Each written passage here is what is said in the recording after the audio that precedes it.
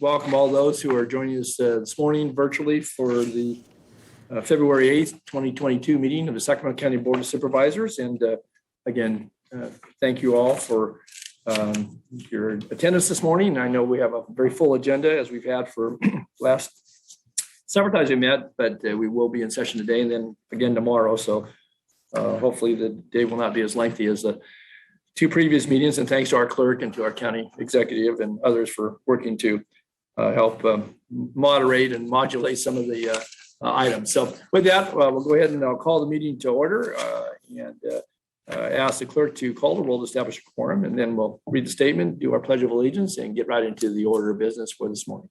Good morning, Supervisor Cerna. Here. Kennedy. Kennedy. Here. Oh, thank you. Here. Desmond. Here. Frost. Here. Natoli. Here. And you have a quorum. This meeting of the Sacramento County Board of Supervisors is cablecast live on Metro Cable 14, the local government affairs channel on the Comcast, Consolidated Communications, and AT&T Uverse cable systems. The meeting is closed caption and is webcast at metro14live.saccounty.gov. Today's meeting will be repeated Friday, February 11th at 6 p.m. on Channel 14. Thank you, Flo. All right. With that, if I could ask our Vice Chair, Supervisor Desmond, to please lead us in the Pledge of Allegiance. And I think we get a flag displayed up on the screen. If not, please rise and there's a flag in the board chambers. There we go. Flag. I pledge allegiance to the flag Of the United States of America, and to the republic for which it stands, one nation, under God, indivisible, with liberty and justice for all. Thank you, Supervisor Desmond. And Chairperson Natoli, I'll go ahead and read the meeting announcement. Yes, I was going to turn right to you. So, Flo, you'll read our announcement. And again, we are meeting virtually once again, and we're hopeful that in the weeks to come we can return to the chambers and have folks back with us live. But anyway, with that, you'll go ahead and make the announcement. And I know again, thanks to the clerk's office right from the get-go to help accommodate folks wanting to weigh in and present and call in on items. So, Flo, go ahead. Yes, thank you. The Board of Supervisors encourages public participation during the meeting. In compliance with directives of the county, state, and Centers for Disease Control and Prevention, this meeting is broadcast live and closed to in-person attendance. Meeting procedures are subject to change based on the recommended public health and safety guidelines. To make a public comment by phone, dial 916-875-2500 and follow the prompts to be placed in queue for a specific agenda item or off-agenda matter. Please refer to the agenda and/or watch the meeting to follow along to determine when is the best time to call to be placed in queue to make your public comment.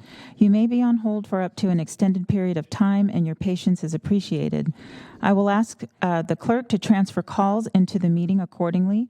Each agenda item will remain open until the public comment period is closed for that specific item. Members of the public will be given 3 minutes to make a comment and are limited to making one public comment per agenda item or off-agenda matter. Please be mindful of the public comment procedures to avoid being interrupted or disconnected while making your comment. If you need an accommodation pursuant to the Americans with Disabilities Act or for medical or other reasons, please see clerk staff for assistance or contact the clerk's office at 916-874-5451 or send an email to boardclerk@saccounty.net. You may also send your written public comment by email to boardclerk@saccounty.net, and your comment will be routed to the board and filed in the record. Thank you in advance for your courtesy and understanding of the meeting procedures. Okay, thank you, Flo.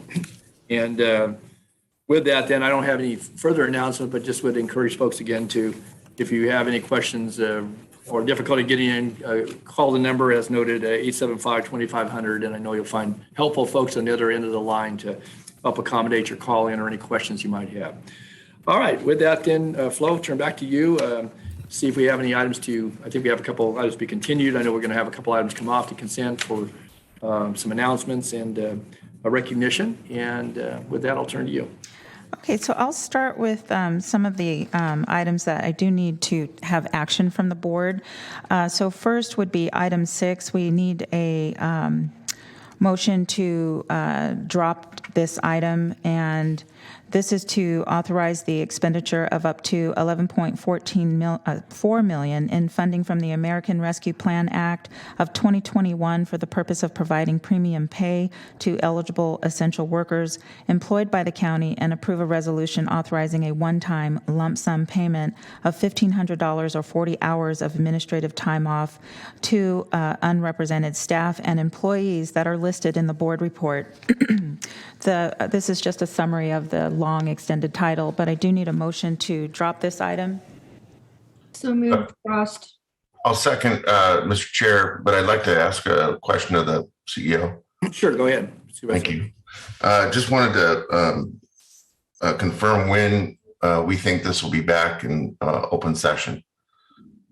That does depend upon our negotiations with several labor organizations. So it would be very hard for me to say. I don't know if Sylvester or David is on and could give any greater indication than that.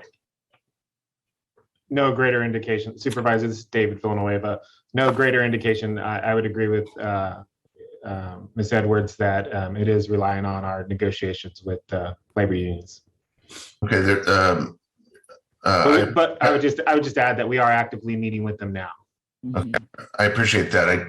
I just want to point out the obvious, which is now that this has been agendized for an open agenda, as an open agenda item that's being continued, we do sort of publicly set some expectation here. So time is of the essence. That's the part that is obvious. Understood. Thank you. Thanks, Supervisor Cerna. Any other questions or comments? We do have a motion by Supervisor Frost, seconded by Supervisor Cerna to drop the item with the, obviously, I think, understanding that it will be back on our agenda at an early date, certainly subject to negotiations, but I think Supervisor Cerna makes a very good point. Do we have any, Madam Clerk, any calls or communications on this item before we take action? We do not have any public callers for item 6. All right.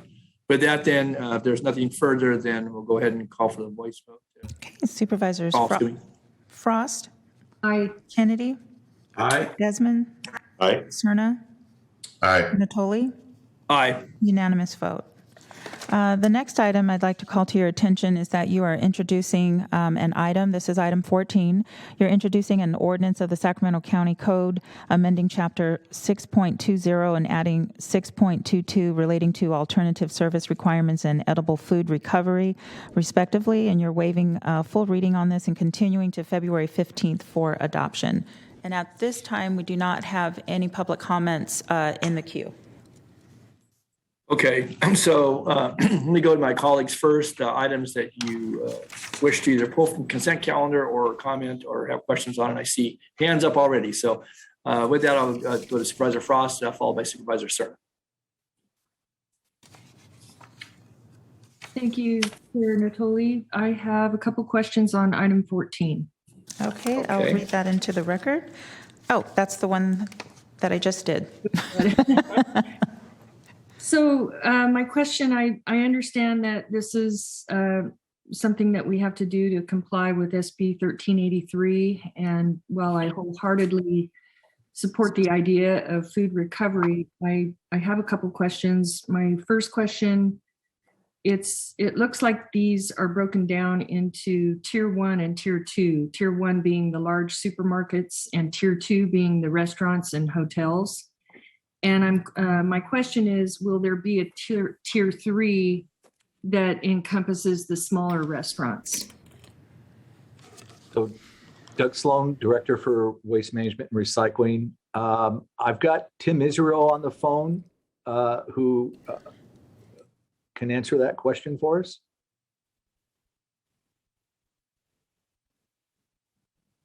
You there, Tim? Yes, good morning. There is no tier 3. So the 1383 has 2 tiers. So it, large restaurants is what we're looking at. Okay, so will the passage of this ordinance add a new charge for the restaurants, that something above what they're already paying? Well, that would depend on how we as the county decide to pay for this program. So my concern is related to the challenges that the restaurant industry's had through COVID. And so I guess my question would be, if there is, a fee, is it possible for the county to foot the bill for the restaurants or somehow cover that fee to help them out? Well, I would say that is a topic of discussion amongst staff at this moment. So there's a planning process that we're going to be going through, and I'm sure the board will be hearing from this issue, and it's really very closely tied to food insecurity within the county's efforts. So I think over the next 6 months, you'll hear much more about this. Okay. No fees right now. Okay. I guess I just wanted to go on record as I'm hoping we can do everything we can to help the restaurant industry through this. So thank you very much. That was all. I'm supporting the item. I just had those questions.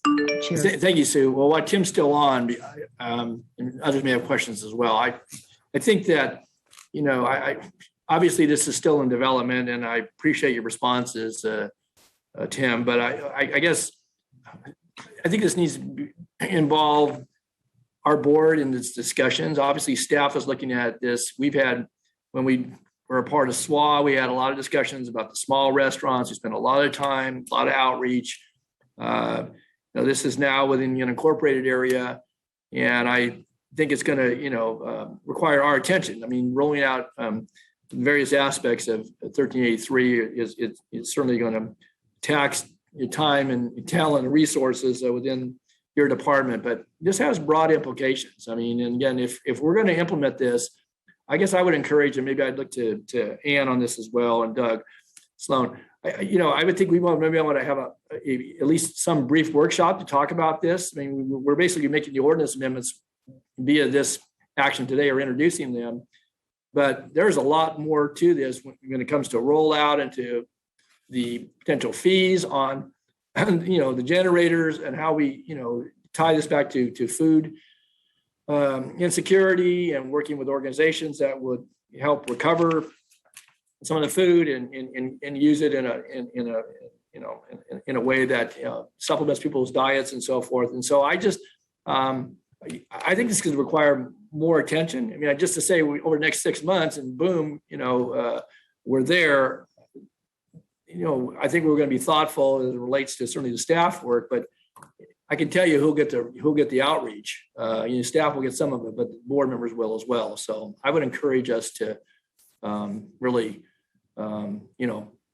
help bring focus to this at the staff level, but at the board level. I think this requires our engagement. So that's my thoughts. And I see, Doug, you got your hand up, so I don't know if you're going to respond, or Ann. So I would like to, and Tim can help me with the details, but the legislature passed, I think it was AB 1826 a few years ago, that required restaurants and other businesses to capture their organic material. So the waste haulers, who are actually the ones that provide the services to restaurants and grocery stores and things, they've already put into place a way to capture food waste and divert that away from the landfills.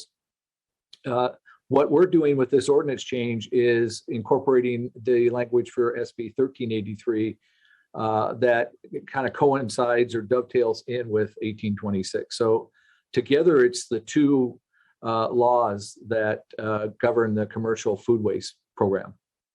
So, I get that, but yeah, the state passes all kinds of laws, and guess who gets to implement them and enforce them? That's what we're having a conversation about today, because we are on the front lines, and it's the restaurateurs, it's certainly those that would benefit from any of the food that would be recovered, the costs that are borne. It's all well and fine for the legislature to pass it, but they don't give us funding to offset this. They basically leave it to us to figure it out with our regulated community and with the broader community. And so I guess to Supervisor Frost's point, but what I was making is that, I know we know how to engage with these folks, but there are fiscal impacts and there are, and there's some potential positive outcomes here. And I guess that's what that's where I was making links to, they can pass laws all day and they'll continue to, but how they get implemented is the responsibility that we bear. And, we take that seriously and I know our staff does. And so I guess I'm curious as to how, over the next 6 months, if that's what it's going to be, we're going to, look to roll this out because we're making the ordinance changes today, which accommodates the law. But, it's a little thin on the explanation as to how we are going to do this and pay for it. So Supervisor Natoli, if I could add something here. So it sounds like staff over the next 6 months will be working on what this is going to cost, and they will likely be coming up with some recommendations to bring to the board for your consideration. And you will have an opportunity at that time to weigh in on how this program is paid for. And Doug or Tim, please correct me if I'm wrong. That's correct. Yeah, that's correct. Right now, this ordinance really just puts the framework that 1383 requires into our ordinances.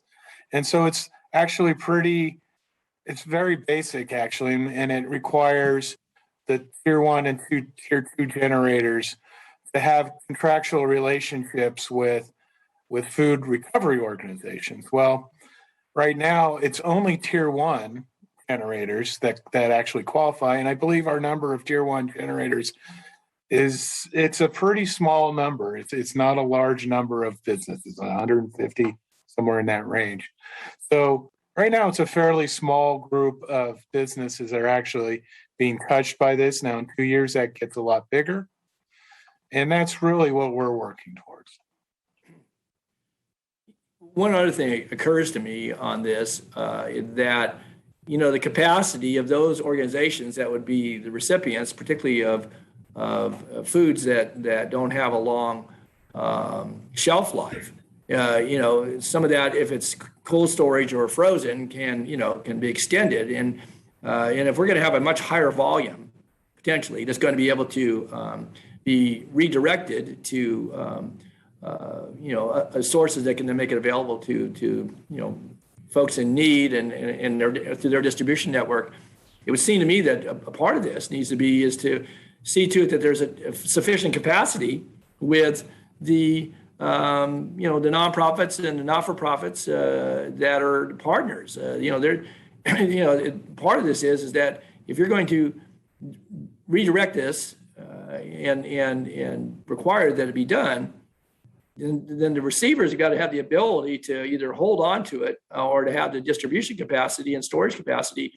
And I don't know if anybody's looking at that, but I guess I would suggest that in the times that we're in, and as we're looking at food banks and other organizations that may take it directly and make it available that day or the next day, but some of this, I can see the volume is going to be potentially significant, and there's a need out there, no doubt about it. But all those linkages, and again, I don't know that solid waste in management and recycling has all the responsibilities. Obviously, EMD has some, and then there's a social service network to this, or aspect of this as well. So that's why, again, I'm emphasizing that it's not just an ordinance and telling restaurants and generators, here's what you need to do, and then linking them with folks that could take it. But if they can't reasonably accept it and keep it and make it available, that's going to provide some challenges within the system too. And I don't know, maybe you're talking about at staff level, but it occurs to me that that's an important aspect of this too. The capacity for those that would be the receivers and distributors of the diverted food. And I hesitate to call it waste. That's probably, I'm not sure people, if it's viable food products, it's really not waste. It may be excess, and maybe there's a better term for it as well. Right. You're entirely correct, Supervisor Natoli. We are We've undergone, with a consultant's help, identifying where the sources of material are at. I'll be honest with you, I was absolutely amazed when we started going through this process to know how many restaurants and grocery stores currently divert their material to, especially during the pandemic. And food is a valuable commodity. And it was amazing to me how many people, how many organizations are diverting that material into a local community food giveaway program. We are looking to partner with potentially organizations like the Food Bank. We are actively involved with Bruce Wagstaff and the social services departments for the county on the food insecurity issues and how we get the food distributed. And so this is it's a kind of a large process undergoing that Tim is heading up from on the department level. I'm engaged with some of the department heads in this program. We're going to marry the two organizations. We've got a great program planned. We just don't have a lot of the details yet, but we needed to get this language into the ordinance to help us with going forward with the process.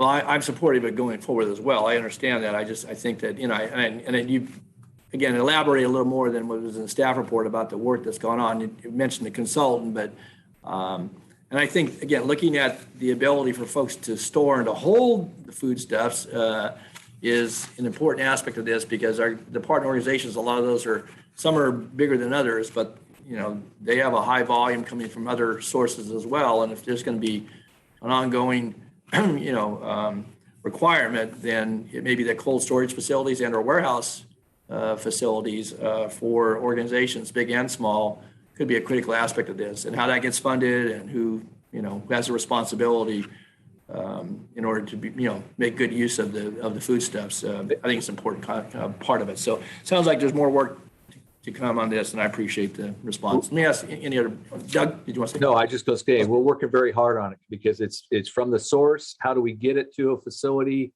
Do we have the right storage for the facility? And then how do we get it out to a food distributor? One other thing that just occurs to me is transport, because, some of this, temperature is important. And, if it's not going directly to the table, so to speak, that, the kind of maintaining the quality of the foodstuffs, I think is important. So, and again, a lot of nutrition providers understand that, but I think that's another piece of it, is just being able to move that, to do it if it's already been heated, and, certain requirements if you're going to not make it immediately available. So, okay. Any other board members on item 14? Okay, I don't see any.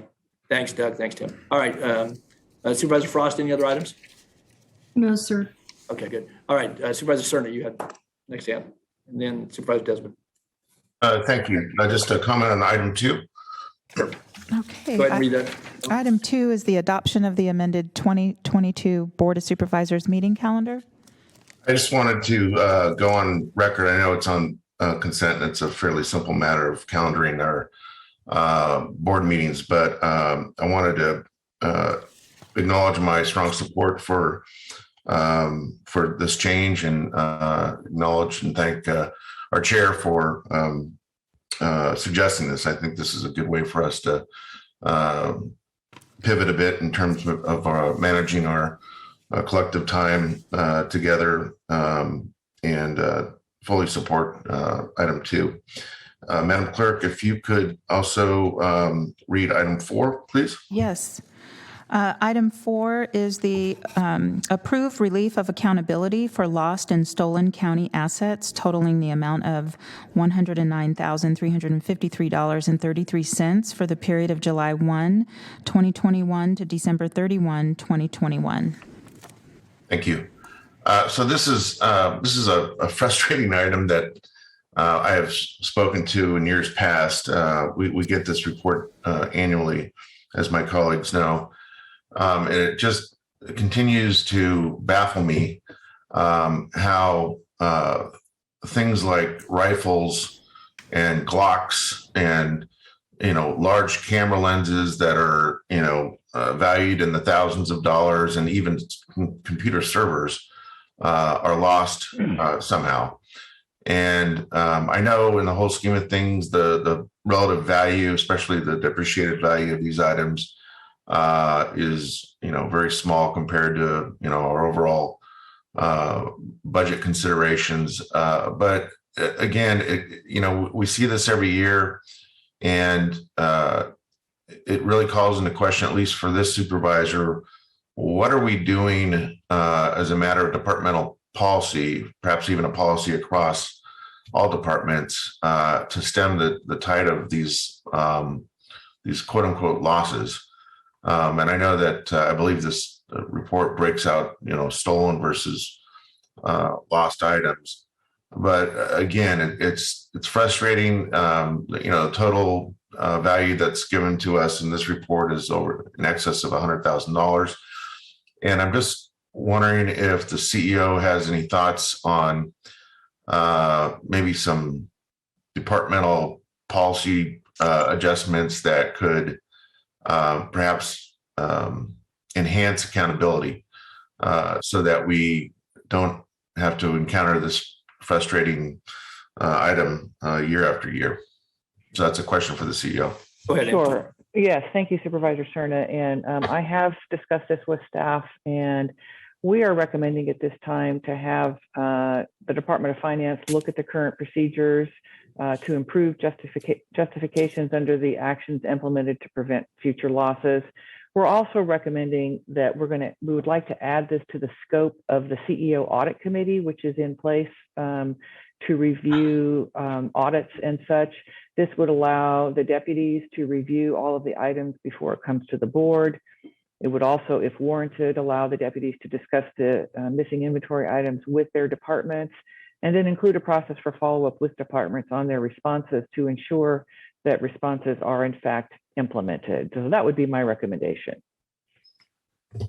Good. I'm glad to hear that you've given this some swift consideration based on our briefing and what I'm describing here, explaining here. I think that would be helpful. I don't know if there's some room in there too to perhaps work closely with our Sheriff's Department, Probation Department as well, park rangers, anyone that's authorized to have access to firearms. Separate from the accountability concern generally. There's kind of an obvious concern when you see that there's firearms that are lost or missing. And my recollection is that almost in every instance when we've seen this report in years past, there's one or two firearms that are listed. And that obviously comes with, a public safety concern. So I'd like to see some special attention perhaps directed in that direction as well. We can certainly do that.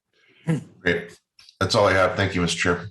Okay, thanks. Was there anybody else on that item? I see Ben and David. You need to weigh in on the responding. I saw Ann responded, but No additional comments. Thank you, Supervisor.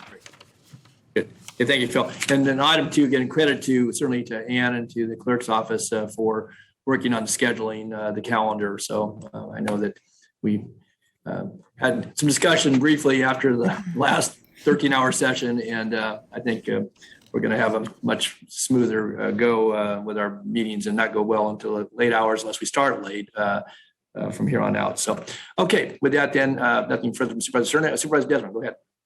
Thank you, Mr. Chair. Madam Clerk, I just had a couple questions on item 12.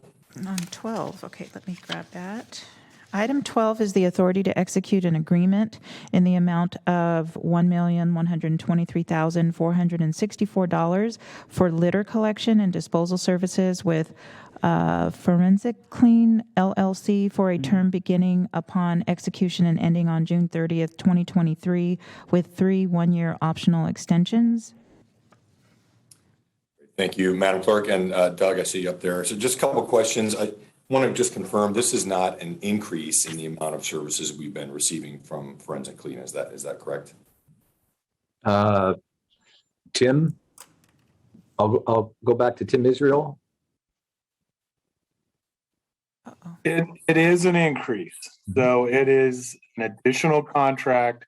And what this is utilizing the money that the board transferred from the general fund to our enterprise fund last fall for this fiscal year to utilize in litter cleanup, just basic issues centered around homeless encampments and just our neighborhoods in general. So Thanks, Tim. What I meant though, but this is not, I mean, we've already been operating 5 days a week with Forensic Clean already, right? So this is not an increase in days of the week or times of day, this contract extension. no, it would be 5 days a week. Okay. But And it's then an additional crew. Got it. Okay. And I appreciate this. I think it's great that the services that Forensic Clean provides. One other question is, I know there was, obviously a lot of funding in last year's state budget, and I think there's been some proposed funding in this year's state budget. Are we looking at taking advantage of these opportunities to maybe even expand the services that we receive from Forensic Clean for these purposes? I just signed a grant application earlier this week that ourselves and Parks have teamed on, and it requests, it's in the $3 million range of funding. So it's a competitive bid. We should hear back from the state in March. Okay. Thanks, Tim. Very interested in that because this is obviously a problem that's growing and really has an impact on all of our constituents in the unincorporated area. Thank you. That's all I have, Mr. Thanks, Supervisor Desmond. Before Tim and Doug get off, the call on this, I actually had this as an item I was going to ask a question on as well. So we're putting an additional crew on. It's a big county in the unincorporated area, and some areas are more highly trafficked than others. But I know that Tim and you and Doug have heard from me and certain DOT as well. Some of the rural roadways, the accumulation of trash and debris and litter is significant. And again, I appreciate that under SWA and under previous efforts, you've deployed, I think it was Conservation Corps, maybe sheriff's crews on a couple of occasions, although they're in high demand. So how is it, before we get into the springtime when the grass grows higher and you can't see a lot of this stuff, can we deploy folks? Again, I know this is going to compete within suburban settings and areas that you get massive accumulations of, not just litter, but certainly debris and other trash accumulation. So I guess I'm curious, you've got $1 million, it's $880 a day for one crew. I've had discussions giving you a list. I can give you a list, or I can just start at the county line in the south and work your way north, and you'll never work yourself out of a job. And I say that kindly, but it's just, drive the roadways and it looks like nobody cares. And I guess some people don't care. That's how it gets there in a lot of cases, but it does, some of that, exits vehicles, backs and pickups and so forth. So I guess I'm curious, if I give you a list, will you be able to deploy? And I'm sure it's going to compete with 4 other supervisors here, but how do we get that attended to? Because by the time the grass gets up later in the summer and so forth, it hides a lot of the stuff. I guess maybe that's, the cover that, allows it to remain for another year. So I'm curious. And the other thing is it contributes to, it gets into our drainage systems in the rural areas. That's all surface for the most part and ends up in our street, our streams, our creeks, ultimately in the rivers. So what's the strategy for deploying this additional crew? Because I'm sure every district can use it full-time year round. And so I want to be fair in my comments. On the other hand, I'm going to tell you that if anyone wants to take a drive with me, I'll take you out there. And, I don't need to make the point because I think you understand, but I'll be happy to do that. And so what's the, how do we get signed up? Because I'll have you a list to you by this afternoon. But again, I'm sure. So our plan was to contact each of the individual districts' chief of staffs and get a prioritized list of locations to go pick litter at. And so these crews would rotate between the districts day of the week. So Don, you're probably going to get Fridays. And we'll come How out about Saturday? They can stay out there. I will provide accommodations and they can do 2 days. So that was our plan. Our basic plan is to divide it up 5 ways. Let you identify areas you want. If we run out of areas, there's always other places to go.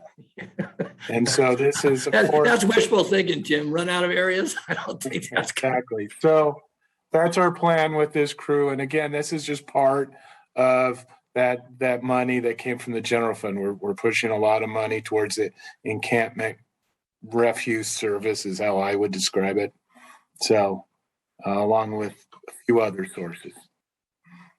So let me understand. I was feeling better when you said Fridays. Okay, I get it. You know, there's travel time and so forth. But if it's encampments, you know, some of those rural areas, we don't, that's not the issue. It's just, you know, and again, the litter accumulation, this is like, you know, it's not like you were out last year, it got cleaned up, or 10 years ago. In some cases, it probably hasn't been cleaned in decades. And I'm not exaggerating. So this contract is intended to be for litter, not for encampment cleanup. okay, for litter. Okay. Yeah, so it's intended to be general litter. And that the Clean California grant application also points more in that direction too. Okay, well, that's good. Well, you won't have to worry about reaching out to my chief of staff. We'll probably be in touch before the day's out. I'll give you the short list to start with. So, Doug. I just wanted to add on to Tim's comments. Remember, this is a coordinated effort between ourselves and DOT and Water Resources. So Water Resources will pick litter in the ditches and waterways. DOT has some responsibility in terms of the sides of roads. We're just augmenting what we're trying to do countywide and provide some manpower to an area that might be 3 departments of concern of litter, some material in the ditch, gutter, et cetera, et cetera. And so this is really just trying to augment what we're doing and really provide that coordination between the 3 departments and have the manpower to be able to do something. Well, that's helpful, but I can just say that, you know, for the southern part of the county, for the most part, it's not in the storm. I get reminded ever frequently about it. It's not in the storm water maintenance area, so it doesn't qualify for Water Resources funding and attention unless it's a problem that needs to be of a drainage issue. So, and we don't get much benefit out of that, although, you know, it still gets coverage from the standpoint of, you know, cleaning litter that gets in our streams and creeks and rivers. And DOT does, I know you work hand in hand, and again, you get some of the big stuff when we get the piles of illegal dumping and such, but there's a lot of litter left behind. And so I don't know if it falls to this crew, but, you know, I'm not gonna let Water Resources off the hook, but I it's been ingrained in my head that, you know, they often beg off on, you know, areas that are, you know, west of Galt or in the Herald area or Welton area, Slough House area. They just don't accept the responsibility because they say it's not theirs. And I get it. They don't have a funding source. But all right. Well, anyway, I don't want to belabor it, but I'm supportive of this. And like Supervisor Desmond, and I'm sure my colleagues, you know, going to look forward to seeing this implemented in, you know, 1-2-man crew working every day can, you know, if they put it into gear, they can cover a lot of area. They're going to have a lot of distances, but there's plenty out there. So let me ask you real quickly. So who picks up the trash? You know, you see these piles that get accumulated and then there's a coordination. So the same day that it's accumulated, is it picked up, or is there a 24-hour period of time, or what's the? They will load it in their pickup truck that they transport out there with, and then take it to our facility where we will not charge them for that material.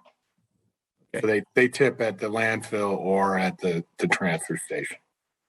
So have we given up completely on the idea? I mean, we implemented this, and I know there were other issues relative to risk and liability, but in DOT, where we had the adoptive street program, and it was both in the rural areas as well as in the suburban setting and some of the even, you know, more urbanized areas, and where we, you know, coordinated with waste management, recycling, with Department of Transportation and Water Resources if they were a part of it. And that's part of what Caltrans has put out there. You know, they're going to, for these stretches of highway that are adopted, they were going to, nonprofit organizations or even individuals, I guess, $250 up to $250 a month to incentivize folks to help with the cause. Have we just kind of no longer doing that? I mean, I don't see it, adopt a street signs, except for some ones that have been up there for years. And are we no longer pursuing that and asking folks to be a partner with us and then giving them the free pass at the dump and such to, or we used to pick it up, I guess, is what we used to do. So. I have not heard about that program within the county. Okay. I'll have to reach out to a couple of the other department heads. All right. I guess I would ask as a part of that, since we're putting general fund dollars, which is, in my view, good use of dollars, but I think that having some report back, and maybe Ann, I don't know if you were familiar with that, but we actually had, a program similar to what they had done in, along state highways and other city jurisdictions. And we had some very strong partners. In fact, I think some have continued to do that in some areas, not so much on county streets, but on state rights of way, Highway 160, Highway 12, a couple locations. So there's value to that. It takes somebody to coordinate it to do it, but you can, deploy folks and they can work on hours when it's, convenient to them. And so I would ask us to take a relook at that, We can look at that. Supervisor Natoli, this is Yeah. Ron Vicari, Director of Yeah, Transportation. Ron. That program is still in place, and so we still utilize that. And we'll definitely coordinate and continue to coordinate with Waste Management. We also have our sheriff's crews. So this will be an additional help to us, and I think it'll, really help us catch up, but it'll be in addition to what's already in place. Okay, very good. Well, that's good to know. So, all right, very good. Rich, any other items? No. Okay. All right, Supervisor Kennedy, any items? Okay. All right, I just had one additional one, and that was item 10. If I could, real quick. Okay. Item 10, approve the Fifth Amendment of fiscal year 2021-22 5-year capital improvement plan, parks construction, and approve an appropriation adjustment request in the amount of $4,783,723. Certainly want to thank our park staff. This, and again, the revenue that's being used here obviously is from the sale of Elk Grove Park to the Consumers Community Services District, and board made a decision to retain this in parks and to then reappropriate it. And when I look at the list, it's spread throughout the county in various locations. And I think along with what was recommended in last year's budget and approved by the board, helps begin to whittle away at the CIP and deferred maintenance and many of these improvements. Some are along the parkway, some are in, both north and south, as well as the very southern areas of the county and east areas as well. And so I just wanted to thank our staff for working quickly to getting the money appropriated, this recommendation to us. And I'm hopeful that this season and in the seasons to come, we can put this money to good use and make the improvements that will improve the convenience and accessibility and the long-term utilization and viability of buildings, facilities, and public areas throughout the county in our park system. And I know more money is needed, but this is certainly a good boost in this fiscal year. And so just wanted to say I'm very supportive, as I'm sure my colleagues are. And I noted the projects that are, geographically throughout the county and will help us, again, as I say, cut into some of the deferred maintenance that I think hampers us a lot of times with our public interface in use of the facilities. So again, I support the item. I'm sure as I support my colleagues, but I wanted to note that. Okay, that's all I had. Don't see other hands up on any items. So turn to you, Madam Clerk, and see if we have callers on any of the consent items. At this time, we do not have any callers in queue for consent matters 1 through 27. Okay, all right. I'm going to close. Yeah, you can close Supervisor Cerna, I'm sorry. No, Mr. Chair, if there was no public comment, no further questions by our colleagues, I'd move consent. I'll second. Okay. Moved by Cerna, seconded by Desmond. And we did receive a couple of written comments on a couple of the items, and those are in the record. So unless there's anything further, thank you to our staff. All right, then I'll go ahead and ask the clerk to please call the roll.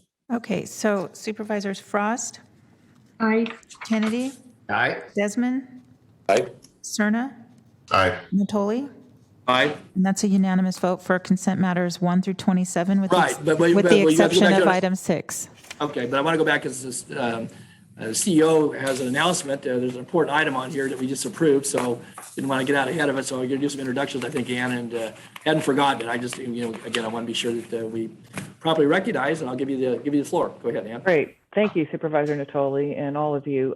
We have Mr. Dave DeFonte on the line. If you want to show us if you have video, let us see you. Great. Thank you. I am really pleased to introduce Mr. DeFonte as our new Community Development Director. We did an extensive nationwide search with a lot of outreach to the community. Mr. DeFonte certainly rose to the top of that recruitment. He has nearly 20 years of public sector community development related experience. He actually started his public service career with the County of Sacramento as a planner before promoting to senior planner. He, in 2013, left the county to serve as the Community Development Agency Assistant Director for El Dorado County. And since 2016, he has served as the Deputy County Executive Officer for Placer County, where he oversees multiple departments, including community development. So he comes to us with a wealth of experience. He is ready to get going, get started next week. So I'm really happy to introduce him to you and welcome your comments. Great. Thanks, Ann. Okay, welcome. Good morning, David. Good to see you. Back home again. Good morning. Absolutely. So thank you both to Ann as well as the board for the opportunity to serve the county and the board again. It's been a while. I'm just incredibly happy to be back, this time with a lot more gray hair than about a decade ago, but it was all very hard earned in the process. And I'm happy to bring some of that experience back to this new role. I've really loved working for Placer County, where I continue to serve through the end of this week. But just very excited to, again, serve the people of my home county. I've lived in Sacramento for over 20 years, from renting in Midtown to my first home in East Sac, and now raising our twin 10-year-olds in Arden Park. So just, again, very happy to be back at Sac. I love Sacramento and just ready to pour my heart and soul into making it an even better place to live, work, and play. And I'm really thrilled to, again, be serving your board and working with county staff, many of which I've worked with in the past, and also excited to both reconnect with them and meet a whole host of new people who I've yet to meet. But your staff includes some of the best people I've worked with in my career. So very happy to be back with them. And just with that, I'll say I feel very blessed, thankful, and ready to roll next Monday. So thanks again for this opportunity. Thanks, David. Again, welcome and appreciate your comments. So Supervisor Cerna, I think you had your hand up. I do. Thank you, Chair. I just wanted to, first of all, congratulate Dave on the appointment. And, I had a chance to work closely with Dave for a few years before he departed and went to El Dorado. And it was one of the sadder moments in terms of the departure then of someone I thought was certainly going places in the world of planning. It's a profession and a practice that we share an interest in, and so I really not only congratulate Dave, but want to thank Ann for, I think, doing a great job with the search. But to have Mr. DeFonte back on our team as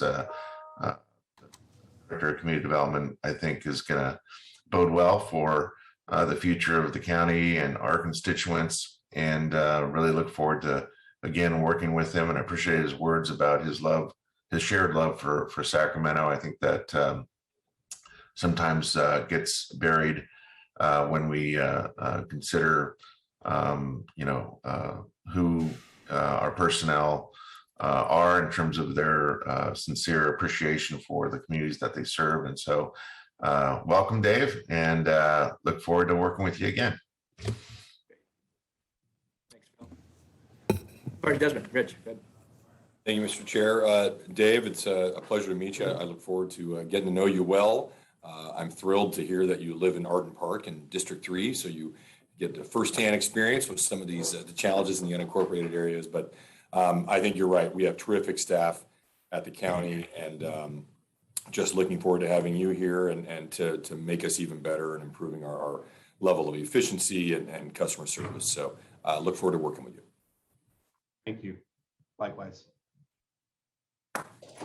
All right, well, you got the rest of this week, you get, and then back at it on Monday. So we certainly welcome you, Dave. I've had a chance to work with you over the years and certainly know of your, kind of followed you just from a distance, but you served in our counties adjacent, and again, welcome you back. And obviously the tasks ahead are big, and certainly, and rebuilding the team as we've seen folks depart from county service. And again, I look forward to working with you certainly in the months to come, and your leadership in a lot of areas. And I think your experience will be of great benefit to this county and its people. So again, welcome. All righty. And you were already approved, so you didn't have to worry about another vote. So that was already rolled into the consent calendar. So it's good. You're good to go. Look forward to seeing you next week. So, all right. Ann, anything else? No, thank you very much. Thank you, Dave. Chairperson Natoli, I'm sorry. Yes. We have one public comment for item 12. I wasn't aware that they were in the queue. All right. Well, very good. We'll go back then to item 12 and maybe recall the item so folks know what the item the person was speaking to, and then we'll welcome our speaker. Authority to execute agreement in the amount of $1,123,464 for litter collection and disposal services with Forensic Clean for a term beginning upon execution and ending on June 30th, 2023, with 3 one-year optional extensions. Could you transfer the caller?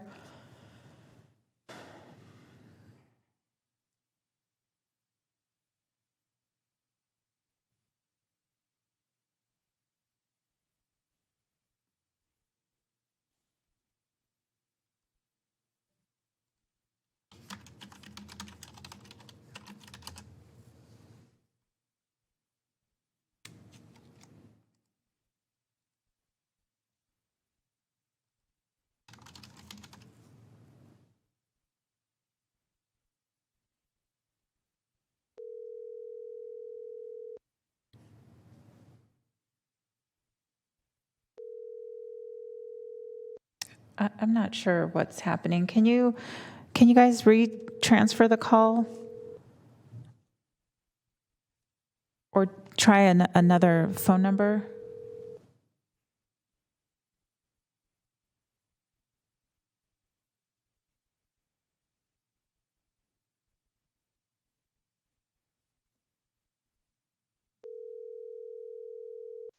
Hi, caller. Please start with your comments. You have 3 minutes. It was the same one.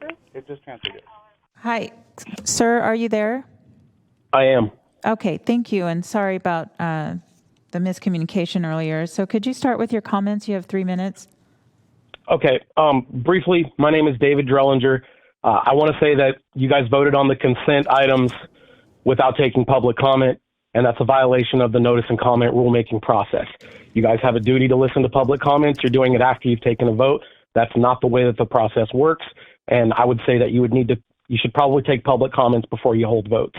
The issue with item 12 is simple. It's fiscal responsibility. It's tracing the dollars from seed to harvest. And at this point, when you drive out of Sacramento today and you realize you just gave $1.2 million more dollars to a company who is not fulfilling their end of the contract. The city is dirty. It's worse than ever. Okay, I frequent downtown, and I imagine that the majority of you do too. And I don't know how you could, in good conscience, take the money from the city and give it to people who are not fulfilling the contract. They're not meeting their end of the bargain. So we just gave them $1.2 million more without taking public comments. And really, I believe that we need another oversight board to trace the dollars from the beginning to the end, because there's a lot of items, a lot of things that come up that are lost and stolen, in essence, from my perspective and from the perspective of many citizens, which is another agenda item. because we cannot trace the dollars to the end user, to the city. It gets hung up in salaries and every waypoint along the way. There's many links on the website that are dead. I had a great hardship even giving this comment today. It was ignored, transferred, rerouted all over, and just hitting links on the website, they lead to dead ends. I took video of this, and I would like to share it with any of you who are interested in adhering to the local ordinances and policies and guidelines as it pertains to these type of meetings. Because as of right now, I do not see a fair process at work here with regards to public comments. I respect all of you in all your positions, and I know that you're busy humans dealing with day-to-day, lives. But here you have a responsibility to ensure that the city's needs, that the citizens' needs are met, and we have an opportunity to take part in this process because it's our process, not yours, it's ours as a team. And that's the end of what I have to say. Thanks. Thank you, Mr. Drellinger. And again, apologies for the technical troubles we had here this morning getting your comments. I would just note that as we receive comments and we attempt to take public comments certainly prior to any board vote, but while we're in session, we have the ability to revisit any item and should either through testimony or information that's received during the course of the meeting have the ability to again reopen that item. So again, even though we had voted on it, that certainly your comments can be taken into account. And I would just note that there is some issue with the contract, I guess, as you pointed out. So if you so desire, you certainly can either through the chair's office or through our Department of Waste Management Recycling or County Executive's office, you want to communicate if you have some specifics behind that. You don't need to do it over the air here this morning. We would welcome that information, and certainly the accountability is very, very important to our process, but certainly to the public and the business that we are conducting on behalf of the public. And so thank you for your points. And again, apologies for the the inability to connect timely here this morning. And we would welcome you to stay with our meeting and certainly participate, and we'll do our best to certainly accommodate folks' comments as a part of our public hearing process. So thank you very much. Chairperson Natoli, Yes. I just wanted to own the error on this end. When staff pulls the call out of queue, I can't see it when I'm looking, and we're using several different technologies to communicate. So I overlooked it, and I didn't see that they had taken the person out of queue. So they were in contact with staff, and that was my error. And so when they were able to get my attention after after you all had already voted. So I do apologize for the oversight. It's not necessarily a technical difficulty. It's just human error. All right. Well, very good. Thank you, Flo. And again, thank you, Mr. Drellinger, for your patience and for weighing in this morning. And again, I just wanted to provide additional information. Certainly you can work through Chair's office, reach out to the county executive or Mr. Sloan, and the clerk's office could assist you with contacting any one of those or others, certainly after this meeting today. All right, Madam Clerk, any other calls before we move into the timed items? Nothing for consent matters, and we still don't have any calls in off agenda at this time. Yeah, because we did have an off agenda request. So if that happens to come through, I saw some more recent communication, it looks like, between some of the parties on that specific item. I think some of that was shared with board members received through the clerk's office yesterday. So if we do get a caller on the off agenda, we'll do our best to accommodate that in the course of the hearing here today. So, all right, with that, then let's go to our next item. Okay, your first timed item is item 28. This is the 2021 Employee Giving Campaign report back. Okay, Ann, and then I think Mr. Sloan. It would be me, Doug Sloan, with Department of Waste Management and Recycling. It's my privilege today to be here to report on the results from last year's employee giving campaign. I have to tell you that employee giving campaign in 2020 was very difficult because of COVID. It carried over into this campaign this year. There were a lot of in-person events that departments have, whether it's bake sales, raffles, and a variety of other fundraising activities that simply in the last 2 years haven't been able to take place because of COVID and the restrictions that we have. So I'm extremely pleased with the results that we have. Next slide, please.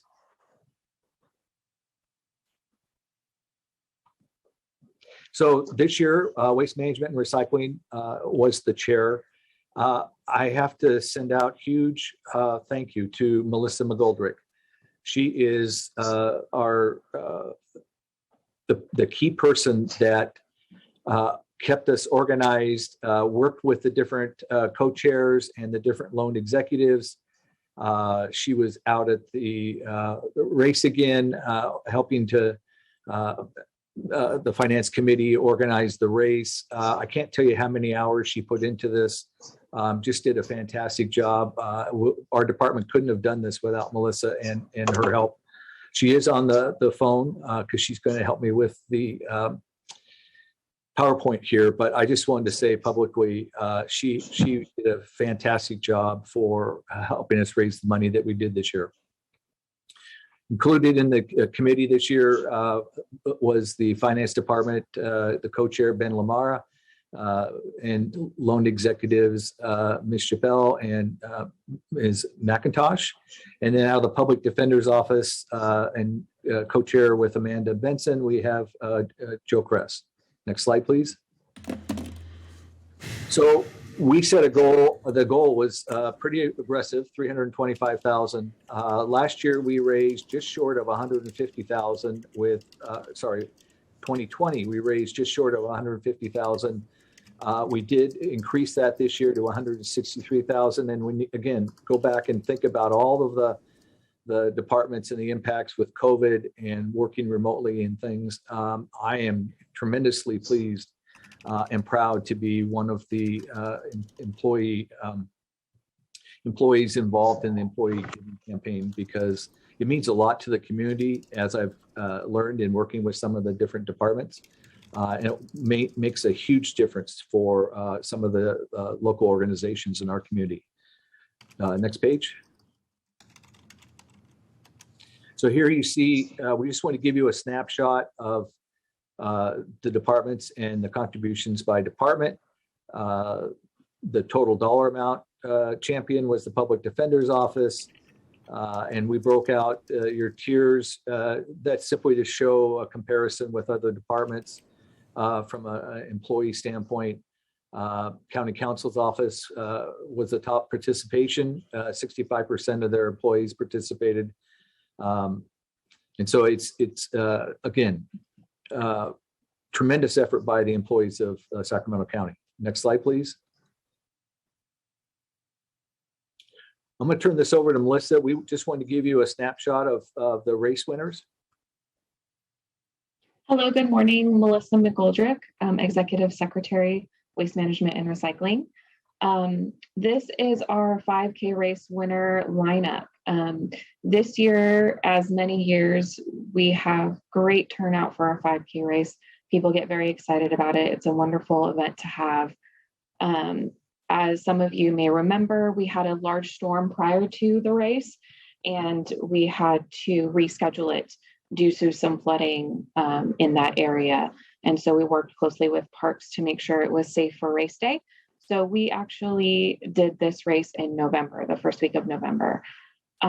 So our top 3 men and women, which we usually rank, Caitlin Martin from our own Waste Management and Recycling, Sam Mott for the PIO office, and Christian Burbank from DCSS.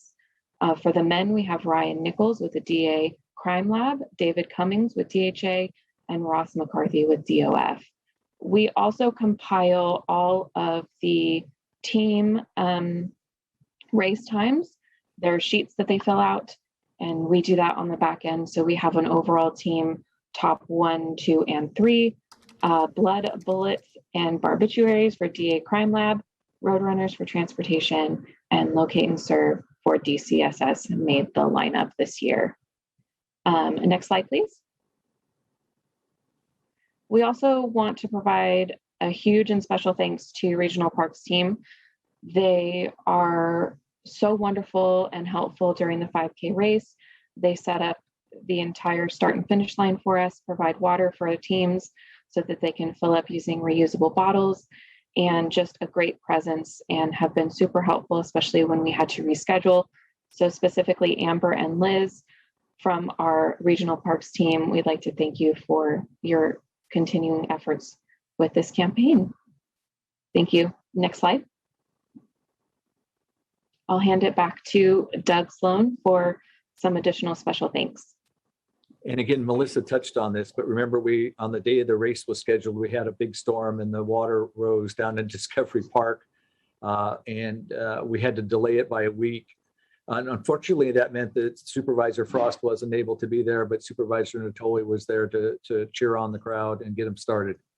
But Parks did a wonderful job to get the park ready for us. We also, so special thanks to some of the folks that we mentioned before, all the volunteers at the 5K race. Behind the scenes, Catherine Kramer and Matt Brown from DTEC, they work on this every year and they've got the system down. And then working with us from Creating Healthier Communities was Christy Skull. Christy was tremendous with ideas, support, and her organization revamped their website, and hopefully it made it easier for people to donate and get the money into the right places. We also, at this time, Christy Skull is not going to help us next year, but we do have Kelsey DeAngelis from CHC that will be helping us next year and teaming up with Ben. And as a great thank you to all the employee volunteers and contributors. Next slide. We lead into next year, and your host will be Ben Lamara in the Finance Department, and your co-chairs would be the Public Defender's Office and Water Resources. Next slide.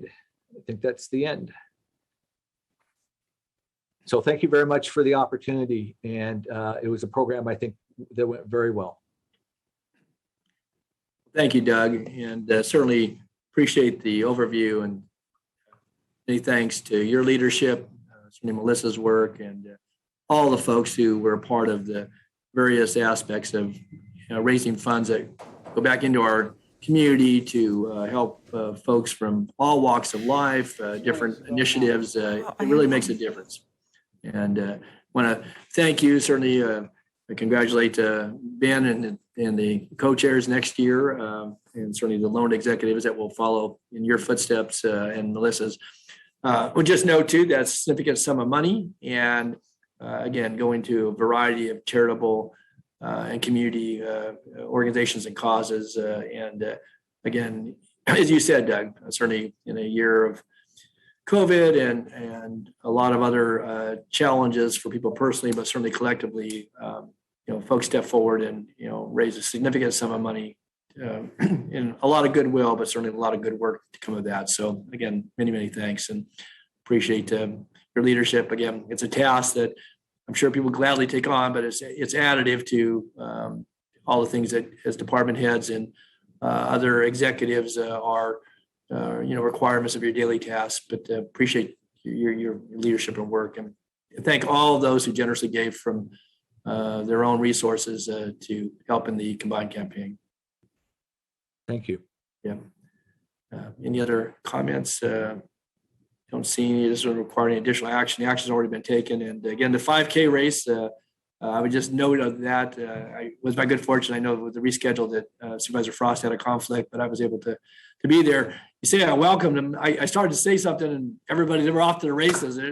Waste no time. So I almost got run over in the process. But appreciate it. I know Melissa was there to greet me, and saw a lot of county employees and a lot of teams, a lot of fun, but for a very good cause. And again, I think that just builds a spirit of corps, but certainly it's there for a good purpose, and people can certainly strive for their personal best as it relates to the 5K race itself. And you noted the winners there, but everybody's a winner in that process. So we really thank folks. So Ann, and then Phil, go ahead.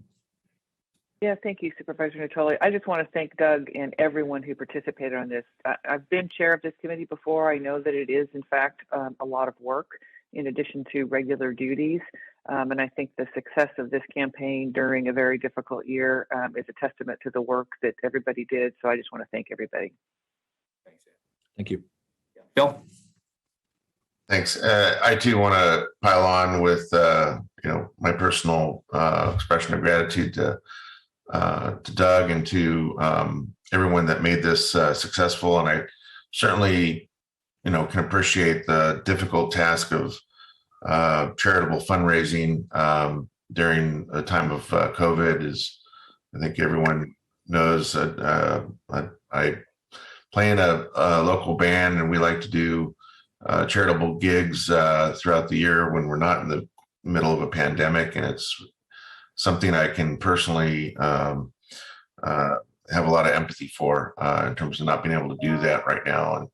And to know that you were able to raise what you did is pretty phenomenal. And my last comment would be is, Don, they started running while you were talking. I can't help but think maybe you were like on your 15th minute of an aspiring speech or something. Like 15 seconds. I didn't even say anything. But if I was there 15 minutes, I deserved to be run over. So, but anyway, thank you. Okay, very good. Well, again, thank you, Doug, and to all your team, and Melissa, thank you too. And again, look forward to a great year this year. And the challenge continues. And again, a lot of good work, as I said, is promoted because of the money that's raised here. So it really makes a difference in our community. All right, very good. All right, with that then, Doug, you're relieved of duties, and Ben and his team get to take over. So, okay, very good. Okay, all right. With that, then we certainly celebrate our employees and all the effort they put forward to make this a successful campaign. Look forward to the 2022 campaign. All right, we're going to move on, but I believe we may have the off agenda party before we go to item 29. So with that, I'll turn to you, Madam Clerk. Okay, yes, we do have a caller, and I'll have staff transfer the caller, please.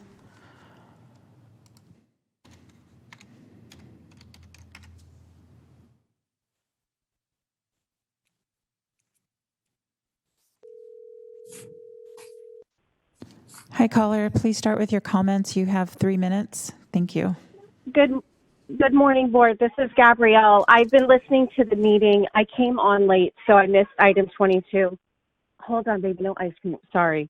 So I heard the caller before that was talking about technical difficulties, and I wanted to weigh in on that because a lot of us have been experiencing the same thing over the last few months. I've been dropped from calls multiple times. In fact, the board clerk has tried to call me back with those difficulties. I too was trying to get through on public comments and was patched over late and just hung up. So I wanted to weigh in on that because we're looking at an extension of the ability to teleconference. And I know that doesn't mean that you guys have to choose what you're doing today, where some of you are at home and some of you are in your office, but it allows you the possibility. We're looking at, I'm sure all of you heard Newsom's update yesterday, and I doubt very many of you even take him seriously as he parades around without a mask, violating his own rules. But the point is that we are not in an emergency. And so I know that resolution passed through extending the 30 days, and I don't see any of the 4 points having been met to warrant an emergency, and I don't see any data having been presented to verify that we are. I ask that you guys take the next week to discuss a solution. I know the board, you've got your county executive, you've got legal counsel weighing in on whether those doors should be closed and the public should not be in the building. You are past a point of, 2 weeks to slow to the spread has become 2 years. The public's being blocked out of the meeting. You can't control technical issues. Flo showed great leadership in saying, hey, this one was a human error. That happens.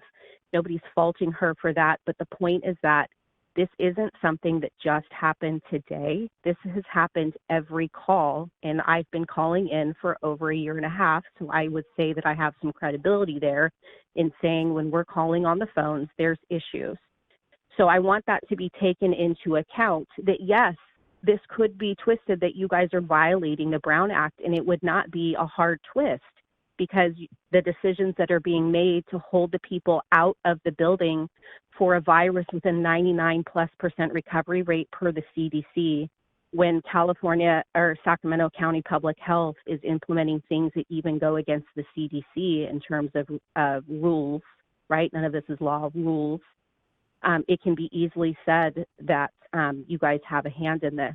So I would encourage you over the next week, given the state is shifting again, it's clear we have no emergency. I would like to see these meetings open again without the discrimination that's been occurring for those that cannot tolerate face coverings, and that's masks or shields. But I wanted to weigh in because to back up whoever that caller was on the other item is he's right. This is happening very frequently. Thank you. Have a good day. Thank you, Gabrielle. Appreciate your comments. Okay. We have any other folks in the queue, Madam Clerk? No, and the queue is open right now, and there's no one in there. Okay, very good. So that was, well, I guess it spoke to actually to agenda item versus an off agenda. So, okay.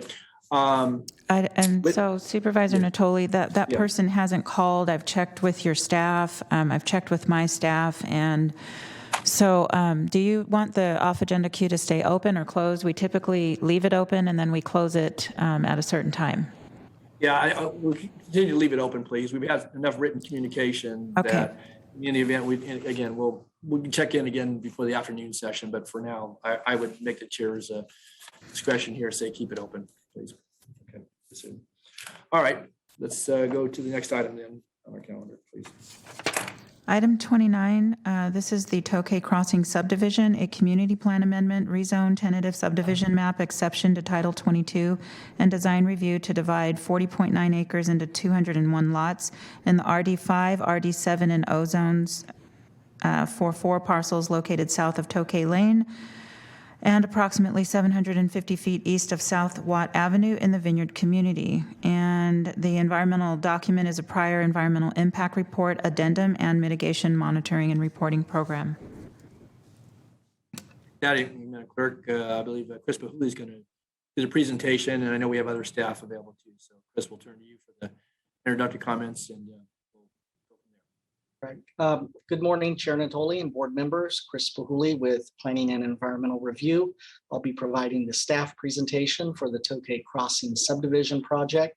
I also want to acknowledge that joining me are staff from Department of Transportation, Department of Water Resources, as well as Southgate Recreation and Parks District. They are all available to answer questions related to the project, their requirements, as well as proposed conditions. Next slide, please.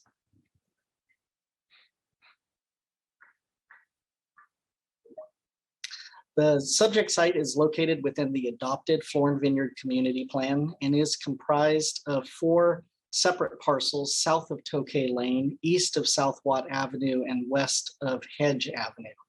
The subject site is bisected by a railroad corridor and contains 3 homes which would be demolished to make way for this new subdivision. Next slide. This slide shows how the Tokai Crossing subdivision fits with other recently approved and proximate subdivisions. The Southeast Watt subdivision is located immediately south, while the Florin Vineyards 1 and 2 subdivision is just across South Watt Avenue. These 3 subdivisions taken together represent the potential for nearly 800 new homes in the Vineyard community. Next slide.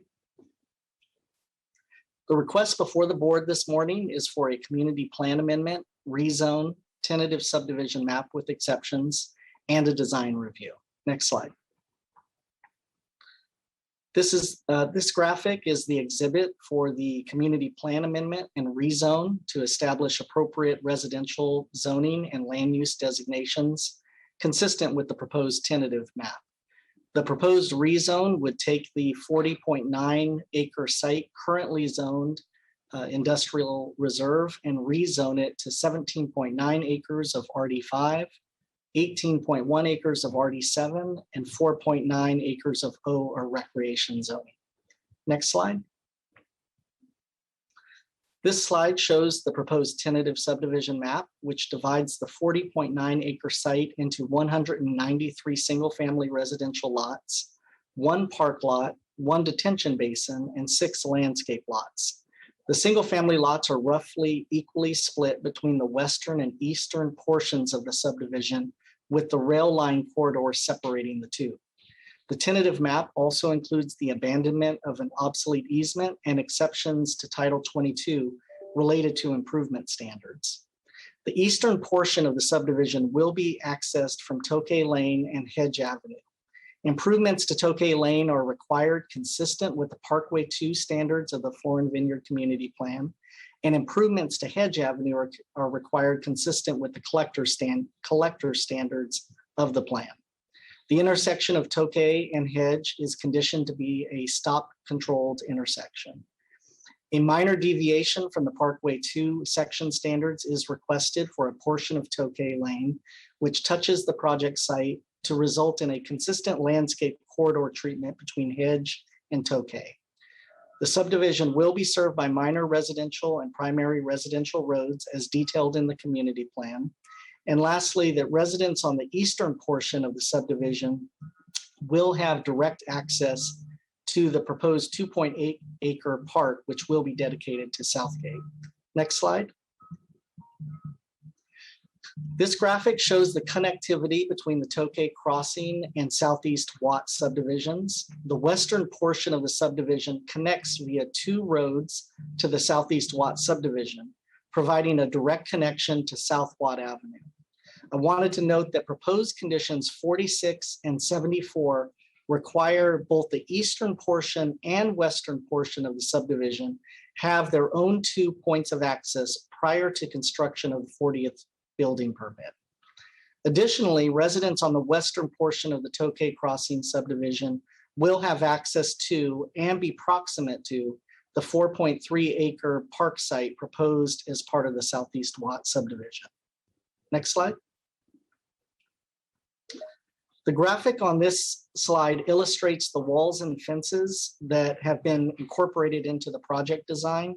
Wanted to highlight the use of open fencing along the road fronting the rail line corridor, which potentially could transition in the future into an open space corridor complete with trails. The open fencing is also proposed along the park site. As the community plan provides design guidance for homes, open space, landscaping, and walls and fencing, conditions 5 through 10 require subsequent staff level design review to assess these design components. Next slide. Environmental staff have concluded the environmental impact report prepared for the community plan is applicable to the Tokai Crossing subdivision project with minor technical changes. These technical changes are documented in the addendum, which includes project-specific mitigation measures and is attached to your report package. Next slide. The Design Review Advisory Committee reviewed the Tokai Crossing subdivision and recommends the board find the project in compliance with the countywide design guidelines as well as the Florin Vineyard Community Plan guidelines. The Vineyard CPAC reviewed the project on April 8th of last year and recommends denial. Generally, the CPAC's concerns were related to existing and proposed infrastructure. They registered specific concerns about additional traffic from the proposed subdivision and how it would exacerbate poor road conditions that are existing on Hedge Avenue. Although it's not on the slide, the Planning Commission met in September of last year to consider the project. The Planning Commission also had questions related to traffic and the phasing of roadway improvements. Following their discussion and public comments on the item, the Planning Commission voted to recommend the board approve the requested entitlements. Next slide. So staff does acknowledge that there are community concerns about the condition of existing infrastructure and the phasing of road improvements. Staff also recognizes that the Florin Vineyard Community Plan was adopted to provide the orderly development for nearly 9,000 residential units, and included in that plan was a circulation plan with road sections planned to accommodate the additional traffic in the plan area, a financing plan for required infrastructure, as well as requiring development projects to provide on-site and frontage improvements. Additionally, I do want to point out that there are a number of road improvement projects in pipeline, specifically the South Watt Avenue and Elk Grove Florin Road street widening projects that are located in close vicinity to the proposed project and should provide additional support to the plan area. Staff has ultimately concluded that the board can find the project consistent with the general plan and the Florin Vineyard Community Plan with adoption of the resolution to amend the plan land use designations.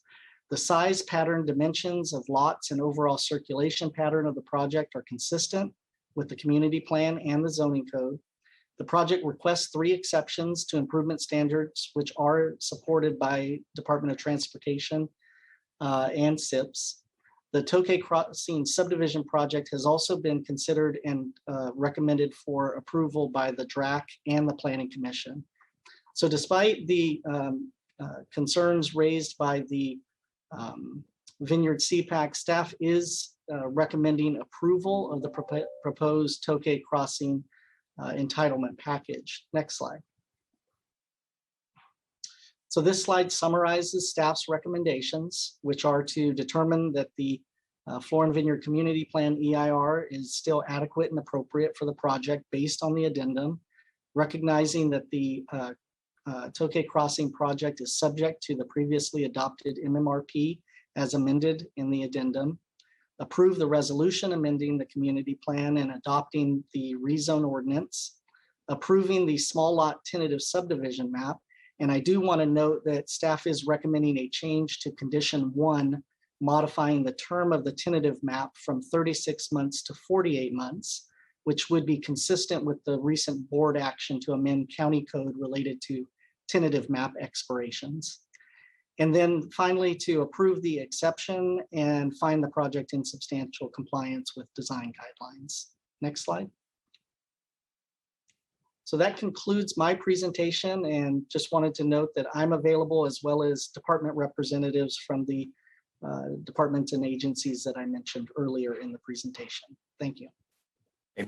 Thank you, Chris. I do have a number of questions. I know I've talked with staff about this, but I want to turn to my colleagues first. And also, I assume we have a representative from the property owner or developer on this. And so let me turn to the clerk first, and we'll go to colleagues first on questions, and then I'll hold my questions for a moment. So Supervisor Cerna. Thank you, Chair. Chris, thanks for the presentation. Part of the requested action of the board today is the rezone, if I'm not mistaken, from industrial reserve, correct? That is correct. As part of staff's analysis, I'm just kind of curious here. I'm not really making an argument either way here, but it does occur to me that with our recent action to adopt more current fees for non-residential development for affordable housing to feed the trust fund. Does staff now do any analysis when we have a rezone request like this to determine what the lost prospective contribution would otherwise be if and when we rezone applicable non-residential development that would generate that fee to residential? No, we don't currently do that. For this particular project, the rezone is consistent with the community plan, or largely consistent with the community plan. So I think that even if we were to prepare that analysis for future actions, rezoning from commercial or industrial to residential, and determining what that delta would be, or what that lost revenue might be. Again, it might not be something that we would look at where you have a community plan and it's being rezoned consistent with the designations in that community plan, if that makes sense. Sort of. It just occurs to me. I guess the real question is what would this project, based on the applicant's request for the rezone and the tentative subdivision map, what would it do? What would it generate, either fee-wise or dedication, any other commitments by way of conditions for affordable housing? If it were to be developed as something other than residential, is that the question? No, as proposed. As proposed, what the amount of affordable housing ordinance fees that they will be collected for this project? Right. Yeah. Got it. No, that hasn't been conducted, but that could be. Yeah, I just think it might be wise to give this some thought. I'm not necessarily suggesting it here at this late date and having it come to us so close to the action that we did take on the commercial and industrial housing fee. But I think in the future, it might serve us well to incorporate into staff's analysis whatever deltas there may be when a rezone is involved, whether there's a adopted community plan or not, just so that the board's well informed, the public's well informed about what a given development application will contribute or not for affordable housing. It's on everyone's radar right now, and it's something that at least this supervisor is going to be interested in knowing in some level of at some level of detail. But this is a kind of a good example of a proposal that does kind of raise that question for me. I don't know if others, Mr. Chair, might have similar thoughts, but that was kind of the first thing that occurred to me. If I could just interject as well that, at the tentative map stage, many times we don't have the detail about the size of the homes exactly that would be built. So if there were to be some analysis prepared, it would, be estimates and probably with some level of range to it. Right, and you'd have a better understanding at building permit. I would assume. Absolutely. Yeah. All right. That's all I have. Thank you. Good. Thank you, Supervisor Cerna. Any other member of the board? So, Chris, in order of presentation here, do we want to have?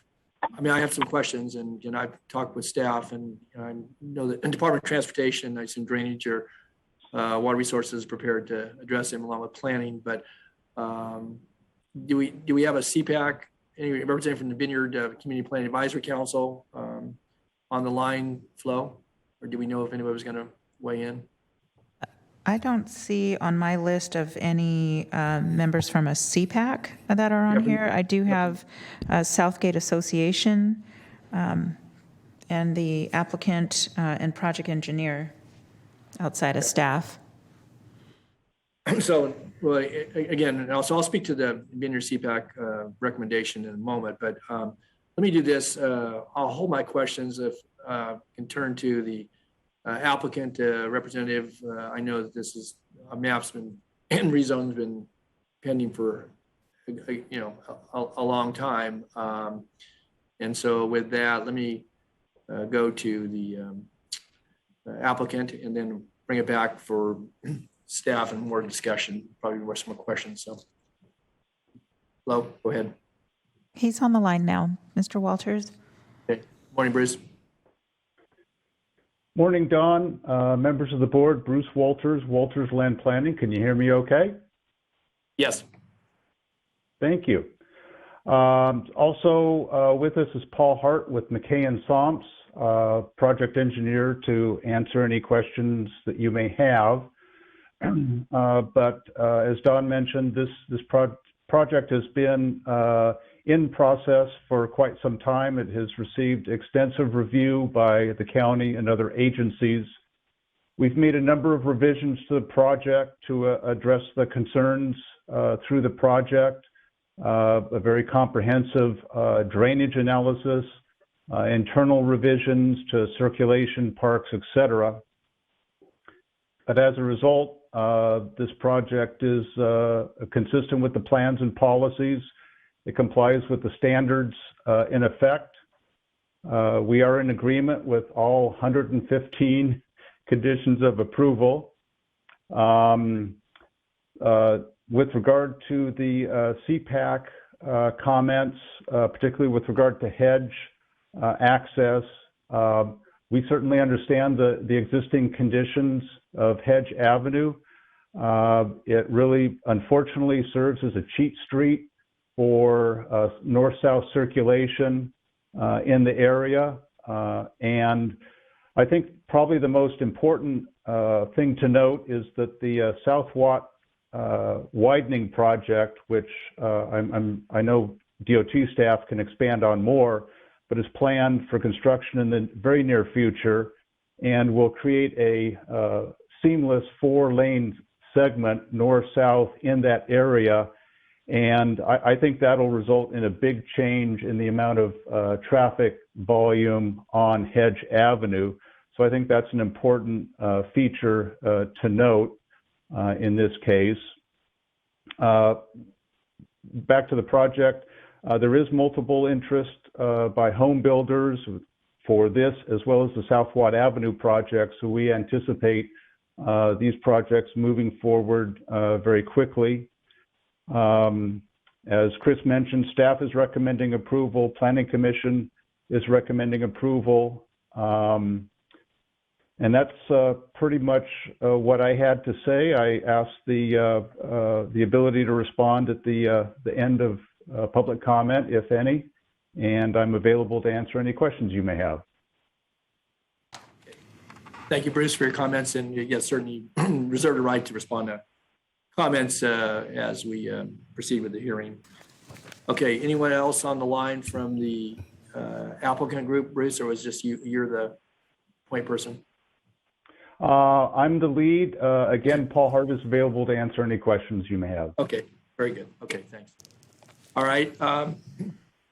Then with that, let me bring it back for some questions here and then go to public comment. Do we have anybody on hold besides Southgate, Flo? We do. We do. We have some public comments. We have one public comment at this time. Okay. Well, let's go ahead and proceed with the hearing. Let's go ahead to public comment. Again, I've got some questions, but let's go ahead and let's open up the public comment.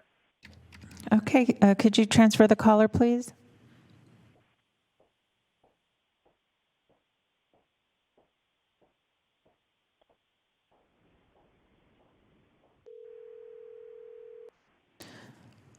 Hi, caller. Please start with your comments. You have 3 minutes to make your comment. Need to reset the clock, Madam Clerk. Yeah, that's why I said 3 minutes, so that Okay, they can hear me and they can reset it. Okay, thanks, Bob. Hello, good morning. My name is Kevin Walker. I've been asked by the Romer family that lives on Hedge Avenue. They actually have 2 parcels there, 6695 Hedge Avenue, 6851 Hedge Avenue. Good morning, Chairman Natoli and board members. Good morning, Kevin. Yeah, so I am being heard. Yes, go ahead. So the Romer families lived there on Hedge Avenue for nearly 100 years. They are very much in support of Tokai crossing. They lent their support to Southwest 57 as well. They live on the east side of Hedge and have watched traffic increase over the years. There's an existing problem today, and their understanding is these projects will bring improvements to Hedge Avenue, and that'll be welcome. They were very active during the early and mid-2000s during the community plan process, and are familiar enough with the project to know that they're consistent with the plan. They supported the plan many years ago and want to lend their support today. Thank you, Kevin, and certainly regards to the Romer family. And yes, I know they, going back nearly 25 years ago, some of the planning processes, the Romers were very involved in those conversations. So appreciate, and again, have been long time farming out there as the area has transitioned. I know they continue to be good stewards of the land. So Thanks. Yeah, and to that point, Dan Romer's been farming this particular property for many, many years, and he knows it's converting to something different, and that's the progress of the neighborhood. And the family, Don, wanted to extend their well wishes to you. Understand you'll be retiring, and they want to thank you for all your great service over the many years to the district. Thank you, Kevin. I appreciate that, and all my best to them as well. Thank you. I'll relay that. Thanks for listening to me. You bet. Okay. Thank you, Kevin. And any other callers, Madam Clerk? Not at this time. Okay. Very good. All right, then. Bring it back to the board here. I wanted to ask a couple of questions. I'll go to the Hedge Avenue item in a minute, but I wanted to ask about the drainage. So there's a channel, it actually says canal, I think, in the staff report that's going to have to be constructed as a part of projects, and it extends across South Watt Avenue to District 1. And there are two properties that are not a part of the plan that are plotted for a 55-foot wide easement for a future drainage channel. I don't know what's there now, if it's just a swell or nothing at all. Have those property owners been noticed of the hearing? And if so, has there been any feedback from those two property owners west of South Watt? So my understanding, there has been communication with those property owners, but I'm going to let Michael Johnson or Dimitri from DWR speak to that. Okay. Good morning. This is Mike Johnson from Water Resources. Yeah, there's been considerable contact with both owners, mostly during the Floor and Vineyards 1 and 2 entitlement process. We've had discussion with the owners, letting them know that the new drainage plan for your area showed a channel across the north part of Floor and Vineyards 1 and 2, and both the properties, Amstel and the Sargent properties. There was an outreach by the applicants for Floor and Vineyards 1 and 2, and then we Water Resources followed up with our own discussions. And at the end, both owners agreed that they would eventually sell an easement to the future developers who need that channel to outfall their project. Okay.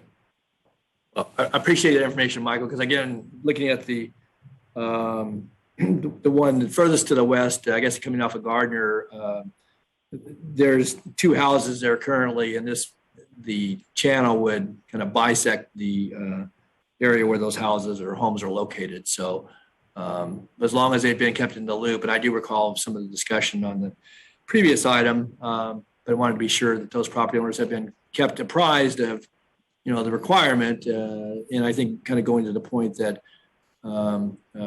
Bruce Walters on behalf of the applicant made, that there's interest. And so, assuming this would be approved, those improvements could be triggered, fairly shortly as it relates to development process. So, okay. And then while we have Water Resources, one other question I have then, as it relates to the basins that are being constructed as a part of the development, and I know we have Southgate on, but Water Resources and Southgate have partnered on any number of drainage maintenance and kind of multiple utilization for basins. So could someone take a moment and describe what the plan is for the basins? Will there be kind of a joint usage in dry season, or are they just solely for drainage, and what sort of fencing and maintenance responsibility, so they don't become, beyond the utility they serve, they don't become a nuisance attractant in those areas, in those neighborhoods?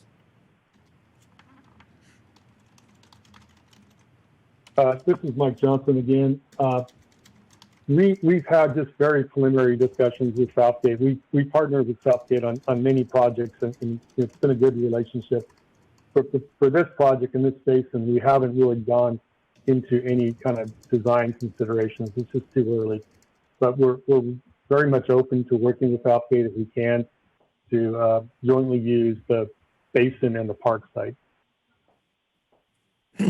So Mike, you say it's too preliminary, but, basically by virtue of what we're approving here today, conditions included, that's what's going to guide the, along with obviously improvement standards, guide the development of, of these properties.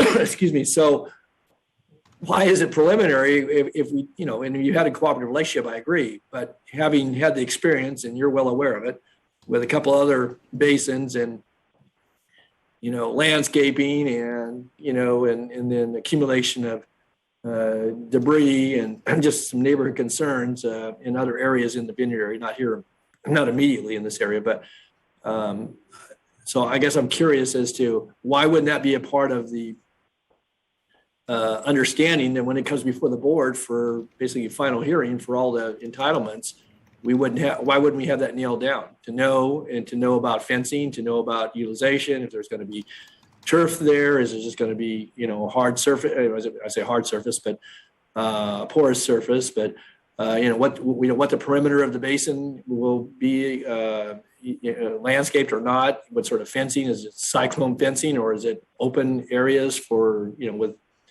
certainly slopes that, allow for easy access. All those details, make it worked out at the water resources level, but again, and I'm not burdening this project with any questions I wouldn't ask of other ones. Knowing that drainage has been a major consideration, we worked on the Elder Creek, Gerber Creek, all the Morrison streams along here, and I think again, plowed through a lot of challenges over the past 25 years. But why is it too early to know what those details are? And from a planning process, I guess I turn to Chris too. Isn't that critical if there's a condition beyond just some standard condition that recognize the uniqueness, the relationship with this development, its interface with the neighborhood that's being proposed? I guess I'm a little puzzled why it's too early. Yeah, maybe I'll start initially and then maybe turn it over to Mike to answer some of the other questions. But we definitely understand that those are concerns, and that taking all of that into consideration and planning the park and the components of the park site and perhaps the joint use facility is important. There are a number of conditions that are added to the project to perform subsequent design reviews to evaluate and kind of guide that part of the process along and ensure that all of the materials that are used in the landscaping of the project, the fencing, all of the things that you brought up are evaluated by county staff prior to approval. So the project is conditioned to undergo further scrutiny through a design review process. And I'll let Mike speak to the timing of evaluating the joint use nature of the site. Yeah, this is Mike Johnson again. Yeah, I see some potential for joint use. At this level of analysis, we're mostly considering the function of the basin for flood control. We want to establish the volume we need, the dimensions of the basin. But after that, we would look at any opportunity to work with Southgate. So when I say preliminary, we're willing to work with them. We just haven't sat down to understand what Southgate would want to see at this location. Well, thanks, Mike. Thanks, Chris. Let me ask, Southgate's on. I don't know, the representative from Southgate maybe with us this morning, but again, it's been a very good relationship, and I appreciate certainly the work of county staff, certainly our development community out there in Southgate. But I'm going to ask the Southgate representative because I can recall, and again maybe we've learned from that previous history where it was kind of left to later, and then it was going to be cyclone fencing or the landscaping wasn't timely, and there wasn't clarity regarding joint usage if it was appropriate. And I just want, again, I appreciate the conditions, and there's a lot to work through, and this has been a long time coming to us. But I guess I would turn to Southgate and see if they are comfortable at this juncture with the outline here and have confidence in us proceeding forward, knowing that this is yet to be ironed out. Hi, this is Juanita. I'm with Southgate. Hi. Like it was mentioned, it's pretty preliminary, and it's kind of being piecemealed. So as we've mentioned, we would be willing to work with the county, but at this point we can't really say, what I guess we would like, other than obviously we'd love to have, some type of perimeter trail, possibly some irrigation for some planting, likely post and cable, fencing. We'd have to work on a specific slope just so, in case anybody decides to walk in, they can get out easily. As far as what we would like sought in the basin, I'm not sure. I can't speak to that right now. But very likely, trails around it, at the very least. Okay. Well, thanks, Juanita. But I think, again, it kind of goes to the point I'm making here is that, and those are developer-borne expenses, or they get credit for them through water resources. And if that hasn't been ironed out, it can be a point of contention. And I get it. I mean, and it may not be a point of contention, but if they're desired amenities, somebody has to pay for those and somebody has to agree to the maintenance. And to say that we're going to get to that later, once this passes through us today, only with the conditions being met in the final map, the board will not see this project again. I mean, we're approving the subdivision, all the conditions of approval. And so recognizing that there's this partnership, and to your point, Ms. Cano makes, that, those amenities don't come without a cost. And to say we're going to figure them out later, well, and again, Bruce is here on behalf of the applicant, but, those are typically developer installed. Costs may get passed on in the price of the housing or through some other mechanism of financing. But I guess I'm a little bit, and to your point, and I don't know how to be taken, but it was kind of piecemeal. Well, here we are after many years of planning, and we're not sure about what's going to be requested, required, or agreed upon. And I'm a little uncomfortable with that. I'll just say that. I mean, I recognize there are details that get worked out in the field. And again, this is not a criticism of anybody that's presenting or responding to questions, but I guess I'm looking for a little more certainty around this, that it's not left to say, well, here's the budget for the amenities, Southgate, you either take it or leave it, or, if you can't work out a maintenance agreement, then, well, it'll just be, we'll just put a post and cable around it with a trail, and it'll just, it gets water when it gets water, and otherwise that's it. We've come further in our planning processes than that. So I guess, Chris, I'm going to turn to you again. You're the lead on this with the agencies here. How do we get some assurances, again, recognizing this is not an unlimited budget to do all those things either? I get it. And that's why I'm concerned, because I've had enough experience with this, some very recent, where it's been a little more trial and tribulation than maybe it should have been. Yeah. No, I understand the concern that you're raising, and it has been an issue for other sites that we've been dealing with. And so, perhaps there's a way to modify a condition, or to talk about perhaps providing some additional direction to how that would be handled and when that decision would be made.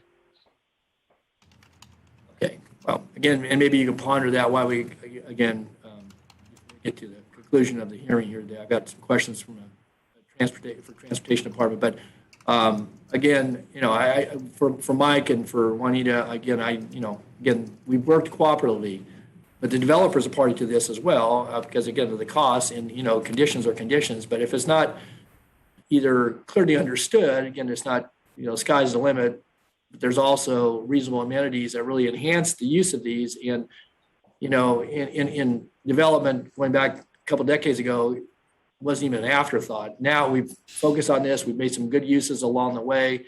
And as that community builds out, we find that land is valuable, certainly for, houses and for other public infrastructure, that, these basins can be, a very important utility during the rainy season, but they also can be an important asset. But somebody has to maintain them, and there's a cost associated with that. And I don't know what the mechanisms are. I mean, does Southgate just build into their L&L, or is there a new landscape and lighting component that's put on, but it has to take into account because that gets disclosed to homeowners. And, I know the cost of housing becomes a point that this board hears about on a regular basis.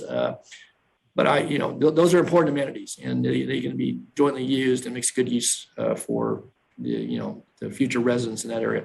So, Chris, maybe we're thinking about along those lines. I'm gonna, unless Michael or Juanita wanted to add anything else, I want to turn to the Department of Transportation here for a moment, if I could. So go ahead and go back, and I appreciate what both the planning department and a developer have put forward on this as it relates to the improvement standards and and the conditions of Hedge Avenue. And that street is a street that folks use to bypass congestion on South Watt. It's basically bookended with signals at both Jackson Highway to the north and where it crosses at Florin Road. And then everything in between is basically a rural road, including a crossing of the Central California traction line, the interior streets out there, Tokai Avenue, Alder, and others are in pretty poor condition as the pavement surfaces go, but a lot of them don't necessarily connect to other areas, although Alder gets out to South Watt, and they feed in, and we have Fruit Ridge and Elder Creek both cross Hedge. So I put it as a backdrop is that we basically have a rural road that has, minimal shoulders, roadside ditches, four-way stops, a creek crossing.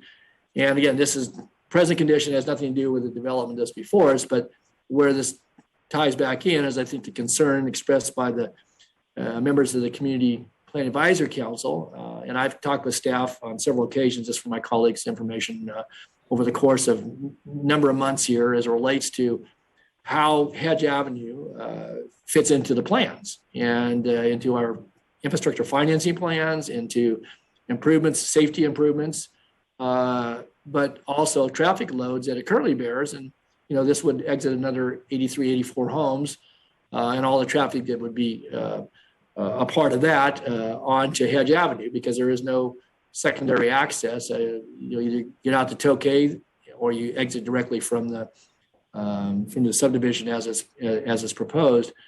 And I'm concerned that it's my understanding that we don't have, really a plan for this north-south street. It's going to remain 2 lanes. And I mentioned in a conversation this morning with Ron Vakari and others maybe on the line from the Department of Transportation that I drove this a couple of weeks ago, drove some of the side streets as well, and just contemplating this hearing. And I'll just make it clear, I'm supportive of, this, application in general. It comports with the community plan and reflects a lot of work over the years. But to basically have, little funding available as contemplated in the future, but secondly, not really have a plan for Hedge Avenue concerns me. It's concern the community. And again, I don't want, certainly the need for, housing and certainly compatible development to, get necessarily sidetracked by a conversation on Hedge Avenue. I think we need to have a better understanding, certainly as a county, and some clarity around how we're going to proceed with Hedge Avenue. And I want to use the example of, and I drove it recently too, and it's a 2-lane road section in its final development layout. But if you take Elk Grove Boulevard, now in the city of Elk Grove, obviously, but from Bradshaw on into Old Town Elk Grove, by design, the county many, many years ago made a decision, even though on the general plan at the time it showed maybe for a 4-lane section, of having a 2-lane section. But, as development proceeded, to make sure we had shoulders that were adequate, front-on development would obviously put in the curb and drainage and such. And there was landscaping along the corridor there. And we used roundabouts and again, they were built in the city of Elk Grove's auspices, but by design to, accommodate movements at certain intersections along the way. Here you have a school, Sierra Enterprise School, that's at the northeast corner of Hedge Avenue and Fruit Ridge. been there, longstanding school, been there for decades and decades. And it's in the Elk Grove School District. You've got some commercial and industrial oriented traffic that moves through on Elder Creek and Fruit Ridge, because it connects directly, obviously, to South Watt, and are conduits for movements to the east as well as to the west. And I'm concerned that Hedge Avenue really hasn't been taken into account in our long range planning here. That we're looking for signalization, we're looking, but use the point about piecemeal. And so I guess I would turn to Ron. I wanted kind of lengthy, but I wanted to point this out because, again, it is a legitimate concern by community, and we've done a lot of planning out there. But Hedge Avenue is kind of, on the side list, of on the list at all. And just to say that we may find financing sometime in the future to either redo the pavement surface, to add shoulders, and to do things that are complementary to safety, but also to the fact that traffic volumes, and I don't disagree with Mr. Walters, that when South Watt is ultimately completed, that will maybe provide and people all using their apps now, South Watt will probably show much better function for many years to come. But nonetheless, this street is important to existing residents, and we heard, obviously the roamers have been out there for nearly a century, but for new homeowners as well. And I'm concerned that we really don't have a firm plan how we're going to accommodate this. So I guess, and Ron and I talked a bit this morning, and I want to ask about that because this development that's proposed, at least a good portion of it, has no other access but out to Hedge, and Hedge is already laboring under some different volumes, but also, as I mentioned, different movements of both large vehicles, and it's a pretty, as the street goes, it's not a very, very high standard even for a 2-lane road. There's very low shoulders and such. So with that, I want to ask Ron, I've spoken with staff about this. Certainly Chris is familiar. I even spoke with Ann in my briefing yesterday. I'm concerned that we find a way to get Hedge Avenue elevated. It's the only north-south connector between, Bradshaw and South Watt. And, people have learned to use it, and it's a direct connection out to Jacksonville Highway and vice versa. So, Ron, I've set the stage, so there's a lot in that. But my question is that, one, how do we finance improvements? How do we get some assurances that if we had a shoulder that's good enough for a bike lane, and actually have a plan for Hedge Avenue and work with our community and certainly with the development as it comes forward to accomplish those things over time. There's no expectation it would be certainly shouldered by this development, but I think we need to have a better plan than we have right now and some financing to back it up. Good morning, Chair Natoli, members of the board. Ron Beccari, Director of Transportation. I'll address kind of a couple things that have been brought up, and I do want to recognize the community's concerns. We share in those concerns, and Supervisor Natoli, we've discussed this on a couple of many different occasions as we look to try to recognize those concerns and see what can be done. There is the concerns about both volume and pavement condition. We recognize both of those things. So just to real quickly talk about a couple positive things that have been mentioned. One, we just received the bids for overlays, and we are going to be able to move forward with the Elder Creek, which is probably the poorest condition of the pavements, but of the pavements that need to be addressed in that area. So that's a positive that we just found out this week. But also the South Watt project that's been mentioned by Mr. Walters and a couple times during this conversation. We're certainly excited about that project in 23 and 24. But with that also comes, what happens during construction. And although it's going to be a great relief to Hedge Avenue, certainly during construction, we're going to be looking to see what can be done as there may be, as people try to avoid construction, more traffic on that roadway. So again, I mentioned that, and it was asked about, is there money in plans and how this stuff can be funded in the future? I do want to address that also. In the Florin Vineyard Community Plan, there is money allocated towards the need for new signals, both at Fruit Ridge and Elder Creek.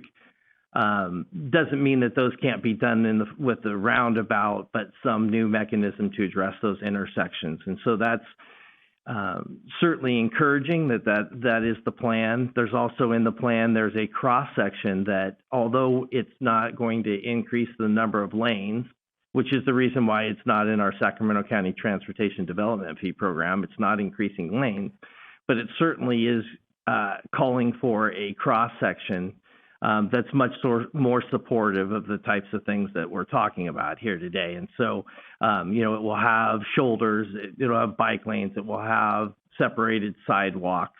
And so the future cross section, I think, is of hedge, and the future needs are certainly going to be a big improvement from what there is today. And so again, I want to just say that, although hedge really is not slated to have increased lanes, it certainly allows us the opportunity to provide a north-south connection that we don't have today. And so hedge allows us the opportunity to provide, a much better cross-section to address the community's concerns. And I think, as we start to look at providing, this cross-section and an alternative to South Watt for bicyclists and pedestrians, certainly with what you mentioned at the school at the end of Fruit Ridge, I think, it can allow us to set it up for some of the future funding opportunities that we know are in the process right now, whether it be SACOG or the IIJA, which is the infrastructure programs, or even the active transportation program. I think it could be a very good candidate and allow us to provide that. I hope that answered the questions that I've heard, but I'm open to any other questions that you have. Thanks, Ron. So let me pose this maybe as maybe at least to advance the discussion a little bit as we're talking about here at the board, and that would be to, Hedge Avenue, really outside of discussion here today, and certainly what's transpired with, Tokai Crossing as it's come to the planning process, hasn't really, I don't think, inspired a lot of discussion. It may have gotten to a plan for a signal and so forth. I guess one of the things that occurs to me, and particularly in light of what you just responded to on, Watt Avenue, even in its future conditions, probably not going to be too friendly to biking and obviously we'll have sidewalks so people can use the sidewalks. But Hedge Avenue, as a community continues to develop, done, with landscaping, with, bike and, pedestrian in mind, wider shoulders, good pavement surface, and maybe, alternatives, rather than just signalization at, hard, 9-degree corners at Fruit Ridge and Elder Creek. But also taking into account that there is truck traffic and moves there and so forth. But to really looking at and do some planning behind that street, is there the opportunity to, and again, maybe to initiate that as a part of the discussions here today, to spend some time with our planning department, with our community advisory council and landowners? Obviously, there's some transition occurring out there, property owners that front on in that neighborhood, because I think that if we engage folks to talk about the Hedge Avenue and then, what funding opportunities may be out there and how we might stage an approach that would improve that, because that's about a 4-mile distance, 3.5 miles from Florin to Jackson Highway, long section. And we've had a history of illegal dumping out there. We've had talked about Adopt a Street earlier today, but we do have a group out there that spent a lot of time working with solid waste and DOT on, cleaning up some of the messes out there. So I guess what I'd like to see us, again, your response to is, could we kind of take on a mini planning process to talk about Hedge Avenue and begin to initiate, conversation that can be built in then as we look at financing, funding applications for improvements and overall pavement management and safety improvements in that area. Yeah, so you're right. I absolutely agree. It actually is a 2.8 mile segment there. So, and I want to make sure that, South Watt is being designed as a very bike-friendly, complete street, ped-friendly, complete street. But nonetheless. Okay, make sure you get that on the record. Yeah, and that, I wanted to make sure I didn't.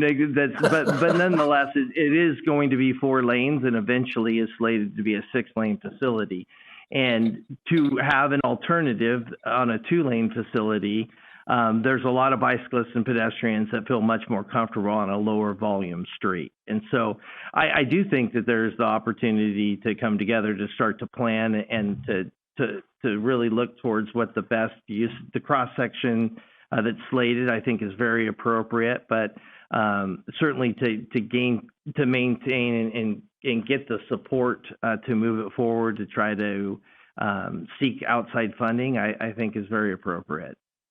Okay, so we could have, say, maybe a design planning process, engaging the advisory council and area residents and property owners for Hedge Avenue beyond just something out of the manual, as you said, the design. I mean, and then I think beginning to advance the discussions to show real effort and commitment by the county as a part of the overall effort to have a street that's going to be complementary to safety, but to certainly different modes of travel, and and safely accommodate that. So if we were to, as a part of direction today, as a part of again, I'm entertaining this now in more than just a question format, to build in a process and working with the advisory council, in planning department and Department of Transportation, and then I think some report back to the board via at least a memorandum as to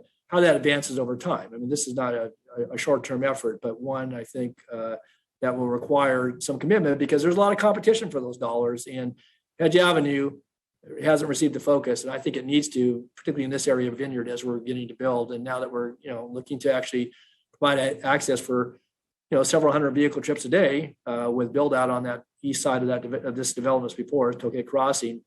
A real need to, have a much more precise look at this and to engage the community. So would you be amenable to that?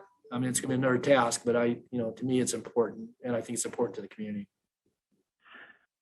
Absolutely. I think during the planning process for the community plan, like I said, there's a cross section that I think works very well. What we need to do is really work with the community to get the support behind it, so that we can seek and really get letters of support to seek outside funding to help kind of leverage the money that is in the community plan. And so I think certainly we'll start that process. And also with what you mentioned, whether it's signal upgrades or we look at roundabouts, or those are certainly things that we'd love to engage the community in and have them get behind. And so absolutely that process can take place. Okay, because I'd like to see us initiate that, very frankly. And so I'm willing to part of my time here to work with the community, because I know we have interested folks up on the north end that have helped to keep the litter and illegal dumping under some sort of management, and worked with the county departments on that. But I think looking at shoulders and pavement surface, along with appropriate treatments at the various intersections, and some of the side streets that are in very poor repair. The east side of Tokai is miserable. So again, in planning department, Chris, without, again, I know your plates are full, but I think planning needs to be a part of this, because you're bringing these developments through only under the guise of development applications. So yeah, absolutely. All right. Well, again, I it's not going to deal with immediate traffic concerns, and obviously we have safety issues that are of an urgent nature. We can get out there, but I just think that volume, along with there's no street lights. It's a rural setting, and we pass a lot of traffic through there, and it's going to remain in that transition for any number of years. And I think it's wise to try to have a complementary process that not just has a street section, but actually has some initiative behind it to make those improvements. So, okay, well, you've answered my question. I appreciate the response here this morning. And again, I would just note lastly that I think we all do. Our advisory council recommendations are very important to this. And, we've seen a lot of activity in Vineyard over the certainly last 25 years. It's a rapidly growing area. The advisory council, both in its current makeup and in the past, has been been inquisitive. They've been largely supportive. It raised serious issues, though, about certain things. And when I see recommendations coming through in a unanimous fashion, particularly against a particular development proposal because there's concerns about traffic, about road conditions, and so forth, that's a real sign to me that we need to keep maintaining some focus, because again, we've done much better over the last couple of decades in trying to keep a pace of development, certainly recognizing the impacts on the developing properties, but also deliver projects. And again, kudos to the department on South Watt and Elk Grove flooring work. But I'm concerned, and there's been another recent project that we'll see here in a few months, or maybe sooner than that, where there's another negative recommendation. And so those are signs to me that the community that we all represent is paying attention to changing traffic patterns or volumes or concerns. And so I think on Hedge, though, we can hopefully keep pace to make some improvements that bring value to the properties, but bring value to daily life out there. So anyway, okay, that's all I had. And then I don't know if there's any other comments from my colleagues, but I'm prepared to. And maybe, Chris, bring it back to you. Then if there's no questions by colleagues, I posed a question about the drainage issue, and maybe as it relates to some direction around a mini planning process on Hedge Avenue with the community. And then I know Supervisor certainly had a question you may want to address. I see, Bruce, you got your hand up too. So Bruce, let me go to you first. Bruce, I'll bring it back to Chris. Hello, I'm live now. Don, thank you very much for the hedge discussion. As a land development professional, I too have been concerned about that condition. Regardless whether there's development or not, that condition is going to be there. So I'm happy to hear that lead. And this will not be the only project on Hedge. And so certainly I think the development industry would like to be involved with that process as well, to find good solutions for not only the new communities, but the existing communities as it stands. So thank you for raising that to the level. I did want to try to answer the question with regard to drainage. Sure.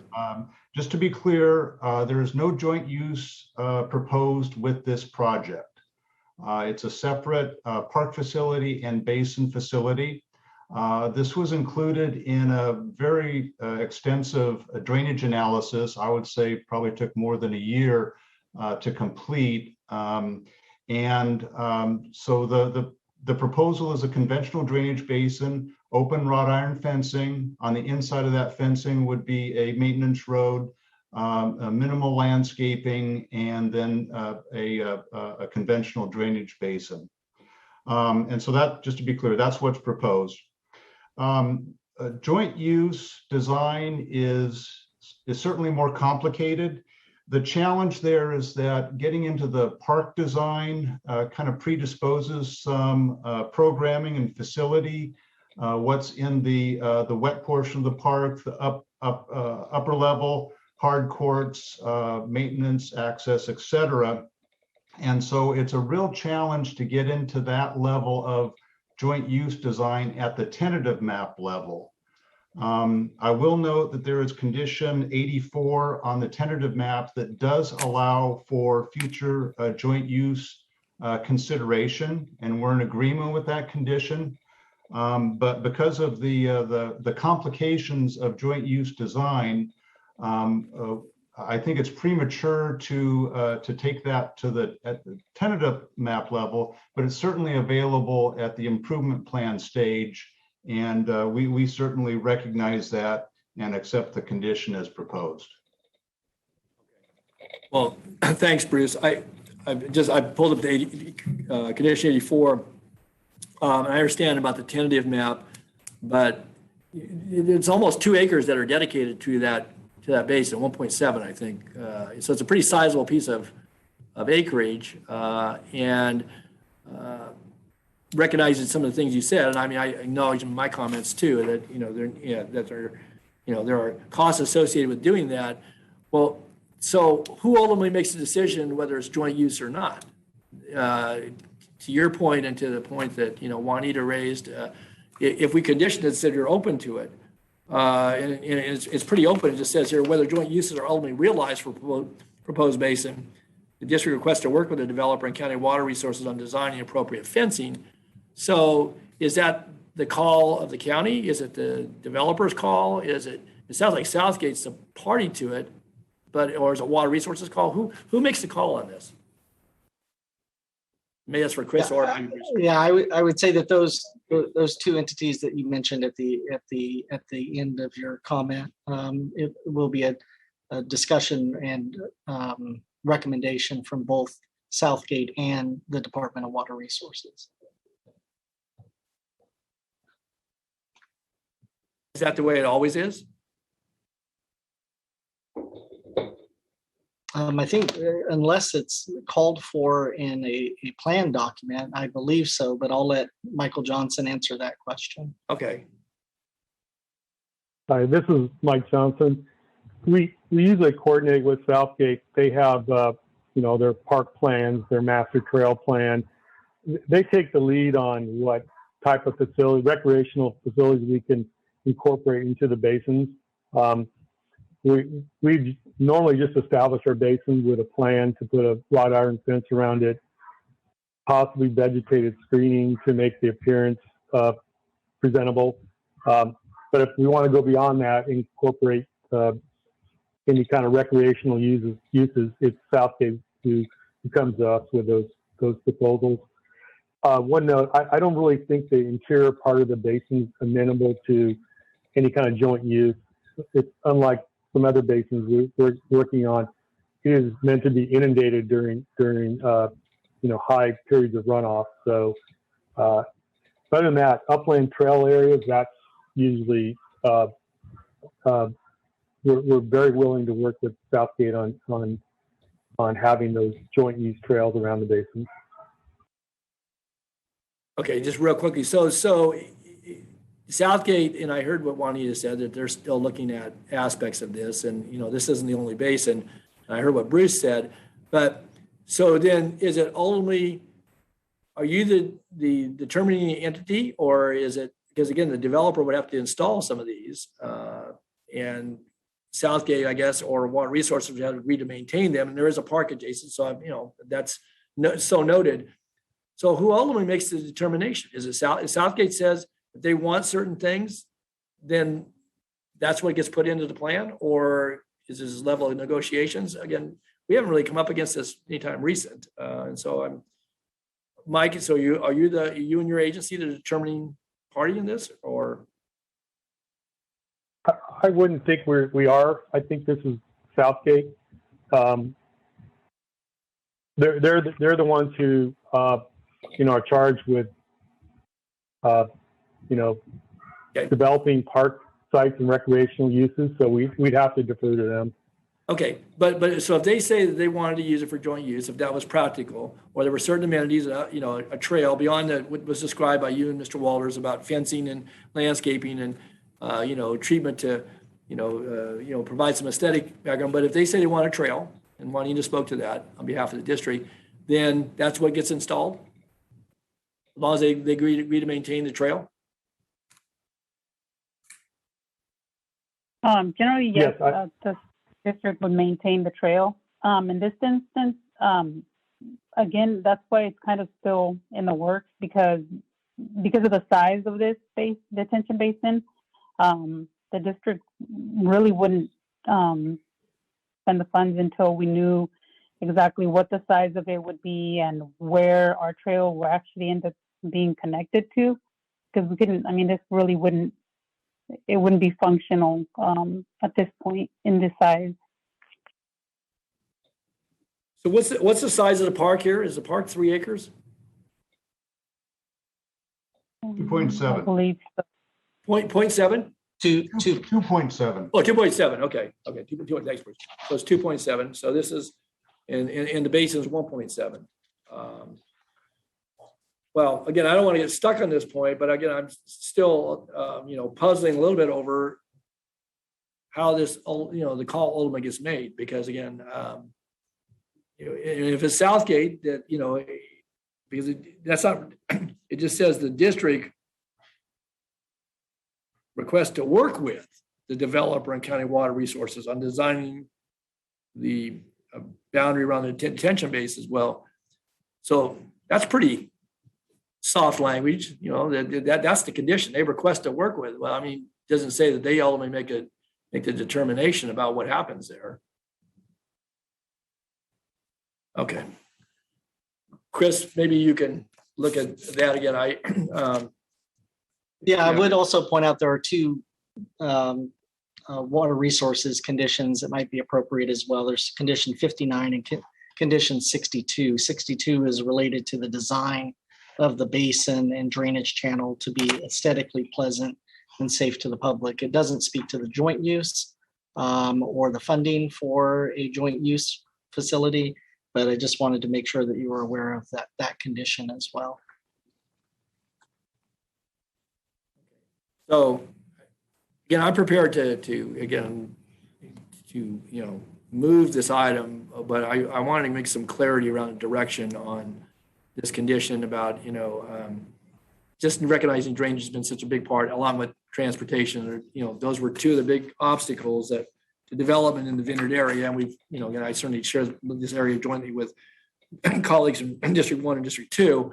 But we worked through those issues. It's tremendous investment, and a lot of those costs obviously have gotten passed on through the development process. But I just want to be assured that as we put these facilities in, that we've not just thought about it, and that there actually is strong coordination, and certainly Southgate's been a good partner along the way, and I appreciate the effort with water resources and certainly development interests in that regard. So, Chris, would you offer any other suggestions about that language that, again, we can ask the development representative, but was there anything else you would like to, I just looked at the one was regarding drainage, item 52. So that was largely the drainage plan that Bruce referenced, but would you? No, not at this point. Okay, before I make a motion, so when is the determination made about what that basin is going to look like? Is it before you break ground for the first house? Before the final map is approved? It seems like, based on the way the conditions are set up, it seems like the decision would be made at the time of improvement plan approval. Okay, so I'm going to ask that I be kept apprised of progress on that note, please, as the supervisor of the district. I think it's, again, I'm not going to wade in to micromanage this. That's not my intent, but I just, again, I think there's some possibilities there. Maybe they're not real and that is inundated for too long a period of time or whatever.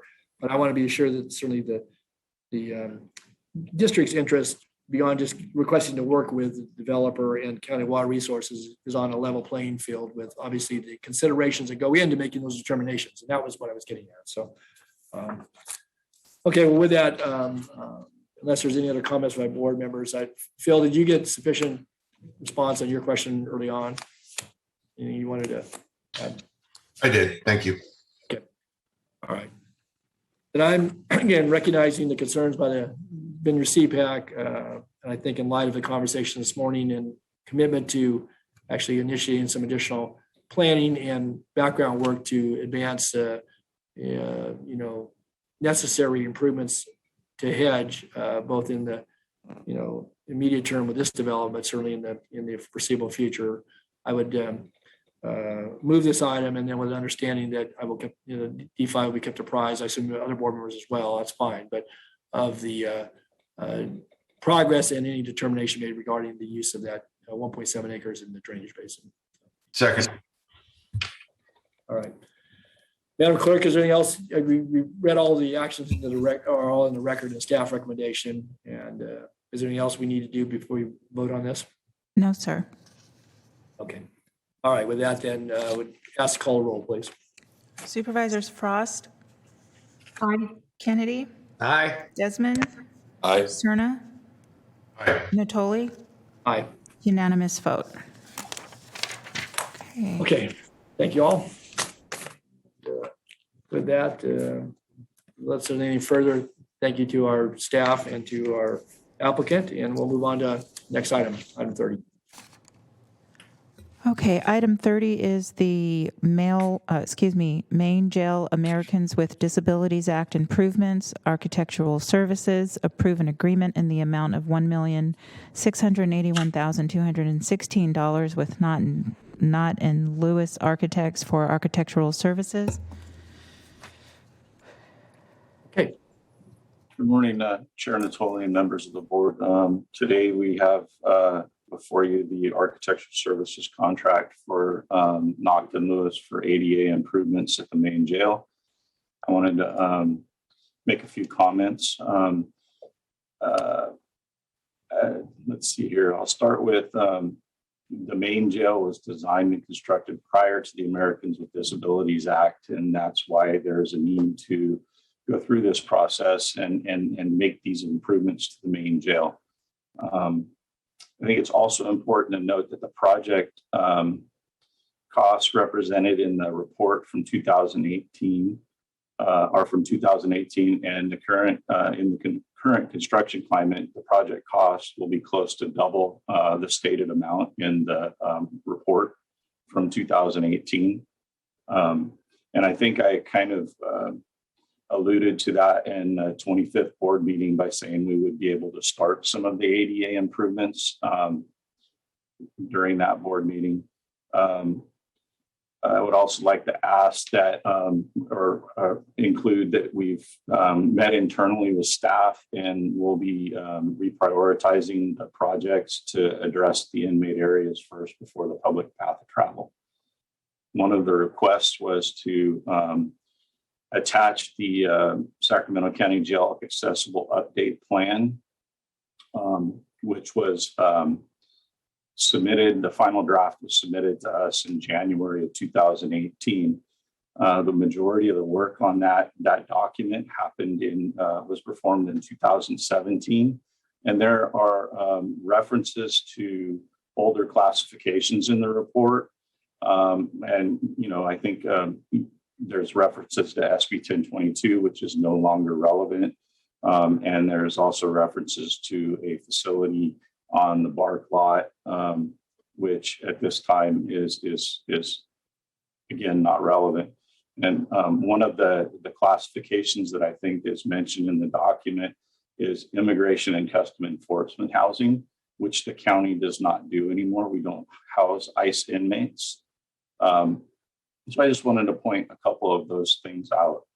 And then in one of the attachments, the contract, we went through and revised the one line in the contract to review the current inmate security classifications at the main jail to validate proposed scope of work at inmate housing and holding cells. So that's basically reviewing the existing classifications to make sure that we provide the adequate ADA accommodations for the inmates in those housing units. And then I think the third ask was an expenditure of the $16 million in general fund, and that is attachment 3. One other thing that I wanted to add is that General Services works very closely with the Disability Access Committee. And we present to them all ADA projects that we have, and they review them and comment on those and give us guidance as we move forward with those plans. With that, I'll open it up to any questions you may have. Thank you, Jeff. We have some.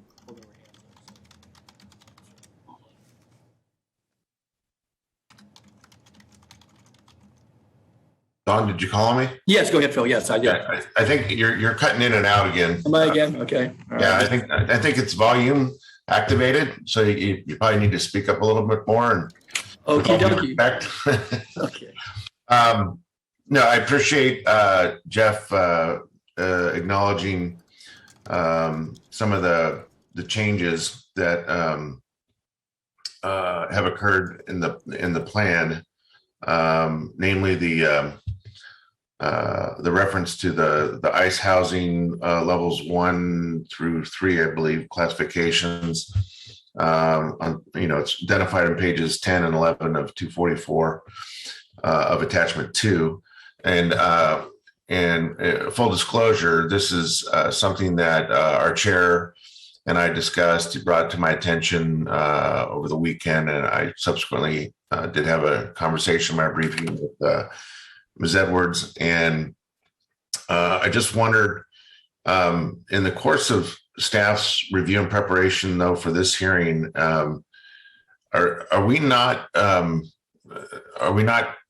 reviewing the contents of things like this relative to now decisions this board has made that are kind of years old or longer? I mean, it just seems that this is something that because of the attention that the board placed on severing our ties to ICE, seems to me this should have been kind of a no-brainer for exclusion from attachment 2.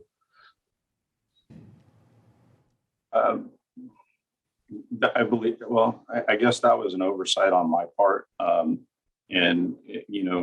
Including the document was more about the ADA improvements, and I will take that into consideration on future items to make sure we exclude those that the board has made a decision on items that should not be included. So I appreciate that, Jeff. And then you mentioned at the outset of your brief report, Jeff, construction costs. I think you said they doubled since 2018. Now this is a set of improvements that we knew we had to make because the jail was constructed before 88 was adopted and implemented. And it's also part of the requirements of the consent decree. Whether it be our county counsel's office or through our CEO's office, have we even asked the question of the court whether or not there is some kind of temporal relief from when we could perhaps take advantage of a lower construction cost or elements of that, whether it be labor or materials, at any later date? Supervisor Sterna, this is Lisa Travis, and I am not aware of any type of question to that extent. I can look into it further. Lisa, you have a bad connection, Lisa. It would more be council. Yeah, Lisa, you broke up there. We didn't get that. We didn't get any of that. Is it any better now? I think so. Yes. Okay. I was saying that I'm not aware of us inquiring with the court, but I was saying that we would most likely have to inquire with class counsel first. That would be the pathway, and we can certainly do that. Lisa, you kind of lost the last part of what you're saying here. If you can.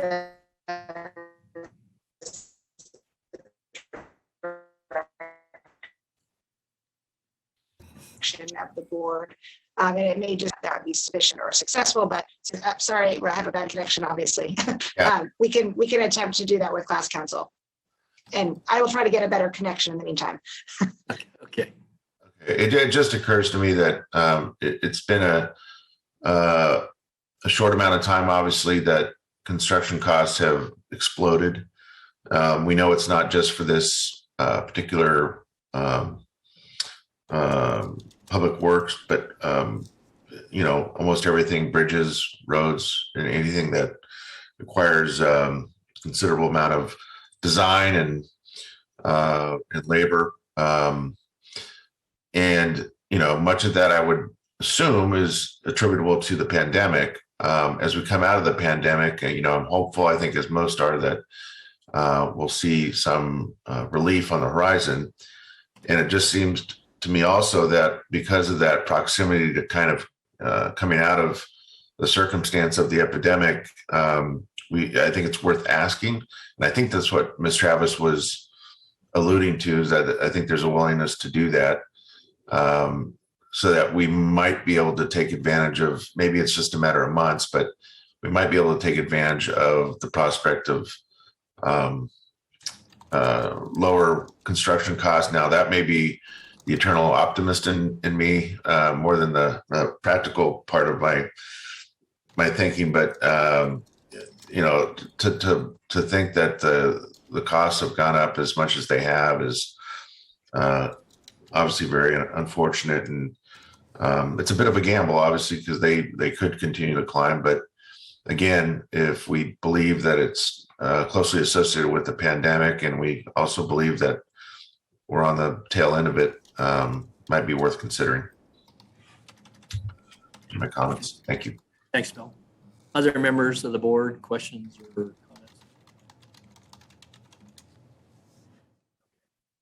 comments?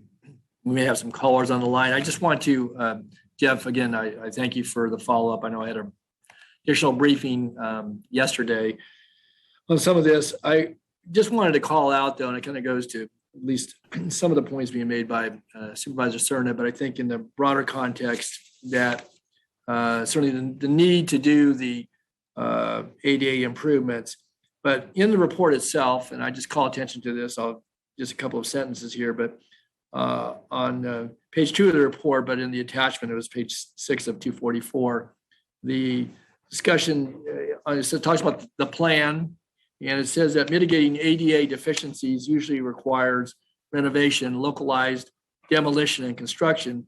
In some cases, however, changes in policy relative to how services are provided by sheriff's staff can render a physical improvement unnecessary. If service delivery is proposed by the sheriff to achieve access compliance, county council should be consulted in those decisions. And it cites Title II of the ADA requires proactive accommodation and not accommodation upon request. And then it goes on to talk about the final version of the plan. I guess I would note that, and we're going to hopefully a little later this winter, early spring, have a report on the monitoring reports that are coming out relative to compliance with the Mays consent decree.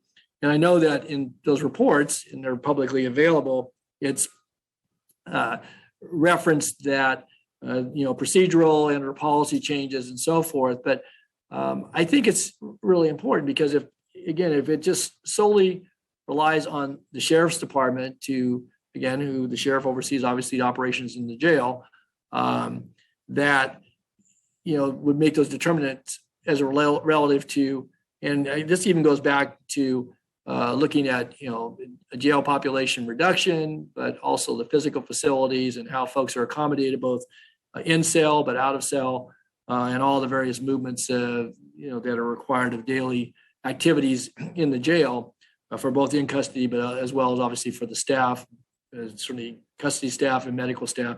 So I guess I take that and kind of tie it, and maybe at least in my mind, you knit that in with what we're going to be hearing about, the monitoring reports to ongoing activities to improve conditions in the jail, and I related to Supervisor Cerna's reference as to physical improvements that we know will have to be made, but how we might best utilize precious dollars, because I would just remind everyone, we all know, it's a $60 million in general fund that we're working off of here.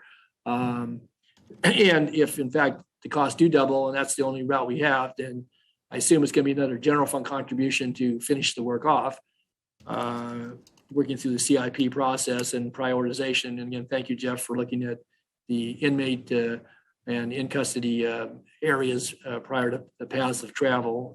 I think that's an important consideration.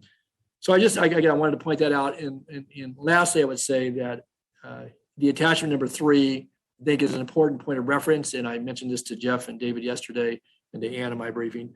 I think that something along those lines ought to accommodate any future requests that come through, either CIP and or discussions regarding jail improvements, jail work.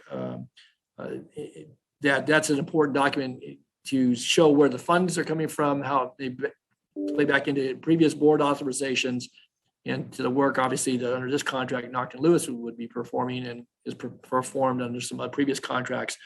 I just think that's a good tracking mechanism. I know it's done internally, but I think for external as well as for board purposes, that's a real important reference. And I would ask that we include a complementary document, maybe using the same format or something that would be a spreadsheet format that would allow all of us to track that and to know how those monies are accounted for over time, because this is a project, obviously, a series of initiatives that will be taken on over time. So those are my comments. And yeah, Jeff, go ahead. We'll be more than willing to provide that report with any item that comes forward regarding the jail and the Supervisor Cerna's point. I think as long as you have a plan and you're making some type of progress on a plan to make ADA improvements, whether it's design, physical construction, as long as you're showing progress, you meet some of the legal requirements of that. And it's just some of the things that we've looked at in the past with the ADA transition plan for other county-owned facilities. So I just wanted to make that comment as well. So. Thank you.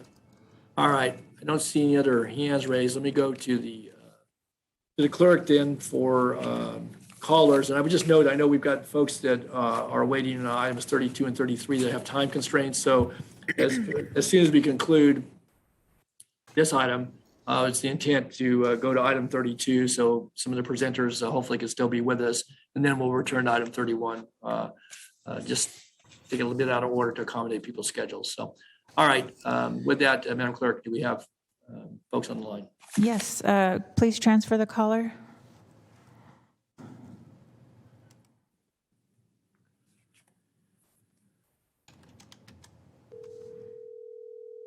Hi, caller. Please start with your comments. You have 3 minutes. Thank you so much. Good morning, Board of Supervisors. This is Mackenzie Wilson. I'm with Incarcerate Sacramento. I call on this item with deep gratitude that we slowed down and had this conversation, made documents more readily available and transparent and public so that we, the community, could have access to them. But I still call with some of the same concerns in mind around the work that is being done. I really appreciate that we brought up the monitoring reports. I really appreciate that we brought up sheriff protocols. I mean, the recent monitoring reports actually do state that most of the ADA accessibility and the violations are happening due to sheriff staff and their lack of training and understanding and even compliance with the consent decree. And then when we take in jail reduction into mind, it is very important that we spend these dollars smartly. But again, like I said, I come with still a few concerns and hopes for this item. I hope that people inside or previously incarcerated in Sacramento County Main Jail play a role in determining these priorities. That can look like plaintiffs' counsel, that can look like plaintiffs, that can look like people going inside and actually just talking to people who are stuck inside of that torture box. I'm hoping that when this plan comes back, because I recognize everything we're looking at are old plans. So when the new plan comes back up, I hope that it does look Sacramento specific, meaning that it's done based on not being based on trends and work done in other places, that it has been done around the Mays consent decree. It has been done around the monitoring reports. It has been done by centering impacted voices.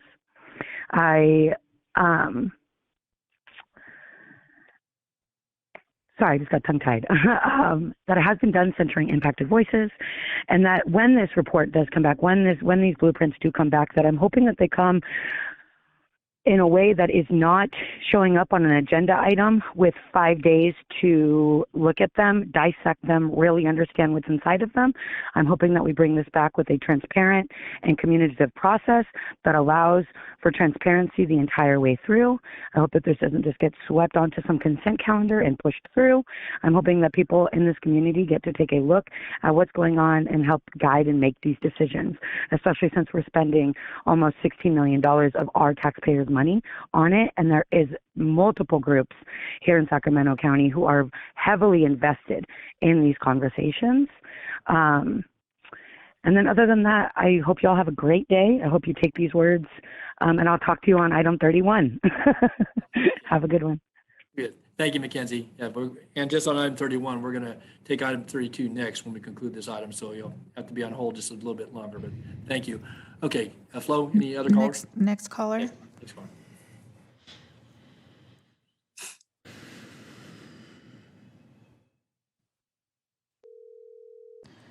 Hi, caller. Please start with your comments. You have 3 minutes. Hi, good afternoon, Board of Supervisors. Just briefly, just want to thank Supervisor Natoli for pointing out that the majority of ADA issues in the jail are due to the behavior of jail staff. So that includes the sheriff, but also UC Davis jail psychiatric staff and correctional health staff as well. And historically, people with disabilities have been criminalized at a disproportionate rate and incarcerated at a disproportionate rate than people without disabilities. So I hope we can think about urgently investing in addressing that issue. But my main question that I feel like wasn't covered so far was definitely what has happened with the original Naughton Lewis contract that was approved in April of 2020, originally for, I believe, around $7 or $8 million for the design of the main jail annex that was canceled by this board last year. So I'm just wondering if that contract hasn't been canceled yet. Why is that? And it makes logical sense to me for that contract to be canceled if it hasn't been already, since that project was canceled by your board. So thank you for the increased transparency around this issue, yeah, appreciate it. Thank you. Thank you, Liz. And we'll finish with the testimony, but I believe, Jeff, you can respond to that question in a moment relative to the contracts. It's at least addressed in the summary on attachment 3, but I think further clarification regarding that would be helpful in a moment here. Okay, next caller. She's getting ready to transfer the caller in. Okay.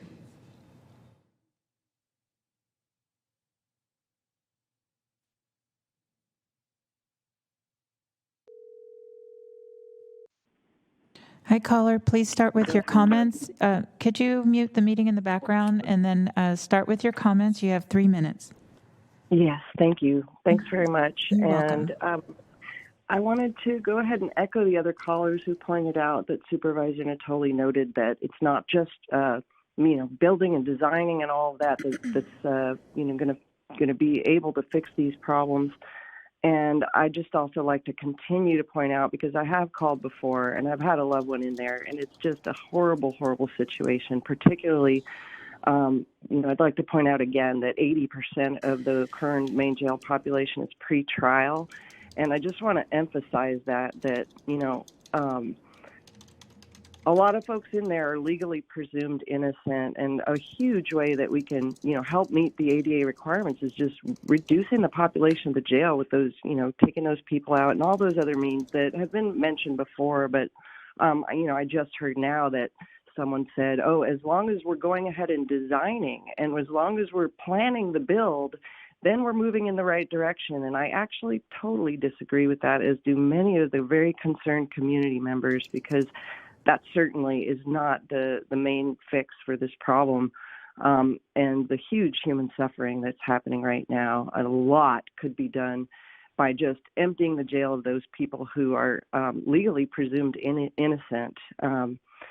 And I think that really needs to happen now. So I'd just like to bring that up. And also, the other factors like, the sheriff's mistreatment of folks inside, and the other factor about people with mental health issues being in there. My loved one was in there and said it is basically like a mental hospital. It really is. And the solution to that is not to make another jail. We already talked about that.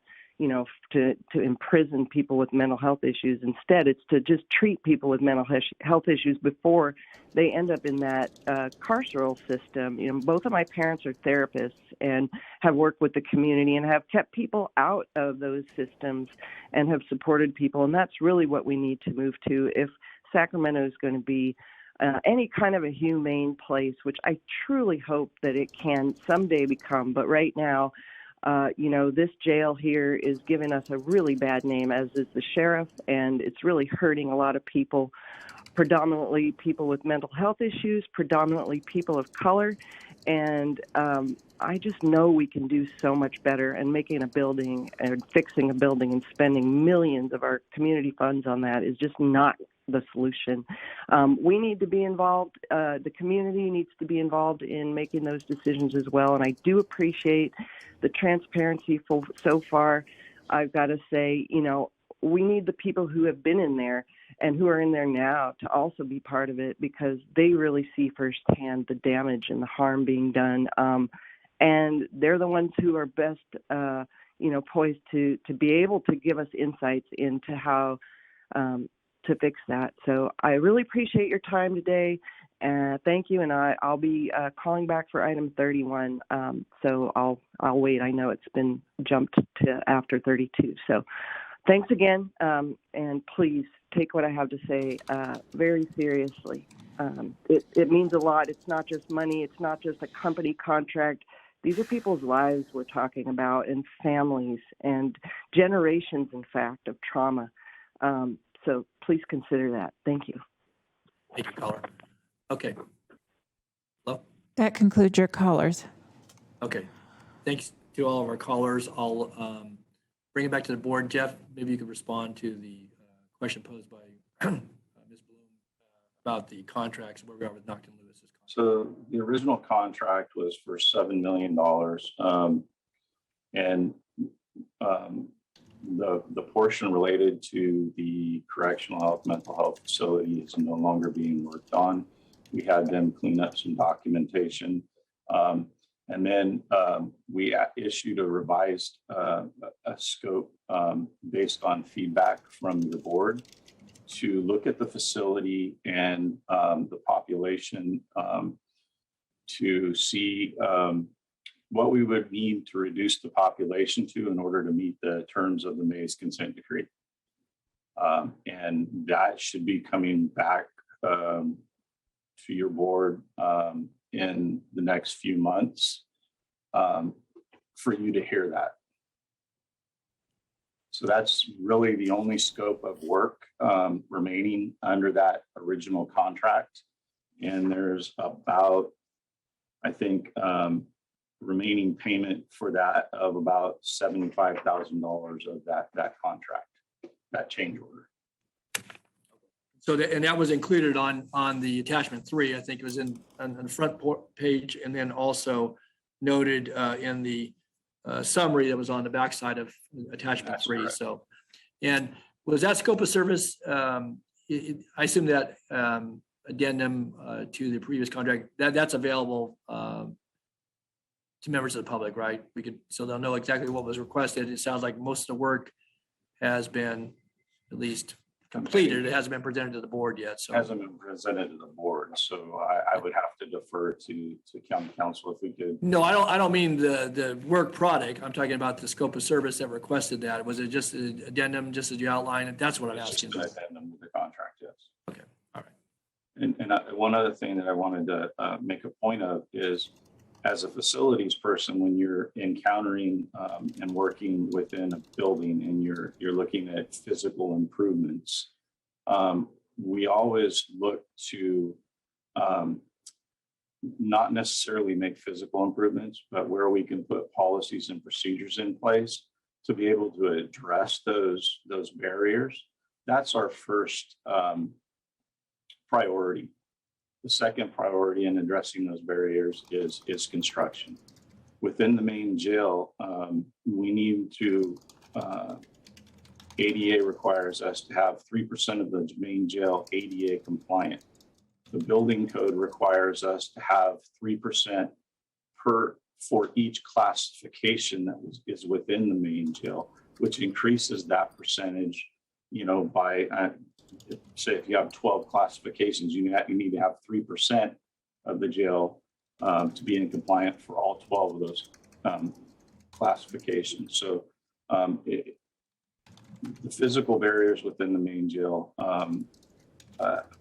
are lacking. They're enormous right now, and I think it's something that we need to address to make sure that the inmates have the proper showers, ADA accessible cells, in order to move and function within the jail. So,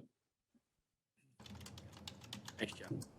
All right, let me bring it back to the board then. Are there any questions, further comments?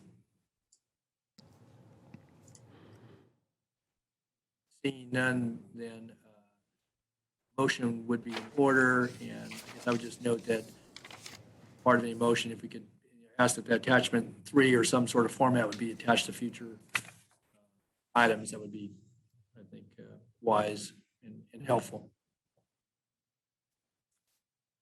So, is that a motion, Mr. Chair? yeah, I'd move the item. I didn't want to presume somebody else might want to make a motion, but yeah, I'll second it. Very good. Okay, if there's nothing further, please call the roll.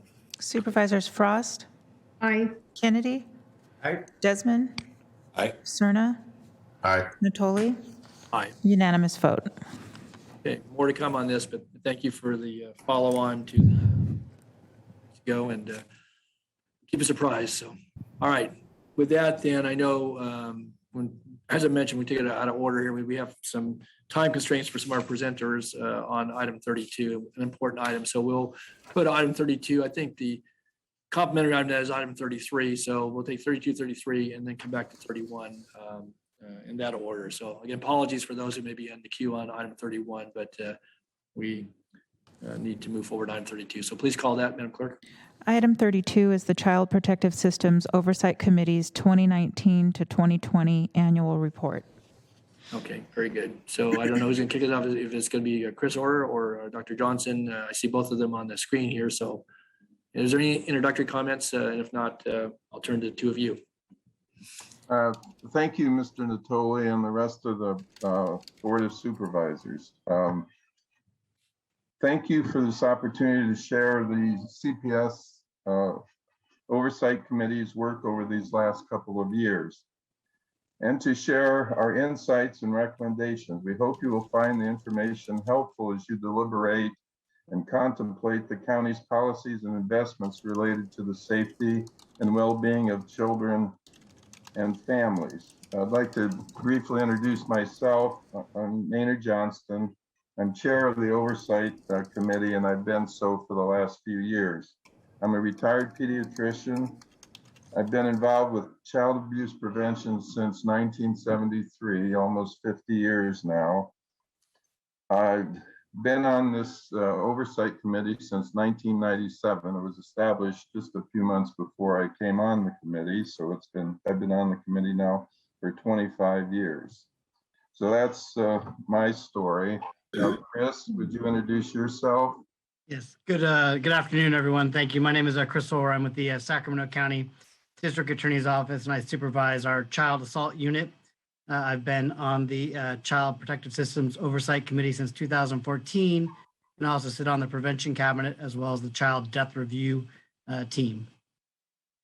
So Dr. Johnson, congratulations on 25 years, and thank you for your service all that time, certainly as a strong member of the committee, and for your leadership, obviously, over the years, and I really appreciate that. So again, you're no stranger to certainly this presentation and to the work that the Oversight Committee performs. Very, very important work. And again, thank you for your effort and that of your colleagues. Well, thank you. Thank you. Next slide, please. Before I begin, I'd like to acknowledge the people that contributed to the development of our report. This includes the Oversight Committee itself and the members who volunteer countless hours of their time and expertise to gather information and write this report.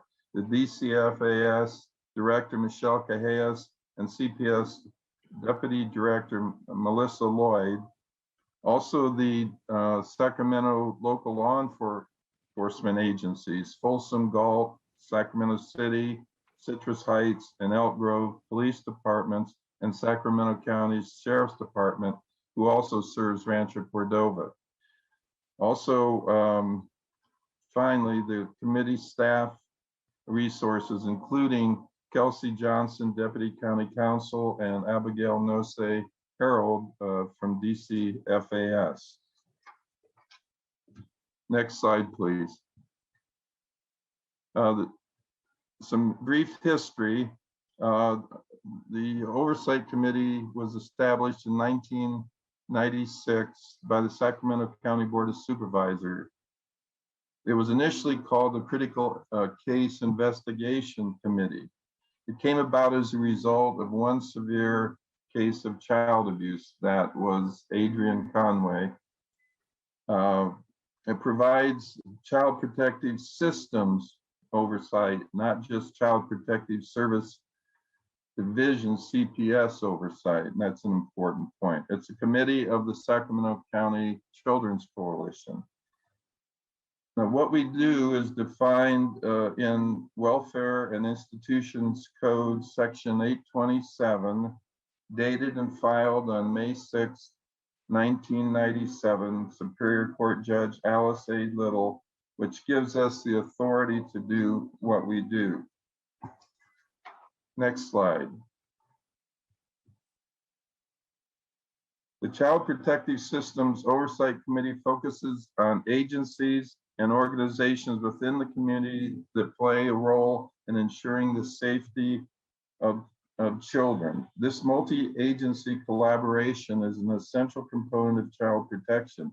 This year's report continues our focus on collaboration and the importance of child serving agencies and organizations working together to form a stronger safety net for vulnerable children. Specific themes for this report include promoting protective factors for families, child abuse and neglect risk factors, safety net supports that help mitigate child abuse risk factors such as mental health issues, domestic violence, and drug and alcohol abuse or substance use disorders.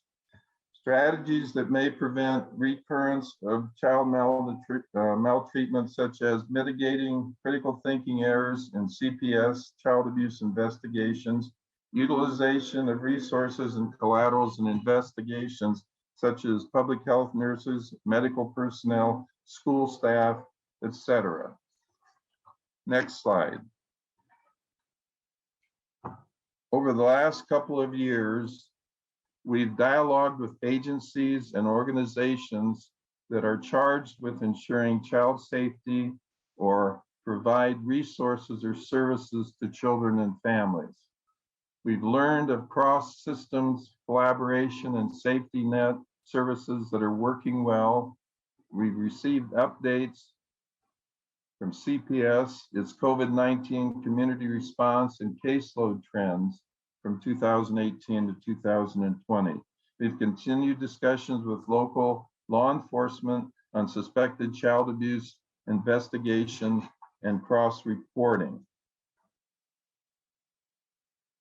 Through our engagement with these groups, we've identified good investments and activities such as child abuse prevention and early intervention programs, including the Black Child Legacy Campaign Collaborative, the Birth and Beyond Family Resource Center collaboration, and the Sacramento County Cultural Brokers, which include the Early Intervention Family Treatment Court and the cross-systems collaborations, such as the Child Abuse Prevention Cabinet supported by CAPC and mental health clinicians and social workers responding together. We have learned of CPS's COVID-19 community response. Prior to COVID, CPS reported that timely investigations averaged 94%.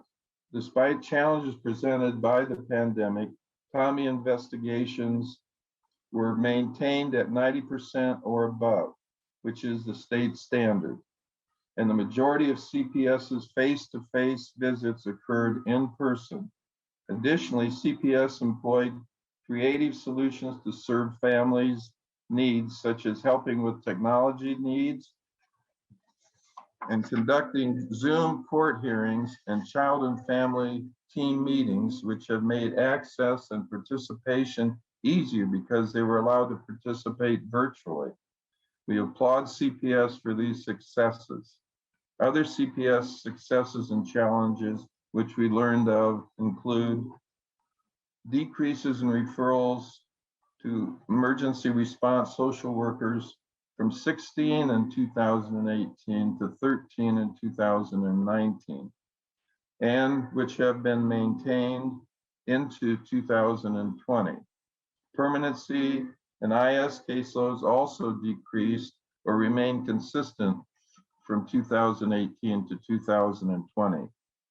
One of CPS's current challenges is to recruit and retain social workers, which may be a result of issues related to competition for social workers across both public and private sectors in today's job market.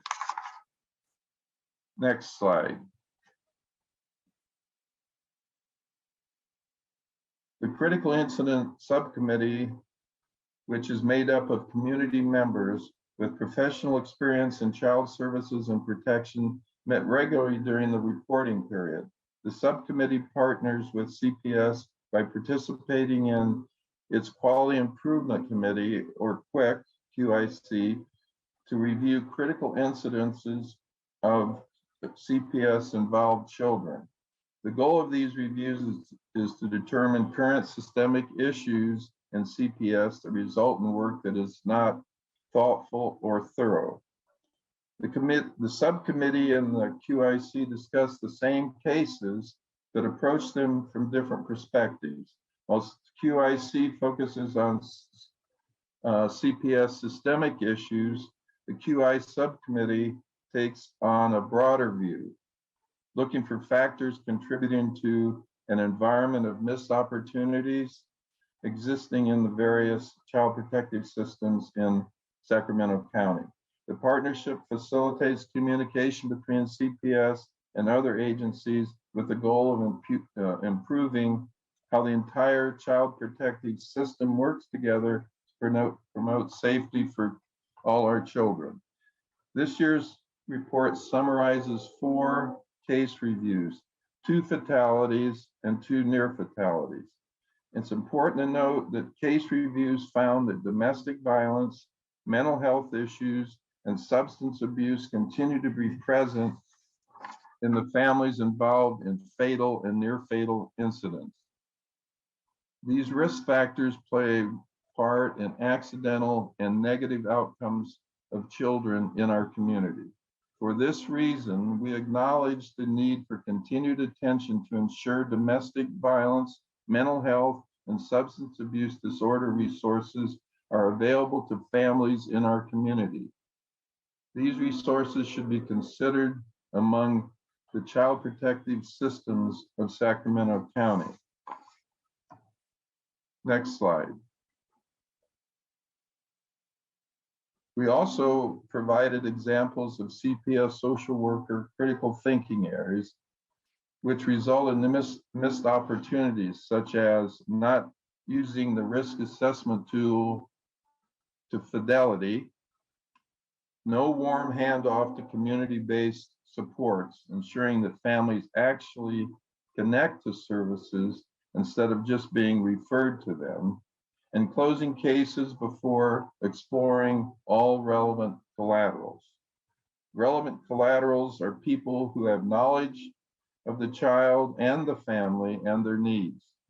Examples of relevant collaterals include medical personnel, school and child care personnel, Department of Health and Human Services, Department of Human Assistance for families receiving basic needs resources, community-based organizations serving the families such as Birth and Beyond Family Resource Centers, first responders, including law enforcement.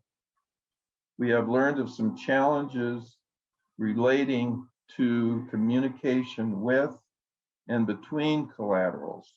This is an issue the committee will be exploring in the coming year. Chris?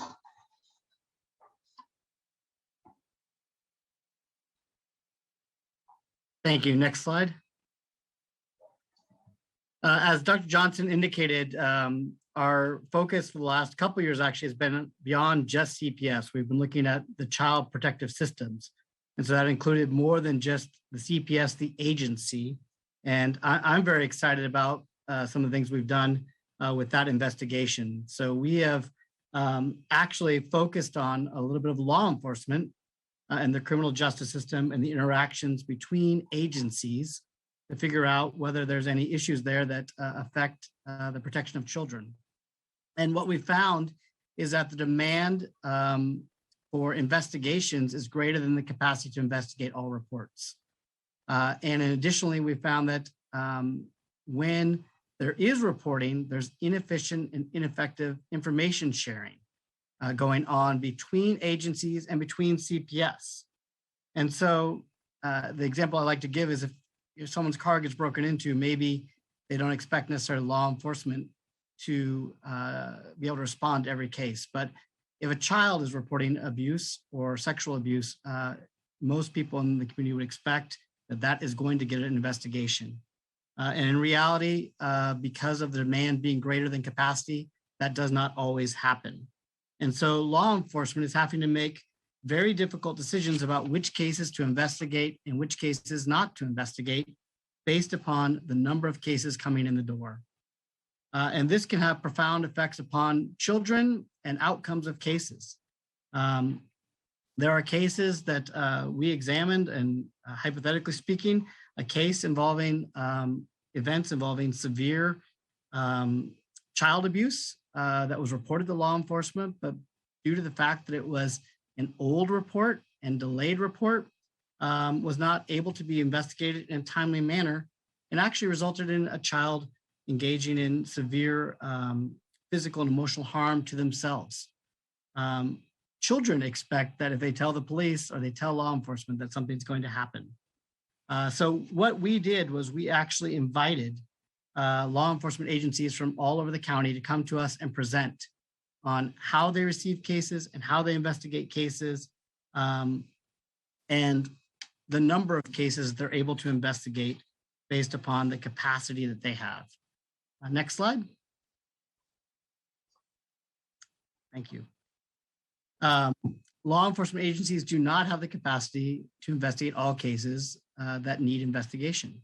Caseloads should be around 12 to 14 cases of active cases per detective, but law enforcement has higher numbers than that. Law enforcement should make contact with every suspected victim of some sort of severe physical or sexual abuse, but that, again, does not always happen. The caseload stat that I mentioned there comes from our law enforcement partners coming to our community and expressing what is a reasonable amount of cases to have to provide quality investigation. The community's awareness, there is no law or recommended level cases that an agency should have or a detective should have, but the detectives and sergeants that we spoke with said 12 to 14 is an appropriate number to be able to handle in an effective and efficient way. To give some perspective of how many cases of child abuse are going on in our county, in 2018, the Sheriff's Department received over 3,500 suspected child abuse report forms. The child abuse sergeant personally reviewed on average 70 of those forms per week.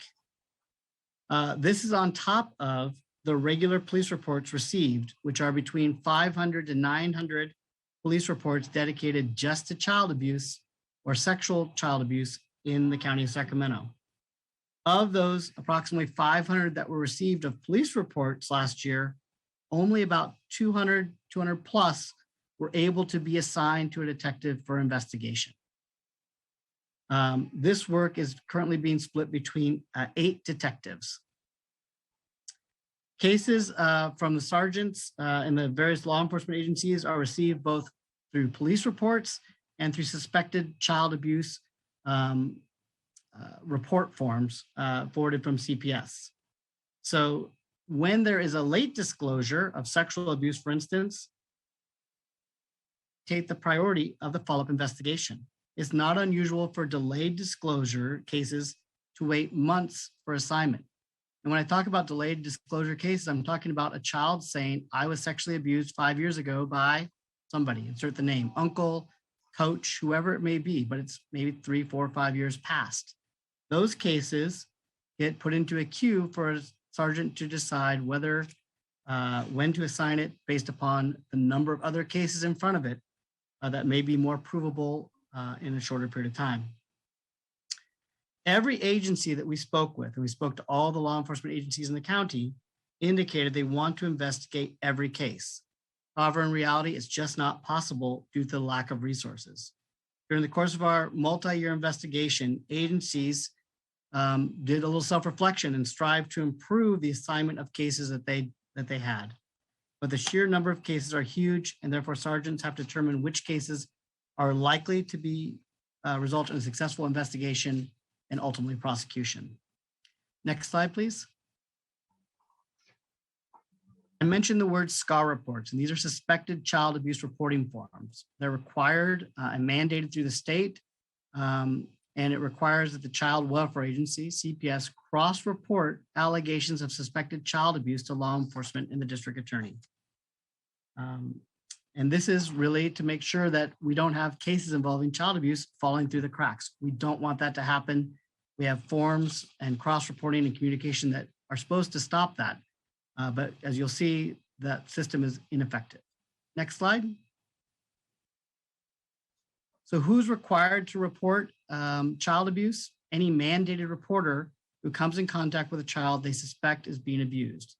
This includes the people you'd expect to hear: teachers, teachers' aides, counselors, child care workers, clergy members, police officers, public health officials, mental health officials, professionals. All of these individuals are mandated reporters. In addition to that, the public can call in to CPS and say they believe somebody's abusing a child. Maybe their next door neighbor, maybe the kid they see going up and down the street without any parent, maybe they see a child crying, they can make a report. And when a person makes a report to the CPS hotline, most people would expect that case is going to get investigated. Next slide. So what is reported? It's reported when child victims are believed to be the victims of physical abuse, sexual abuse, severe neglect, emotional abuse, domestic violence, or human trafficking. And they're required to report any person they believe might be a perpetrator of that. So those calls come into child CPS hotline, or they come in as a mandated report form, and then CPS fills out a form and sends it to the law enforcement agency that would be in charge of investigating that. And they also send a copy to the district attorney's office. But unfortunately, the magnitude of those forms is incredible. Next slide. This is the amount of paper coming in just a few months. It's an incredible amount of paper that comes in, and we're still doing this with 1980s technology on triplicate copy forms or printout photocopy forms sent over to the DA's office and sent over to law enforcement. Mr. Chair, can I interrupt? Yeah. Go ahead, Chair Phil. Chris, this is an impressive photo for the wrong reasons. Well, how many children does this represent roughly? So the best I can, and this is part of what we've been trying to capture ourselves, there is no great way to tell how many this represents because we have no great system. So I can tell you that the Sheriff's Department receives 3,500 per year of suspected child abuse forms. But within the forms you're seeing, there may be a call to service or a suspected child abuse involving a child, but the CPS appropriately has to do a form for every child in that household. So contained in there may be 3 or 4 brothers and sisters. And yeah, there may also be duplicate reports in there because the doctor calls in, the teacher calls in, the neighbor calls in, And so to say how many of those are duplicates and how many are brothers and sisters, that is the problem that we as a committee determined is going on in Sacramento and needs to be remedied so that we can actually do an efficient job of making sure we have good communication and can utilize those scarce resources to actually investigate cases versus trying to sort through that mounds of paper. Clearly. Thank you. Yeah, thanks, Phil. Chris, while you're there with this visual, so with the paper that's stacked there, is there any order or rhyme or reason in order of priority, the severity of case, the length of time? I mean, has there been a pre-sort, or is it just the pile just keeps growing? And if you're on the bottom, maybe you don't get, I'm just curious. Yeah, no, this is from the district attorney's office view. Our office's job is to do oversight to see how cases are being investigated and whether they're being investigated. And I assign those to the attorneys in my unit. I have 8 attorneys in my unit, and we go through them. And to be quite honest, actually, this is the ones that we think are deserving of investigation. There are many that come in that are not necessarily, that are low-level neglect that we recognize cannot necessarily result in an investigation or can be handled appropriately by CPS. These are the ones that the attorneys, the 8 attorneys that I supervise in my unit, have reviewed and said these ones are ones that we think are appropriate for investigation. Each law enforcement agency deals with these differently. The police department deals with them differently, and everybody's actually evolved a little bit since our committee's been looking at this. The smaller agencies, Galt and Folsom, they're able to deal with the very few that they get, per week. The larger agencies have to go through and try to prioritize them, and the sergeants in each of those agencies are reviewing them, trying to sort out the duplicates, trying to sort out which ones are being handled appropriately by CPS and which ones are not, or that have a different investigative need. So Chris, let me ask you though, so these are in your office, so these have already been processed through the local law enforcement agency and then referred to the district attorney, or these are ones that come in? So we get them simultaneous with the law enforcement agency. You do, okay. And under the law, we're all supposed to receive them as almost immediately. That it's supposed to be sent out immediately. As I'll explain, our system in Sacramento yet is not up to where it probably should be. Right, but there is some triaging goes on here. You or whoever's working directly with you are sorting through them, recognizing the volume, as a rapid pace, but there is some semblance of order here, albeit it might not be evident because, again, as you said, you're looking so we at put these in a database, so they're here for visual. I've been saving them for you all for. Okay, so they are entered into a data. So okay, so we enter them, ones that we believe are appropriate into an Excel spreadsheet. The law enforcement agencies are doing their own sort of similar version. The difficulty is now I've got them in a spreadsheet, and how do I check whether the police department or sheriff's office is actually doing something with it or whether CPS is doing something with it? Okay. I save these now for a visual for you all because I think the volume is incredible.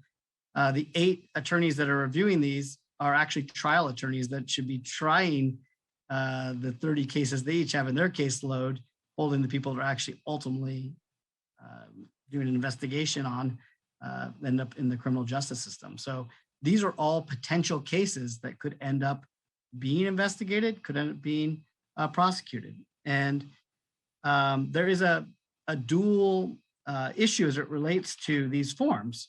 And I can talk about that when we hit to the next slide. So next slide.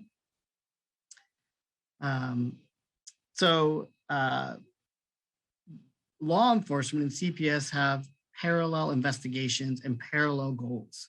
The focus of CPS is to ensure the child's safety and that they're put into a safe spot, and ultimately to potentially reunite, if appropriate, the child with the parents.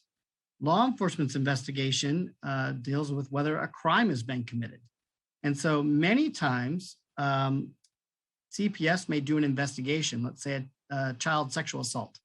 A child was sexually assaulted by a stranger. And CPS looks at that case and says, well, the child's safe because now the parents are protecting the child. They're not going to be around the stranger. They're going to send over a form to law enforcement. If law enforcement were to look at CPS investigation, they'd see the case was closed. That doesn't mean a crime hasn't been committed. It just means that the child's safe. And so there's different goals. Law enforcement should be looking to see whether a crime's been committed, and CPS is looking for that safety. These different goals can result in some kind of confusion to people. I've had principals call me from schools and say, hey, I reported to CPS that a child, I believe, was being assaulted or physically abused, and nothing happened. Well, nothing happened because CPS determined that the child was safe from that perpetrator, because maybe the abuse occurred a while back in the past. The principal thinks that that also results in a police report. And it may or may not result in a police report in this county because they're going to get a form, the law enforcement agency is going to get a form, and it may or may not result in an investigation. I always try to encourage people, if you think a child's being abused, call CPS, but also call law enforcement because they're different agencies with different purposes. The SCAR form, Suspected Child Abuse Report form, is meant to make sure that cases don't fall through the cracks, but with just the sheer volume of this, there are cases that will inevitably fall through the crack. So our committee looked at what can we do to resolve this. There's got to be a better system than just paper coming through without a way to sort duplicates, without a way to look and see whether someone else is investigating it. And we've determined that a universal electronic SCAR system, which is a centralized historical capture of an individual's SCAR history, is appropriate to have in this county. It would allow us to see past scars, whether there's multiple scars from different mandated reporters or neighbors or friends. It allows us to immediately access past information and current information. And rather than SCAR reports coming over in interoffice mail or through the mail or through a fax machine or email, they come directly to an electronic dashboard where the law enforcement agencies can act on it immediately. We're receiving these days or further out, and law enforcement agencies, I believe, are also similarly receiving them days out. Other counties that I'm going to talk about receive them in real time and make a call for service when they receive a suspected child abuse report form, and then they have a log in their report systems that show this SCAR and can begin an investigation or determine an investigation isn't warranted. But there's a way to actually track it and ensure that cases aren't slipping through. The electronic SCAR system would be accessible by all parties that are currently allowed to access this information, such as law enforcement, CPS, and the DA's office. This would not be a collection of new information. It'd be the same information that we're all entitled to have and that we're already getting. It just would be organized in an accessible, manageable way so they can actually be utilized to protect children. Next slide. So this electronic SCAR report system would be a two-way system. That would be a system that allows communication between law enforcement, the Child Welfare Agency, and the district attorney's office. It would allow them to look at a dashboard to see what CPS is doing. Law enforcement can look at that, and they can look at the case history of that child. Has there been 3 or 4 different reports of neglect in this child's history by 3 or 4 different people? So maybe a case that they wouldn't normally investigate because it sounds like low-level neglect, but they see a pattern of it ongoing for years. Maybe that case moves to the top of the priority list for the sergeant in assigning that case.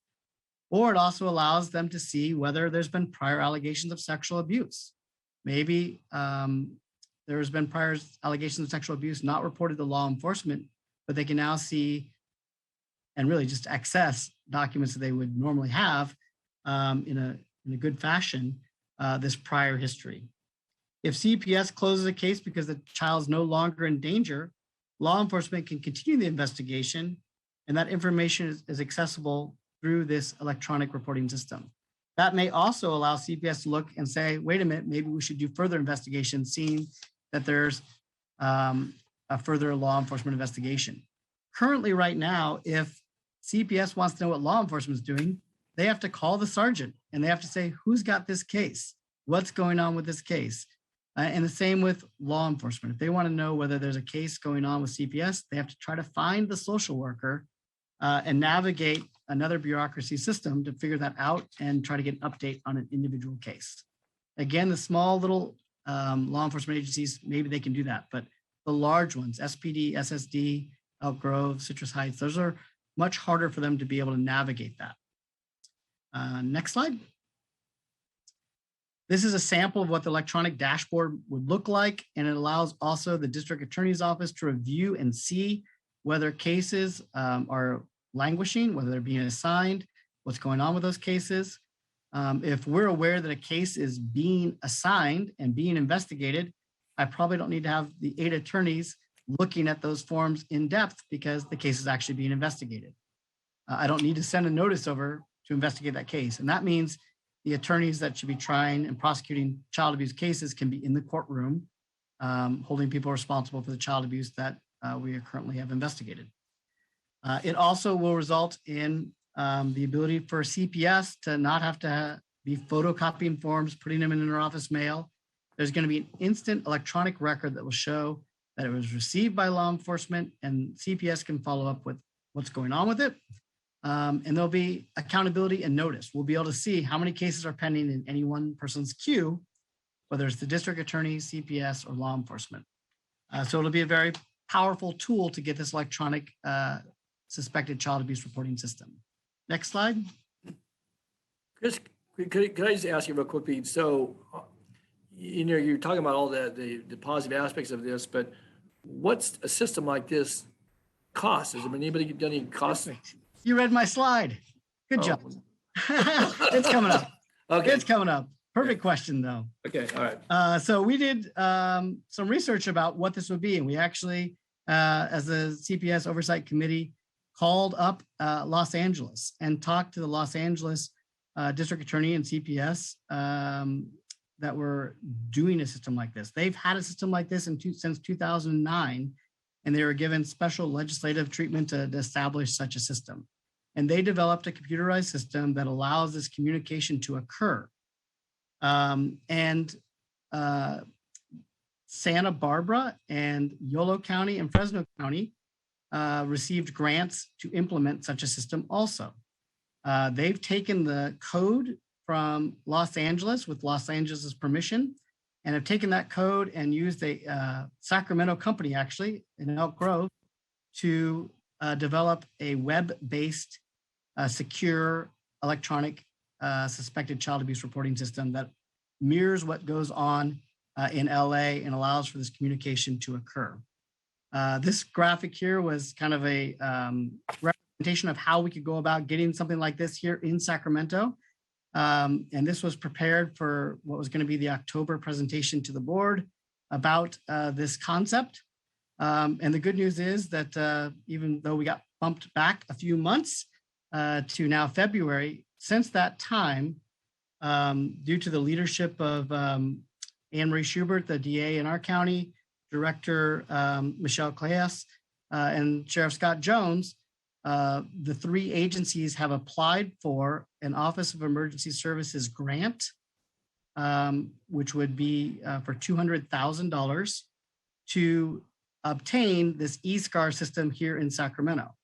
And I think it was last Tuesday or Wednesday, we were notified that we actually have got that grant. So we're going to come here with our hands out, suggesting that you all fund something like this. But by pushing us off to February, we actually received the $200,000 from the Department of Emergency Services.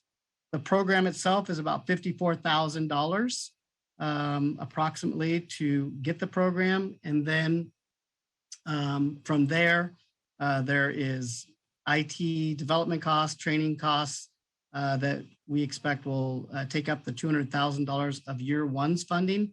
It is a renewable grant for up to 3 years. So we would intend to renew that request for grant funding through OES to get this implemented. The target group initially will be the DA's office, CPS, and the Sheriff's Department. But when we've gone over this with the other law enforcement agencies, invited them to the CPS oversight meeting, each of the other agencies, Citrus Heights, Folsom, Sheriff, the Police Department, Galt, and Elk Grove, all want this system. It is going to help law enforcement, and they realize that they need to do as much as we can to protect children. So each of them is on board. Each of them wants this system to be implemented with their agency also. The nice part about having Yolo County next door involved is at some point we might be able to have some regional cross compatibility and be able to know what's going on with children that migrate from one side of the river to the other and allow us to keep track a little bit more of some sort of past histories. Chris, well, congratulations. So timing wise, you just received notification. What's it going to take to bring it up? Obviously, you mentioned training and so forth, but it just seems to me that, what a key piece of, helping protect children and be responsive. So between now and the implementation, we'll continue to use the system, which we currently have, which is not great. But funding is supposed to come in April, is my understanding. We're going to develop a steering committee of those individuals that I've already mentioned, CPS, the Sheriff's Department. Each of them was already involved in helping with the grant process. And so each of them is ready to dive in and get this implemented. We've already contacted the company that's developed the software, gotten the quotes for that. And so ideally by midsummer, we'll hopefully have the software to the IT people and beta testing going on. From Yolo County's experience, it's taken about a year plus once they got the software to start beta testing. But I will say that we're using the same software that they used, and that software had to be developed for Yolo County and Santa Barbara. So I'm hopeful that a lot of that time delay will actually be cut off because the software has been developed and is being tested right now in both Yolo County and Santa Barbara. And the software does mirror the software used by LA County for the last 12, 13 years. Real quickly again, just so when you started the presentation, you and Dr. Johnson, you talked about a situation where a child, because of delayed investigation, had some self-harm, and use it as an example and part of the case study and review. And again, without speculating at all, I assume that if we had this system, again, it doesn't mean more people to investigate, but it helps you to prioritize, to identify, to again, call out if you have to on a priority basis. Is it your sense that, again, with your experience, that you would be able to hopefully avoid situations like that? Again, I don't want to reference that situation. I don't know the details beyond what you shared, but that troubles me greatly that, a child steps forward, again, their allegations until they're proven or substantiated, and then that child ends up harming themselves because, at least in part, we didn't investigate it quickly enough or didn't intervene or whatever the action that was appropriate to take. And, part of this is obviously you got to clear the paperwork so you know what the allegations are to investigate. So is your sense that we would avoid situations like that with this system? So, it's hard to predict whether you'd avoid every situation. I don't. Of lots that I could give. There are so many cases where we just miss opportunities.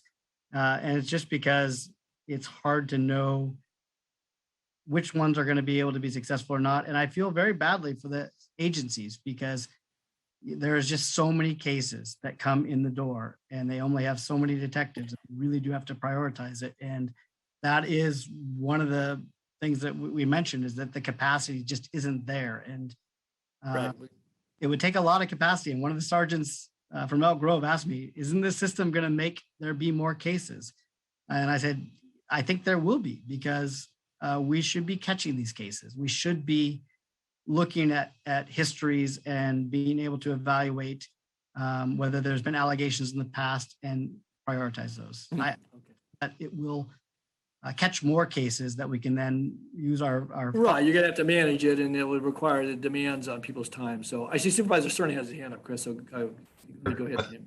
Thank you, Chairman Tully. I too am encouraged to hear the good news about the grant.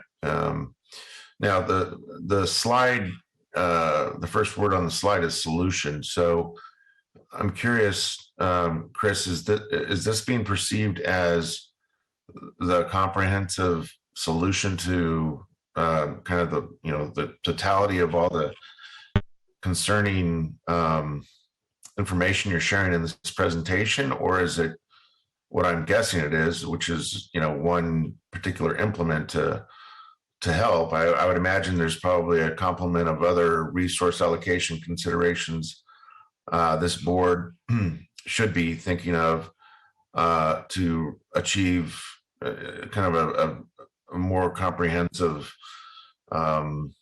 way of addressing many of these kind of awful accounts that you're sharing with us, including perhaps different refining different practices and not to micromanage an area of expertise that I don't think any of us have necessarily on the board. But it seems to me that this could be the beginning of that. But do you have some ideas, and maybe I'm beating it to the punch here on the balance of your presentation, but are there some other complements to this that help us get to kind of a broader way to address what needs addressing here? Yeah, definitely. I think this is definitely not the method that will cure it all, but it at least move us into the 21st century of being able to actually have the data. We come here to this board each year, and I know you want data. And so part of our quest in this project was to come up with actual data for you. And in the actual written report, I think you're to see data that we got from the agencies to be able to talk about caseloads, to talk about numbers. And we focused in the report just on sexual abuse because, there's lots of physical abuse cases from very low, welts or bruises on the butt to shaken babies. So we didn't focus on that. We focused on sexual abuse because I think that any person thinks that if a child calls in and says they've been sexually abused by anyone, that there should result in an investigation. And so we provide the data in the report for you on that. This is one of the potential solutions.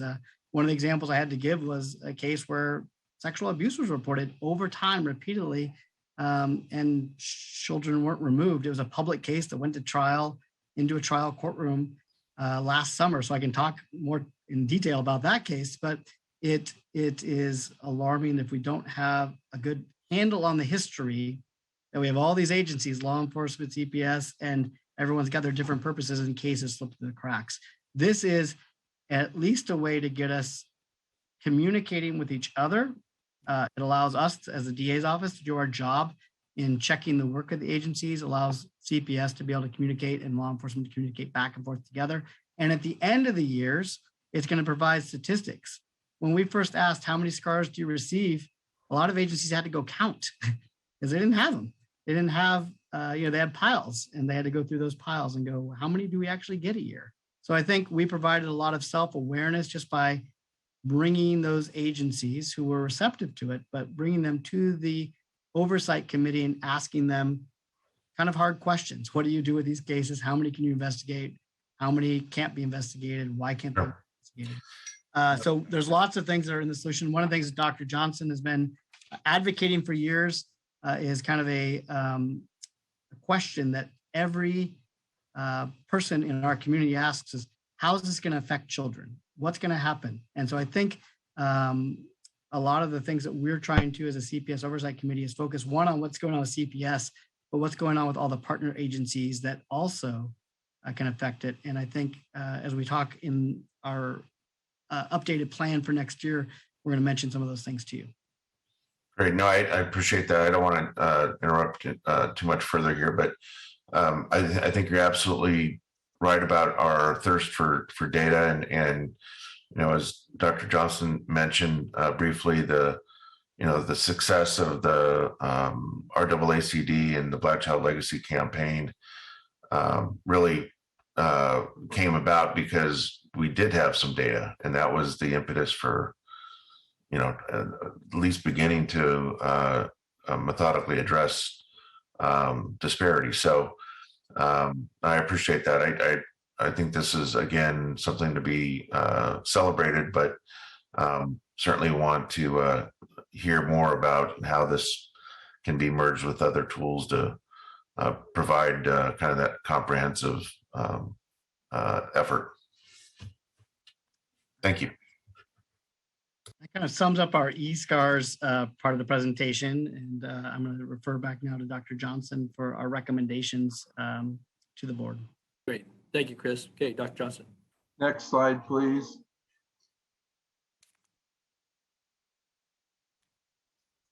Thank you. Recommendations from our last report are not included in this year's report, which we normally would do. The committee received updates from CPS on the 2018 recommendations. We reviewed them and we identified some follow-up questions that needed to be addressed. So we'll have to share these with our next annual report.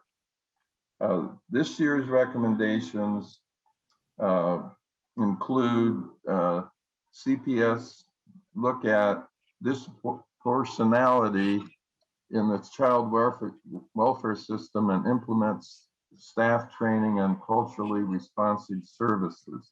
That CPS continue developing and implementing strategies to strengthen supervision and address critical thinking errors across the agency.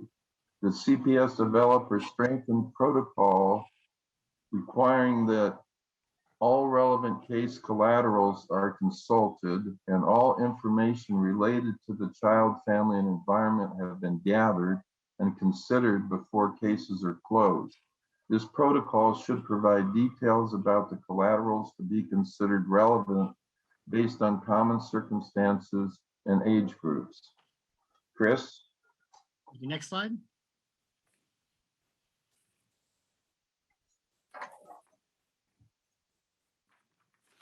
Slide if it's possible.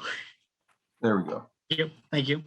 The CPS Oversight Committee also recommends that local law enforcement agencies strive to lower caseloads of investigating officers to ensure thorough investigations of all acts of child abuse.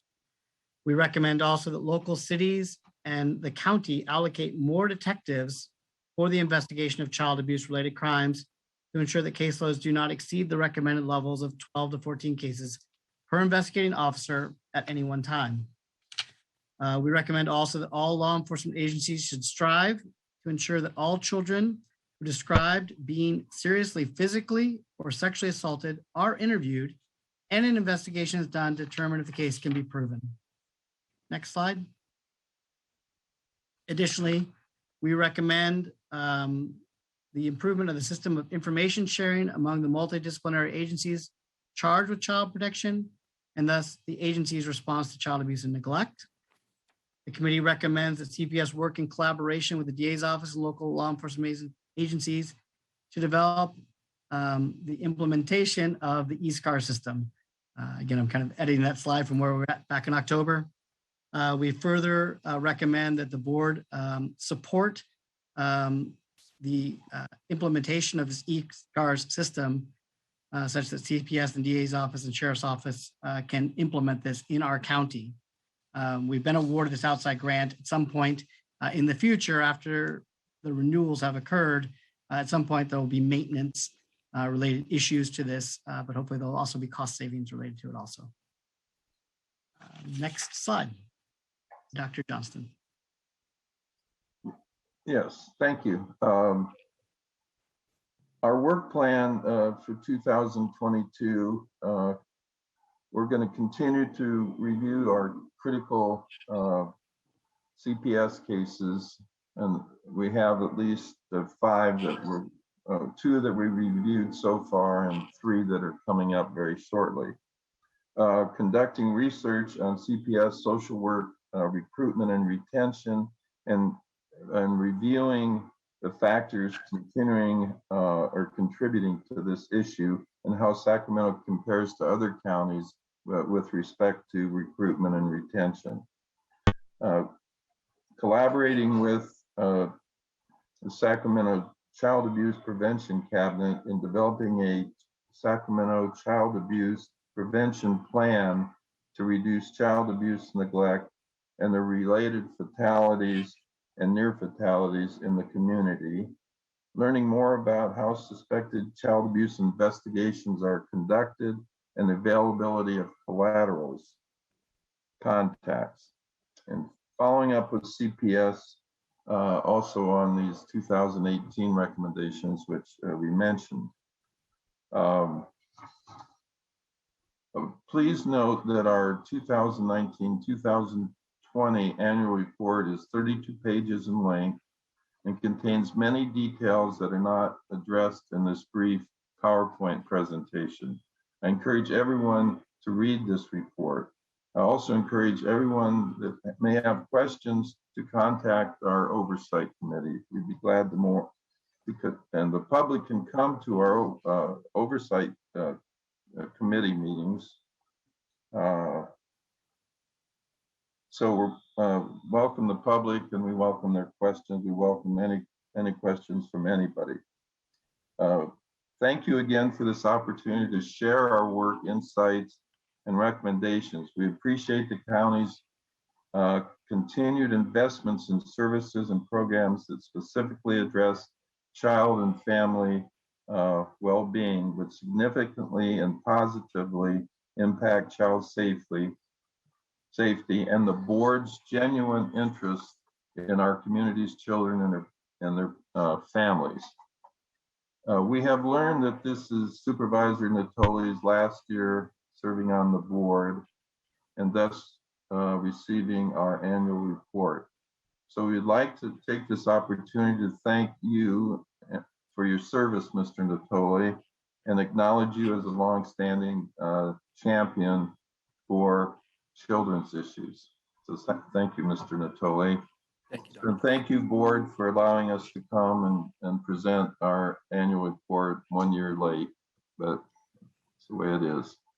So I'm excited about the e-scars thing. It's being a pediatrician involved in child abuse prevention. I've been dealing with scars since the beginning of my career almost, and it's been quite a journey, and not much has changed over those years, but now this is a big change, and it's going to make a big difference. Anyway, thank you again. Thank you, Dr. Johnston, and thank you, District Attorney Orr, for your presentation and certainly your accommodation. I know we had this scheduled for last fall and it got bumped. Agendas got long, and I'm glad we were able to at least adjust enough today. So, Chris, you were able to be a part of the presentation. I know you've got to be in court in a few moments. So I'm going to make a couple comments at the conclusion of the hearing, but I want to go to my colleagues while Chris is still with us and just see if there are other questions and comments, and we may have callers on this as well. But Supervisor Cerna has his hand up, and others, if you'd like, weigh in.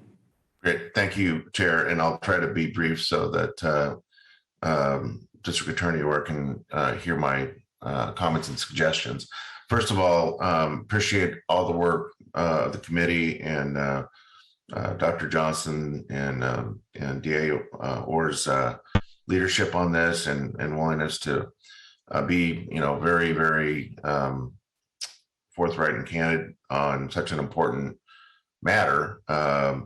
It's disconcerting to say the least, especially the slides that tell us the story of caseload and the fact that law enforcement is, I think, woefully under-resourced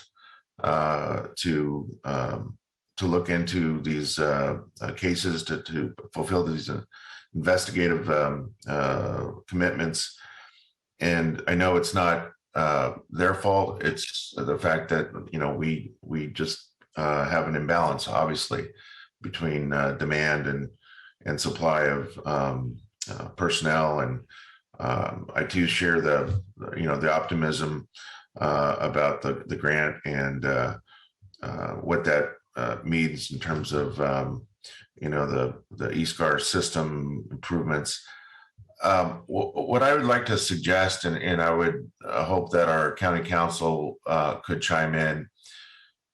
We don't establish many committees on this Board of Supervisors.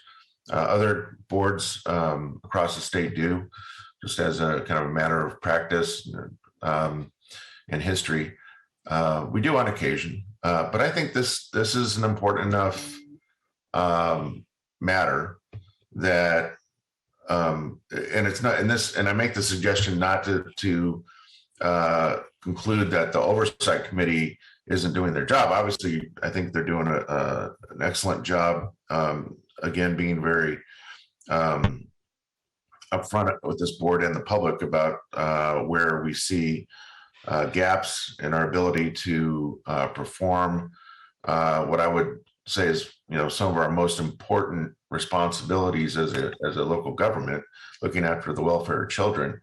But I do think that the overall effort to kind of reform, improve, pick your verb, this county's ability to protect children could use the more direct infusion of this board's participation. And I would like to suggest, by way of establishing a committee of 2, obviously with a 5-member board, that's the maximum number we can have due to the Brown Act.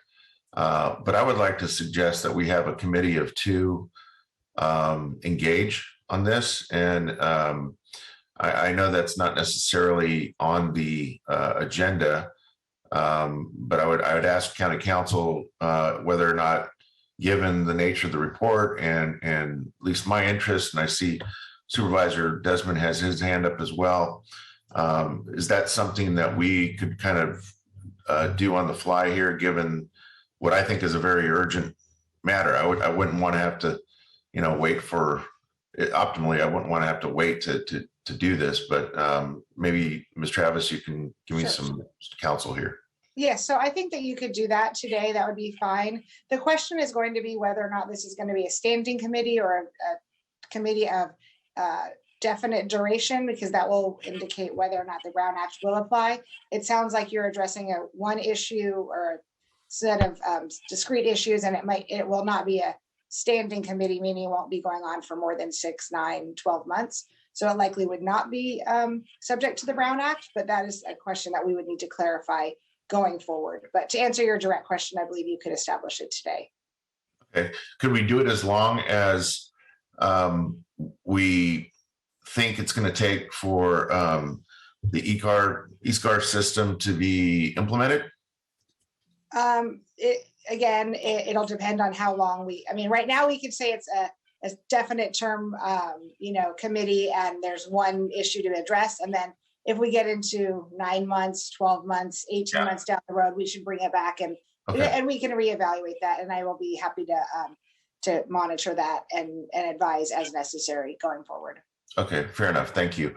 I would like to suggest, Mr. Chair, with all due respect to all of you, all of my colleagues, I've had some experience working closely over the years with the RAACD effort, the rebranded Black Child Legacy campaign, much of which has dealt with the subject of child abuse and neglect.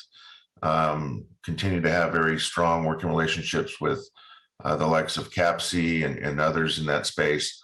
With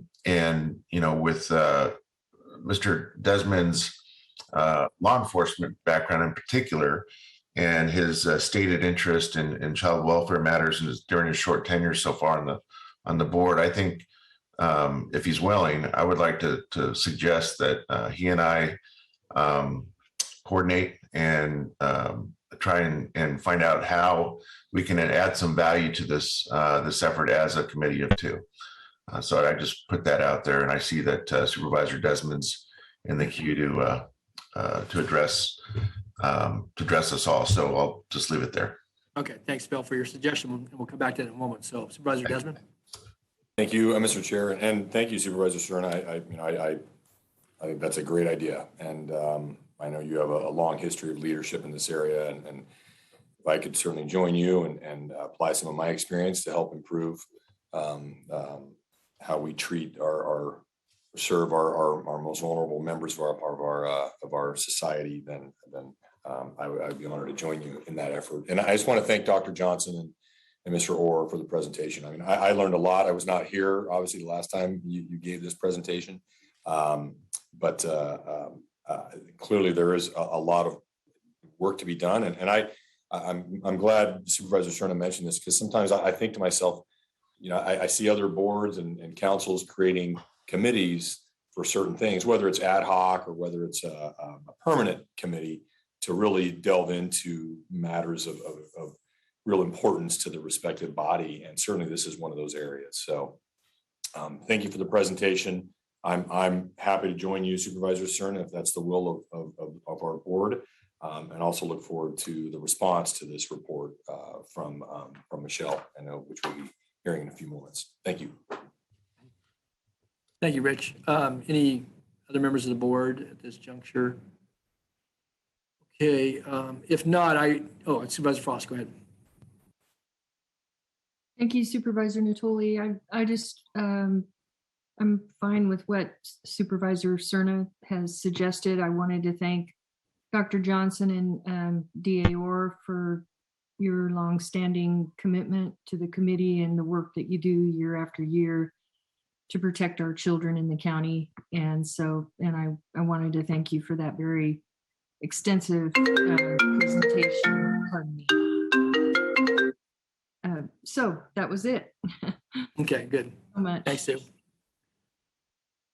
I would echo certainly the comments, thanking Dr. Johnson and certainly Deputy District Attorney Orr and our committee for their ongoing work. And just wanted to very quickly note that as a freshman member of this board, some 25 plus years ago, the Adrian Conway tragedy, the tragic death, and the fallout, certainly the grief in our community, but also the look at the system and the various components and you know what went wrong, what we could do better, and that effort has continued right up and through today's report. And I just will say that the Oversight Committee's efforts in concert with our partners, both county as well as other agencies, I think has helped strengthen the system and has helped strengthen the safety net, so to speak. And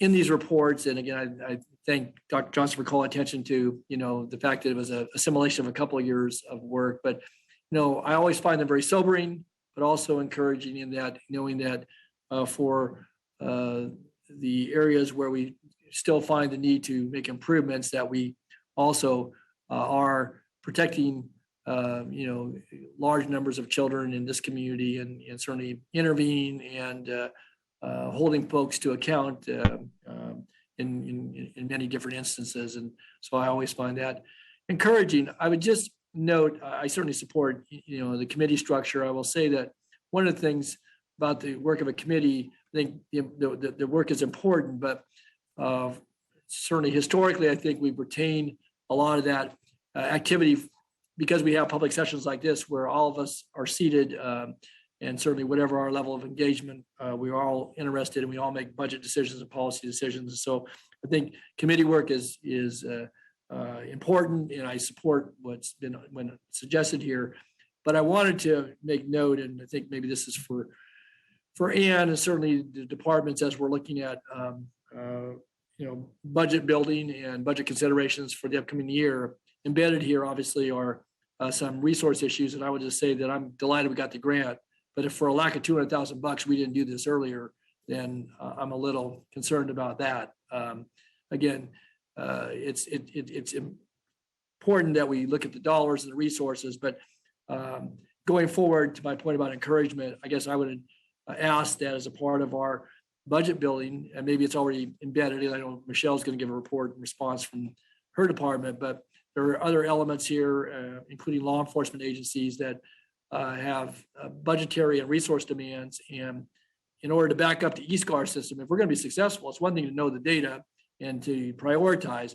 We have got to have the sufficient personnel and resources to do the job. That basically is that intervention, is that higher level protection, and very and bringing currency to investigations and to, making sure that kids that are in harm's way potentially, that they're safe, but that folks, if in fact, there are prosecutable cases, that folks are held to account for serious crimes against children. And so I would just ask that as a part of our budget building, and maybe it's already part of your work program, that we incorporate this in. So as soon as our June deliberations, that we've got some discussion items before us that relate to what we're hearing about today and the recommendations that are before us. So Ann, I don't know if you want to respond.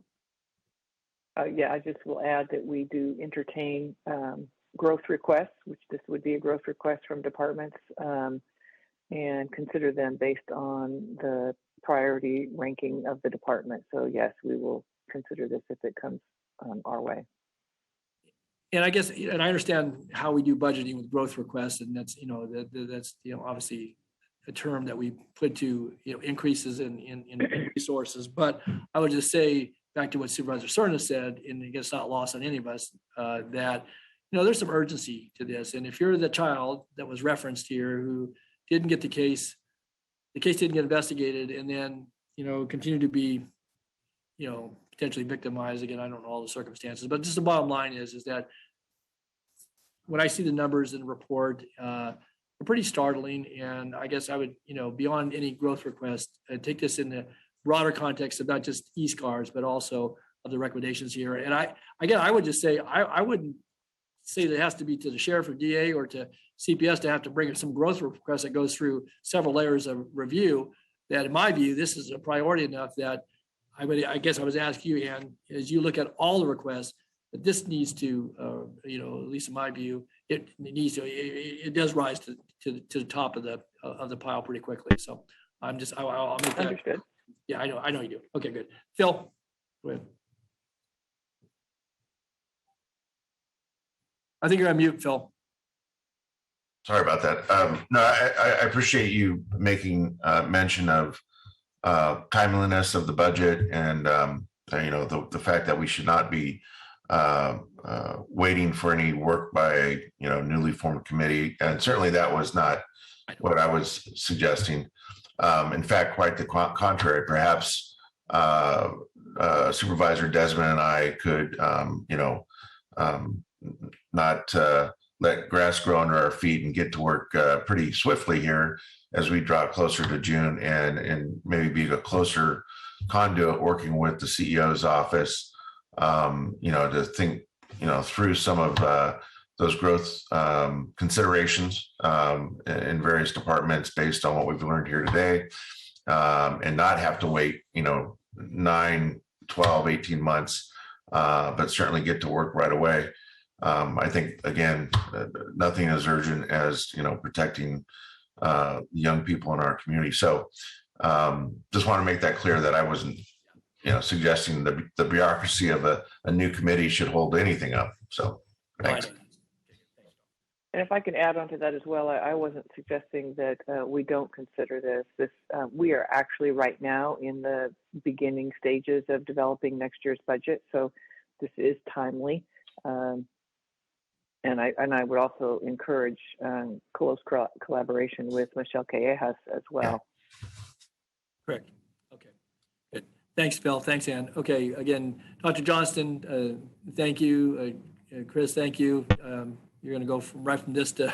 I am going to go to court. Thank you. I do appreciate your time, and I'll catch some shells on the video version. So thank you all so much. And I also very much appreciate your all support for this important topic. Thank you. Okay. Thank you very much.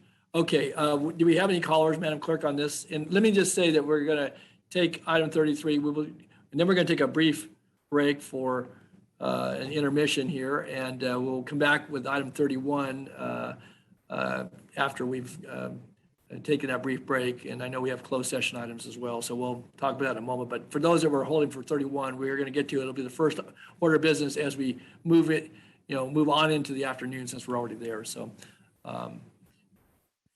Any callers, Flo? We do. Okay, please, let's take our public testimony. Go ahead. Please transfer the first caller. And if we could get the timer up, please.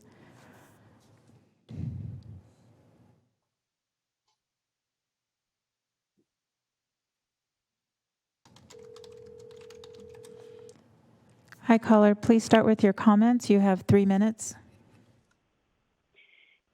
Yes. Good afternoon. I am Stephanie Beegler with the Child Abuse Prevention Center, and it is my pleasure to speak on item number 32. I have several thoughts that I wanted to share. First, I wanted to thank Supervisor Natoli for the work that he did, as he said, 25 years ago. And actually, the Oversight Committee report back then that launched the Oversight Systems Committee. And here it is thriving 26 years later. So thank you beyond measure for your leadership that has sustained this 2.5 decades. I remember, because I still have a copy of that board report, is it also created and launched the development of the Birth and Beyond program. I wanted to also say that as a leader in the Child Abuse Prevention Center for 23 years, I cannot help but underscore that child abuse prevention is an upstream strategy to actually reduce these reports. And just yesterday, thanks to the leadership of Supervisor Cerna, a report was presented to the First Five Commission, highlighting the work of the Black Child Legacy Campaign and the Birth and Beyond Family Resource Centers. And it was reported in that presentation from the external evaluator Applied Survey Research that from the 2012 through 2014 period to the 2017 through 2019 period, there was an 85% reduction in child abuse and neglect homicides for African American children and a 95% reduction in disparity. That alone demonstrates that this county has the capacity and the capabilities if we implement and continue to support prevention programs to make sure that we strengthen and support families upstream so that there will be less of these reports and families and children can be protected much earlier. I also want to go ahead and to speak a little bit about the prevention cabinet that was mentioned by Chris Orr, and we so appreciate his leadership in this as well, and that of the District Attorney's Office. This county received funding from the Federal Department of Justice about 2 years ago, and there is a group of 24 plus dedicated leaders, decision makers, from public and private agencies within this county that have been working diligently to go ahead and create a prevention plan countywide for Sacramento. The preliminary plan will be presented to the board at Child Abuse Prevention Month in April, and the goal of this committee is very daunting, and we propose to eliminate child abuse and neglect fatalities and near fatalities in this county by the year 2030. Most importantly, I want to thank the supervisors for their leadership as you have demonstrated a commitment to children and especially the stronger recommendation today of continuing to take a leadership role. Thank you so much. Thank you, Stephanie, and thank you for all your efforts over the years. It's notable that, again, you've been engaged in this for, many, many years, and appreciate your leadership in so many ways. And obviously, you've been a bridge to a lot of the good work that has occurred with the committee, but certainly in other realms as well. So thank you so much. Next caller.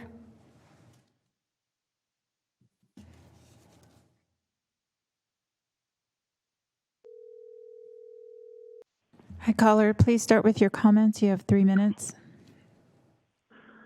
Yeah, well, I appreciate some of the thoughts that are coming from this board around how to address this insanely gross backlog of child abuse and neglect cases.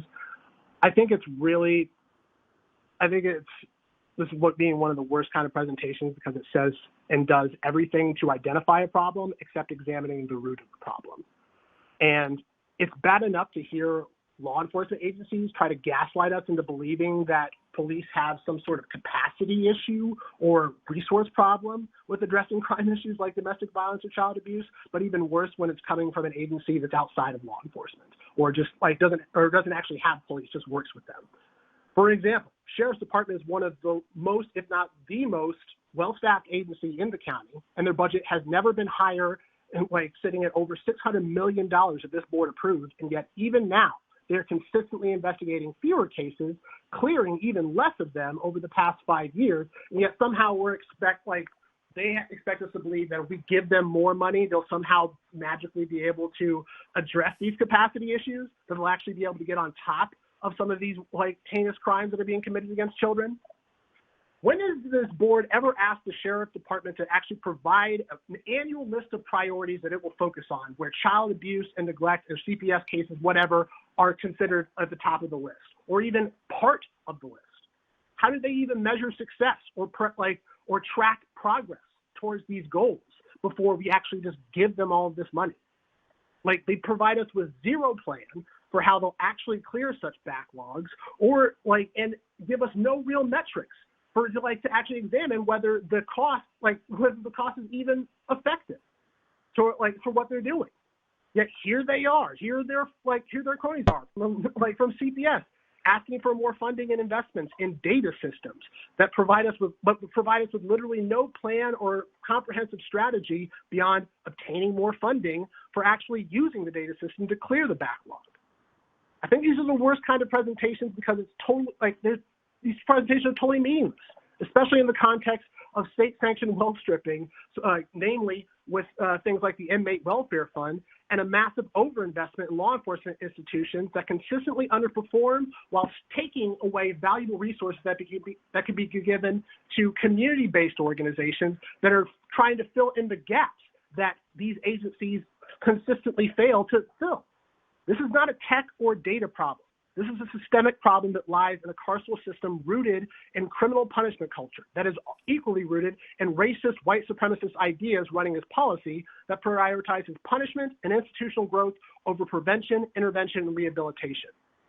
But we continue to insist on presenting the problem from a law enforcement as the savior lens that only considers the need for more resources for these institutions over community-driven strategic planning with the people directly impacted by these crime issues.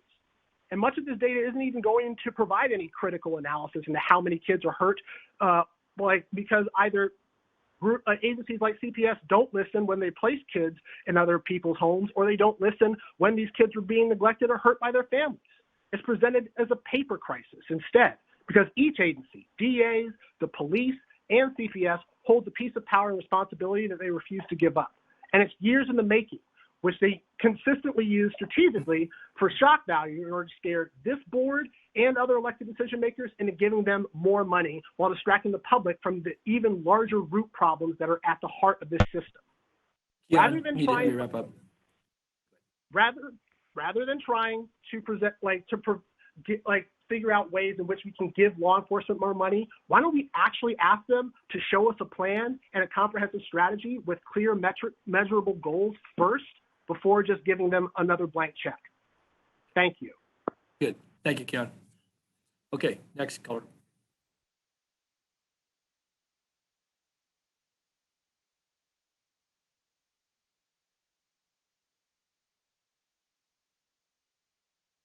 Madam Clerk, do we have another caller? All right, I think she's getting them queued up. Okay, very good. Hi, caller. Please start with your call. You have 3 minutes.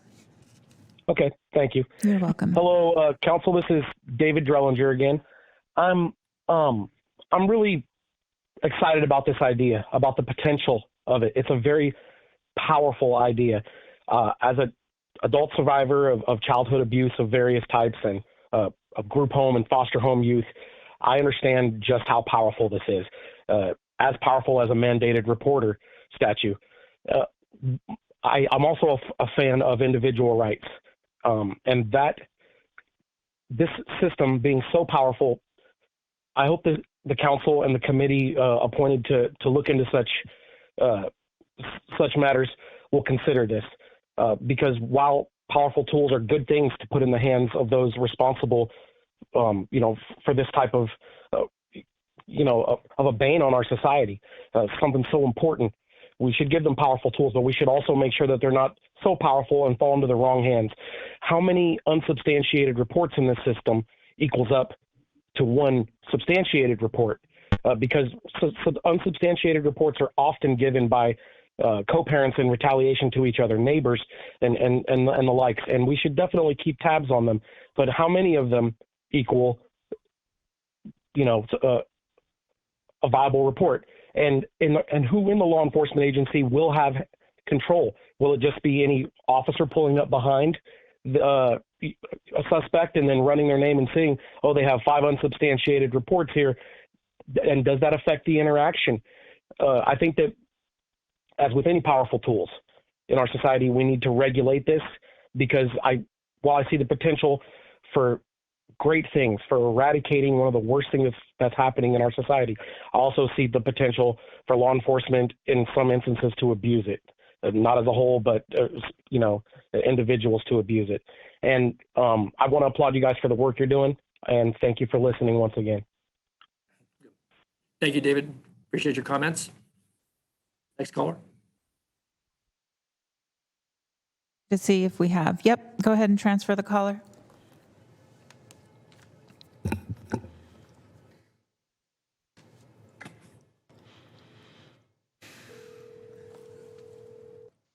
Hi, caller. Please start with your comments. You have 3 minutes.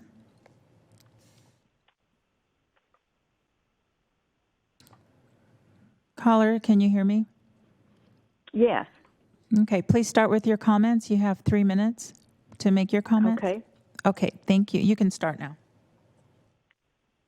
Good afternoon. This is Sheila Boxley with the Child Abuse Prevention Center, and I'm echoing my longtime colleague who had already spoken, but I wanted to address this. And first of all, to say, with much gratitude to the Oversight Committee and the many hours and the dedication of the members of the committee in doing the work and coming up with this report, as well as all the work they've done for 20 plus years.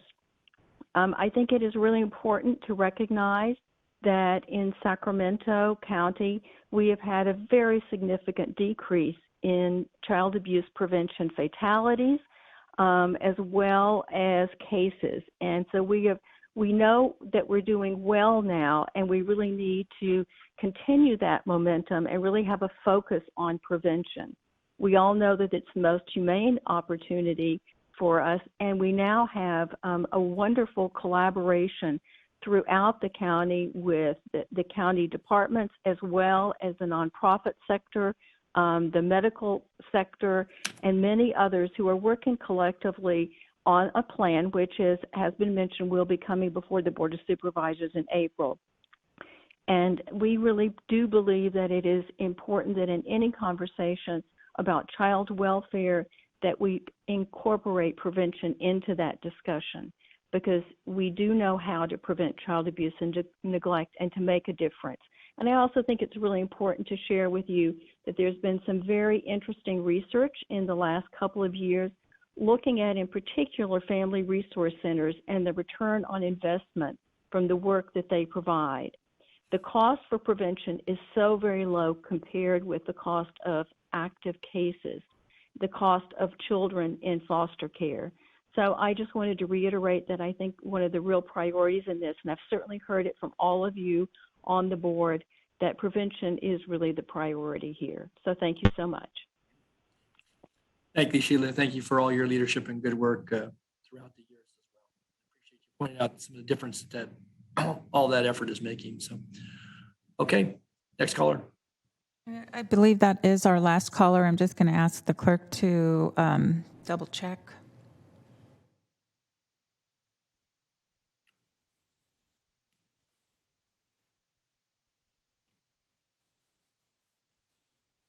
Okay, that's it for the public comments.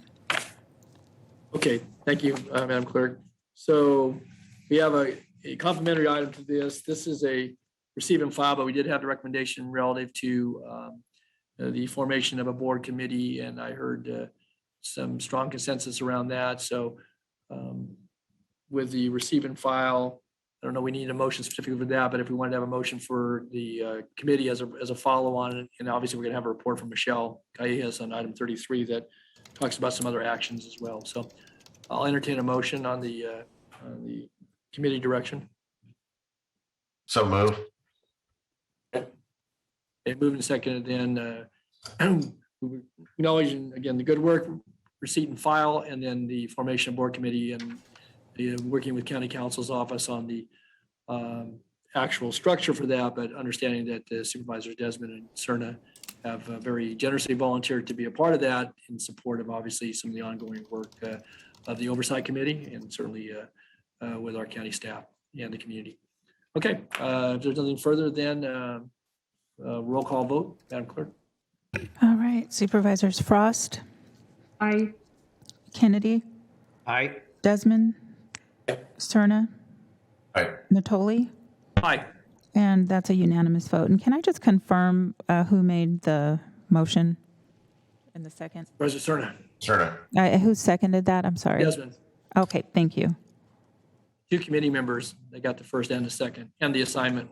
Yep, they were. I don't think I heard the second. I thought I heard Supervisor Cerna. My apology. And you're ready You for got it. item 33? Yes, we are. And then after item 33, we're going to take a break, and when we get there, and we'll take up item 31 when we return from the break. Okay, go ahead. Thank you. That's this item is the Department of Child, Family, and Adult Services response to Child Protective Systems Oversight Committee's 2019-20 annual report. All right. And we have Michelle. It's either sunset or sunrise, wherever you're at in background. So Good go ahead. afternoon, Chair Natoli, board members. That is a sunrise. Thank you for hearing this item. I know that it has been a long morning into the afternoon. So I will address some slides a little more in depth and then go over a couple of them more quickly. Advance a slide, please. So first and foremost, I want to thank all our CPS employees, really the whole department's employees, but for the purposes of this report, the CPS employees that supported the delivery of services over the last 2 years, as well as department administration staff who helped support their operations.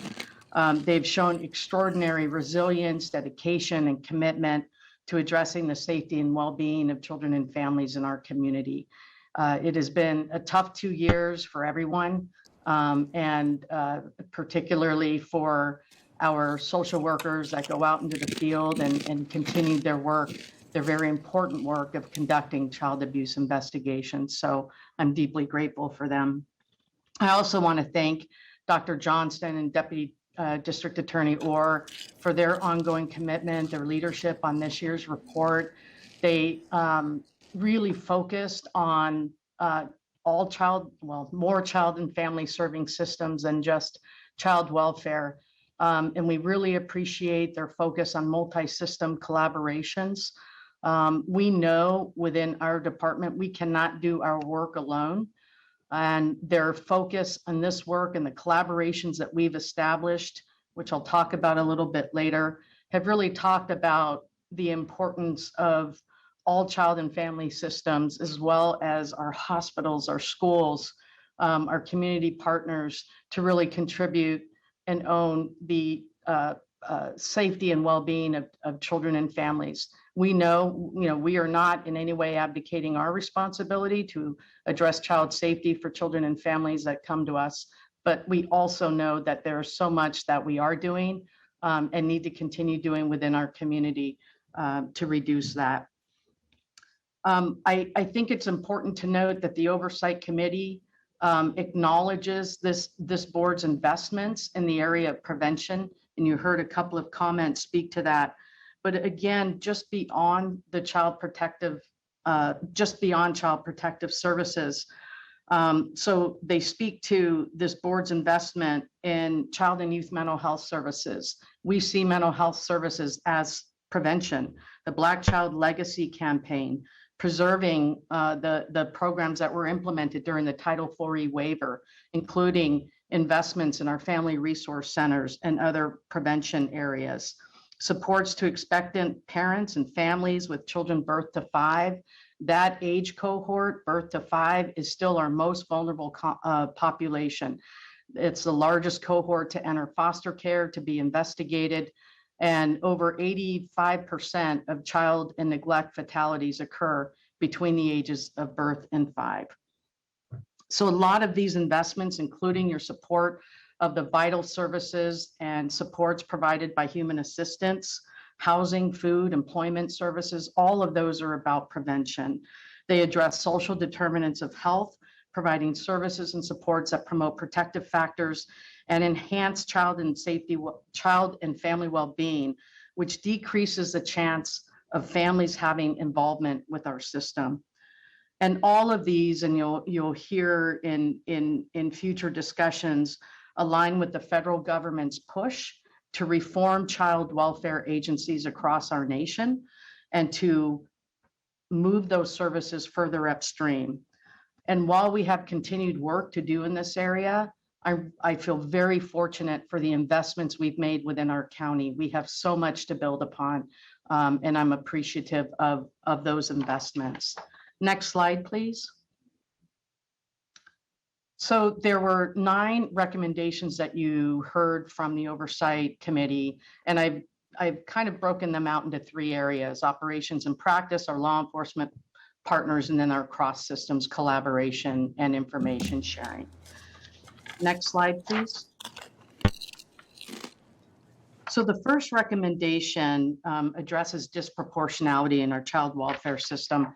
And we strongly support this recommendation, and we have been focused on this area for the past decade. We pull our data annually to look at where disparities exist and whether we have seen any improvements. We recently did a 7-year analysis of disproportionality and disparities in outcomes. We led discussions with our executive management team, our juvenile dependency court judges, as well as the attorney groups that participate and that are part of the collaborative court, and our community-based partners that serve our children and youth in foster care. Our hope was to promote awareness about where disparities exist, but also to elicit feedback on strategies that the department could consider in moving forward. Over the past year, we have provided staff training. We rolled out an implicit bias training provided by a professor out of Morehouse University. I thought it was a really good overall training about implicit bias. We started first with executive leadership and management, and we didn't include just our department. We also invited our other child and family serving partners. So behavioral health services, public health, all of the health services department was invited. County Office of Education, First 5, Sacramento, the Child Abuse Prevention Center, probation, human assistance. We invited our county executive's office, and CEO Edwards was on that first training. It was a 2-part, really looking at what implicit bias is, and then strategies that departments could take in moving forward, which we continue to assess and consider. We rolled it out also to supervisors. We trained about 350, and then our next sessions will focus on line staff. We're also aware that training in and of itself is not sufficient. So we've been focusing on some specific efforts to look at areas where we have seen disparities. The one effort we've been working on with Casey Family Programs and UC Berkeley's principal investigator over the Child Welfare Indicators Project, we've been working with them to conduct a thorough evaluation of our informal supervision program. As you may know, that's our only form of voluntary services.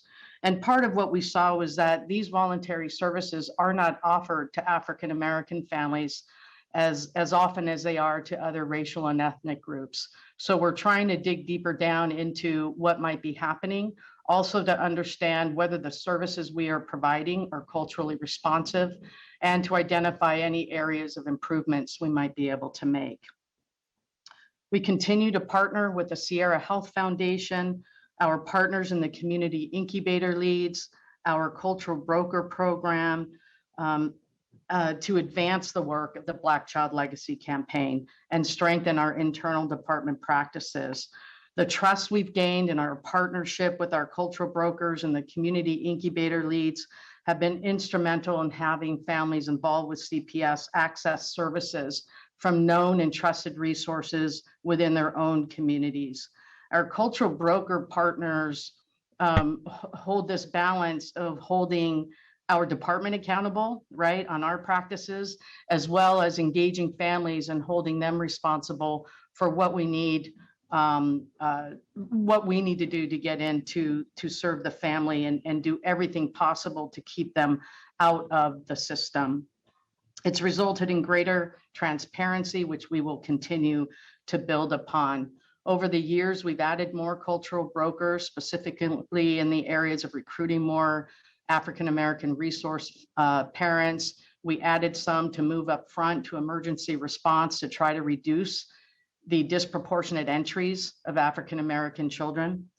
And we are implementing a new project called Safe Sleep Baby 2.0. And we're really excited about that. So this, I'll say real quickly, the Safe Sleep Baby 2.0 is designed to further reduce infant sleep-related deaths, as well as reduce disparities of African-American infant-related deaths, and to decrease entries of African-American children into our community. And I'm happy to go more into that at another time. I know we are pressed for time today, but Michelle, let me, I think we need to advance the slides though. I think we're lagging. oh, no, I'm still on the first one. Oh, are you? Okay. Okay. Okay. And I'll wrap it up. No. I'm not Yeah. suggesting you're doing, no, I just want to make sure we were keeping up so people are following along. So, okay, Yeah, keep going. no, I'll just say that this is a significant issue for us. It's an important issue for us. There are disparities across our nation in child welfare indicators and outcomes for communities of color, and it is no different here in Sacramento. We've seen improvements and we have a lot further to go. And I think it's important to note that the prevention services that were mentioned by the Oversight Committee as well as earlier are designed to go as far upstream as possible. And we have to prioritize those if we want to reduce disparities for children and families of color in the child welfare system. And again, this board has supported initiatives that has prioritized services and supports that go upstream and focus on social determinants of health. With respect to item number 2, we have developed a supervisor cohort with a specific emphasis on addressing critical thinking errors and providing more oversight in supervision. And part of what we have realized with the pandemic is we are developing more strategies to support our supervisors in virtual supervision. So we are working with our UC Davis Regional Training Academy, and we will include that area in this supervisor cohort. And then for number 3, strengthening protocol, we have a very strong policy that requires relevant case collaterals to be made before investigations or cases are closed. We will continue to look at this area to see where we can improve, and also to support our supervisors in being sure to assess this area before they close. Next slide, please. So while these recommendations don't speak to our department and what we can do, we wholeheartedly support any efforts that law enforcement agencies can put toward the investigations of child abuse and neglect. We support that in any way possible, understanding we can't fund any positions there. I will say we have very strong partnerships and collaboration with law enforcement. We still have our emergency response social workers outstationed in each of the 9 law enforcement agencies. We provide support to them. They provide support to us and work together on that. We have quarterly meetings with all our law enforcement agencies, the district attorney's office, our CPS liaisons, and we participate in the district attorney's human trafficking task force.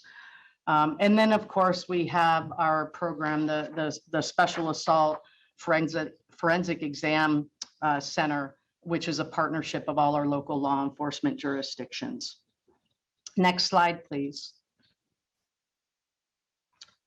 So the first one, improve information sharing and multidisciplinary teams. We have some very strong collaboratives here in our community. We have longstanding partnership and efforts with our behavioral health partners in a lot of different areas.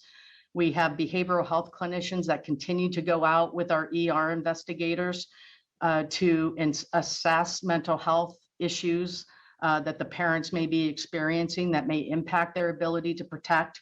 They've been such great partners in guiding us on how to connect parents to resources when they need them.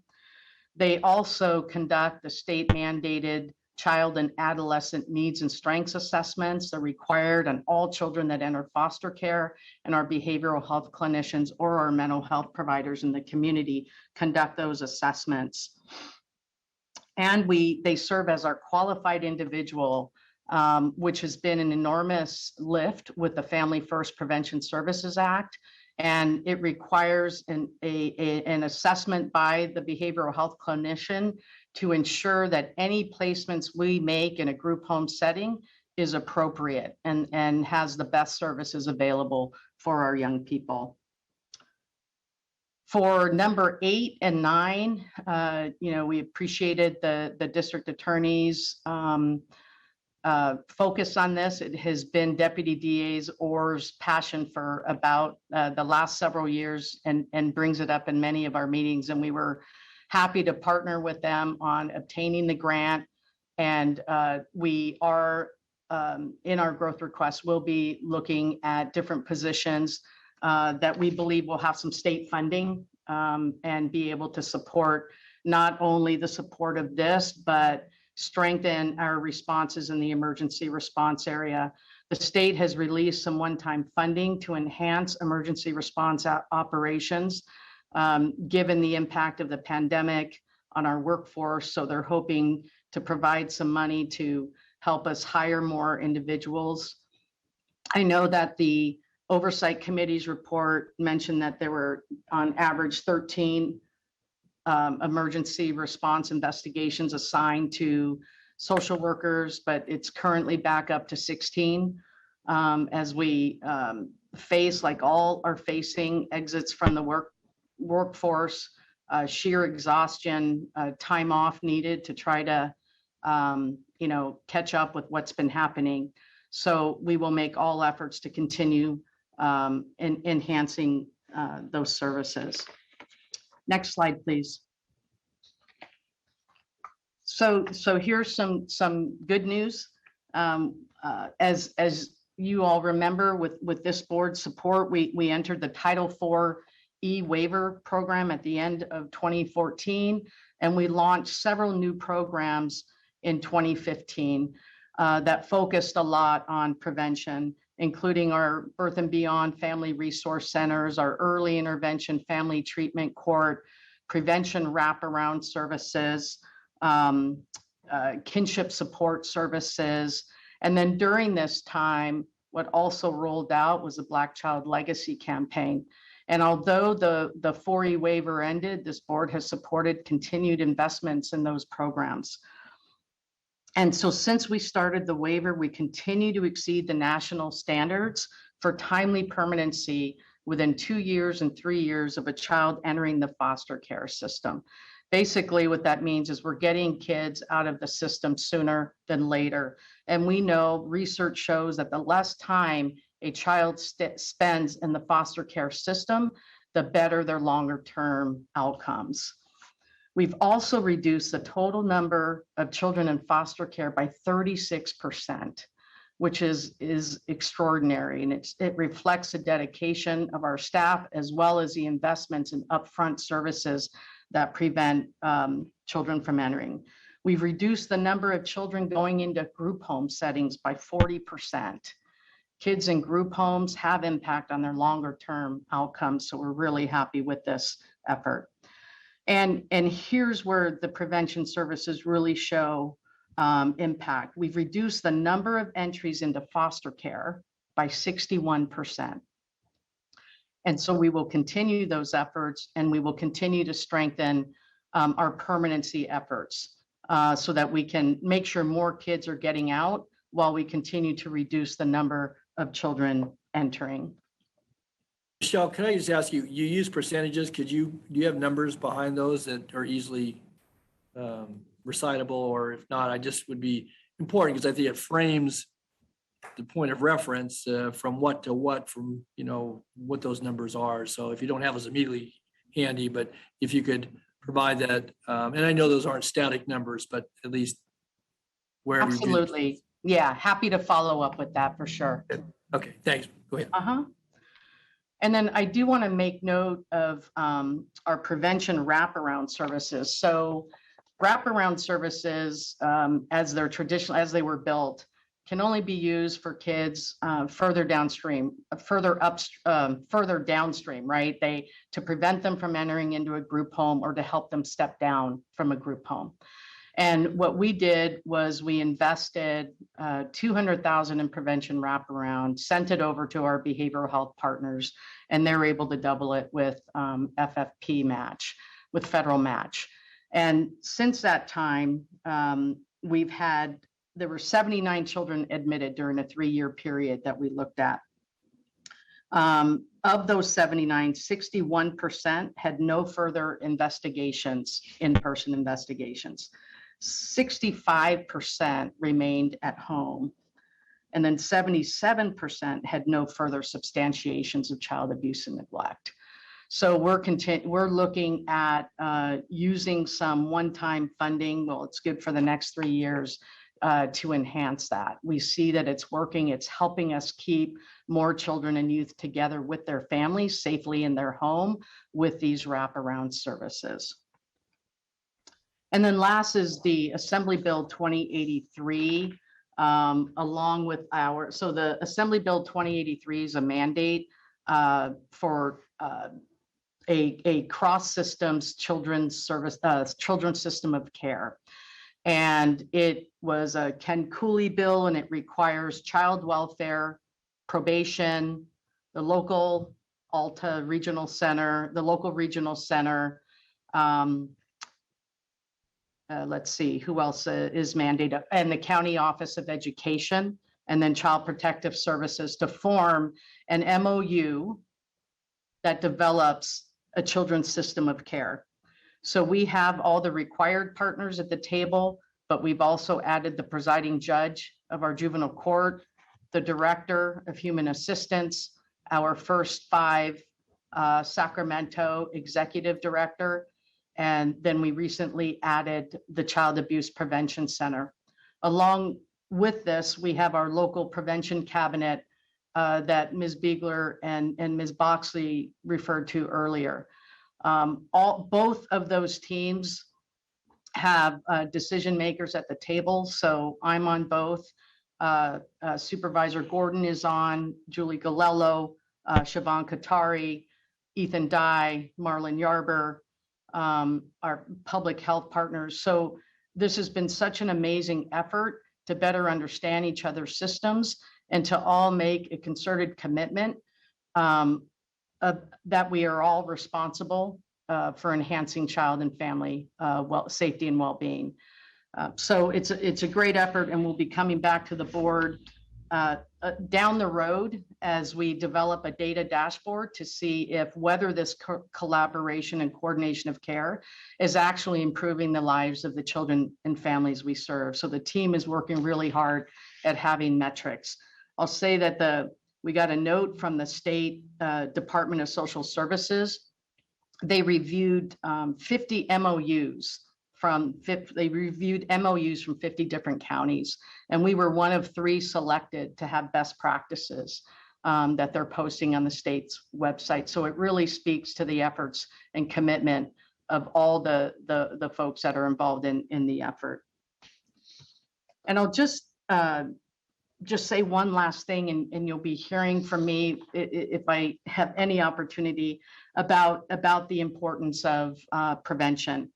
And looking at the research that shows by working proactively to address immediate needs with concrete supports, financial supports, we can prevent families from needing child welfare involvement. Entities like our family resource centers, community incubator leads, our home visitation programs, our nurse family partnerships, our partnership with human assistance for those upfront supports of housing, food, employment, can alleviate the need to place children in the foster care system and separate them from their home, their communities, and their culture. When we look at over 60% of all child abuse and neglect allegations involve neglect, there is room for us to address those immediate supports that can prevent involvement with our system. And I will leave you just with one quote that has resonated with me for a couple of years now. And it's by Dr. Deborah Darrow out of Chapin Hall in University of North Carolina. The only difference among parents lies not in what they desire for their children, but in what they have available to them to fulfill those desires. Our job is to enhance the context so that everyone will have the resources they need to achieve their desires for their children.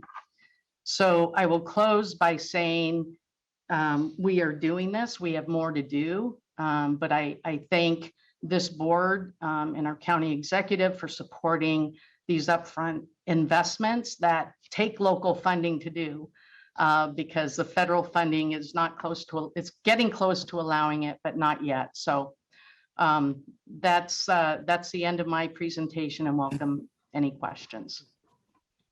Thank you, Michelle. A lot of material to cover and, a little bit of a time crunch, but you certainly did an excellent job of doing so. And thank you for the quotation at the end. I think that summed up, a lot of the ongoing challenge, but certainly the opportunity, and we're meeting, some of those challenges head on, and again, reflected in your, your description of the work and with our partners, and obviously some of the data that it's showing, outcomes that are positive in many respects. So with that, let me go to my colleagues and see if there are questions or comments in the response. Supervisor Desmond.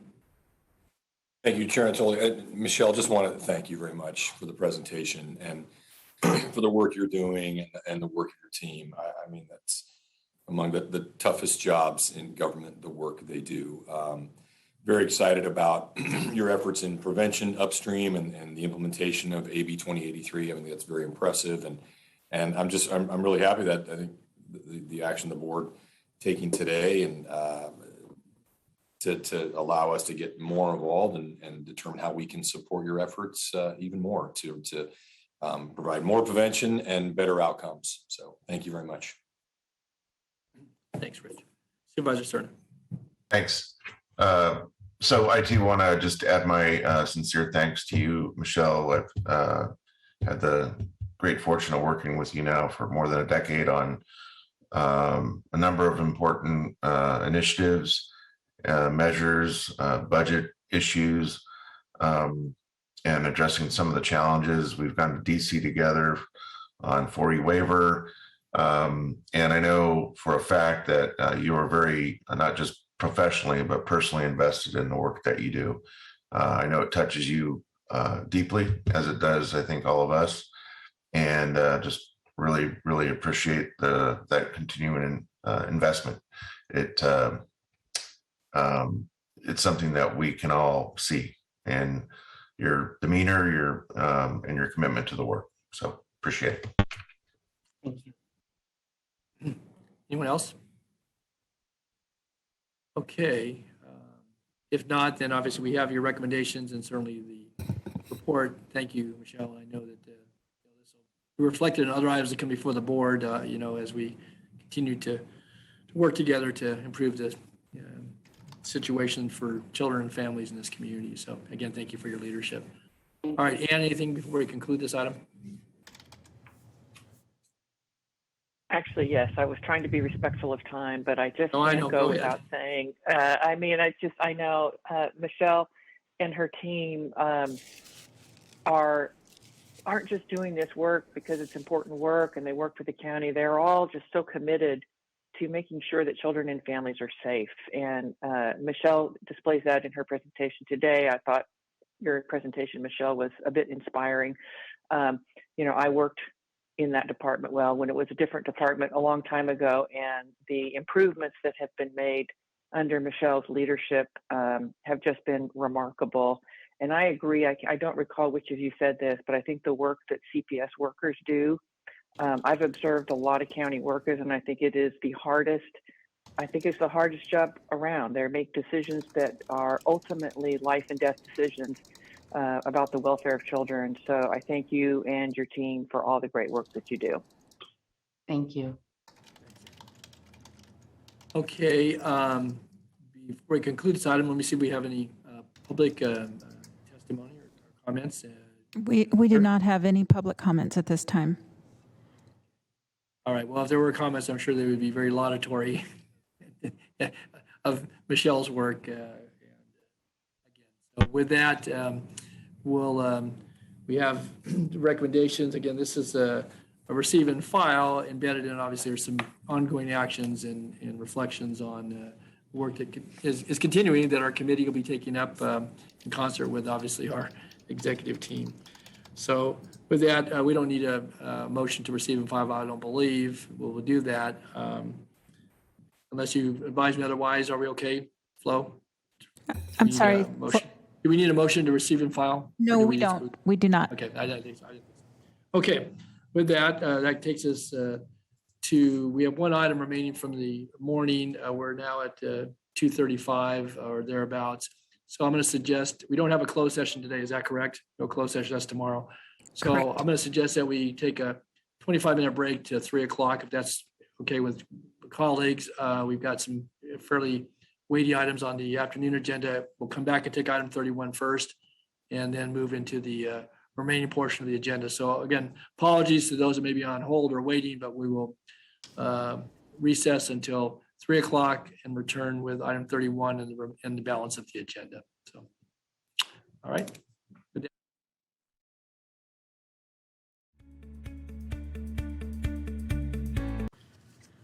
Okay, I'll call back into order the February 8th meeting of the Sacramento County Board of Supervisors. Ask the clerk to call roll, establish a quorum. Supervisors Frost. Here. Kennedy. Here.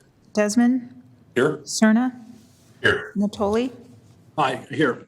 And you have a quorum. Okay.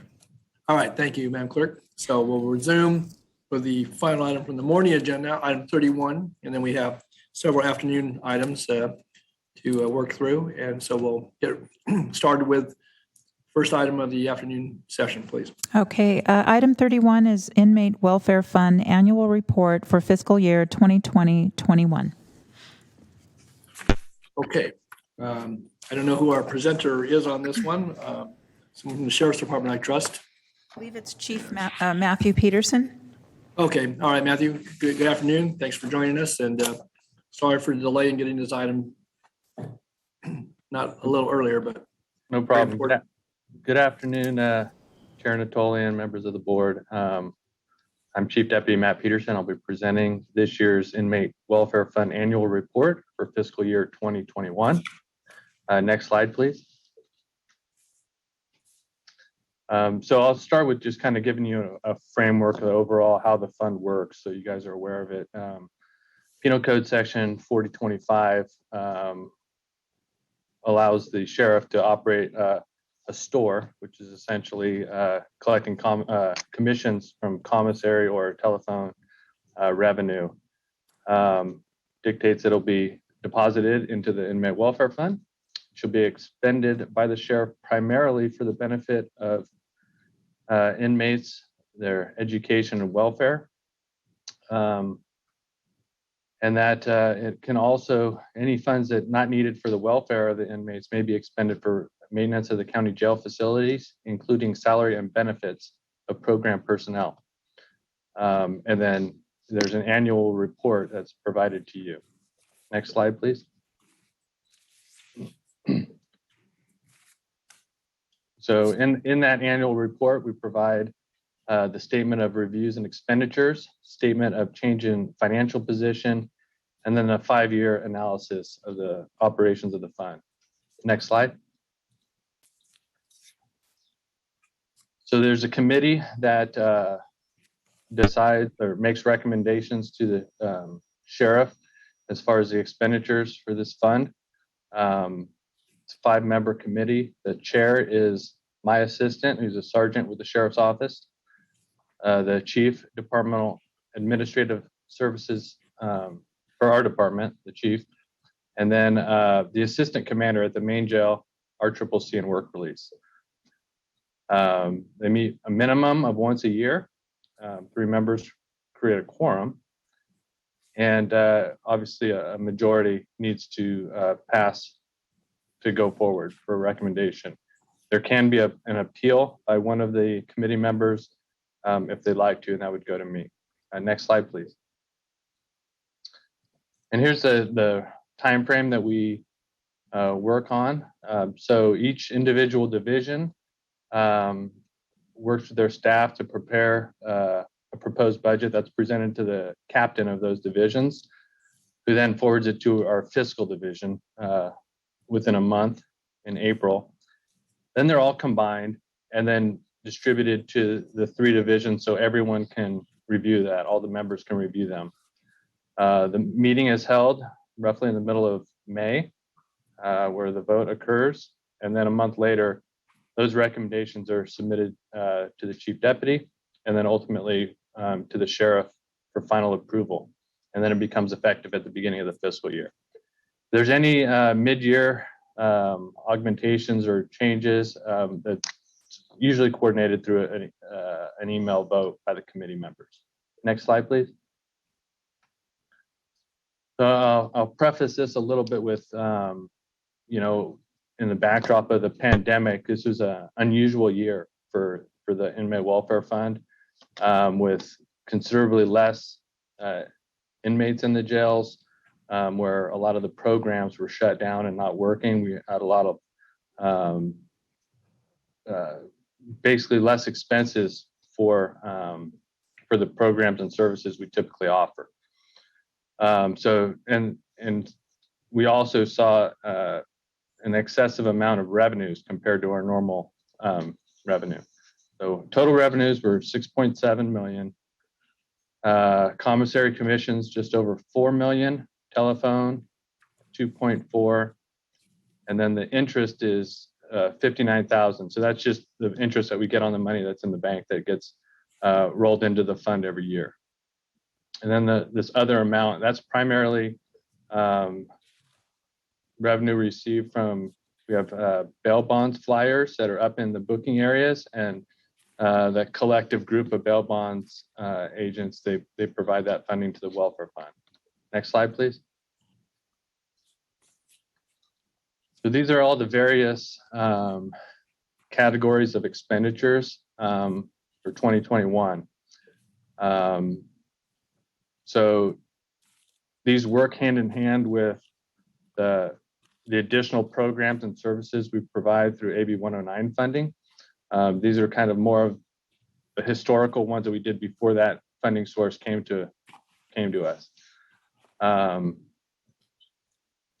One of the ones that kind of want to point out is the inmate education. As I talked about, the expenditures being less this last year. Inmate education, that's geared towards our programs we are provided by Elk Grove Adult Education. And so typically we usually spend about 100,000 more in that category. So that's just one of the examples that stood out to me on these expenditures. Next slide, please.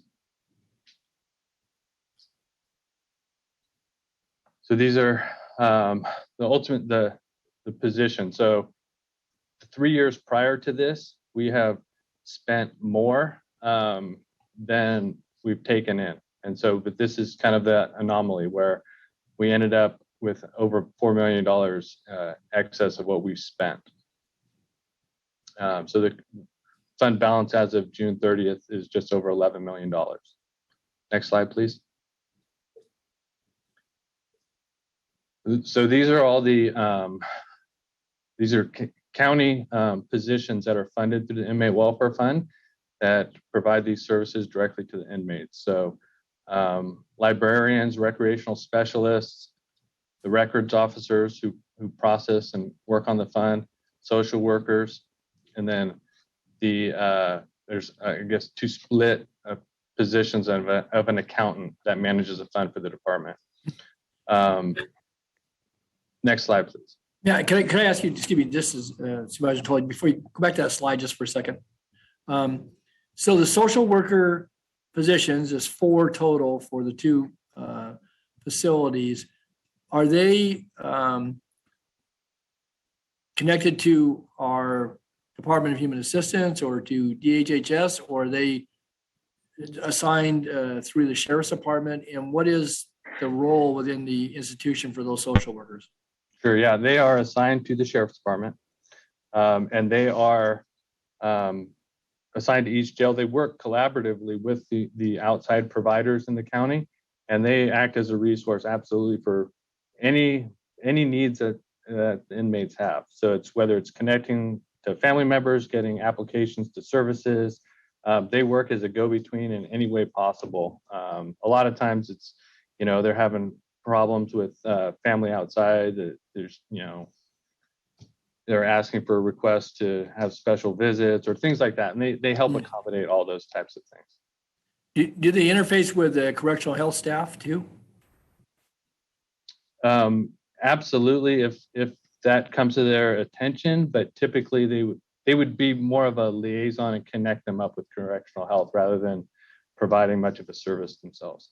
Oh yeah, I didn't mean so much, sir, but they would make the connection. Okay, very good. Right. Thank you.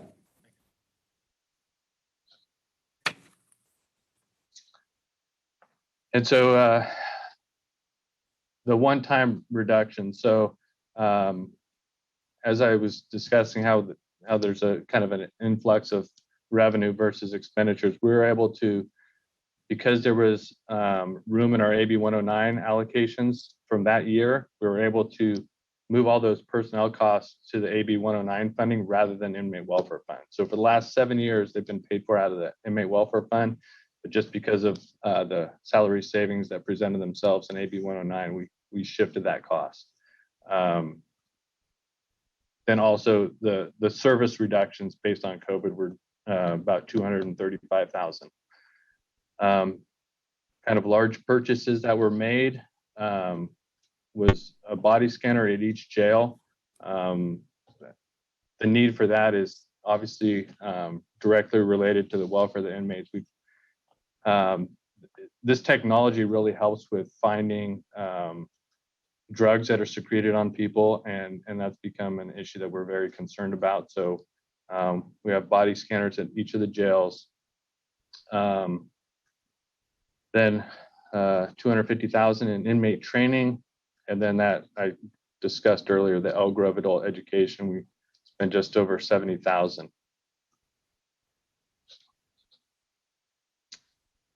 And the next slide, please. Some things to be aware of moving forward. The Public Utilities Commission, they cap the rate on commissions that can be charged for inmate telephones. So it was previously at 25 cents per minute, and it has been changed to 7 cents a minute. So that's going to pretty substantially reduce the revenue from the telephone source that we get now.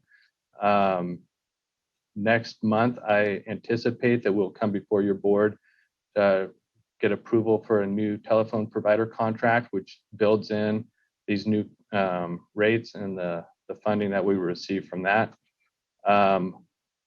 but also with it kind of a positive is what we've learned through the pandemic is just the need to look at different technologies. And so along with this telephone contract, we're going to expand the use of tablets. It's going to be included in this contract, which will provide access to not only entertainment, but educational services. And we hope that will provide a benefit also to the inmates to be able to have better access when there's not so much ability to move around so much in case we have to continue this very often. And it just in general, it'll be a better thing. Anticipated projects and purchases going forward. We've historically used this fund for some of the cameras in the jails to provide basically prevention, investigations, and security to help with various aspects of claims come about. One of the large issues that we're very focused on being compliant with is the Prison Rape Elimination Act. And that's one of the strong recommendations for the welfare of the inmates to have sufficient camera coverage. So this $860,000 that's anticipated for this year coming up is to replace a lot of the outdated camera systems in the main jail.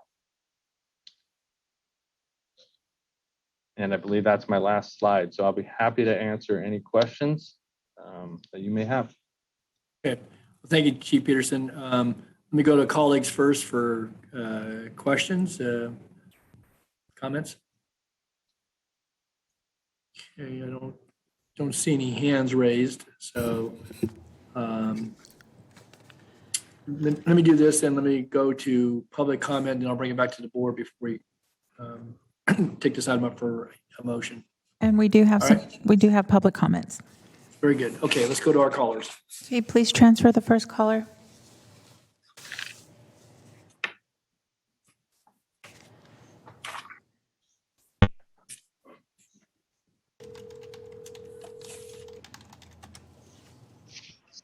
Hi, caller. Please start with your comments. You have 3 minutes. Hi. Yeah, my name is Sarah, and I'm really pissed off after hearing this officer, whoever he is, Peterson, talk about what he's done with my over $6,000. While my loved one was in Sac County Jail for a year and a half, ending in May of 2021, I spent roughly $315 per month on phone calls alone. Each 20-minute call costs close to $5 with fees, taxes, and permanent costs figured in. That's an outrageous amount for a phone call in this day and age of technology that we have, and it's just one of the many exorbitant costs for complete necessities that are passed on to families of loved ones in Sac County Jail, at the RCC and in the main jail. In-person visits were often shut down or delayed most of the day. So phone calls were all that I had in order to provide support during that time for my loved one. And he and I were lucky to be able to afford that. But many families can't, including his mother, who works a low-wage job and has several dependents she takes care of. It was an extremely rough time for folks inside of both Sac County jails. Due to the continued inhumane conditions there, my loved one stayed in both of those for a time. Overcrowding, lack of hygiene, and very poor health policies led to multiple COVID outbreaks, and my loved one did eventually contract COVID as a result of the jail's negligence and suffered immensely from that. So if you want to talk about inmate welfare, let's start there. There was nothing given him to provide to his so-called welfare during his stay. There were tablets at times, and they were very, very reduced in the amount that they could get them at the main jail. And then for a while, mysteriously, they were just not given, even though they were supposed to have been.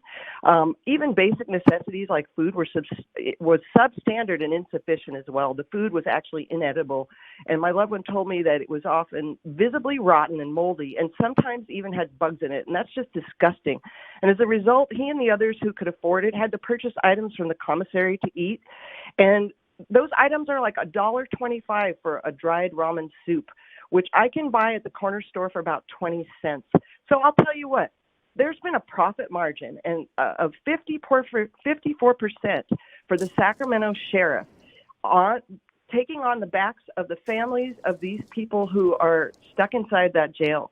And I tell you what, there was a study by the Financial Justice Project and the Young Women's Freedom Center in California. And Sacramento County has the largest profit margin at 54% in the entire state. San Francisco has a profit margin of 0. Santa Cruz has 34%. And even San Mateo County, which is the second largest profit margin, is only 49%. It's lower than Sac.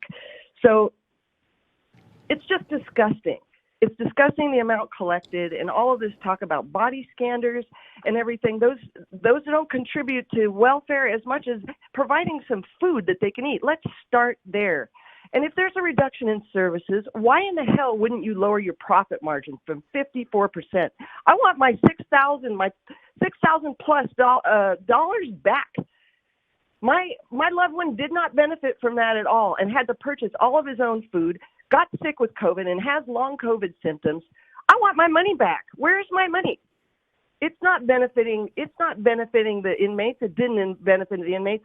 In the worst period in history that we have, in recent history that we've experienced, this very rough time, this extremely difficult time when we had to be on the phone and we couldn't even go see them, and you couldn't lower the price of the phone until now, until 2022, that's baloney.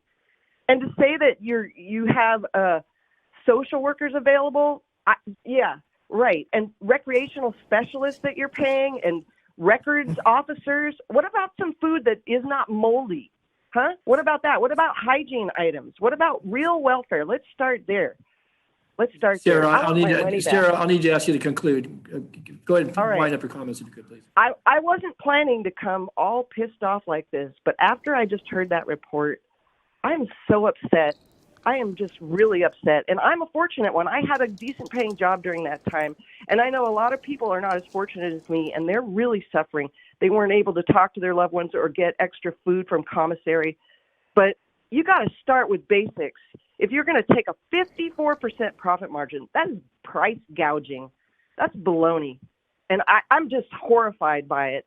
And then that SACB report that came out in July about how the sheriffs are spending time in Tahoe and these resorts, like, I haven't even scratched the surface. I haven't even mentioned that. I'm just talking about providing food and hygiene items and not gouging people. I mean, and for phone.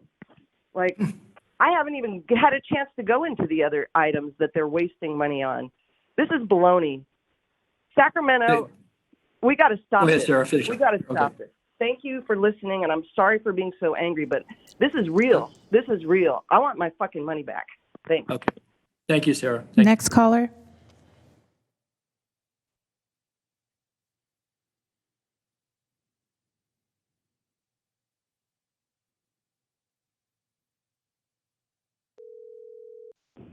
Hi, caller. Please start with your comments. You have 3 minutes. Good afternoon. This is Dr. Corrine McIntosh Sacco. I'm a licensed psychologist in independent practice, community mental health advocate, and a resident of District 2. I am calling to uplift and echo the concerns of the previous caller in regards to this report of the Inmate Welfare Fund.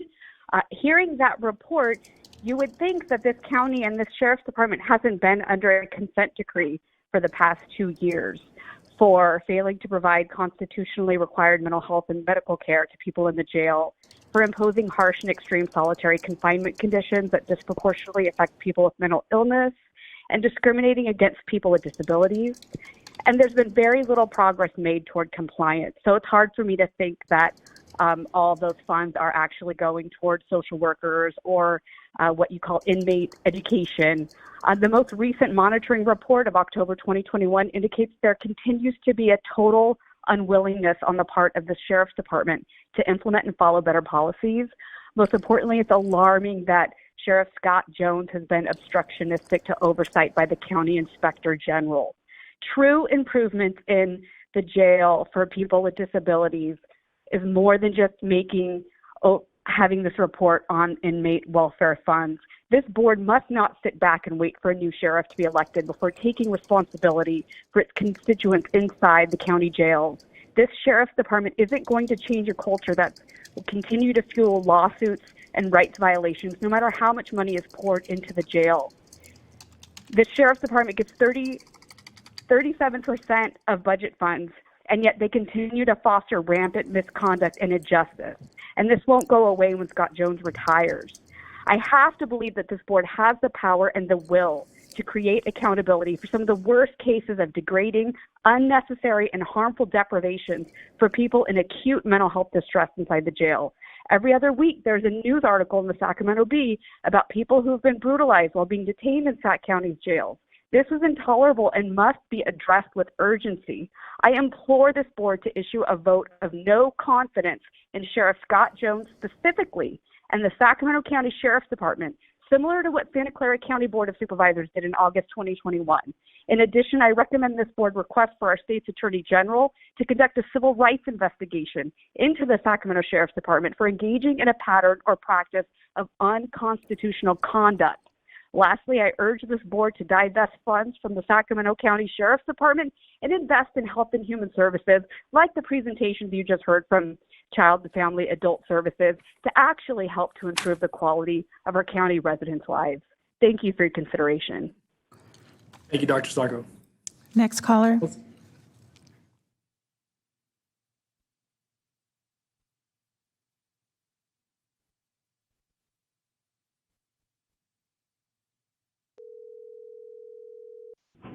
Hi, caller. Please start with your comments, and you have 3 minutes. Hello, board. David Drellinger again. So I wanted to address the budget. I wanted to use some more specifics that I saw on the listed budget that I believe Deputy Peterson brought forward. One of them was there's a $70K education expenditure. The other is a separate $250K training expenditure. Then there's a $150K legal library expenditure, as well as an unspecified amount for a librarian at the main jail. I want to address first the $150K legal library. I'm a law student now, and I'm familiar with LexisNexis and Westlaw, and those are the main two tools in any modern lawyer or legal researcher's tool bag, as many of you may already know. They've come under a lot of fire recently and a lot of competition, and their prices have went down significantly. And it's to the point where they're renegotiating contracts. And this expenditure is far beyond reasonable. And the reason I know that is I have firsthand experience as a resident in both of these facilities. Before I started down the path to law student, I was in Sacramento County Jail in RCCC, where I fought and won a case where code enforcement initially convinced the sheriff's department to charge me with behind a medical marijuana dispensary. Luckily, 60 days later, in spite of unreasonable bail and whatnot, the charges were dropped without any effect. And now I'm on the opposite path of law student. But I can tell you right now, there's no training. There's no education opportunities, and the legal library is a crusty cart that they push around with a computer attached to it. They don't allow the inmates to use any of these facilities. A librarian could encompass all of these, and we're making poor decisions to just allow these guys to just come in and talk about what they do. We need to see what return we get for our investment. If they're asking us for money, if they're asking to spend money, county money, we need to make sure that they're not just paying you lip service. I ask you guys to look deeper into this accounting, particularly with regards to the $250,000 of training that they're claiming to be providing. Because as I said, firsthand experience, I've never seen this, and I've been there. Additionally, I've been under the jail recently to talk to clients as a criminal defense paralegal, and I still don't see these services. I see that they have a few iPads that they pass around, and there's no way to justify a $150K legal library. There's no $250K training. There's no $70K education. They cannot justify these expenses. And if they can, I'll eat my words. I ask them to show you. Please, do you guys' job. No offense, but we're asking you to do your job and to look deeper into what these guys are doing and saying, because I don't believe that it's honest. I believe they're misrepresenting numbers here. And I believe that you guys could easily ascertain that just in one of these numbers I've brought up and to ask for the end result. Thank you very much, guys. Have a good day. Thank you, David. Next caller, please.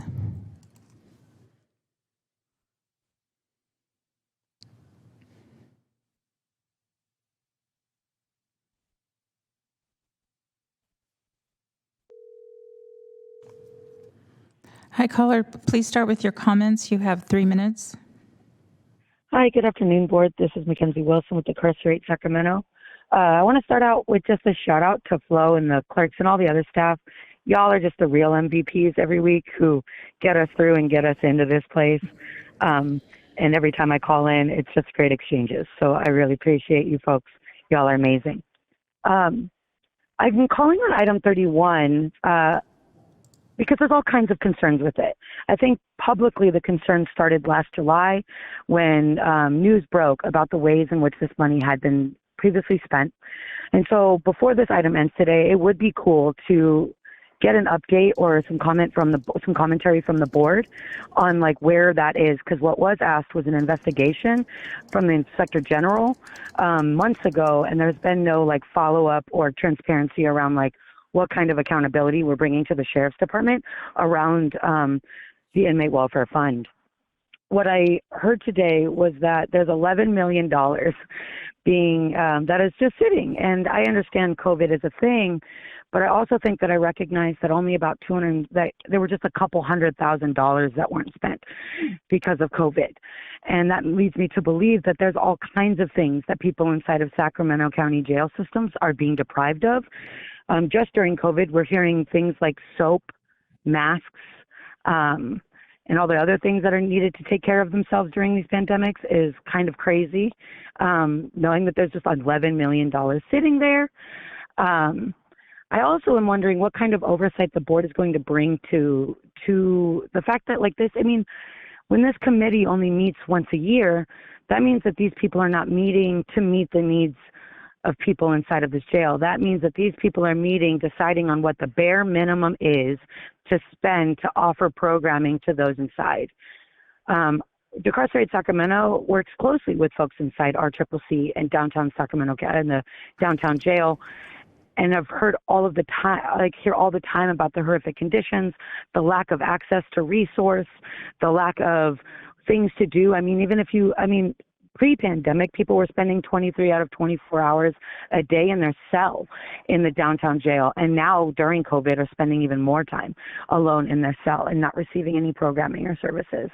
To hear that there's $11 million, to hear that there was $6 million, to hear that you are consistently, the Sheriff's Department, living in an excess of millions of dollars each year means that you're sitting on a pot of money that you got caught sending yourselves to Tahoe with, instead of actually offering things. And 25 cents an hour for, a minute for a call, that's extortion from community members in this community. Even charging $5 for a bar of soap that I can get from the Dollar Tree is extortion of community members in this community. And I want to see that money go to making all of those things free to folks who are forced to be inside of that torture box. Again, I really hope to hear from the board about the kind of accountability that needs to be brought to this, considering that that 6 months ago it was spotlighted that the way this money was spent was negligent and even having this kind of money this way is awful, and I'm disgusted to hear that the Sheriff's Department has $11 million of incarcerated people and their families' money in their pocket that they get to use for things like cameras while people don't have soap. And what about? You need to wrap it up. No worries. And what about the investigation that you guys asked for? I recognize the Inspector General is retiring soon. I want to hear about why he's doing that, but there should have been an investigation. Where is it at? Have a great day. Thank you all. Thanks, Mackenzie. Okay, can you send the next caller?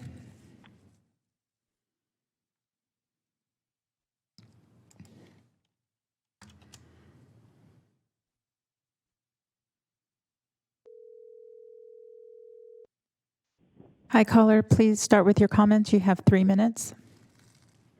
Okay, hi. Good afternoon, Board of Supervisors. This is Liz Blum with Incarcerate Sacramento. So today, in light of the news of Mishaila Vickers being found unresponsive in her cell with broken ribs after her incarceration in Sacramento County Jail during a mental health crisis, this is, of course, hauntingly familiar to what happened to Antonio Thomas in 2019. The most recent court-appointed monitoring reports for the Mays consent decree state that the county has not implemented consent decree requirements designed to avoid or mitigate uses of force against people with mental illness, mental health, or intellectual disabilities. It's the jail staff must utilize de-escalation methods, implement specific use of force protocols that account for disability needs, and must provide structured interventions to pursue de-escalation resolutions without use of force whenever possible. 0% of the items in the mental health portion of the consent decree are in substantial compliance. So Mishaila was last seen by her public defender, quote, naked in her cell, mumbling to herself. While the latest monitoring reports state that it is not in the detainee's clinical best interest to remove the patient's clothing and property. So this story was in the Bee this morning, and I just wanted to uplift it in honor of Mishaila Vickers, but also to remind you of the constant culture inside of this jail. And meanwhile, you all continue to increase the sheriff's budget each year, despite record-breaking profits accumulated in the Inmate Welfare Fund. The Sacramento Bee found that up to 93% of these funds are not used for the welfare of those incarcerated. Unfortunately, SB 555 was vetoed by Governor Newsom in 2019, which would have limited commissary and phone call costs. But I would like to remind you all today that you are lawmakers. You can make legislation that limits the fees of supporting incarcerated loved ones that fall on disproportionately low-income families. You can make phone calls free, as other counties have. While we know that the board cannot dictate how this $11 million is used, the knowledge of this continually growing fund should motivate the board to offset the sheriff's portion of the general fund. Reinvesting $11 million in community-based mental health care, along with policy that prevents law enforcement contact with individuals experiencing mental health crisis, can promote a decreased jail population, and court-appointed experts echo this recommendation. I'll also note, because it was brought up by the Sheriff's Department today, AB 109 funds should also be used for reentry services and that prevent incarceration, but they're currently not, even though that contradicts this year's AB 109 realignment plan. This urgency and need for investment in communities that are most impacted by incarceration only continues to grow. And we hope you remember this ahead of this year's budget decisions. Thank you. Thank you, Liz. Next caller, please.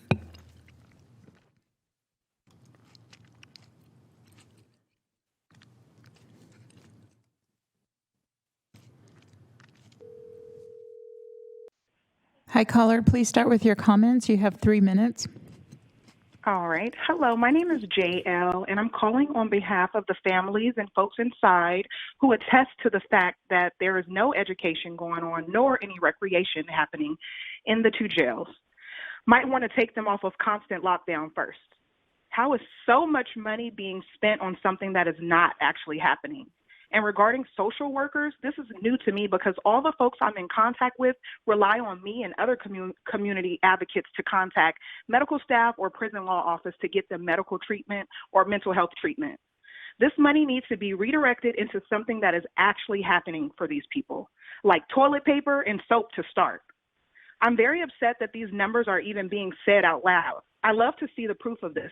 Is there some type of paper trail that family or community can visually see that shows this money is actually being used for what it's saying it's being used for? If it is actually going towards these things, I'd like my tax dollars back because this is inadequate services. I'd also like to comment on the fact that family and friends are being taxed left and right. You have to pay fees, huge fees actually, to put money on your phone, on a person's wristband to make calls. There's a fee to put money on a person's commissary, as well as a fee to send packages.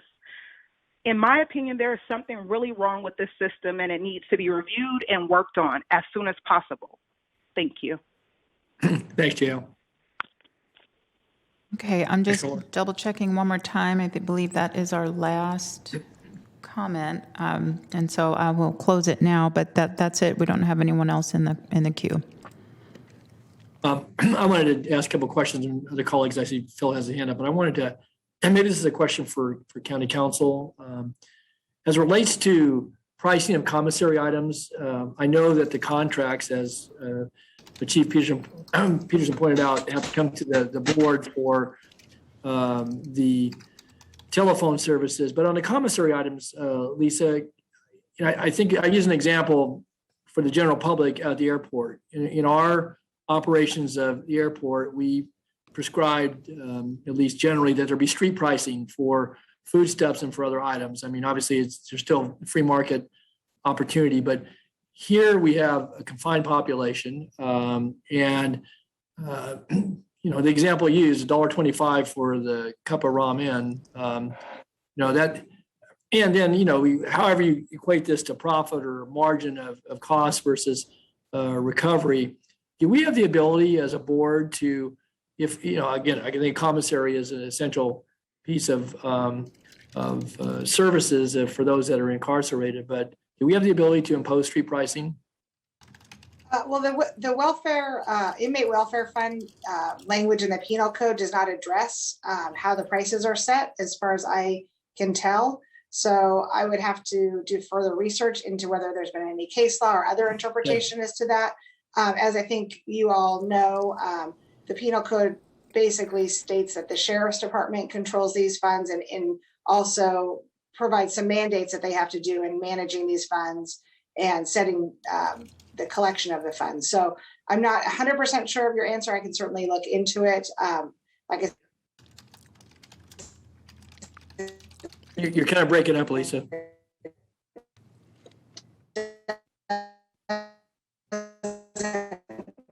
Specifically address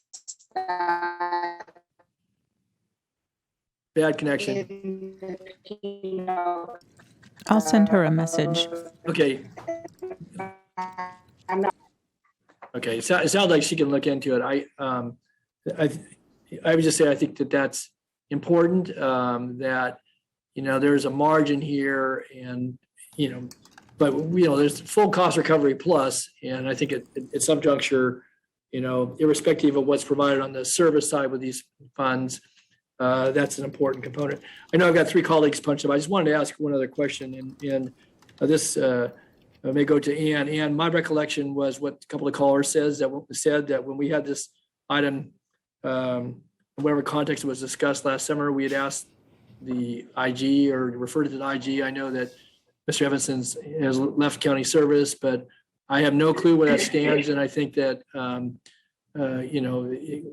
this along with maybe some other elements might, warrant some further review by the IG. And maybe he concluded that, maybe he didn't, but I have no awareness of what happened after we last talked about it last summer. So my recollection is that he did complete an investigation, and I have staff looking for his report out on that right now. And I don't recall. I think I know what the finding was, but I don't want to speak to it until I am 100% confident. All right, and if we got that, then I'll say for one, I guess I didn't see it if it came through our mail, if it was circulated to us, but again, I don't recall having seen it as a follow-on. So okay. Lisa, before I go to my colleagues, you may want to conclude your answer. Hopefully the connection's better. The bottom line is, yes, I will look into your question and give a written report to the board as to the answer. Okay, very good.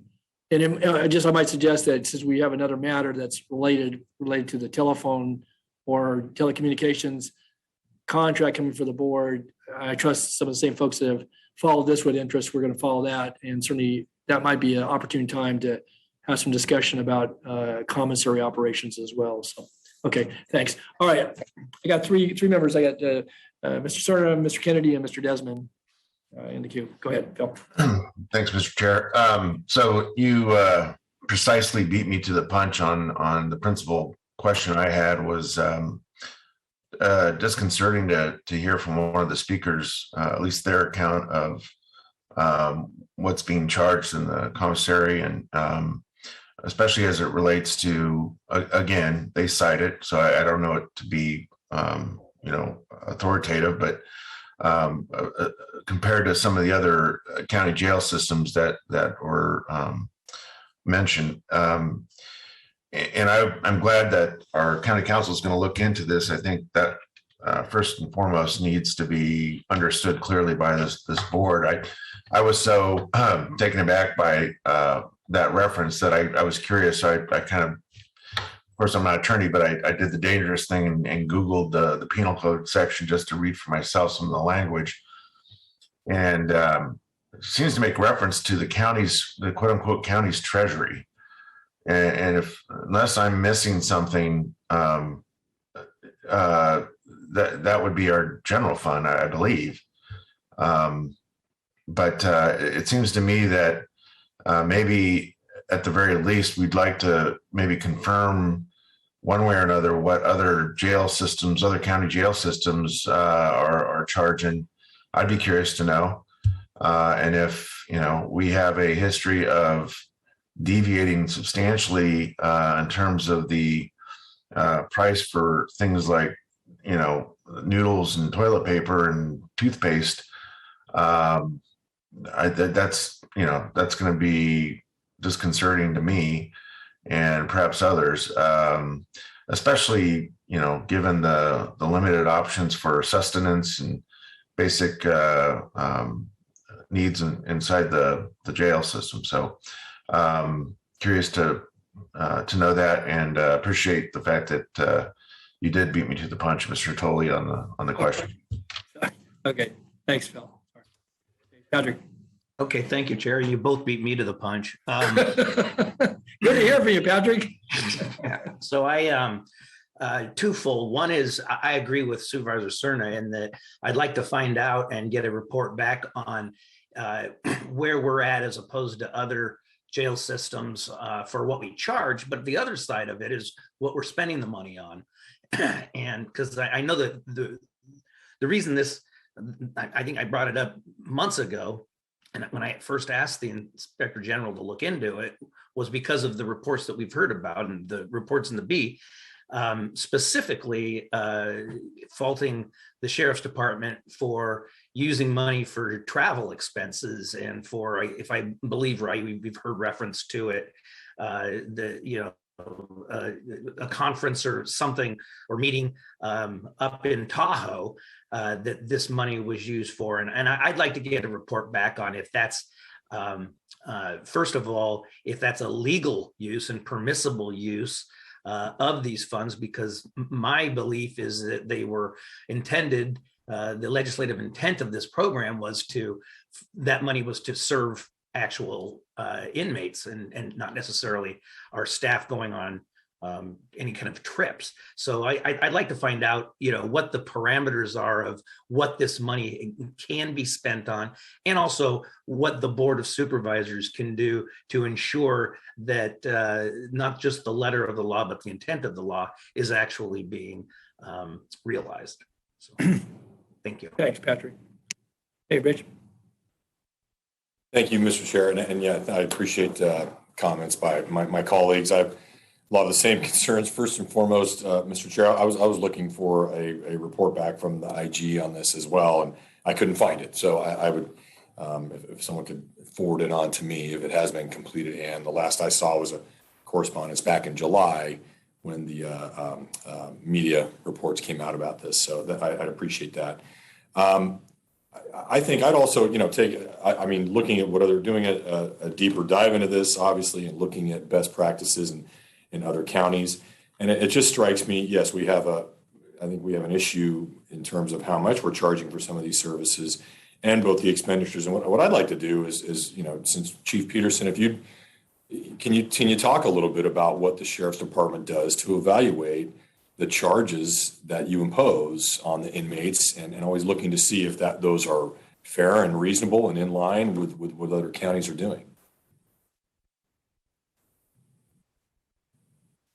Yeah, so I wish I had actual numbers to be able to either confirm or validate the assertions of how much the profit margins are. I don't have that with me right now, but it is a lengthy negotiations process with the providers, with the, currently we have a contract with Aramark to provide commissary, and we're looking to enter into a new telephone contract. And so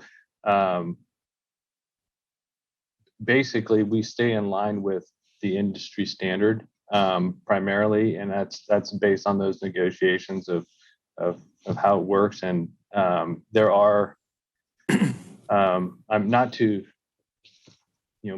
make false excuses or anything, but there are considerable additional costs with bringing in things into the secure facilities. As you might imagine, there's different security parameters and different things that have to be done to deliver the products inside the facilities for commissary specifically. So that includes escort officers and things like that that are all wrapped into that. So I can't specifically say, how we're determining the what's been termed as a profit margin, but I believe it's within an industry standard based on those negotiations we do with those companies. Okay, thank you. And I think, Mr. Chair, I think we'd certainly benefit by Inspector General when we do get a new Inspector General. And maybe it was in this report that I cannot find, just like you. And Chief Peterson, since we have you here as well, in terms of the expenditures, I'd like to see if are you in a position to comment about some of the travel and training expenditures that were scrutinized last year? I've never heard directly from the Sheriff's Department about that. Can you describe what those were and the purpose of those and how you think they relate to the inmate welfare funds? Sure. The one specifically that's being referenced repeatedly is a trip to Tahoe, and within our guidelines for what is allowable is training for our staff who provide services to the inmates. So this was a conference for reentry services with various different topics on how to provide services to inmates. It was in Tahoe, but it was well within county policy. I think the daily night rate was $129 a night or something like that. It's nothing excessive. It's totally within lines of training and travel within the county's policies. Thanks, Chief. I appreciate that. I know that there's an awful lot of training that is extremely valuable in terms of the welfare of the inmates. And then I guess the final point I want to make, because you don't have to have a position on either side of law enforcement to look at this and just some of the optics and how this looks just from the outside looking in. It seems to me that in this era, when we're really trying to be more reform-minded in terms of how we look at our incarceration system, we're looking at ways to obviously prevent folks from ending up incarcerated in the first place, and when they do, help them get out and re-enter and be productive members of society. And it seems to me the Sheriff's Department itself and the county are the Sheriff's Department's working with a lot of other county departments, primarily DHS, in terms of identifying programs and services that would benefit inmates in our county jails. And I was looking at the composition of the inmate welfare committee that determines how the funds are spent. Would the Sheriff's Department be willing to consider having county representatives, for instance, maybe from DHS? And I don't know if this is something that our CEO would support, but it seems to me that's totally appropriate. This is not something relating to safety and security. It's about the physical and mental well-being of the inmates. And it seems like that would be appropriate to have some other representatives on that committee. And I wonder if you could comment on that, Chief. Well, I'll start by first saying that I'm extremely proud of the reentry services that are provided within our facilities. I think most, if not all of you, have gone out to especially the Rio Casinos Correctional Center and toured that and seen the different services and programs we have in place. And it is something that we work hard at doing. And I think along with our collective group, are looking at every way possible to expand those opportunities. But obviously we're constrained somewhat by space and the conditions of the facilities too. So with that being said, I can't specifically answer your question as far as the makeup of the board. That would be something I would have to defer to the sheriff about. Sure. But I can assure you that reentry and providing services is something that's very challenging, but it's something I'm working very hard to continue to improve. Yeah, and I appreciate, and I know that some really great work is being done, and I appreciate it, and I think, and some great partnerships are being created.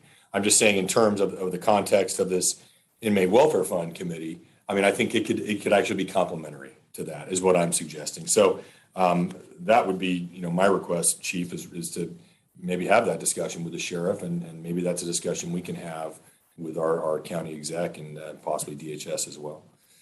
Those are my comments for now. Thank you. I appreciate that. Thank you, Chief.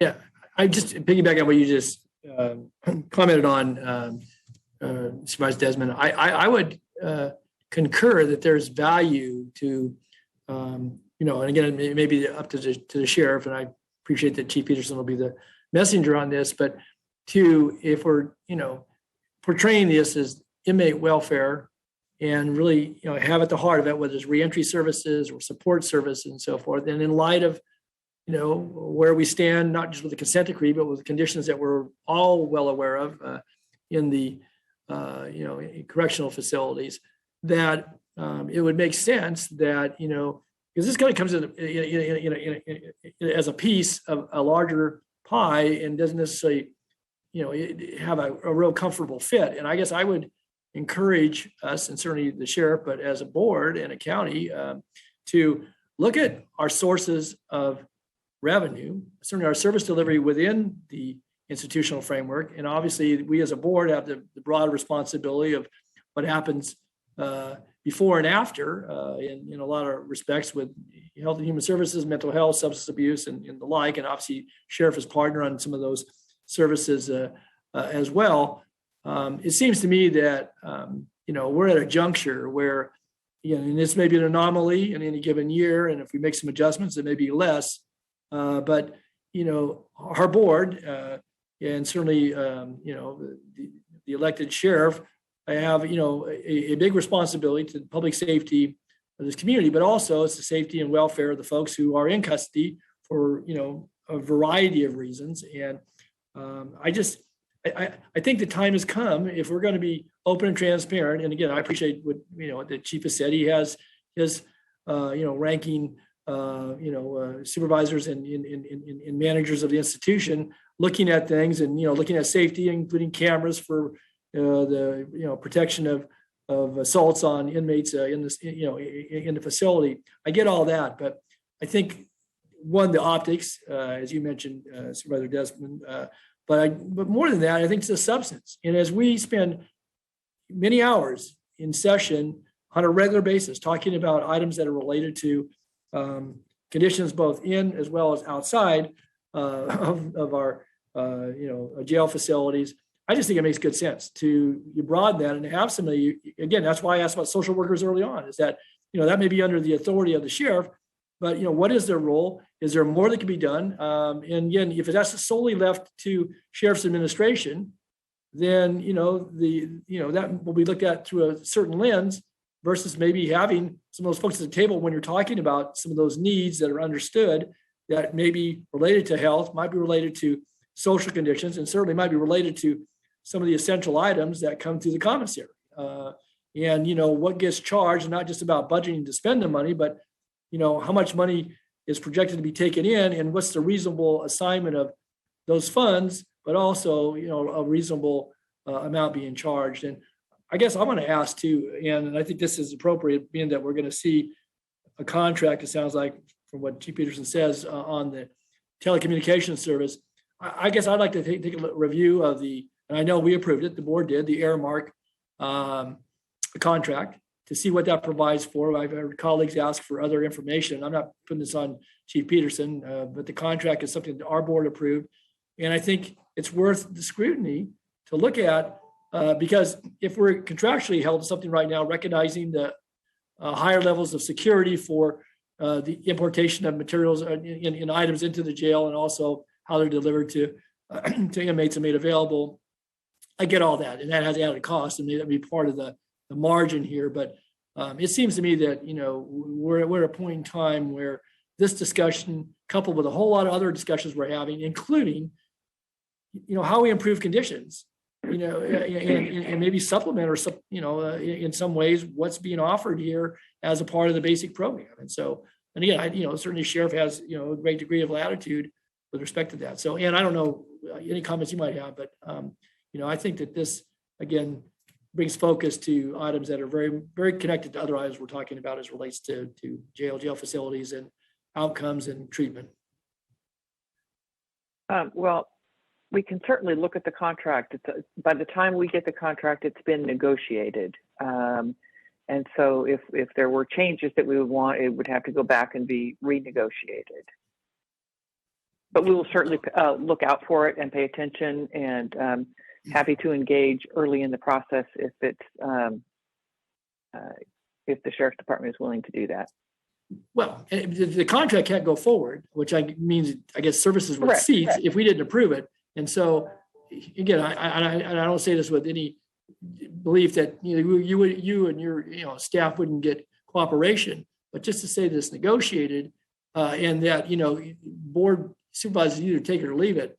I'm not buying that piece of it either. That's not what you said, but I think your engagement or that of your delegated staff working with Chief Peterson or whoever to know the parameters, and particularly in light of the conversation we're having here today, is I think it's elemental to what may be before us in a few weeks. And again, I don't want to deny services and say that no phone, if you don't have a contract or don't have any phone service available, well, that's not reasonable either. But and when I say the contract, I'm talking about the commissary contract. That's already in place. But I think that as a precursor to what I just said a moment ago, taking a look at that and how we might engage you and your staff working with the sheriff and the sheriff's staff on that before it ever gets to the board of supervisors for some consideration for approval or not. So we can certainly have Mr. Wagstaff, who is currently our acting deputy CEO over public safety and justice, and depending upon the timing, we might even be able to have a permanent person take a look at that. Okay. All right. Thank you. I think that's would be well appreciated. All right. Let me. Any other comments by board members? This was a receive and file. I think we've had some good commentary here. Is there anything further anybody wanted to add? All right. Okay. All right. Seeing none, then thank you, Chief Peterson. Thank you to our callers. Thank you to Ann and her staff. And I trust this will engender some additional conversation. I guess I would just ask, though, there was a specific request made by Supervisor Desmond, Vice Chair Desmond, about looking at the construct of the committee. Chief, do we need to communicate that formally, or is that something we can either working through Ann, through you, or whoever appropriately? Because I think that's a very viable suggestion, and I, for one, would be supportive of entertaining that. Again, it's not just one-sided. I recognize, there has to be concurrence with the sheriff, but. Yeah, I can speak to the sheriff about that and bring that idea to his attention and see what he says. I don't know how you would like to get that relayed, if you wanted me to work through Mr. Wagstaff. Ian, how would you propose to do that? Yes, working through Mr. Wagstaff would be appropriate. Thank you. Okay, Bruce said fine. Okay, good. Okay, well, trust we'll get a response back, hopefully in the affirmative, but we'll wait to hear back. So, okay, very good. All right, thanks everyone. Thanks for your patience on this item. A few more to come. So, okay. All right, nothing further. That's a receive and file. So let's move to our afternoon items. The first item is item 34, which I'll have the clerk call and we'll get into that presentation. Okay, item 34 is re-envision West Arden Arcade Sustainable Communities and complete street plan. The environmental determination is a notice of exemption. Okay, thank you. Good afternoon, members of the board. Todd Smith here, principal planner with the county's Department of Community Development, and I have the responsibility, I guess, of presenting this to you. But first, I want to acknowledge the work that staff has done. So Christy Grabo and Cindy Zerger with Tool Design are also on the line. I want to acknowledge their hard work that went into this before I get into the presentation. Next slide, please. So first, I'm going to start with what this is. The Re-Envision West Arden Arcade project is a long-range visioning plan that provides recommendations for comfortable and connected facilities for all users in this community. It offers ideas that would address sustainability and equity through transportation options, and generally proposes some land use designs for economic and neighborhood opportunities. And I want to pause a minute on the land use designs language there.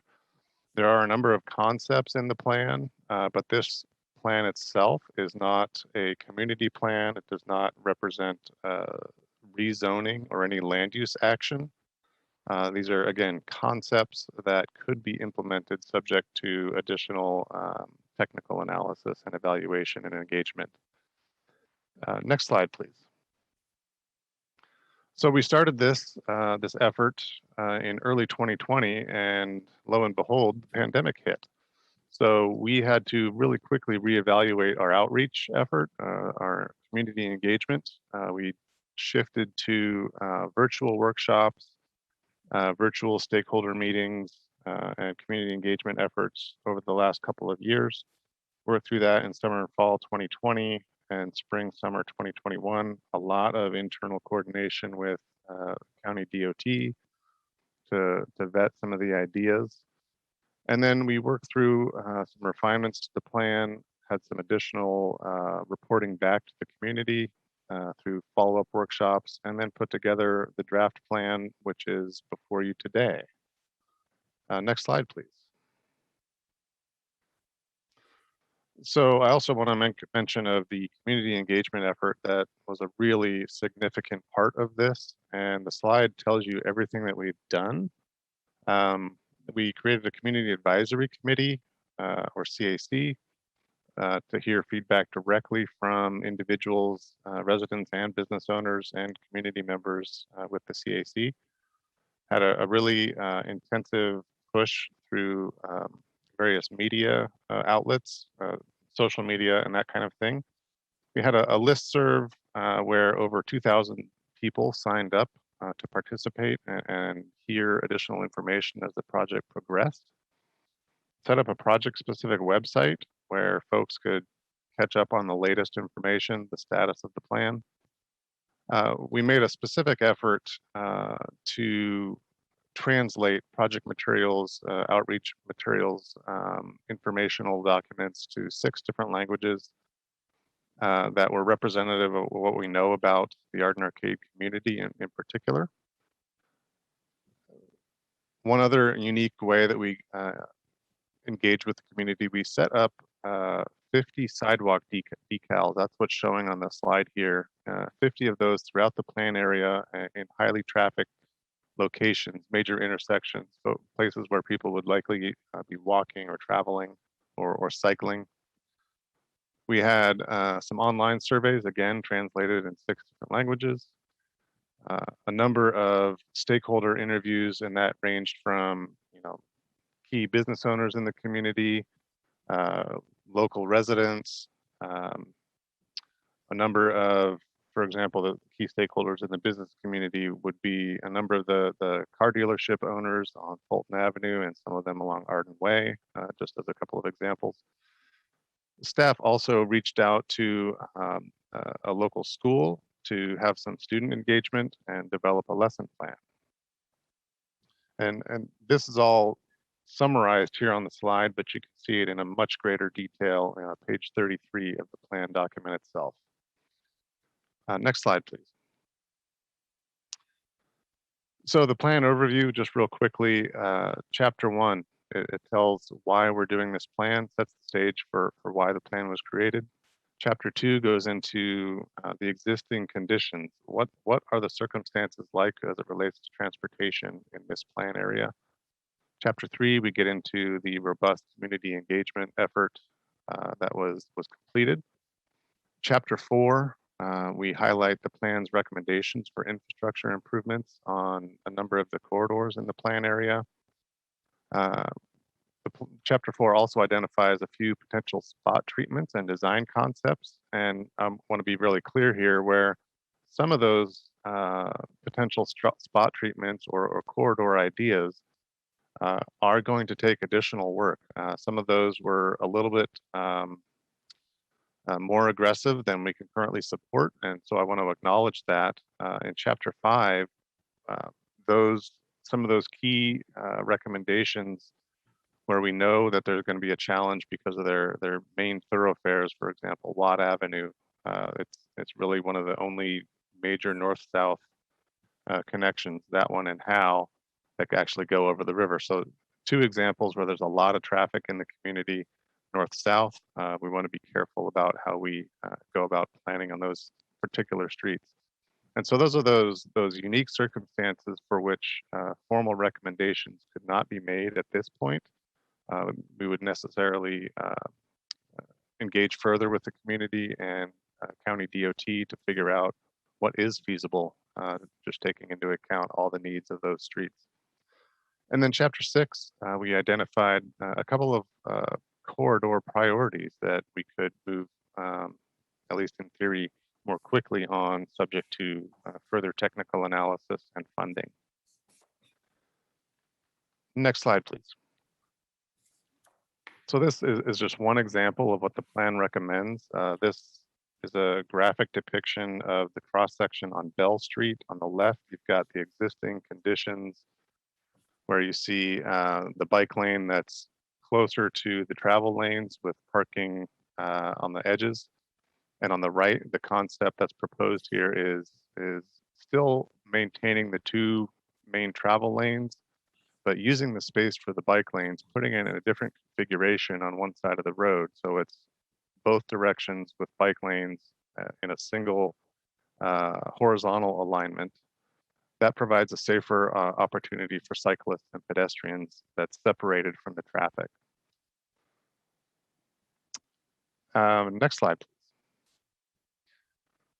So after we concluded all the community outreach, we went through the normal advisory recommendation process. So the Arden Arcade CPAC met in October 2021 and recommended that the Planning Commission approve the plan by a vote of 6-0.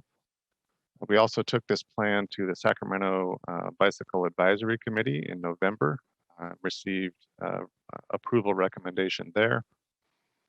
And then more recently, the Planning Commission in November last year also recommended approval 5-0 of the plan to the Board of Supervisors.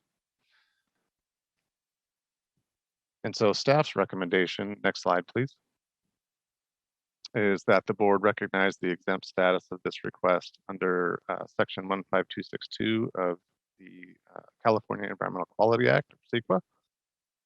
And we also recommend that the board adopt the resolution that would approve the Re-envision West Arden Arcade Sustainable Communities and Complete Street Plan as a long-term visioning document for this community. Next slide, please. So that concludes staff presentation, and I'm available as well as Cindy Zerger for tool design for any questions the board may have. Okay. Thank you, Todd. Appreciate the presentation, and I'll turn to colleague Supervisor Desmond has a hand up.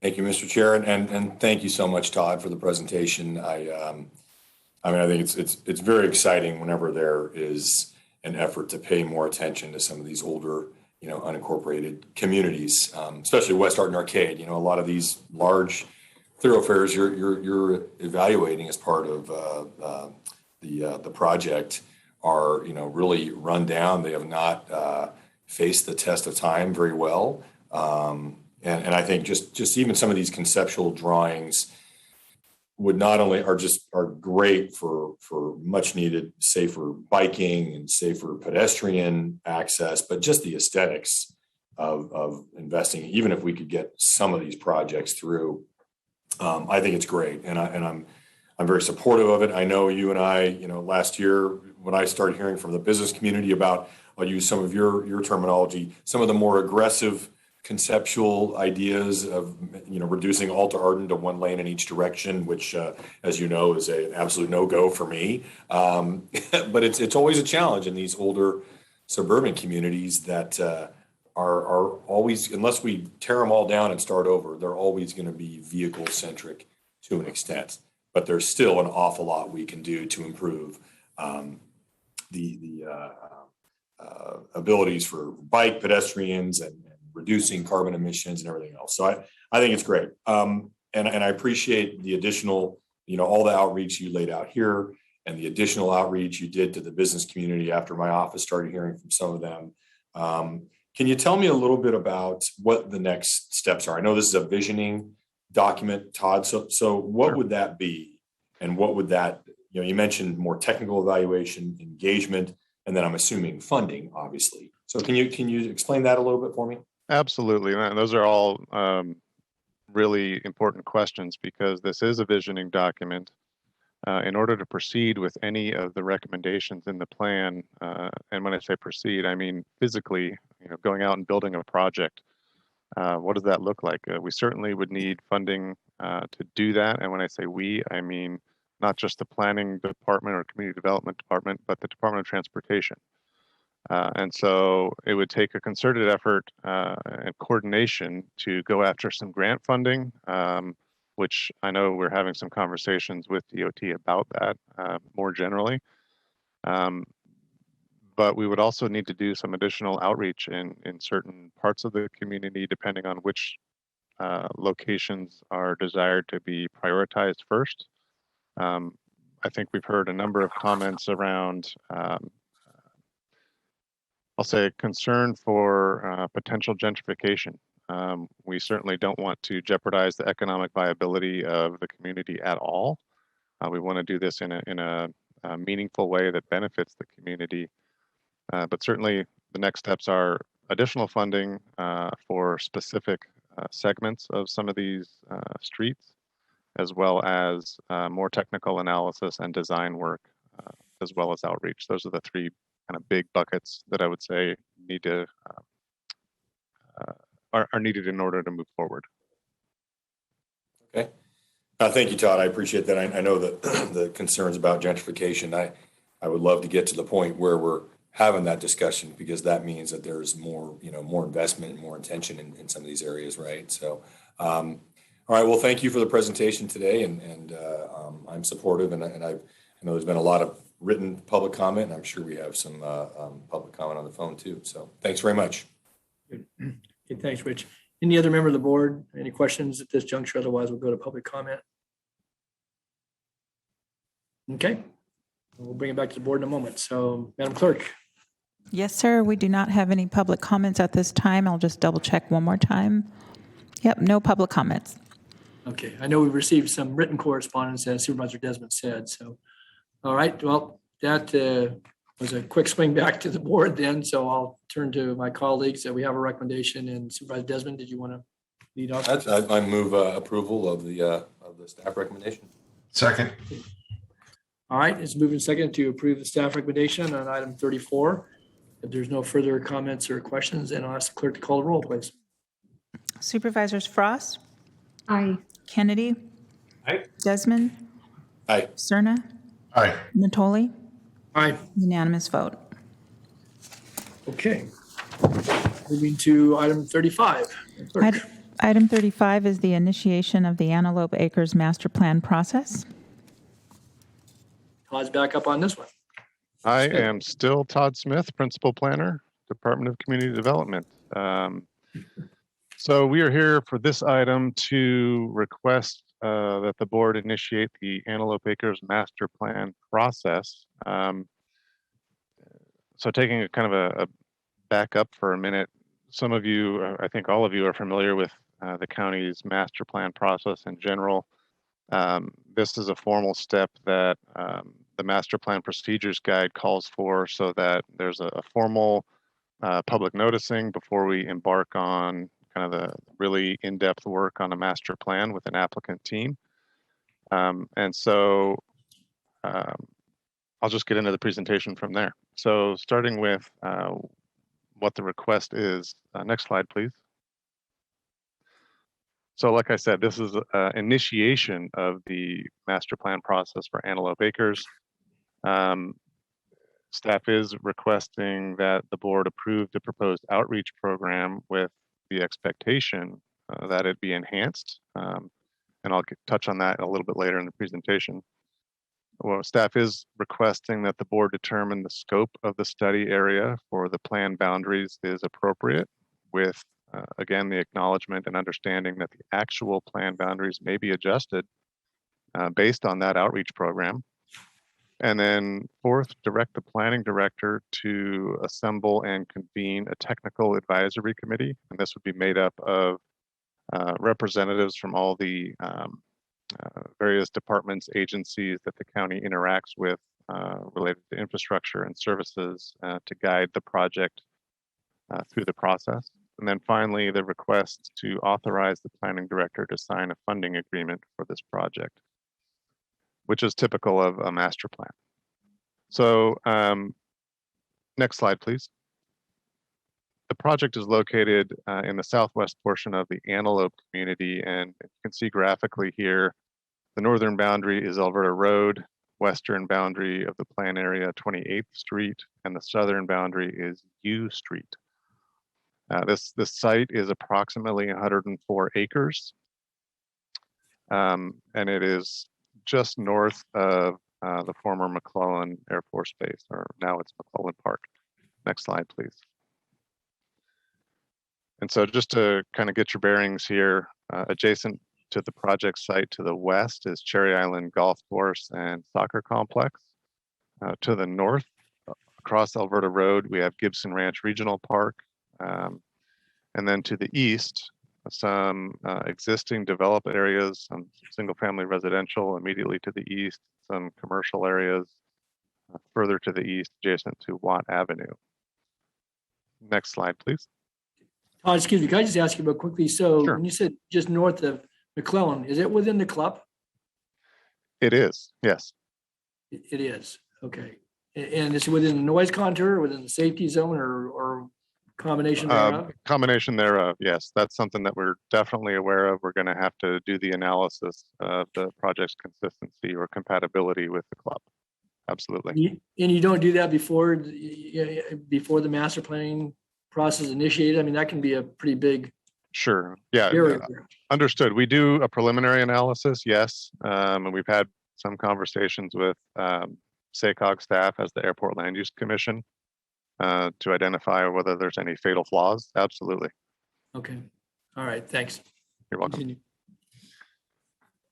So the project on this slide on the left, you see what's proposed, which is a number of high density units on site A, some lower density single family units on site D, that's the blue area. Site C is mainly a drainage corridor and potentially open space or detention facilities. We're not quite there yet on the level of detail. And then site B, which is green on this slide, is another area of the plan that's high density residential.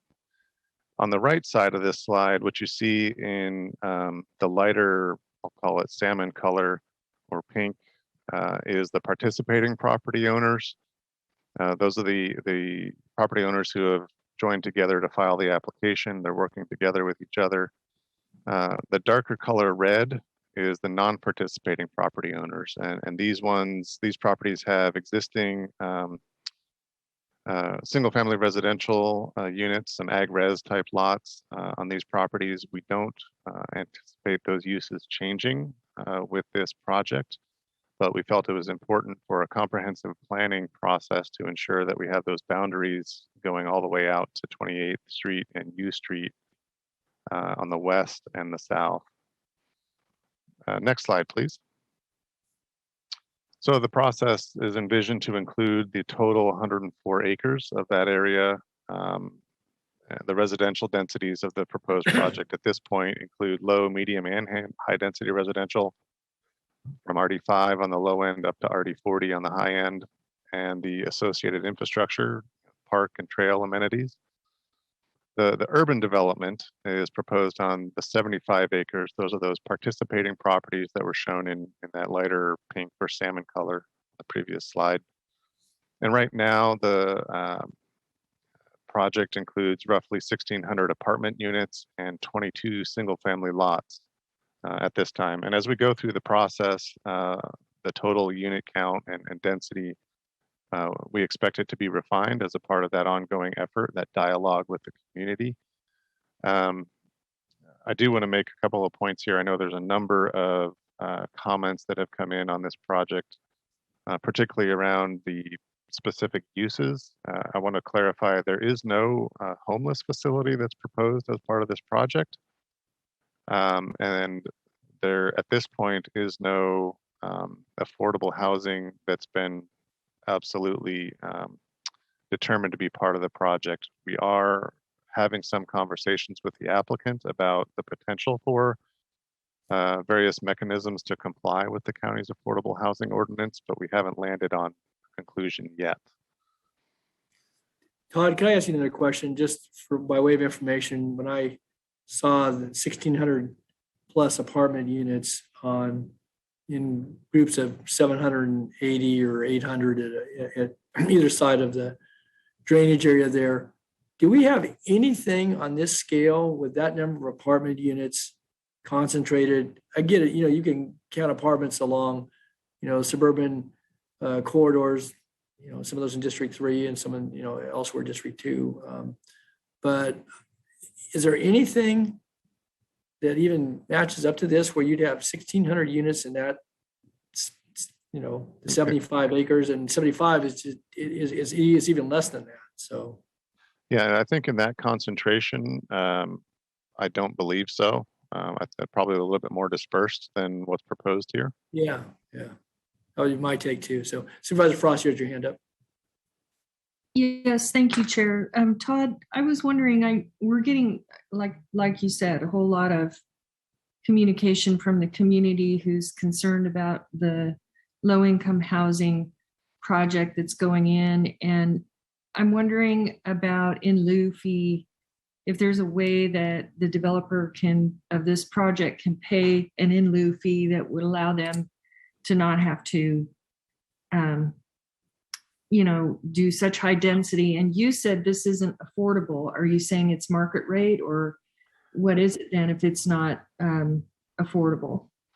Sure. So the first question first, whether the project has an alternative or other mechanism to comply with the affordable housing ordinance. The current affordable housing ordinance for residential development requires a couple different mechanisms. The first one is payment of a fee that would then be aggregated in with all the other residential projects that are paying a fee. And we closely partner with SHRA to then go through multiple RFP processes to build affordable housing. SHRA does through their RFP process. The ordinance right now specifies that the county has to use 50% of those fees collected in what are called large development projects, and that's defined as 750 units or more. And I believe the intent of that language was to, in the ordinance, was to ensure that there was a dispersal of affordable housing throughout the county, not over-concentrated in any one particular community. But I think the intent was to go to the larger master plan areas that are much bigger than this. So that's my first answer. And again, this is the applicant yet hasn't decided whether this is market rate or whether they will have some portion of the site be dedicated or devoted to affordable housing and regulated by SHRA. We haven't got to that level of detail yet, but we expect to have some conversations with both SHRA and the applicant team about that. Okay, so there is a chance that they could pay in lieu fees, and yes. This is like a long process, and the public, the neighbors will be involved in that process and have plenty of opportunity for input. That's correct, and I also want to reiterate when when I was referring to the expanded outreach effort that's going to be necessary, we as staff expect that expanded outreach to include the neighbors, the adjoining subdivisions to the east, to the north, and even broader. Obviously, this is the start of a process. We're not asking the board to approve the project as it stands today. This is the start. Thanks, Todd.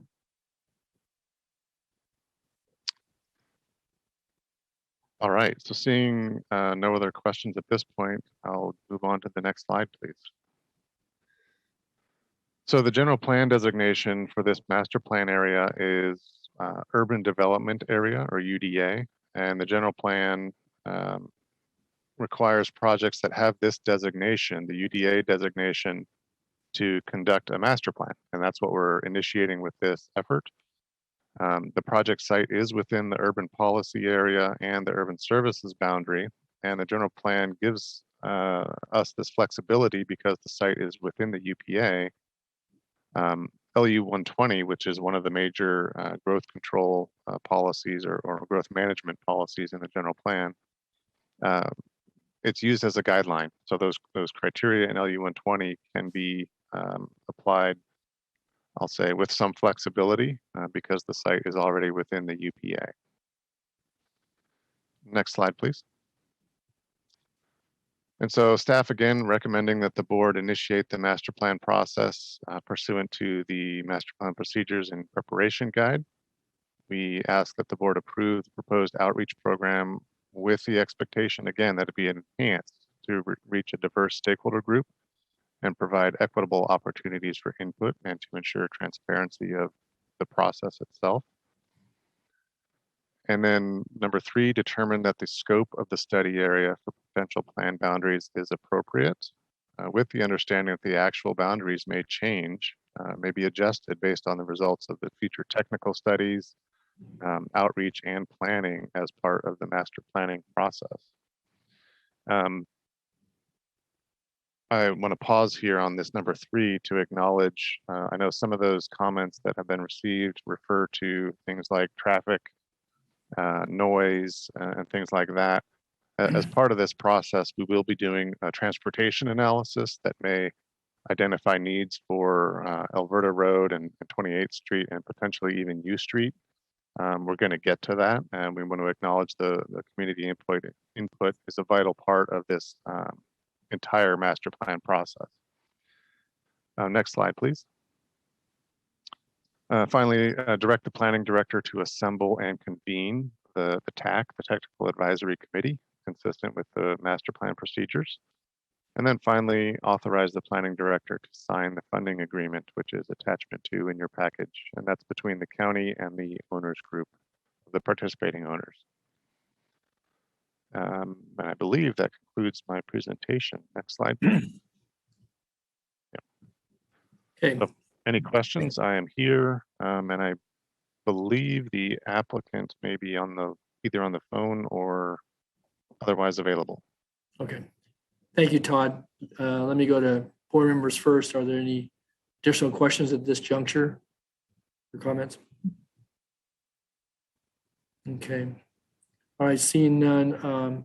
I just would note as we go to hear from the applicant and public comment, as noted, received a lot of written communication, much of that addressed to Supervisor Frost, but we've all received copies. There's a reference to a stakeholder committee. You talked about technical advisory committee. Those are not the same?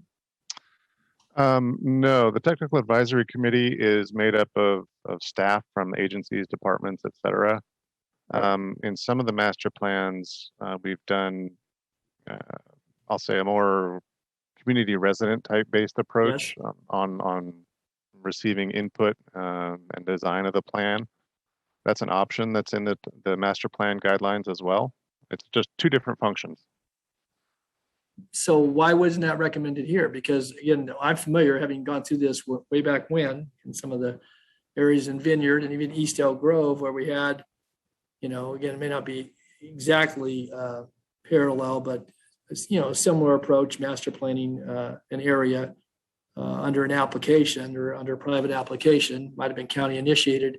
But then why would we not from the get-go, recognizing that you have non-participating properties, but you also have, adjacent neighborhoods where folks have already weighed in for what information may or may not been provided to them. Some of it obviously sounds like it may have been a bit of conjecture at this point. Why wouldn't we recommend a committee that would involve other property owners participating or not, and as well as citizens or your CPAC, or a Community Plan Advisory Council representative? I guess I'm curious, Todd, what was the choice and why was that choice made? Sure. So the choice was made at this point because more recently we haven't had a lot of community advisory committees on master plans. We have tried to use the robust community outreach process to help inform the plan development. And here we would have the same expectation that we would receive the feedback from the community, whether it's as a result of this workshop or the expectation being we would have additional workshops in the community, whether virtual or in person, as the case may be, to have that community exchange, that dialogue to inform refinement of the plan over time. So if I could help me understand though, more recently, again, you're using a different approach. It seems to provide a different filter for the way information then flows to those who, i.e. the board of supervisors, at some juncture, if this goes through that entire process, would then be the body that would decide it. But even with the CACs, you still had community process, you still do outreach, you never negated any of that. But I guess, is there a reason for that preference from a staff perspective? Why you just have technical folks who are engineers, water resources, transportation planners, or whatever, but you don't, and you go into a public session where you have, a charrette, or you have, you go around the room and explain and answer questions and take questions and so forth. I mean, there's different formats, but I guess I'm just curious, particularly in light of some of the early feedback. And again, this is a Supervisor Frost's district, and it's going to be a long process, but I'm just curious as to why you wouldn't involve citizens as a part of that group. And maybe Supervisor Frost, you can weigh in. Maybe that was direction that you may have offered guidance on. I don't know, but I'm curious because I always thought that process worked pretty well. I'm not saying that there wouldn't be any citizen involvement. I'm saying the Technical Advisory Committee has one role. We expect the applicant team and county staff to engage with the community more directly as we go through the process, to have those conversations. What does the project mean to the neighbors to the east, for example, or to the north? How can we address some of their concerns as we go through this entirety of the master plan process? It's our expectation that there will be those conversations with the community. No, and I trust it will be. I guess you repeated the answer you gave before, so it's consistent, but a citizens advisory or community advisory committee had this construct where you had the applicant interest, you had some of the technical folks and community members, whatever their particular view of what was being proposed was, but working together in that format, and it wasn't exclusive, it was inclusive because you still went out to the community. It just seems to me that way people have a seat at the table from the get-go, and it may, it was still in an advisory role, but otherwise it's always kind of somebody up front in the room making a presentation and say, I want to hear your feedback. You take that in with, a good deal of deference, but it's a different process. And again, I don't want to be a laborer, but I find that, a master plan process without that level of engagement might hamper the process going forward, but that's my take on it. So, okay. No need for the comment. So, all right, with that, then we have callers, Madam Clerk. We have the applicant. We have the applicant. Let's see the applicant first. And then Yes, okay. Hello, my name is Jared Brown. I'm with Guide Engineering. I represent the applicant team. Right now, we're just beginning the process, working with staff. I've enjoyed working with the staff of the county. And we're just here to answer any questions if you have any, or promote our project. We feel it'll be a benefit to the community as a project that will allow for housing that's needed in the county and in this area. And we're open to any questions that you might have with us. Do we have the applicant online? Do we have any questions about any part of this initial process? Jared, I have just one question for you. So with your firm, have you done projects where you have in a single complex 800 apartment units at a time? In my career, yes, I have. In Sacramento County? There are some. If you look at specifically, I believe we had roughly 750, almost 800 units north of the I can't remember what we call that, the stadium, the old King Stadium up there, the north area above that. There was a project in the near city, the Schumacher area. Yeah. And then down in south, we have had projects in kind of the Elk Grove area that were in the past done there. That large?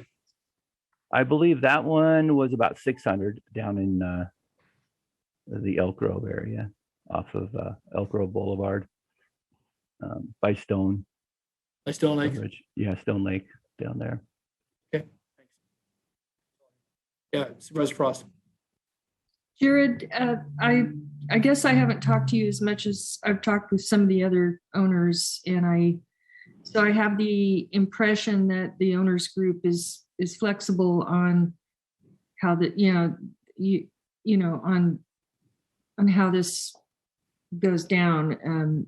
I know it's really important to the community that the project doesn't present a negative impact on their real estate and so forth, and their quality of life. And so, am I understanding that correctly? I might be, I don't want to just come right out and say some of the conversations I've had with people, but I have the impression that your group wants to work with the community, and work through this public process and do everything possible to make sure it's a positive experience for everyone.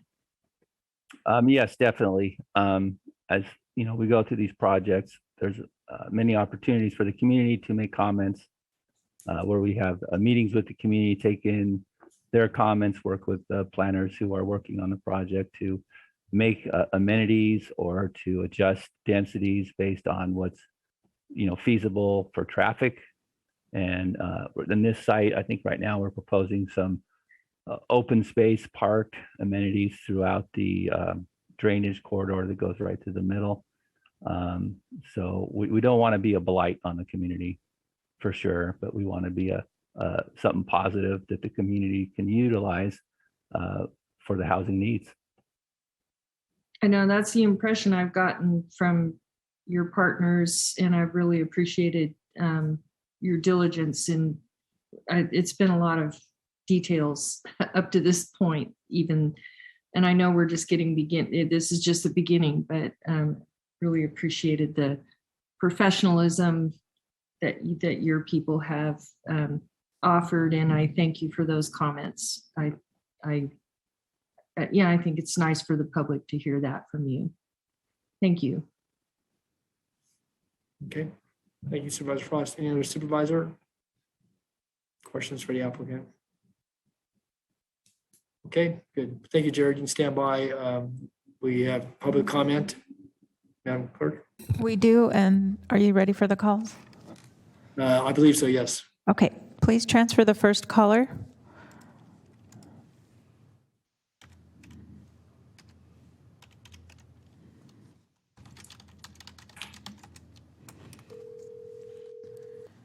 Hi, caller. Please start with your comments. You have 3 minutes.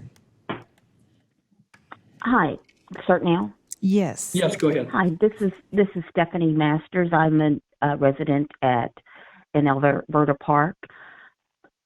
Everything that you guys are saying now sounds good, but I go back to what the gentleman said about you could have involved us to begin with, because we were told initially by our developer that there were going to be single-family homes there.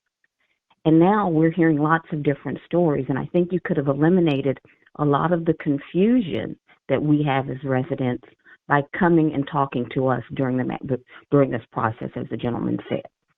That makes us all feel very concerned that we are not going to be included, that we are not going to be stakeholders, that it's just going to be whatever you're going to want it to be. Since we've been talking about this as a neighborhood, I've heard no less than 4 or 5 different generations and iterations of it's going to be condos. No, it's going to be apartments. It's going to be single family and apartments. So we feel like we're just completely in the dark. I'll tell you, if we had known that there were going to be apartments, 1,600 of them, there is no way that my husband and I would have bought an Antelope. The whole idea was moving to a small community with limited growth. I get that there's going to be growth, and I get that you guys have this property and you want to make money and do something with it. And certainly we need housing, even affordable housing. But I don't know that the 1,600 apartments is a solution.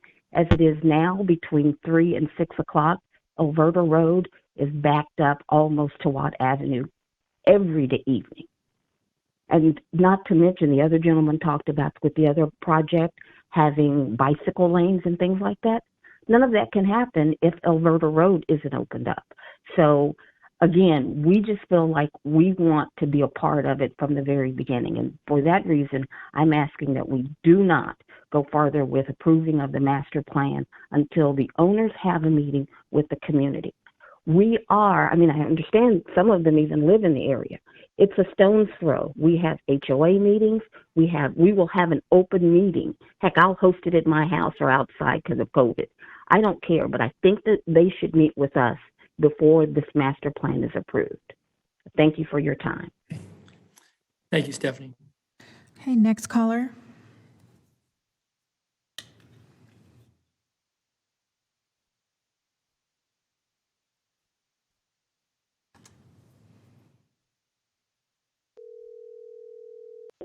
Hi, caller. If you could mute the meeting in the background before you start talking.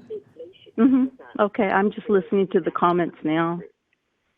So when you're done listening to the comments, can you mute the meeting because it will echo while you talk? Okay. All right. So if you have the meeting muted, go ahead and start with your comments. You have 3 minutes. Thank you. Thanks. And you can start with your comments. Hello, this is Lynette. I'm from the Alberta Park community, and I have a written statement, so I'll just go ahead and read it, even though Todd has kind of clarified the homeless issue. I have been an Antelope resident since 1993. In 2017, I purchased my second Antelope home. And at that time, the area was proposed to be additional single-family homes. During the 29 years of being a resident at Antelope, I have not seen development in the area of fine dining restaurants, shopping stores, or even a small movie theater. Antelope residents must drive to Roseville, Citrus Heights, or Sacramento to find these businesses. Antelope would be a more balanced community if we were to see this type of development in the area. I am opposed to this development becoming an affordable multiple apartment or condo housing complex or any type of housing or camping site for the homeless. We need to first address the traffic impact that this potential development will bring to this area. Many of the adjacent roads are only 2-lane roadways. The Alberta and Antelope areas already experience a homeless population issue with creeks and open land areas in the community. And to give consideration to increased potential criminal activity by those who are not permanent residents who don't share in the pride of ownership. The proposed site should be utilized for single-family homes, which was the original plan. The proposed plan will devalue the land in the already new housing developments that have been and are being completed at present. I purchased my home with the understanding that additional single-family homes would be built. I wish my voice and opinion to be heard by the board.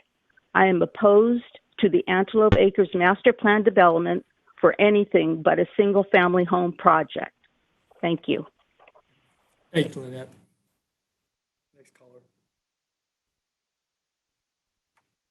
Next caller, please.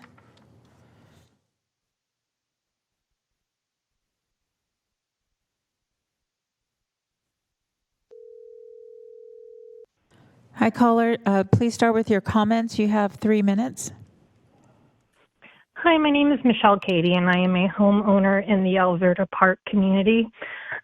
First, I wanted to say that I am I'm very concerned with the fact that the developer themselves had stated that their experience with creating a development of this magnitude, a lack of experience, and so the community would be impacted by this.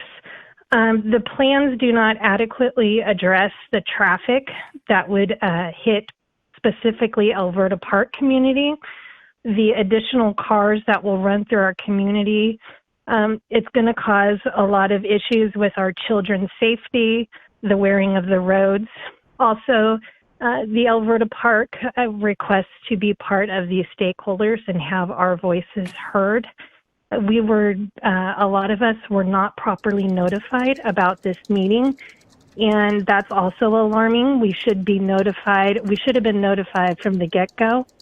Another concern I have is that according to the master plan with the ports for traffic, they're showing routes running through Rainier, Napoleon, and Kirsch, which would largely impact Byng. We were told at the beginning when we bought our home that it was going to be private condos, and now hearing the potential for apartments. Apartments are completely different than condos. They have a different footing. Also, to think that the low-income housing is an option is also just very heartbreaking. I've worked for the past 10 years to save to purchase a home, and now here we finally have our home, and it worries me to see that the loss of value that will happen if such a development is currently being presented is allowed. I ask that the county take into consideration the homeowners of Alberta Park, our voices, home values, protection from increased crime, potential should be acknowledged and put on the top of the list, and not just the development of selling this land and getting apartments. Renters are able to come and go from a community when things start going wrong and crime happens. The owners of these homes, we have property and we pay property taxes. It's not as easy to just get up and leave our homes and go find a new place. So I appreciate your time, and I really do hope that this development is certainly looked at and pauses and takes into everybody's feelings and consideration. Thank you. Thank you, Michelle. Okay. Next caller. Can you send the next caller, please?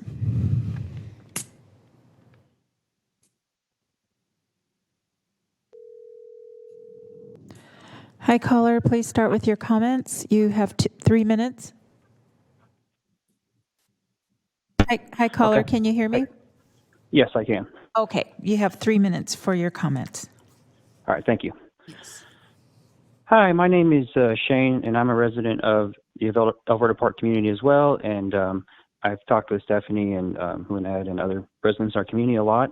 At a recent HOA meeting, we appointed a subcommittee to kind of work with this whole land development known as Antelope Acres. And I'm part of that committee. I'm kind of one of the leaders. And so we're requesting that we be recognized and included as an impacted stakeholder in this revised neighborhood outreach plan that's in the attachment 3 of the documents, and collaborated with and included in the decision-making process for any more impacts to the Alberta Park community, such as these that I'll be mentioning today and that have already been mentioned.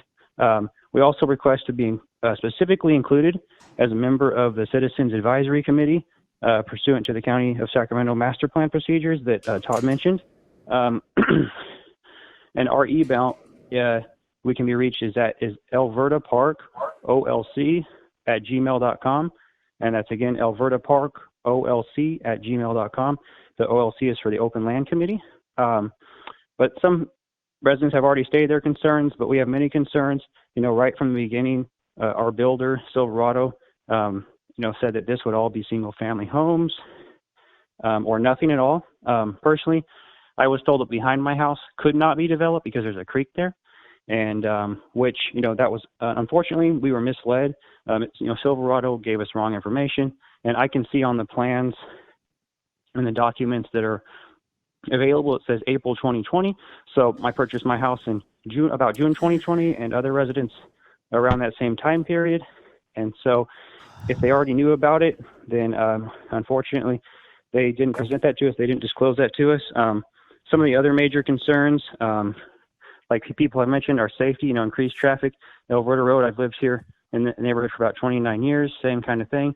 Alberta Road is always congested. 28th Street, hopefully the plans there are going to be developed for expanding that road before this would even be implemented. And then we already have, a lot of transient individuals living down by Dry Creek and that come through our community, dig through our trash, leave trash.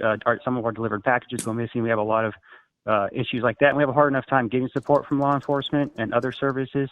We couldn't imagine trying to find support with a huge influx of people moving in nearby. And we're also concerned about the value of home, as mentioned earlier, and more high rates of crime. But overall, we started off on the wrong foot with this, with our builder telling us, the wrong information or withholding information from us. So we'd really like to just be kept in the know. And I know Todd had mentioned that they go out to the community and they do it in different languages and all that, and that's great. We hope that to happen, but would have been really nice to have been given correct information when we purchased our homes. And so I have spoken with one of the developers, and he said that there was supposed to be a 10-acre park as part of this project. From what I look at the documents, it looks like that's not going to happen possibly. So we really hope that happens, because our park is kind of overrun already with neighbors from other community or other parts of our city, which is, it's all a public park, but our park's kind of small. So having a 10-acre park nearby with 1,600 units would be great. And I know Supervisor Frost was talking about the in lieu fee. So we're also wondering if Supervisor Frost could make that the motion for a vote to direct planning to allow the developer to pay that low income housing fee, so that any future plans for this would not include the low income or the affordable or whatever it is. But again, I just thank you, Supervisor Natoli, for the questions you asked and everything that you brought up, and that we would be involved with this before even this was drawn up. And so thank you for your time. Thank you, Shane. Thank you for your comments. Okay. Next caller. Okay, could you send the next caller?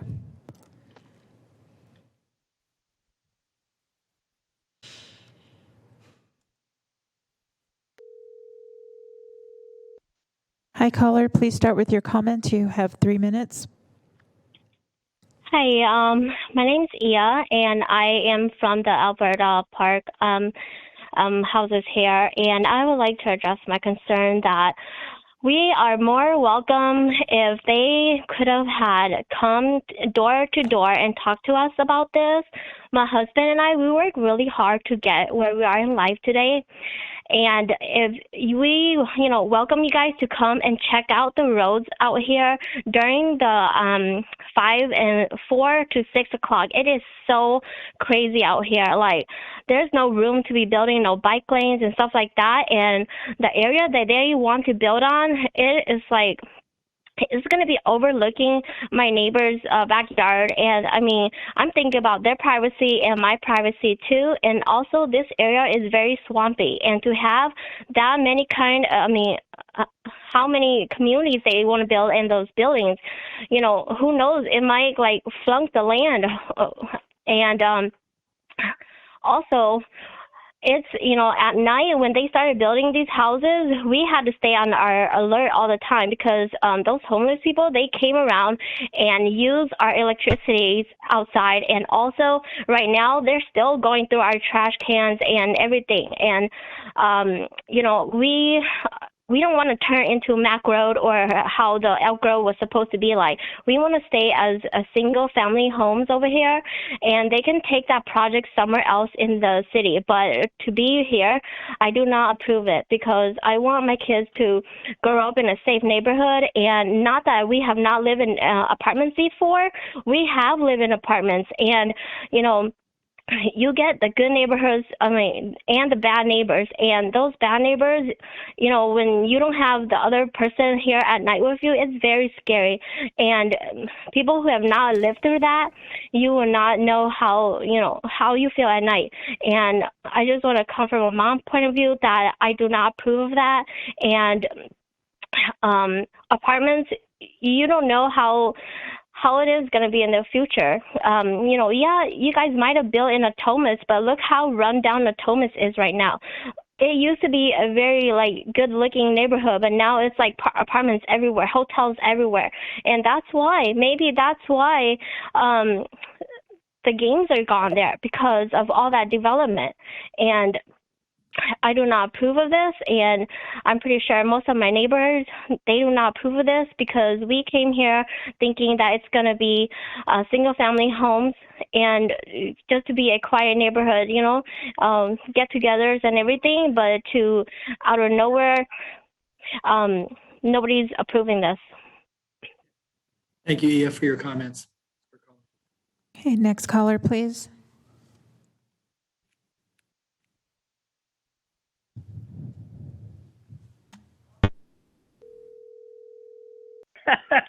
Hi, caller. Please start with your comments. You have 3 minutes. Yeah, my name is Mike Johnson. I am a homeowner in Alberta Park, and I want to thank you for listening to us. And I concur with all the other homeowners who have called in regarding the concern for our safety and for traffic. But I do have one question I would like to bring up to Jared, the developer there. That have they done a study or an impact study on how that mega complex of apartments affected Natomas? And was it here next to the a residential area as it would be here? So anyway, that's pretty much all I have. Again, I echo all of the remarks that were made earlier and all the concerns, and I hope you all would make sure these answers or these questions are answered. Thank you. Bye. Thank you, Mike. Yeah. Caller. Okay. Hello? No, I just said thank you, Mike. I just said thank you for your call. Oh, okay. Okay, good. All right. And I believe we have one more caller.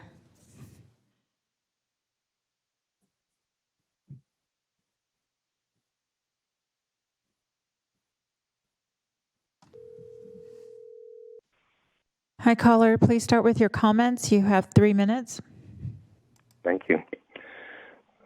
Good afternoon, Supervisors. I'm Oscar Balaguer with 350 Sacramento. 350 has not developed a position on the proposed Antelope development, but we note that with the project and others in the works, the county is on course to entitle almost 4 times the number of dwelling units needed through 2040.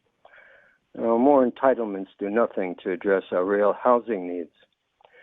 The planning literature discusses problems associated with excess entitlements and notes they're much easier to prevent than to fix. 350 believes a glut of entitlements beyond market demand will likely lead to a build-out pattern of small, scattered tracts with resulting high VMT and greenhouse gas emissions. Infill is needed in our older suburban arterials where the tax base is degrading. And in general, master plan projects hurt the prospects for infill. We request that before more master plans are approved, the county explain the policy need for a superabundance of approved tracts. And we suggest that this explanation be included in the annual general plan report for 2021, due to you this spring. Thank you very much. Thank you, Oscar, for your call. Okay, does that conclude public comment, Madam Clerk? I'm just double checking right now. And it looks like that does conclude your public comments, and I will close the queue at this time. Okay, thank our callers, and we'll bring it back to the board. I see Supervisor Frost, you have your hand up. Yes, thank you, Chair Natoli. I just had a couple more questions. I wanted to ask Todd, what is the radius that you generally have been notifying people regarding this project? And have they, there were a couple people who spoke, who stated they knew nothing about it. Was there any notification sent out to the, I'm thinking 500-foot radius or something like that. I'm not sure what the radius is. Sure. So our standard process is a minimum of 500 feet or a minimum of 30 unique addresses or owners, but it's not uncommon.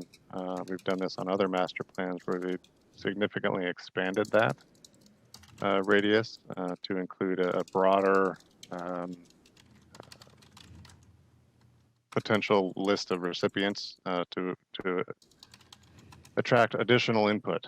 Essentially, I'm thinking of most recently on another master plan, we had a series of neighborhood workshops.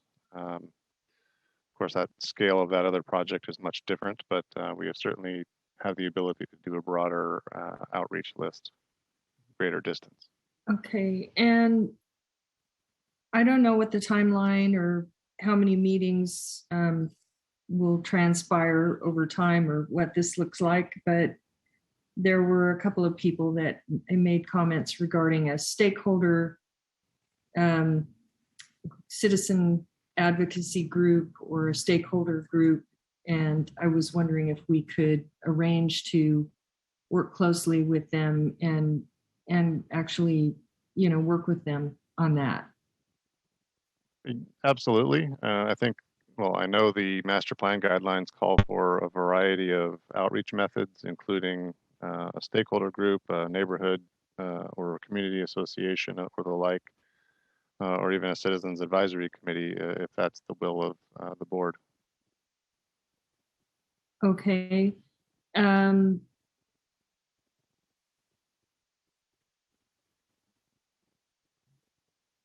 Impacts.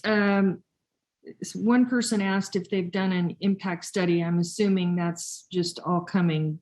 We have a long way to go because we have a long process to work through. Am I correct on that? That is correct. As it relates to different analyses of environmental impacts, we're certainly at the beginning of that process. My interpretation of that question or comment, it seemed to be a little bit more on the economic impact of other projects and their adjacent land uses, but we could certainly follow up with that individual and get clarification. Okay. And I don't know if others have questions. I guess I'll stop right now with that in case others have questions. Okay, we'll come back to you in just a moment. Thanks. Supervisor Frost, any other supervisor want to weigh in?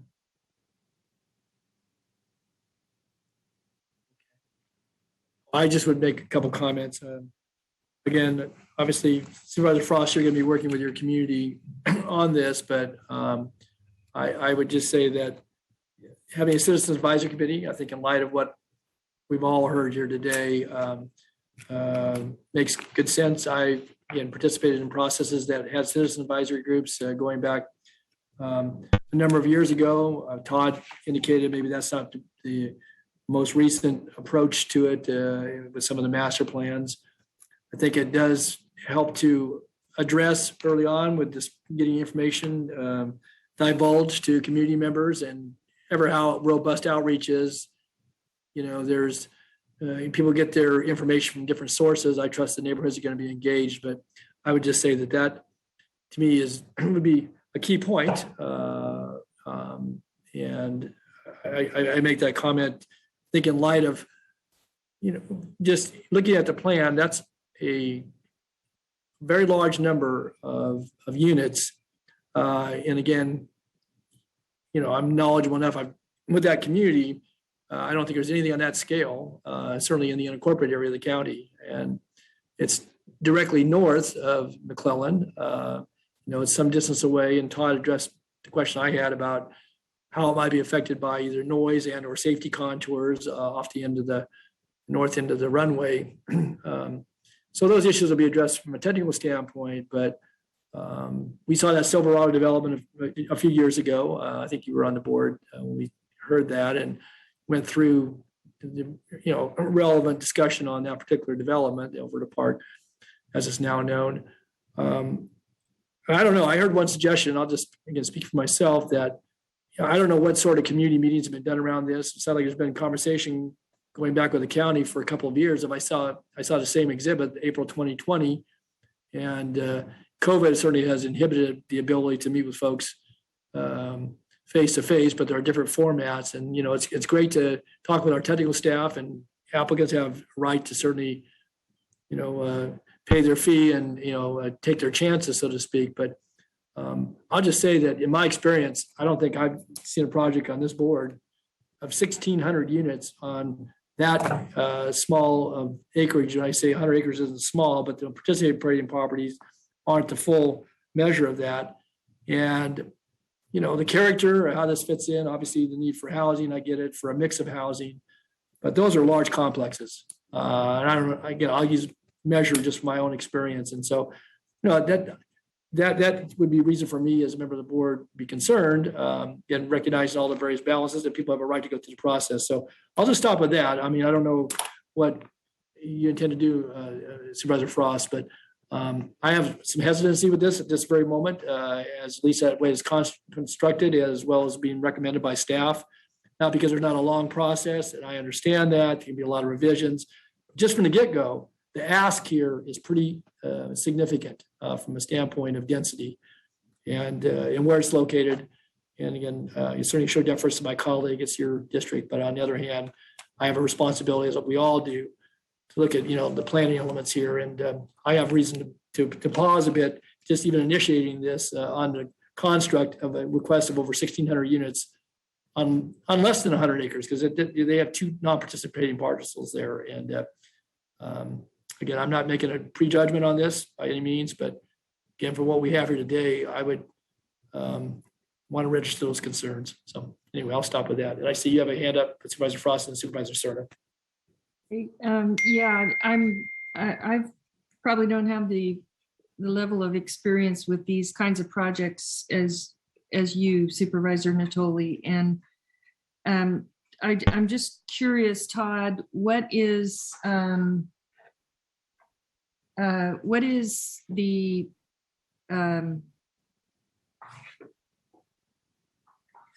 process when we do a citizens advisory committee? What is the process? How do you select the citizens that are going to be on that advisory committee? And then does it become their responsibility to communicate with the neighborhoods, or how does that work? Because I like the idea. I mean, there were a lot of people who dialed in, and my office is concerned. I'm concerned about this too, the high density as well, and we're not in favor of it. And so the idea that the communications that we've had is that this is only the beginning, and there'll be adjustments, as things move forward. There will be, the process will play out, and people will have input, and it'll shift and change as they're working through this master plan process. But how does the citizen advisory committee work? And I like the idea of that. I just want to make sure that all the citizens have a voice and a presence, that it's not just separating out a few people that are going to be in the communications and not everyone, then everyone isn't in the communications. I guess that's what I'm wondering. Sure, I can speak to part of that with at least my personal experience. And I'm reflecting on what we did at Mather, which was focusing on a conversation with key stakeholders in the community, lived there, they were residents, and they, for the most part, self-selected. They identified amongst themselves who would be, from a technical perspective, from a coordination with the neighborhood perspective. That may or may not work here just because of the unique nature of that project, but I would think we would definitely want representation from the adjacent neighborhoods if we were to do a community advisory committee, as well as obviously the applicant would need to be involved. But I think that we would need to have some structured meetings around, and meeting on a regular basis, making sure we're keeping track of agendas and decision points, and empowering those members to communicate back to their respective neighborhoods or neighborhood associations or what the case may be. And those decision points would need to be public and transparent, and we'd document those not just in our files, but in a public way. So to the extent that I'm thinking of another project where we dedicated a space on our webpage, we put up, kind of FAQ type of documents, frequently asked questions or decision points. We were communicating those on a regular basis with the people who wanted to know. So something like that would be, I think, how this could work. And so you would commit to reaching out to all the adjacent neighborhoods so we have representations on the advisory committee from all the neighborhoods, and we could do the website. I like the idea of that. That way people can just dial in and at any time be up to date on what's happening and have a voice. Yeah, we've done that on all of our master plans. We've got a project-specific webpage that we develop, and we keep the up-to-date information on the webpage itself for the project. And I also don't want to de-emphasize the role the applicant plays in this. It's our expectation that they need to be engaged and listening to what the community has to say as well. And when we approve this project with this number of units,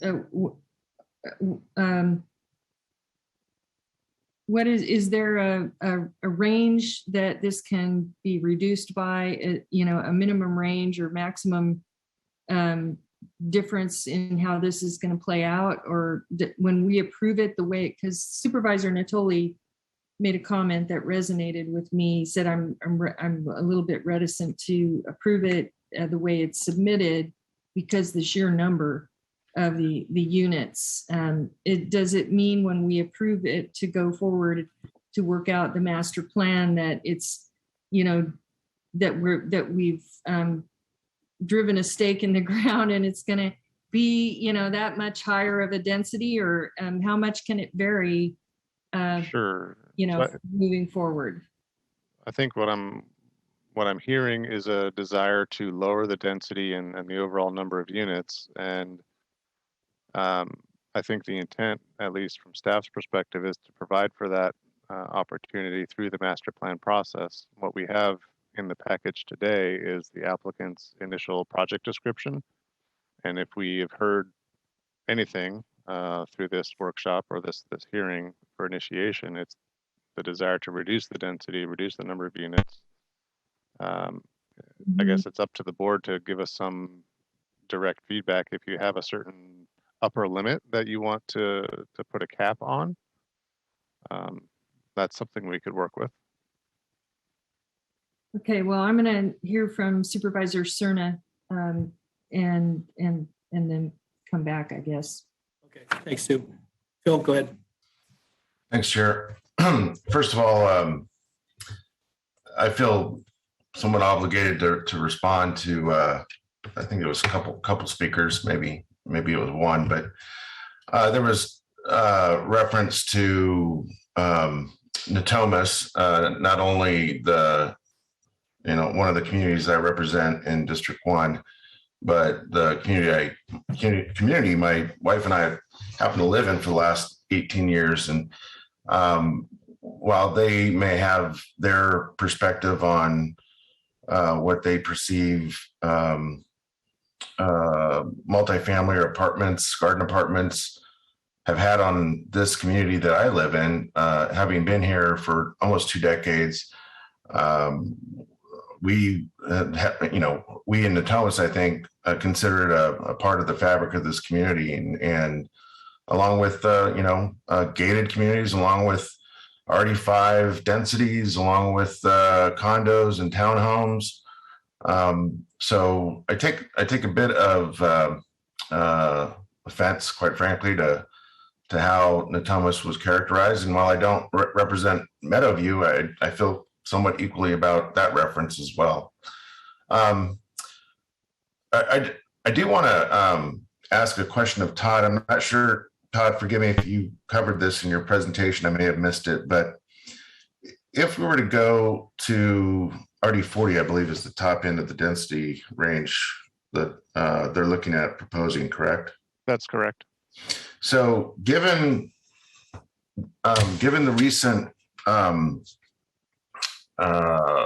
consideration of this board of the housing element and the increased density ranges that we are now obligated to consider, just for grins, what could a project like this,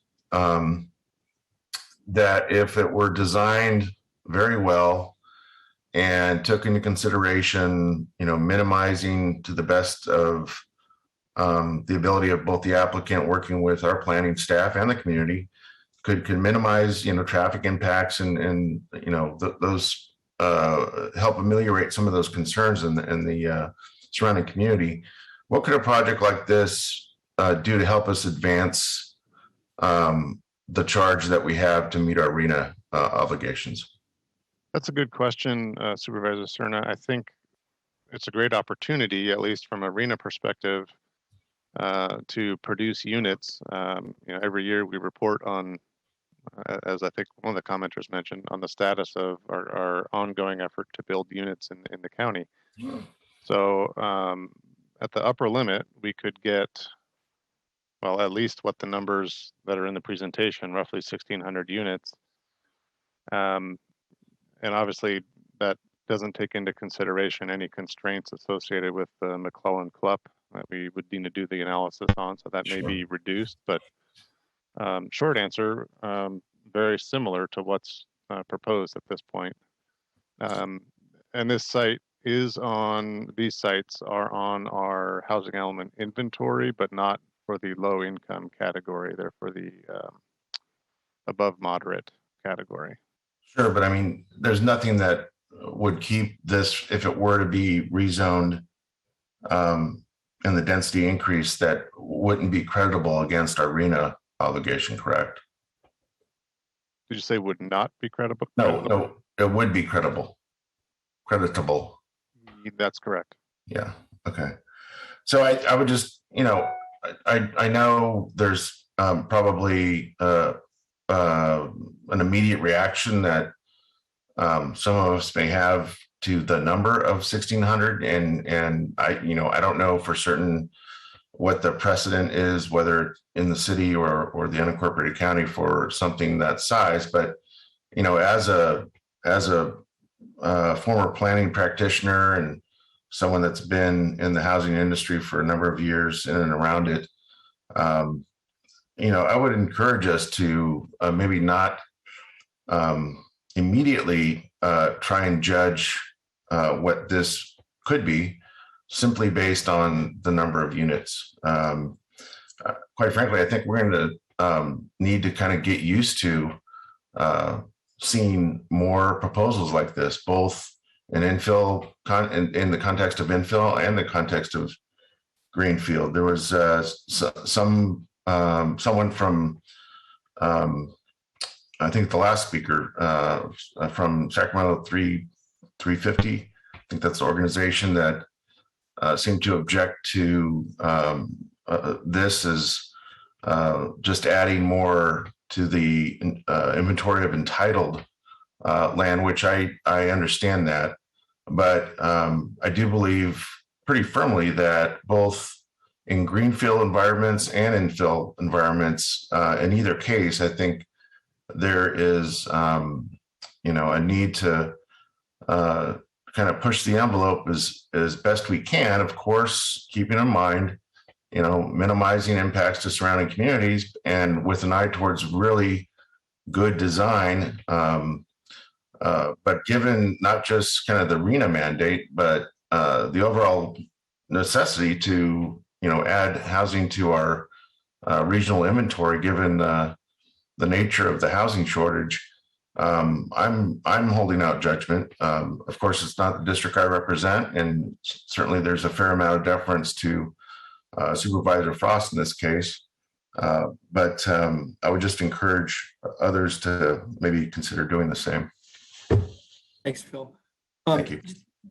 Just an observation, I know Supervisor Frost had her hand up. I just wanted to say that using the Mather example, where, and I know some board members, at least two of my colleagues recall when that really blew up at the board because we didn't really have a CAC process, and Todd and others were involved as we recalibrated, board directed it. We went back out and worked with the community and had stakeholders, and certainly from both the neighborhood and some of the adjoining lands, but we had technical folks there, and ultimately came to the board, got unanimous support, and had kudos from the community. It took a lot of work. There were a lot of evenings, and certainly Todd, as one of those that was on point, along with other county staff and the developer representatives from Mather South and other areas were, part of the ongoing conversations. But it took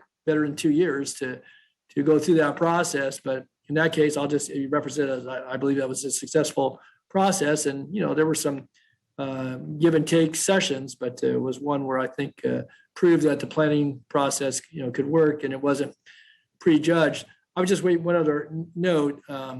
What I found odd, I did make this comment a moment ago, was we sandwiched 22 single family lots between, roughly either end of 800 units. And I don't know, I just, from a planning perspective, that just seemed a bit odd too. So I'll turn back to you, Supervisor Frost. I've said enough, so go ahead. Thank you, Chair Natoli. And I appreciate Supervisor Cerna's comments because I know we have some real challenges in meeting our RENA numbers over the coming years, and we're on a path that's going to take the low-hanging fruit now, and it's going to get harder as we move forward. But the problem, with this is that this is a community that even when I first got elected, the people in Antelope and North Highlands, Rio Linda, Alberta, their biggest desire is to find a way to, encourage community and economic development and find finer dining, sit down dining, and, quality of life with nice parks. And their biggest challenge is, they have a lot of homeless, and, that there's, they have challenges with traffic congestion that's horrendous. And they have challenges with not enough law enforcement or the, response times, because there's just not enough boots on the ground. And so I can kind of totally sympathize with the citizens who are coming forward and saying, we feel like, I kind of have a sense that they feel like they were blindsided. And I wonder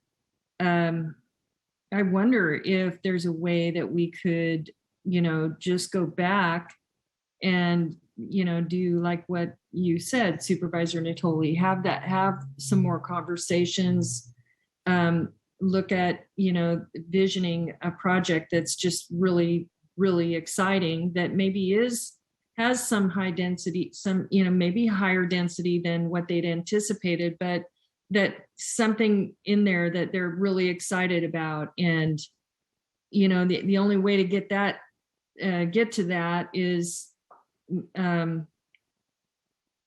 having them involved in the process. So I really like the idea of stakeholder and a citizen advisory committee that involves all the surrounding areas. But I also wonder if we should just kind of pause and go back and have that, have a little bit more time with spent with the community so that we're not just, so they don't feel like this is being jammed through, to give it a little bit more of a public process to work up to the launching. Because when we launch it with this,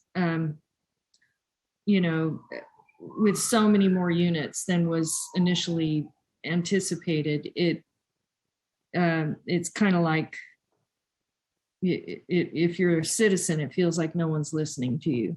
So it's just something I'm, inclined to want to see if there's a way we could, work on it a little harder and, sincerely see if there's a way to work it out between the developer and the citizens.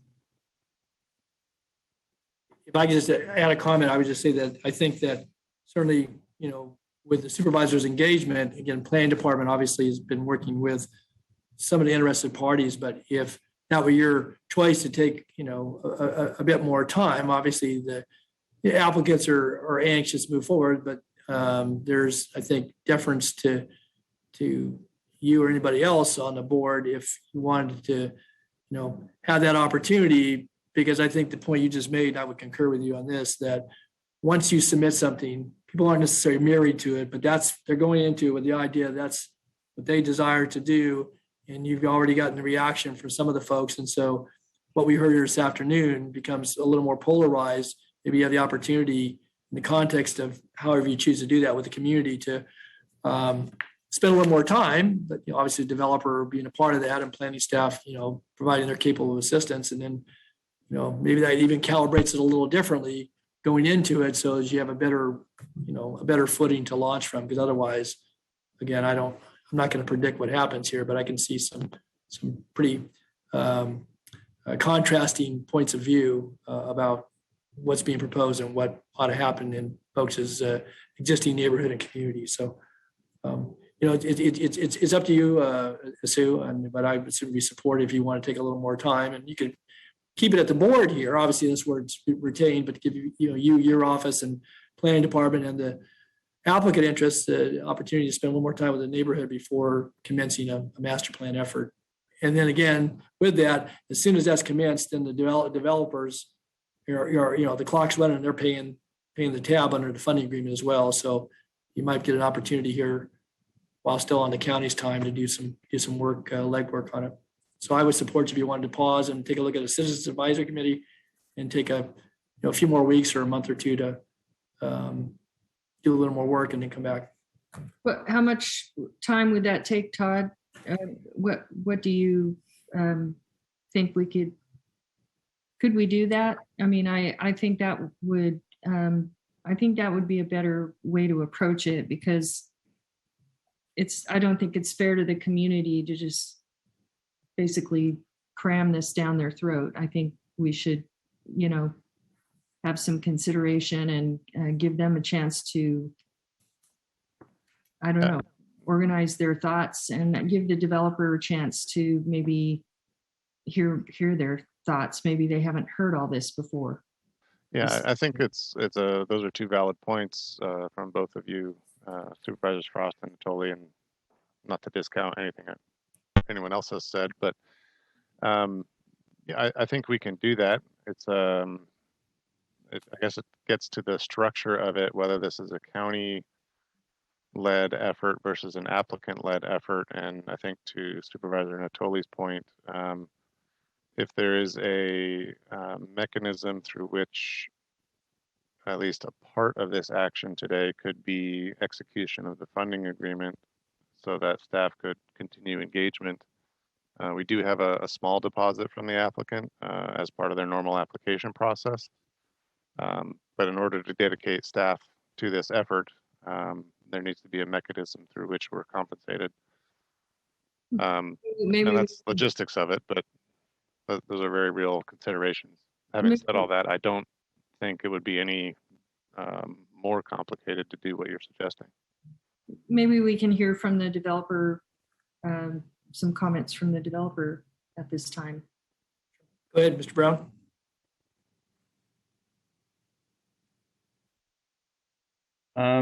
Yeah, I think what we had anticipated for today was a funding mechanism to move forward and to start the studies and figuring out what studies needed to be done with the county. We have initially paid roughly $100,000 to start the process. And at this point, we were notified that we had to have a funding mechanism to where we can pay the county to continue the process. So that was our understanding of what this meeting was for, to begin the process. And at this point, the neighborhood is informed and we start the meetings and we start hashing everything out. It wasn't my anticipation or our understanding from the staff that this would be approved now, obviously, but it would be initiation of the funding to fund staff to review impact reports, the environmental, the bugs and bunnies, all the stuff that need to be looked at, like traffic, noise, congestion, all the things that were of concern. So it's my understanding that the county needs a mechanism to where they can bill for their time to start this whole process. Also regarding the density, I understand the desire to have like projects near you where you live, but as Supervisor Cerna has indicated, I don't feel that having apartments, personally, it lowers the positive nature of the community. You know, we need to have places currently where our seniors can retire in, where the young people can, you know, have families. I think one of the ladies that spoke earlier, you know, I respect her, but she said it took her 10 years before she can afford a home. There are so many people right now that need places to live. And we see that all through the state. And I'd like to say one thing about the developers, so to speak here. These are all local residents that live on those lots.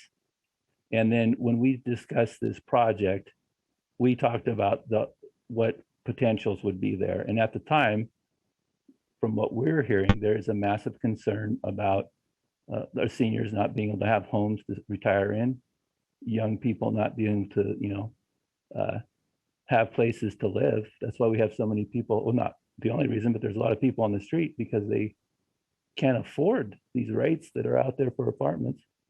So I've also been approached actually by other developers in the area that would like to do this project lower income, or not lower income, but lower density. And their thought is it would make more money actually than doing the higher income. So it's not, you know, 100% full equation based on how much money the developers can make, so to speak. So there's a lot to go into this, but our intent here was to,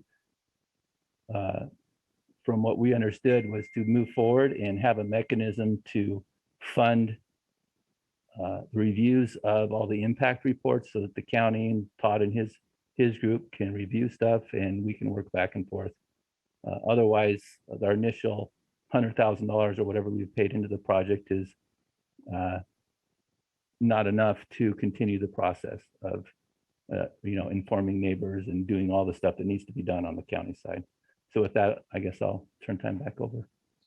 So, you know, it really, you know, thank you, Jared. It kind of seems that, you know, without the funding mechanism, you can't get the tests that really are going to give you the information you need to develop the vision and really work through the process with the community. And, you know, I'm a little bit, you know, I just have to say, I'm not real excited about the density. I'm sensitive to how my constituents feel, but I guess you know, reluctantly, you know, I think can support moving forward if we have a a very organized, strong stakeholder citizens advisory committee that is connecting every one of the groups around there so that everybody's community has a voice, and with the commitment that we have a strong public process that the citizens can be involved in as we move forward. I know this is nothing written in stone, but what I'm hearing from you, Todd, is that just because we approve it with these numbers doesn't mean that we're saying that's what we are promoting or have decided on. It's just a basis to begin, and then all the traffic studies and the EIR and all that is going to give us more information that will inform us as to whether or not that much density can be handled in that area without a negative impact on other real estate and quality of life. I think that's a fair summary, yes. I also want to clarify a little bit more about the master plan process. Certainly plans, the master plans have changed as we've gone through, from initiation to, even from initiation, which is today, or at least what's the request today, to then when we come back to the board for formal initiation of the environmental review process. That's when a lot of that early outreach, engagement, neighborhood dialogue happens, and that can be used to shape the project in a way that can address some of these concerns. And at that point, we will have another opportunity for the board to weigh in on whatever the project looks like at that time. Again, it's not a commitment to the initial proposal that's included in the package today, but this is the first step. This is the first draft of the land use plan, so to speak, the densities, the types of units, et cetera. There is opportunity to change it through the master plan process, and this is just the beginning.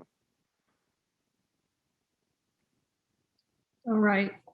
Well, I'm going to go ahead and support initiating the process with the idea that, I know housing is really important, and I know there's been a lot of work put into this, and with the idea that we'll have a strong citizen engagement moving forward, and my office will be involved with that as well.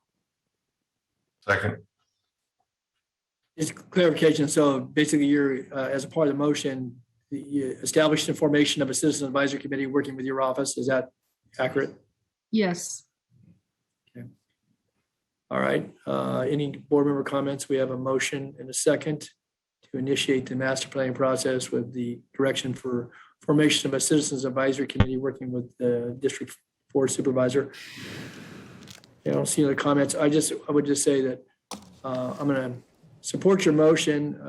I want to make it really clear. The premise, though, is that this is the applicant's request. There's been no determination about the allocation, as you said, Todd, and you said Supervisor Frost, about the amount of multifamily zoning, the appropriateness of the densities that are being requested, and that's all subject to further review as to impacts of traffic, where it lies within the comprehensive land use plan for McClellan and all the other host of basically on the ground impacts that'll be evaluated. So again, by initiating the applicant's request, that doesn't preclude obviously changes, substantial changes in the process going forward. So all right, with that then, if there's nothing further, I'll go to the clerk to call the roll, please. And Supervisor Natoli, just wanted to clarify that the website and all the support from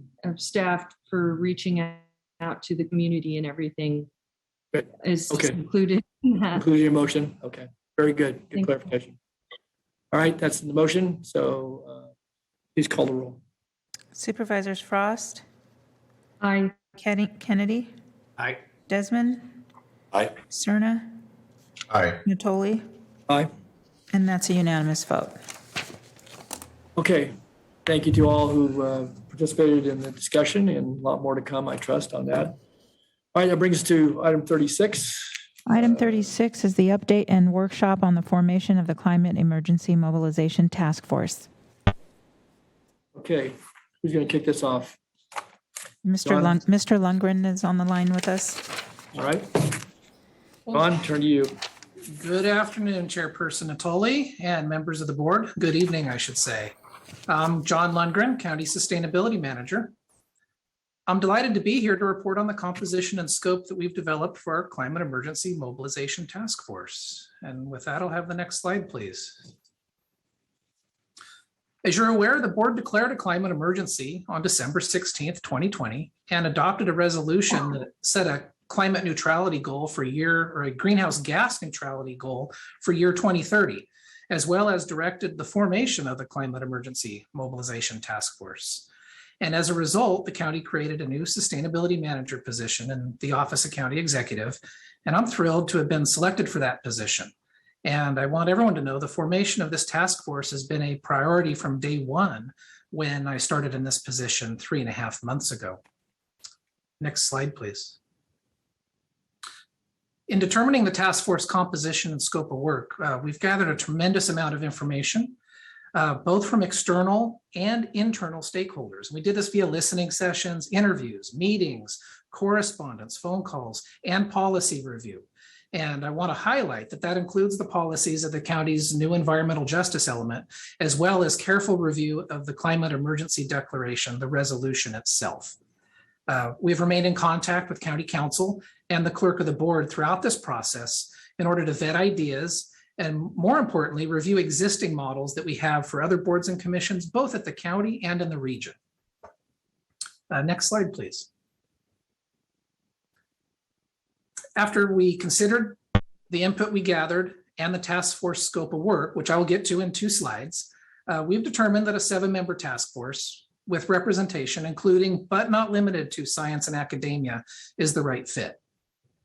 We're aware the board has received several pieces of correspondence recommending a larger task force, and we want to let everyone know that we believe a 7-member task force balances the need for representation with the other need to keep the group size manageable with regard to tasks and schedule and accountability. Experience has demonstrated that with a group like the task force, as it increases in size, achieving quorum and a consistent schedule can be increasingly difficult. We do share the commenters' sense of urgency, and we've made this decision after careful examination of the trade-offs. We acknowledge with 7 members or even a larger size, it will be important to recruit and select members with the experiences and abilities to represent multiple viewpoints and focus areas. Members should have suitable expertise and be able to present to and respond to a wide range of issues. Now, that said, I want to highlight that this is not just limited to academic or work experience. We want to build on the work conducted for our environmental justice element. And so through that, we learned about equity and raising the voices of people that have been, left out of the process. And so specifically for this, we consider residency in Sacramento County environmental justice neighborhoods and a willingness to discuss to live experience as climate expertise. And we're going to be encouraging those neighbors and those residents to apply. Next slide, please. We intend to conduct a 30-day application process and to utilize those lessons and partnerships I talked about in creating the environmental justice element to cast a wide net. We want to make sure that our recruitment opportunities are shared with our EJ communities by utilizing the vast network of community-based organizations that are already out there, and more importantly, utilizing their trusted spokespeople that are already embedded in the community. Now, we'll also use traditional social media and our email lists and make contacts, of course, with our local colleges and universities to spread the word. We intend to recruit and make a list of recommended members and then present it to the Board of Supervisors for ratification. Terms will be set at 2 years with flexibility to stay on until a replacement can be seated, and meetings will be subject to the Brown Act. Now, let me address a concern about staggering the terms so that there is not a mass turnover at the 2-year mark. We absolutely agree. It's not desirable to see the entire task force turnover at once. However, experience shows us that within the first 2 years, there will likely be some natural turnover. And when a new member is brought in to fill an early resignation, for example, we can start their 2-year term at that time. And this, combined with a provision that existing members may stay on after 2 years until a suitable replacement is identified, will assure us that there's not a single point in time when the whole task force turns over. So my recommendation would be that we agree the entire task force should not be termed out all at once. That's not the intention. But that we keep the identified 2-year terms to set an expectation as to the time commitment, and allow us to keep the task force as nimble as possible until we have a better understanding of the recruitment and retention issues that lie ahead of us. Now, details such as these may be best left to the task force bylaws, which we will have drafted and provide to the task force prior to their first meeting. And if we need adjustments, it is intended that the task force may vote to modify these bylaws. Next slide, please.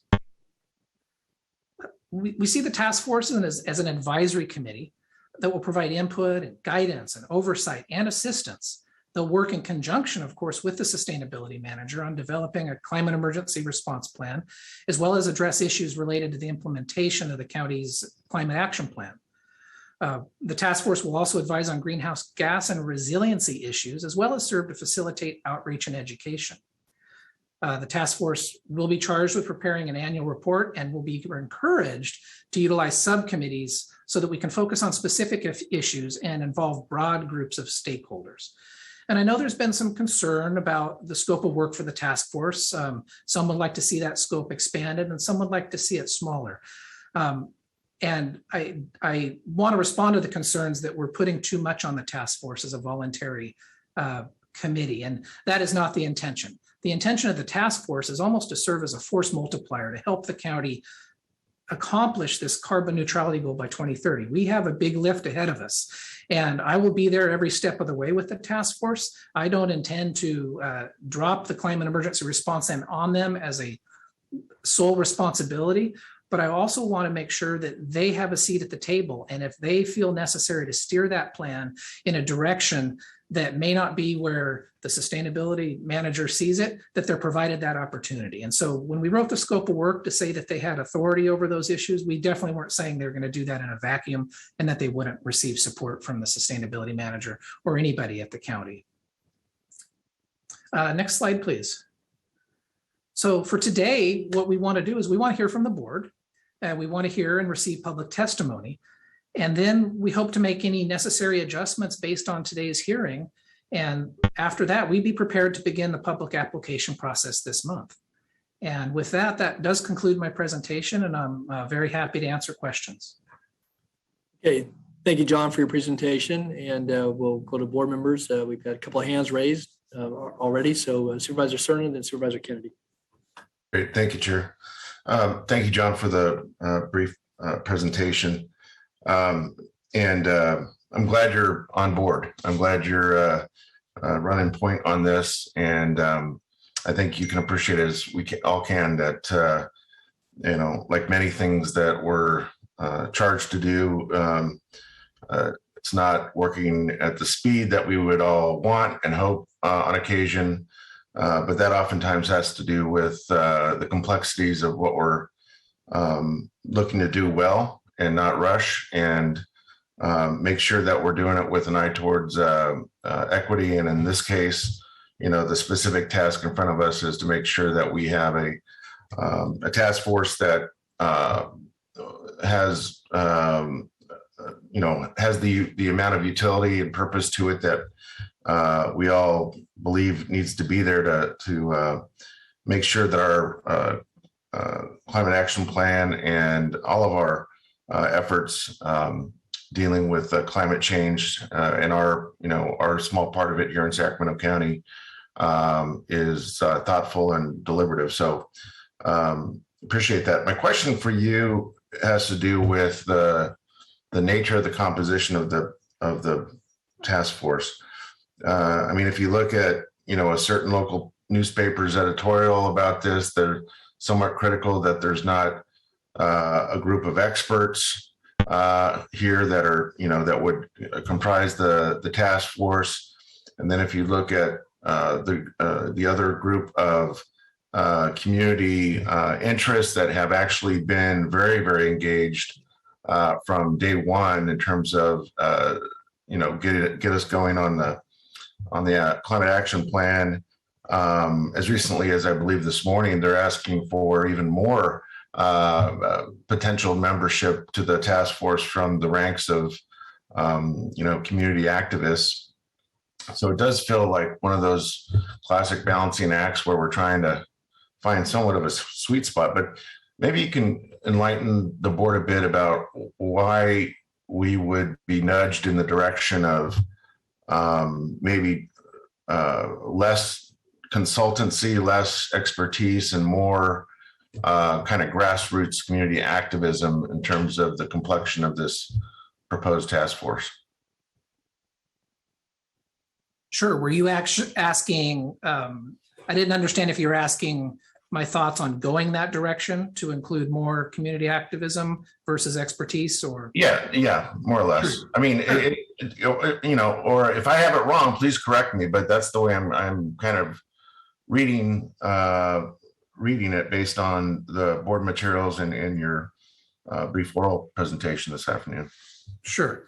Okay, I understand the question.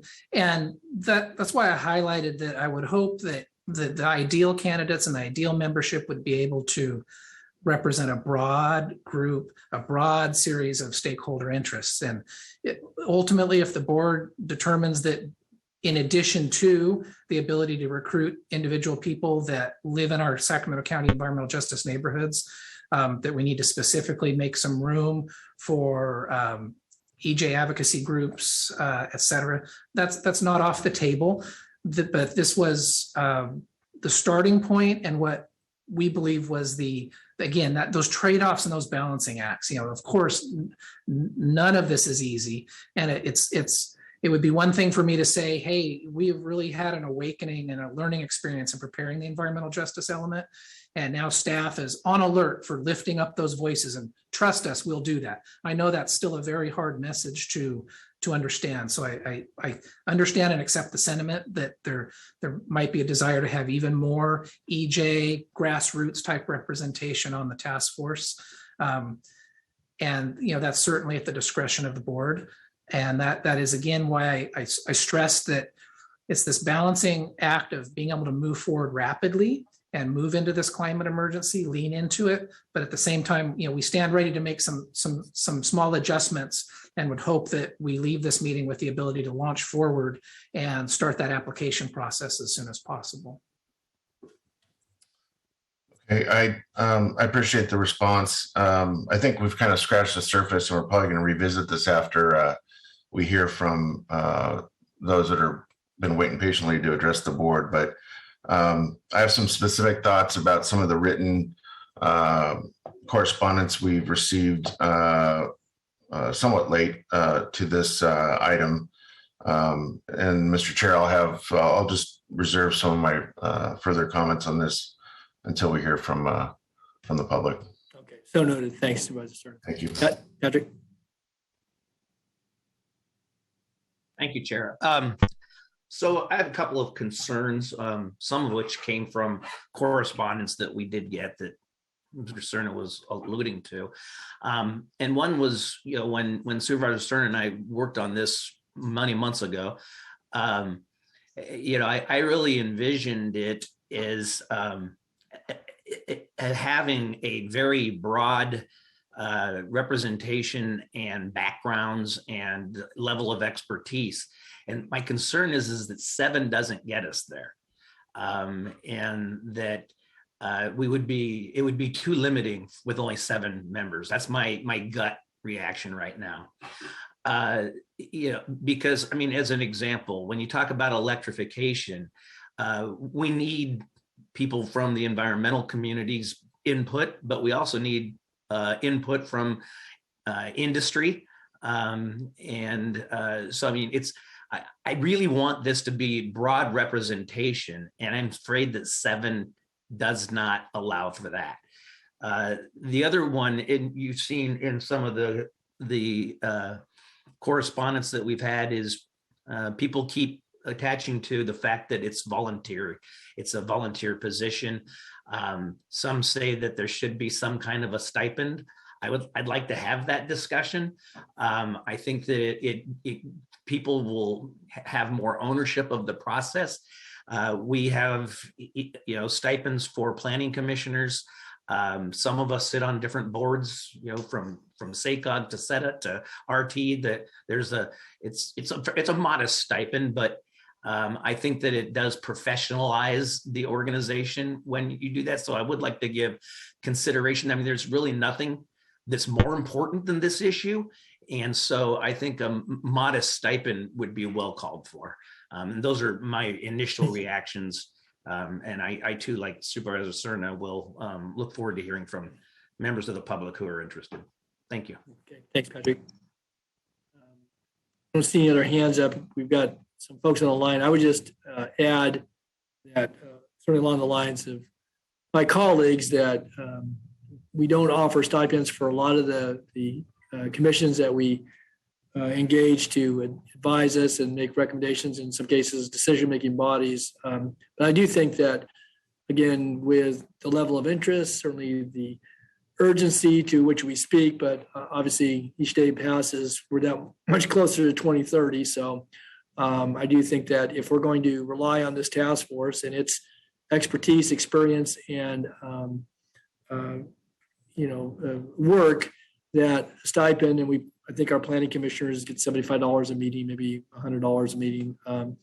We can do something on a monthly, obviously require an ordinance to do that, but I do think that that's important to entertain as we talk about this.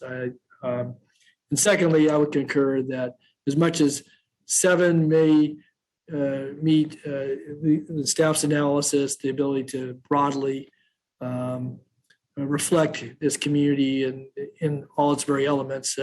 No task force is going to capture all, but I do think that, as Supervisor Kennedy pointed out on the point of electrification, when I think about what was in the climate action plan and having read segments of that document already, agriculture was relied upon in that document to provide about 50% of the creditable carbon offsets. Now, I know that's undergoing revision, John, and you've been working with, to look at the elements of that. But so already you start talking about 3 of 7 seats potentially. You talk about neighborhood activists. We talked about environmental justice areas, other expertise. 7 to me doesn't get you there, that you fall short no matter how hard you try. I think that, it's been suggested 11. Yeah, it's a few more folks to engage with, but if we're serious about this, I think the number makes a difference. It may be more difficult from your perspective or those that have to staff this. And I think, in addition, last comment I would make at this juncture, if there are additional resources that are needed to help get us where we need to, we're fortunate to have you in your position, John, and again, certainly credit to you and your colleagues of working this issue. But if there needs to be resources in order to provide a level of staff support and or resource support for the task force and what we ask them to do. And we're going to establish this, it sounds like, for the long term. We're talking about 2 years already, and we're being able to reapply and sit on the task force. Then I think that we need to make sure that we've got appropriate budgetary support. I don't know what that is tonight, and probably can decide that. But I just think that there's elements here that, again, maintain our level of commitment, but I think really amp up the opportunity to accomplish the work, which is going to be no small task, ask of this task force. And obviously coming back to this board for policy direction, decisions, and at various levels within the administration, certainly Ann and department heads are going to be tasked with this. It's a large unincorporated area, and we're talking about, some goals here that with each passing day become a little more difficult to meet that time frame with. So at any rate, those are my comments for now, and I know others have reserved time, and I trust we'll hear from all my colleagues before we're done. Supervisor Kennedy, I see your hand back up. Yeah. Thank you. I did forget one more thing, and that's I would like to have a discussion, and as we have this discussion, to look at some mechanism of more formalizing the whole environmental justice community participation in this, and instead of just saying, we're going to strive to reach out to them. I would like to actually entertain a number and make that a more formalized situation. Okay, so you're talking about designated seats, is that what you're talking about, or a more formalized process to outreach, Patrick? I trust the outreach will take place, Yes. and I don't think the people in that community are going to be shy to be coming forward. But I would like to see a set number of seats that actually represent the EJ community. Okay, very good, understood. Okay, there's no other comments. John, anything you want to respond to before I go to public comment? I think it would be best to hear public comment. Okay, very good. Okay, with that, we're going to go to folks who waited very patiently, as many others have throughout the day. So, Madam Clerk, let's. Yes, go ahead. Well, please send the first caller. How many in the queue, Madam Clerk? Probably about 5 to 6. Okay, very good. Thanks. Hi, caller. Please start with your comments. You have 3 minutes. I am Steve Sander, and I am an environmental justice practitioner and organizer in District 2. I am a member of the City of Sacramento's Environmental Justice Collaborative Governance Committee, as well as the Sacramento Climate Coalition. The board must consider the following 3 things when standing up the Climate Emergency Task Force. 1, the proposed size and composition is insufficient. 2, equity must be at the forefront, and since it is an acknowledged emergency, 3, the task force must be empowered to be able to do its job properly. First, on size and composition, as noted by others in the written comments submitted to the board, there must be at least 11 members on there, not 7, and it also must have equitable representation, with the majority of members coming from CalEnviro screen burdened communities. The language in the memo submitted to the board doesn't specify what constitutes an EJ community.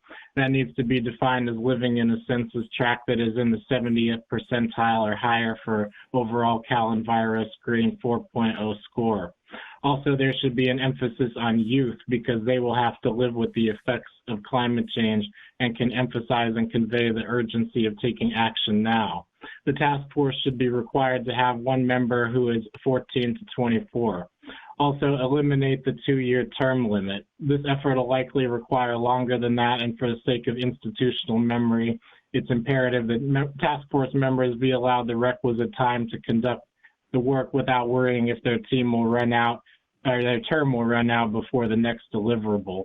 Finally, all of the task force work is completely unpaid and unsupported by staff time. This is technical work and will most likely require significant staff time investment, whether it's weighing in on various aspects or running down statistics about carbon emissions.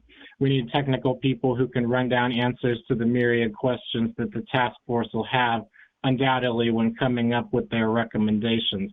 And if there are in-person meetings, public transport at the very least ought to be subsidized in recognition of the climate emergency, or there should be a permanent option to be able to call into meetings. Let's not set this thing up for failure from the get-go just to pinch a few pennies. Thank you to the board members who spoke a moment ago for recognizing this. And on equity, I heard Mr. Lundgren mention he just learned about this, but this must be at the forefront of the conversation when it comes to responding to the climate emergency. Those who are already overburdened should not be asked to make significant additional sacrifices, particularly when they aren't actively contributing to the emergency. And third, since this is a climate emergency, empower the task force to consider emergency actions that might be implemented to substantially decrease carbon emissions.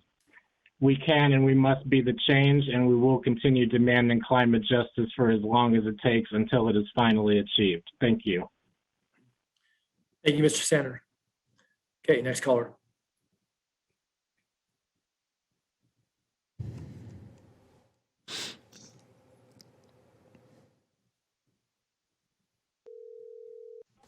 Hi, caller. Please start with your comments. You have 3 minutes.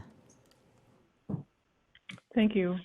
This is Ann Amato. I'm a member of the Sacramento Climate Coalition, and I am asking, as per the last discussion, that the task force be expanded beyond the 7 members to be more complete and representative of our community.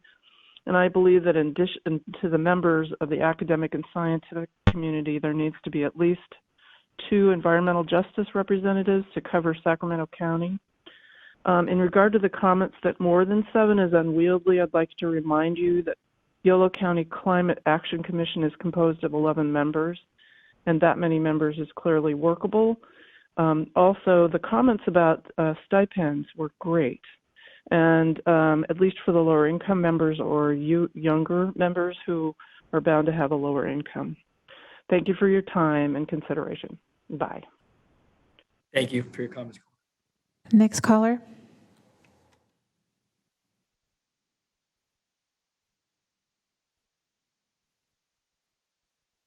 Patrick, did you have your hand up? I'm sorry. Did you?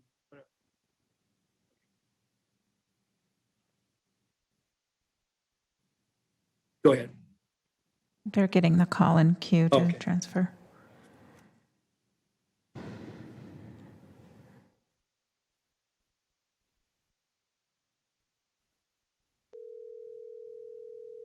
Hi, caller. Please start with your comments. You have 3 minutes.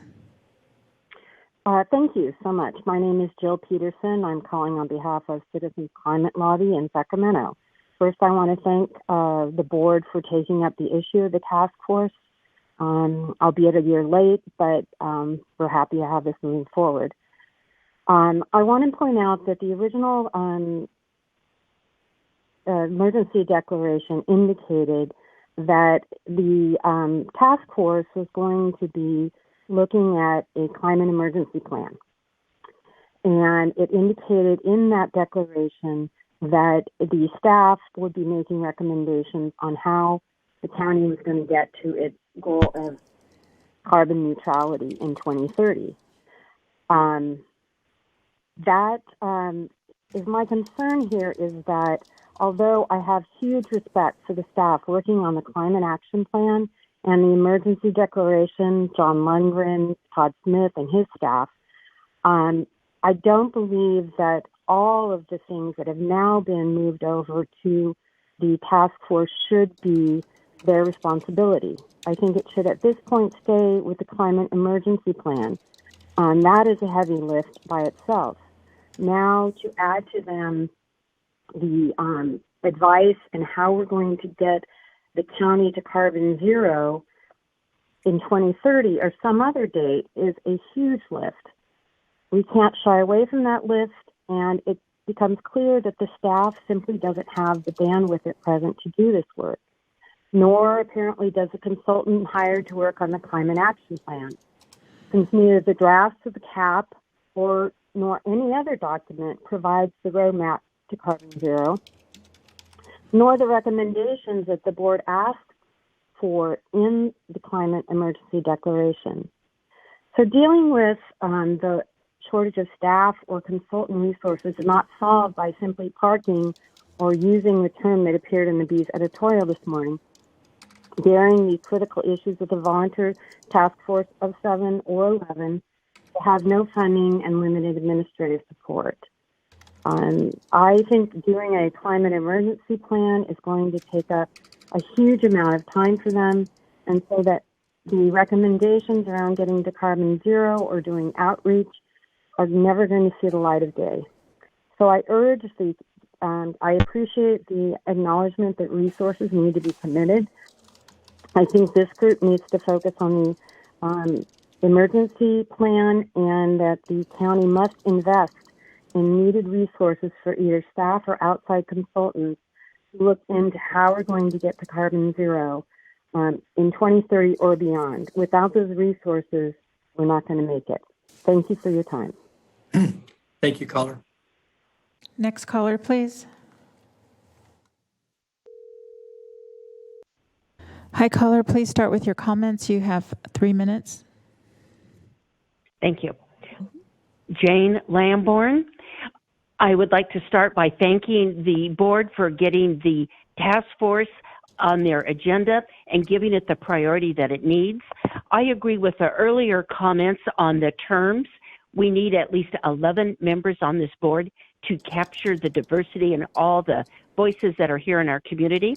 In terms of staggering these terms, I think they need to be staggered, but it should not be left to chance when people leave early or not.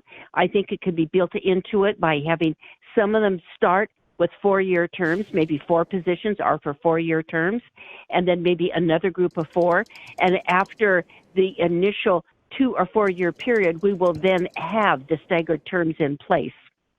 I also agree with the comments on environmental justice. I think we need at least 2 board positions dedicated to that from different areas of the county, whether it's east, west, or north and south.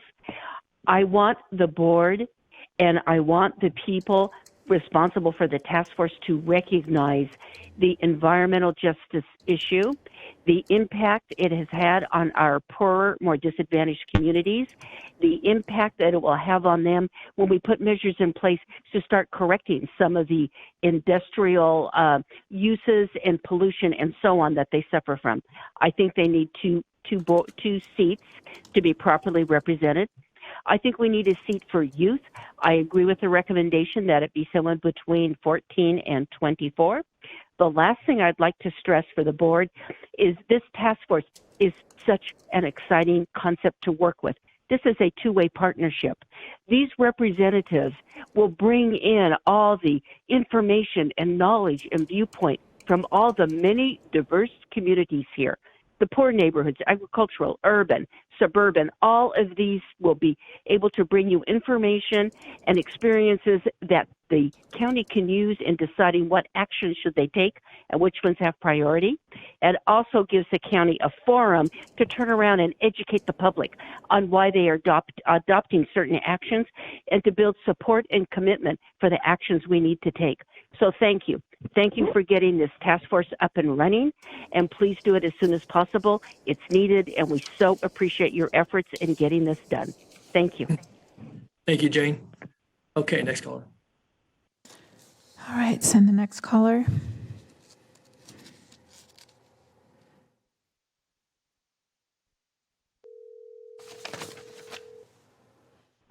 Hi, caller, please start with your comments. You have 3 minutes. Okay, good evening. Thank you all for giving me a chance to speak. This is Chris Brown with the Sacramento Climate Coalition. We just got this proposal with 7 proposed seats last Friday, and you could see from the letter we sent in that 10 of our member groups were able to sign on and a dozen individuals. And you've heard people testifying tonight that that's simply too small a committee to represent the diversity in our community. I'd also like to point out that while academia is important, and I think there should be some members of academia involved, certainly as consultants, the measure of success in academia is one's focus on a specific issue, not the broadness of one's understanding of the impacts. And this task force is going to be our leaders. I want to support the staff's proposal that we have committees that work with the task force to bring recommendations forward. We have a huge challenge in front of us.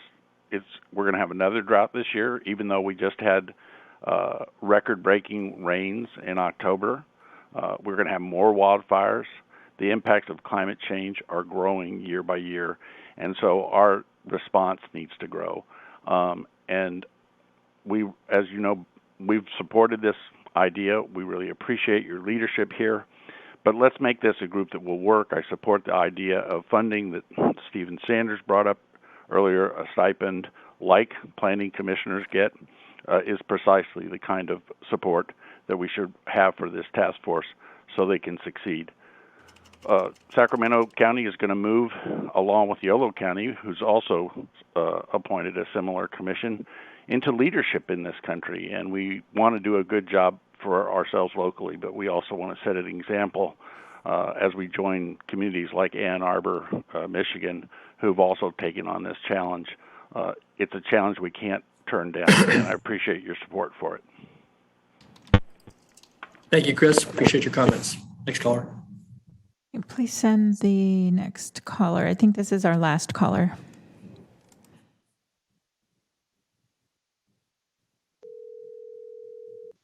Hi, caller. Please start with your comments. You have 3 minutes. Thank you. Good evening, Supervisors. It's Oscar again with 350 SAC. You have our detailed written comments and recommendations. We support the task force in principle, but we have deep concerns. Over a year ago, you adopted a climate emergency declaration with a 2030 carbon neutral goal. In that declaration, you directed staff to explain in the county cap how that goal could be reached, including actions and resources needed, resource gaps, and recommendations. That's an exceedingly challenging assignment, but consistent with the need. None of that has been done. And now it's proposed that this critical, challenging work be done by a volunteer citizen group with part-time staff support. What can one say? Give us a break? No one has asked for climate change, but it's coming. It's here. It's deadly. Next week, we're going to break heat records again. Shape-shifting directives and bureaucratic sleight of hand, these are not going to help us deal with the reality of climate change. Staff is smart, well-meaning, and capable, and so, if I may say so, are you. History will judge us, and it's not far off. Please do what's needed. Do what you committed to do. And yes, provide the resources that requires. Thank you. Thank you, Oscar. Okay, so that concludes your public comments. I'm going to close the queue now, and I will search one more time just in case someone is in transition. And it doesn't look like it, so I've closed the public comments. All right, very good. Thank you, Madam Clerk. So I'll bring it back to the board. We have 3 supervisors with hands up. So Supervisor Cerna, Supervisor Desmond, Supervisor Frost. Go ahead. Great. Thank you, Chair, and thanks to the public speakers who waited patiently to address the board on this important matter. Certainly was listening intently to what people had to share and what they've already shared in writing, and I can say that I don't disagree with much of what has been suggested. As I think we know, when we set something up new, there's really not a playbook, so to speak. But I think, John gave us a good framework with which to begin to refine and hone a task force composition that I think makes sense. I feel like this is going to be one of those matters that, regardless of who makes the motion, it's going to be a complement of suggestions from everyone. So I'm going to go ahead and make a suggestion about the number and the composition, see how it may resonate or not with my colleagues. I will start by saying I do agree that this is too important a task force, and given its purpose, to consider it purely volunteer without some kind of consideration for the cost of their time. Someone mentioned perhaps looking at even offsetting the cost of public transportation. I don't think that's necessarily unreasonable. So I am generally interested in some way to do that, that is fair. But I would propose the following in terms of the number. I would actually suggest a task force of 13 members. And the reason I suggest 13 is as follows. I think John did a pretty good job of keying onto some of the subject matter that is obviously very relative to climate change. and how best to address it. He notes it on slide 4 of 7 in his presentation, which would include air quality, agriculture, built environment, economics, energy, and transportation.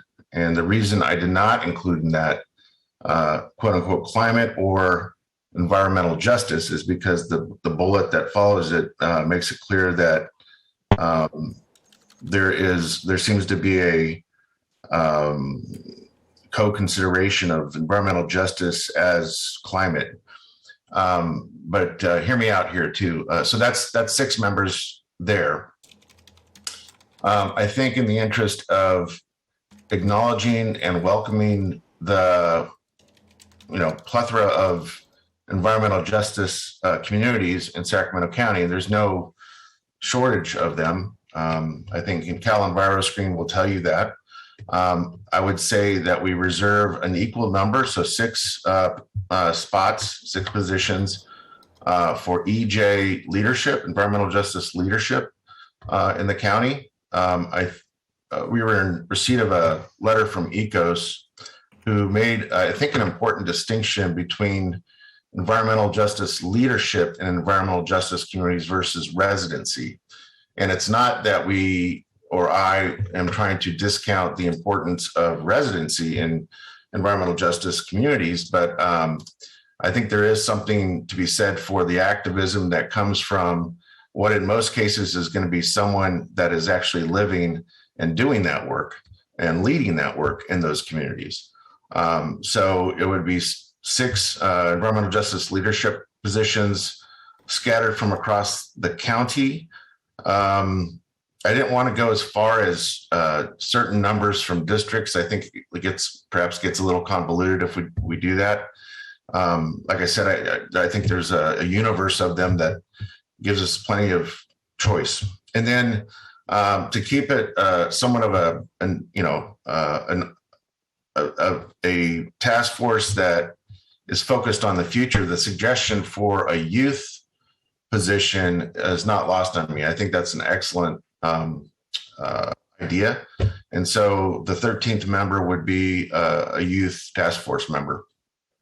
And so that would be kind of where I'm at in terms of the number, the composition. Again, as I mentioned, I think we need to somehow vet the prospect of reasonably compensating folks for their time. And that's what I have at this point. Thank you. Okay. Thank you, Phil. Rich? Thank you, Chair. And thank you, Supervisor Cerna. Yeah, I think those are all great points. I have a couple. Well, first of all, let me just say I was not here when this board passed the climate emergency resolution. I would have supported it because we are absolutely in a climate emergency. And everything I see about the task force that was part of that, I support. And I know it's a unique thing we're assembling. I mean, usually we assemble groups of advisory bodies, but that are not so technical in nature. I love the emphasis on the environmental justice communities. I have 2 of them in my district. I like the suggestions from Supervisor Kennedy about providing a stipend. But I also agree with Supervisor Kennedy about including industry. But something that I think maybe you can help me get over a little bit, John, and Supervisor Cerna alluded to it a little bit, is first question is, I mean, the policies, the mandates, the ordinances that come out of a climate action plan, where would those apply in the county? Because that's for you, John. Just reaching for my mute button there. There's going to be a number of places they may apply. And I think we want to, not to be disrespectful or dodge your question, but we do want to be careful we don't turn this into a hearing on the climate action plan, because I think— No, and I understand that. And when I say where do they apply, jurisdictionally, where do they apply? And I guess thank you. It's a little bit of a rhetorical question. Now I understand. Yeah. Yeah. So the question has been asked, and it's very important to answer it, that the things that this task force does will apply to unincorporated Sacramento County. Not to say that we won't be demonstrating leadership, and both from a staff and general county leadership position aren't working with our regional partners, but specifically this task force will be focused on unincorporated Sacramento County, and that the advice they would be giving would be first and foremost for the development of actions, ordinances, policies, whatever they are, specific to unincorporated Sacramento County. And I understand, obviously, climate change knows no jurisdictional boundaries, and I know that's so crucial. But I think it is important to know that the direct impact of whatever this task force comes up with is going to be in the unincorporated communities. And so, even though I'm not rigidly tied to geographical representation, but I'm curious why we didn't give a nod to that, because I understand this is more of an expert panel, so it's not as easy as maybe a supervisor making an appointment from his or her supervisory district. But I think that geographic representation is important, especially when we're talking about not every community within the county is going to be directly affected by it. So I like Supervisor Cerna's idea about leaders in the environmental justice community. I wonder if we could kind of tie that in with ensuring that we do have good geographical representation from those environmental justice leaders throughout the county. So those are just some of my thoughts, and I'm happy. I'd love to hear from my colleagues as well, who were here when this declaration was and this resolution was being passed, and hear what your thoughts are about that. Okay, thanks, Supervisor Desmond. We'll get some responses here in a moment. Let's go to Supervisor Frost. Thank you, Chair Natoli. Let's see. I was really impressed with John's PowerPoint and his ideas around the qualifications for those that are going to serve and the capacity that they're going to serve in. I'm concerned about beginning to open the idea of a stipend.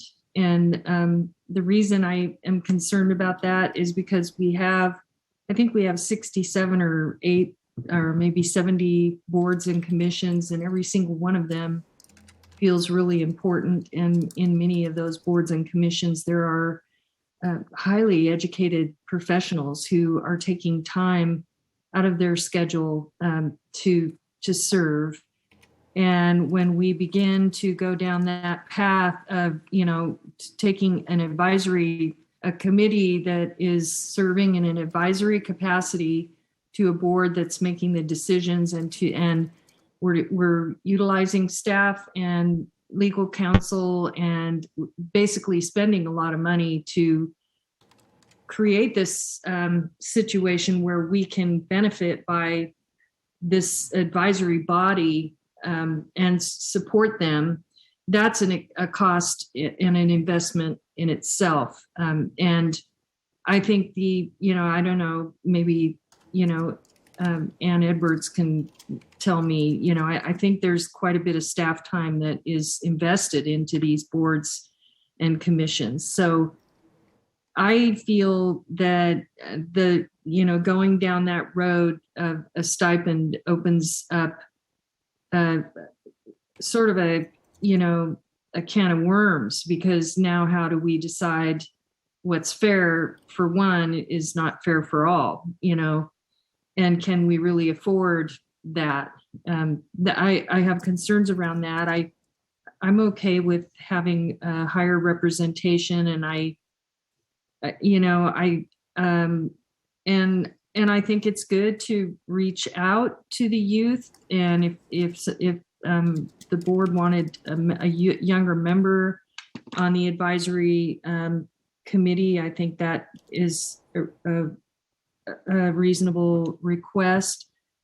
I do think if we're talking about the unincorporated county, that it is important that we have some fair geographic representation. I agree with Supervisor Desmond, but I know, I'm not quite sure how that looks. It doesn't have to be equal, I think, but I would I think there should be, if we're talking about unincorporated, we should all have an opportunity to have our geographic area represented by experts in our area. And so those are my thoughts at this time. Okay, thank you, Sue. Still taking comments here. I'm going to weigh in, but I see Supervisor Cerny has his hand up, so I'm going to respond. I'll hold off for a second. Go ahead. Thanks, Mr. Chair. I think it's a point well taken. The points expressed by Supervisors Desmond and Frost about the unincorporated area. However, as Rich kind of alluded to, this is about as amorphous a public policy subject area as can be in terms of geography. I mean, it affects first and foremost the entire globe, but I do respect and hear the sensitivity to or interest in making it focused more or less on the unincorporated area. I would say that there's a way to get there in terms of probably all 13 as I proposed it, if that's the number we come up with the composition as I suggested it.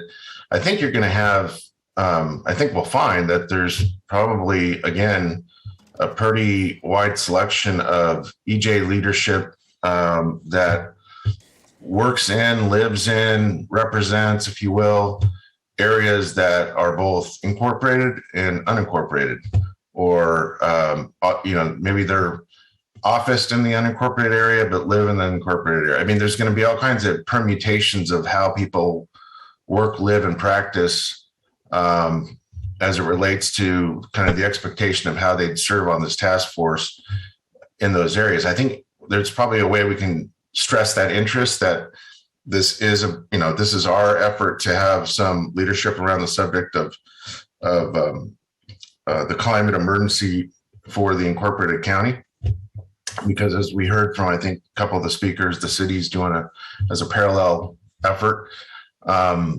So I think we can get there. I just wanted to kind of respond to, again, the points that are well taken from Supervisors Desmond and Frost about kind of the geography of what we're talking about.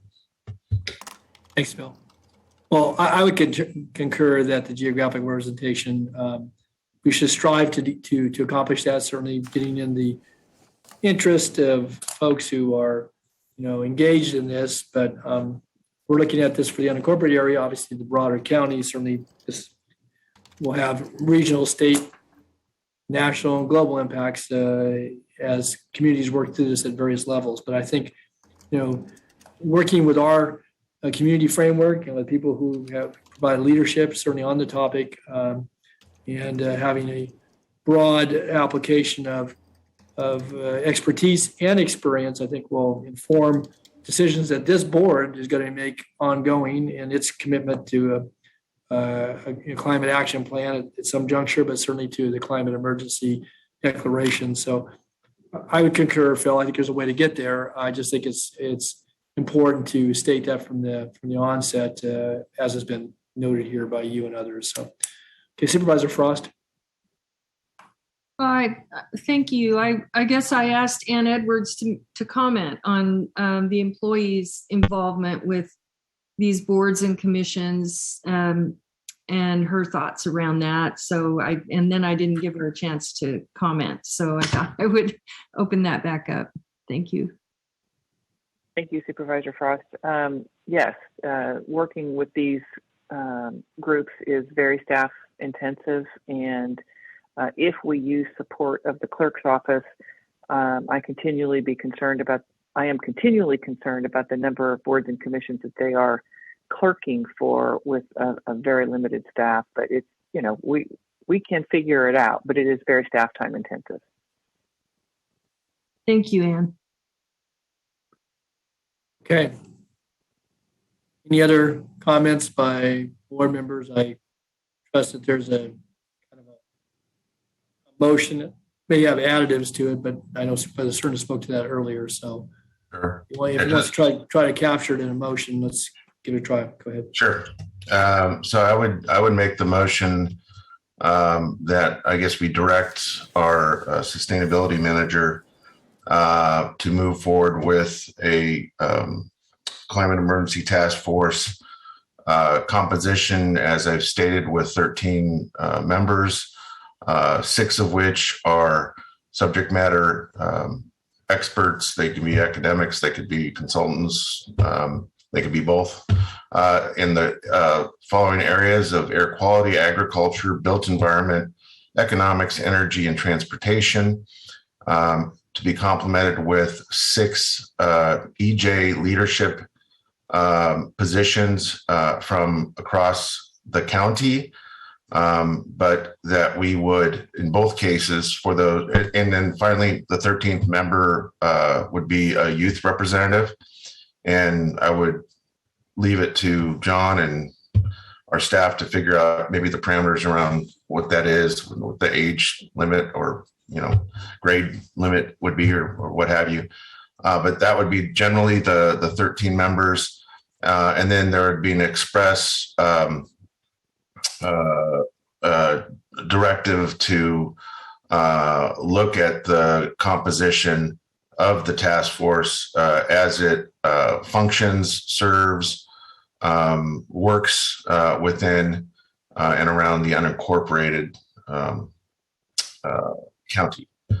And then as part of the motion as well, again, without getting into the weeds, as I mentioned earlier, I am supportive of a stipend, and I appreciate some of the arguments that reflect concern about it. But again, this is it's been said so many times, but it's the most existential threat we face, and it's very important work. And some of these folks, especially maybe the academicians and consultants, those folks are their use of their time is of great value, as well everyone's. But I'm getting off track here. But I think you get the point.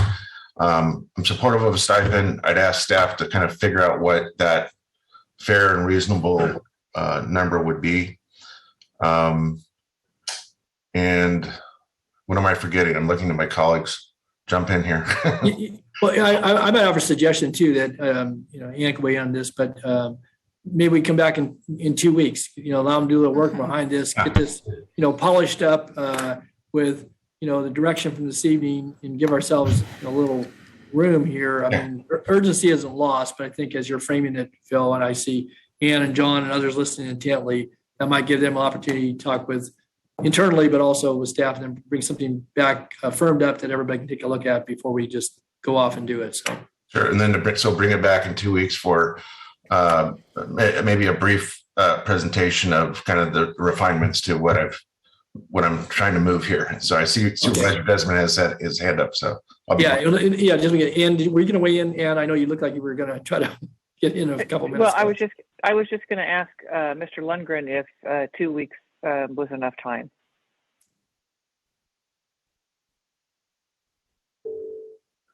I can do 2 weeks, and I know that all the commenters that have engaged with us will be able to touch base in 2 weeks, and I understand the direction that's been provided. Thanks, Ann. Thanks, John. Okay. Supervisor Desmond.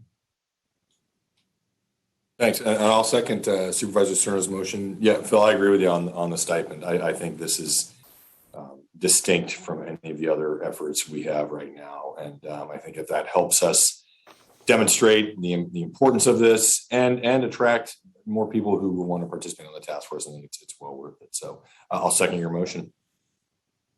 Okay. All right, we have a motion second. Is it clear enough to Ann and John about what the intent is here? Is there any clarification you need before we vote on it? John, did you get all of the list of the subject matter areas that Supervisor Cerna listed? Did you get those written down? Yes, I have those. Great. Okay, that was the only thing I didn't catch. So all of them. So I wanted to make sure you have it. Thank you. It would be helpful just maybe a little bit of consensus around the idea of the staggering of the terms.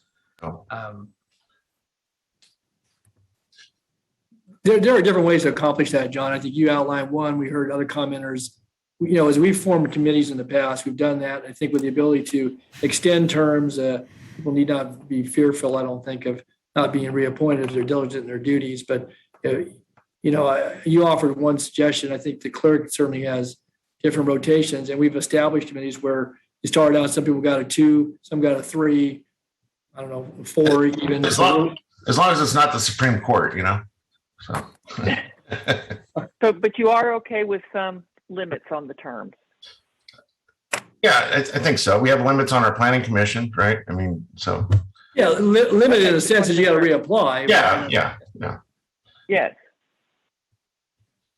All right, Sue, before we vote, go ahead. Is this a vote or is this just giving guidance? The board report says- Direction, so it's going to come back with, it'll be formalized for final approval, I guess, in 2 weeks. That's the goal. This is direction this evening. So if you disagree with any of the direction, you can say so. But I think we'll have one more shot at this, if I'm not mistaken. Is that accurate? Okay, thank you. Yeah. Okay. All right. So this is a intent motion with direction, and we return in 2 weeks as per the motion. So any other clarifications on the motion? All right. Seeing none, then I'll turn to Flo once again for a roll call, please. Supervisors Frost, I Kennedy.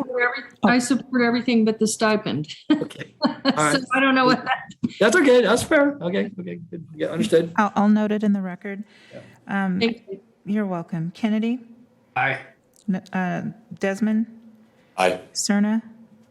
Aye. Natoli. Aye. Unanimous vote. Okay.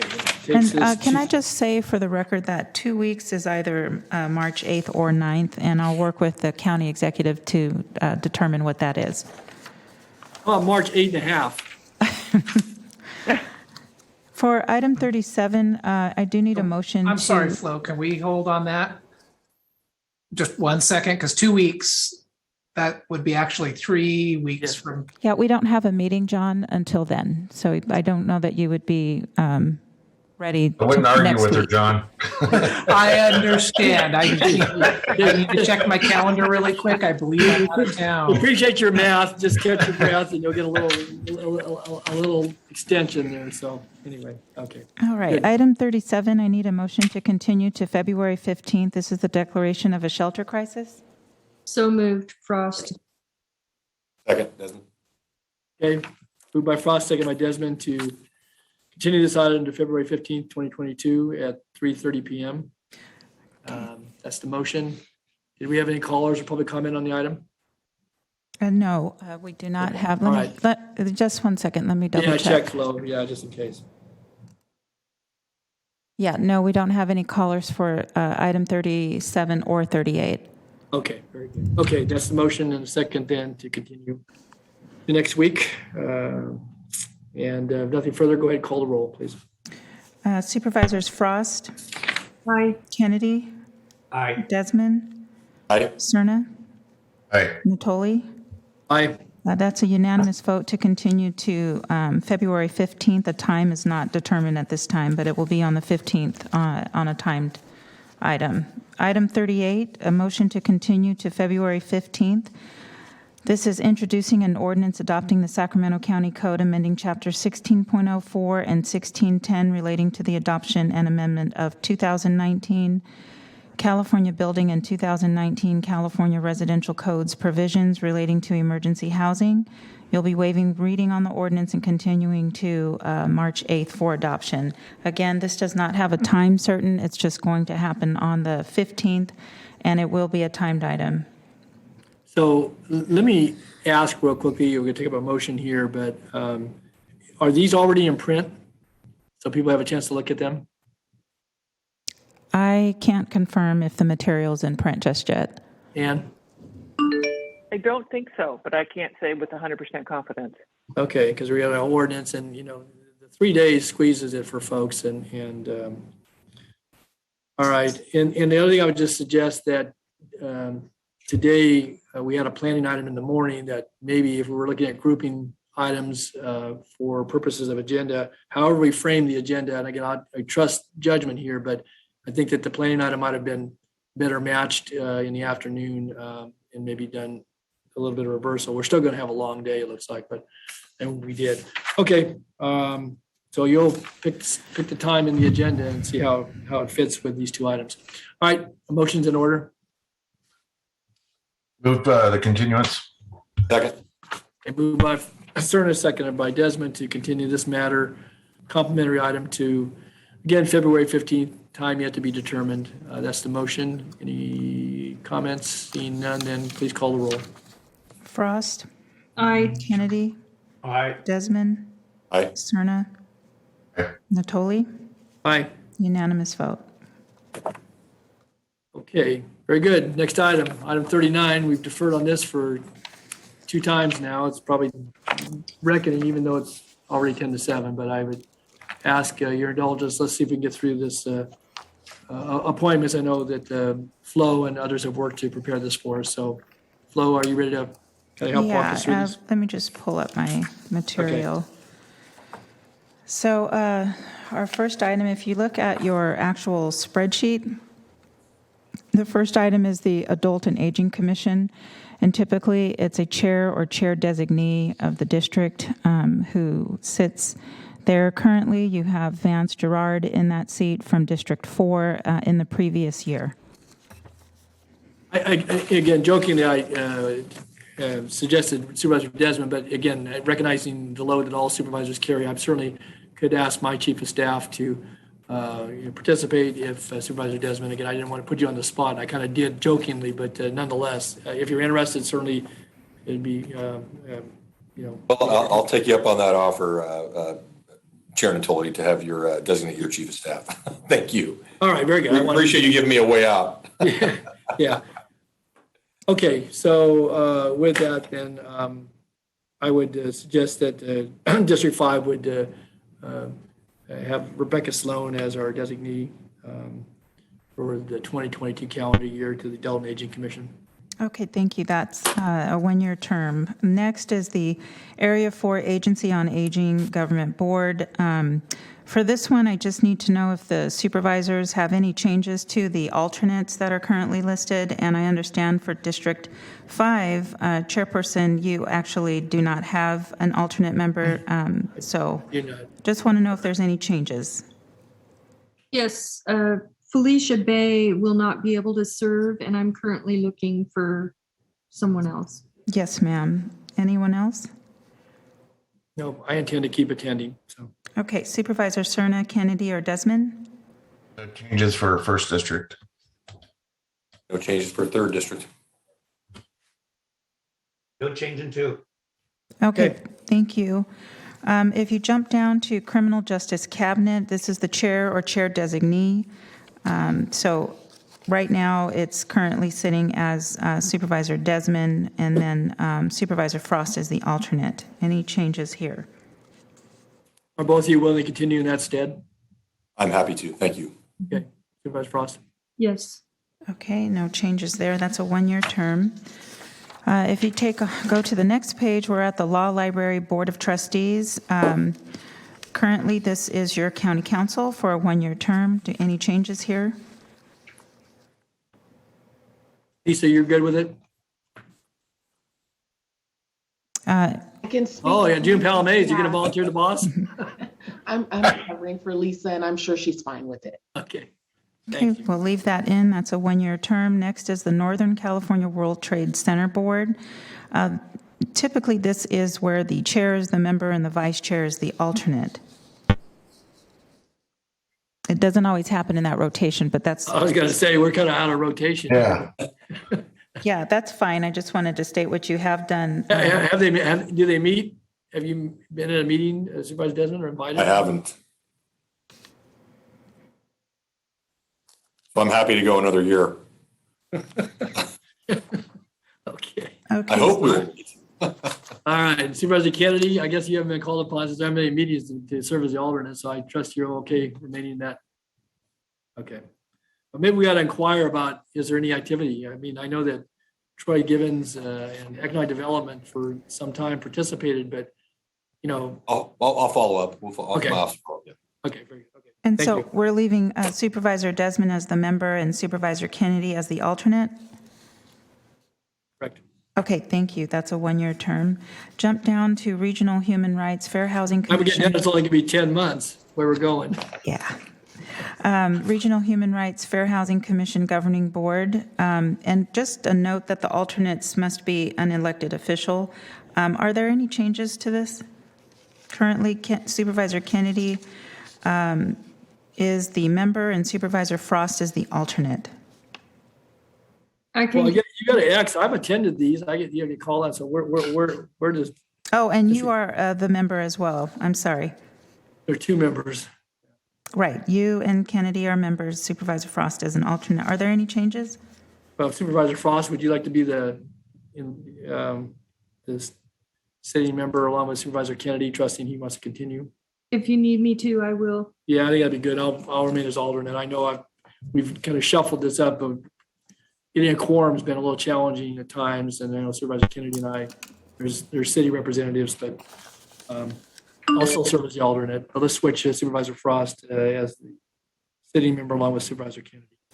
Got it. So I have Supervisor Frost now as the member, Supervisor Natoli as the alternate, and Supervisor Kennedy as the member. And this, again, is also a one-year term.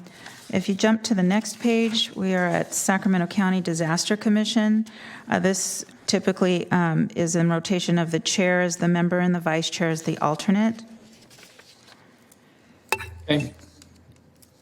It has the best name. Yeah. You can apply to a number of things, right? Maybe to the way the chair runs the meeting. Okay, all right, next. So we're okay with those. Are we going to stick with that stick with that rotation? You are now the member and Supervisor Desmond will be the alternate? Yes. Okay, thank you, sir. Let me just write this down.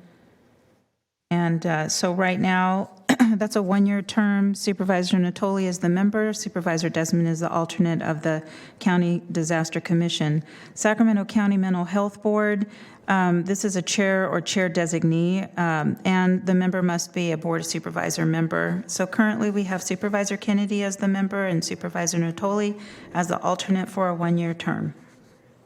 Okay, Supervisor Kennedy, you're okay, continue serving. I know he's diligent and I've been called upon rarely, but certainly have served as alternate, so I'm prepared to do that. Okay, so we'll leave you as the alternate. Again, that's a one-year term, so no changes there. Sacramento County Public Facilities Financing Corporation, the chair is the president / CEO, and the vice chair is the vice president. So we would, if you want to stick with that rotation, we'll move Supervisor Natoli as the president and Supervisor Desmond as the vice president. Okay, there's the ticket. There's some pretty lofty titles there. That's right. Get to be CEO. I'm going to use that one on my business CEO, card. whatever it's worth. Okay, thank you. A non-compensated board, though, so don't get any big ideas about being the CEO. Well, the least they can give you is the title. Yeah, right. You got to live a little. Okay, Just a little. That concludes the changes for your own ranks. And we will make the updates and put the report back out into the final record. And Very good. Well, thanks for your patience. And thank you, Flo, to you and your staff for assisting with that. So, okay. It's our pleasure. Next Do we need a motion to approve it then, or is it just? No, no, it's okay. The only time you need a motion is if you're fighting over a seat. Not much fight left in this meeting. So. If you got to vote it out. All right, so now is item 40. This is your nominations. You are continuing to, does everyone have their nominations? Mm-hmm. Okay.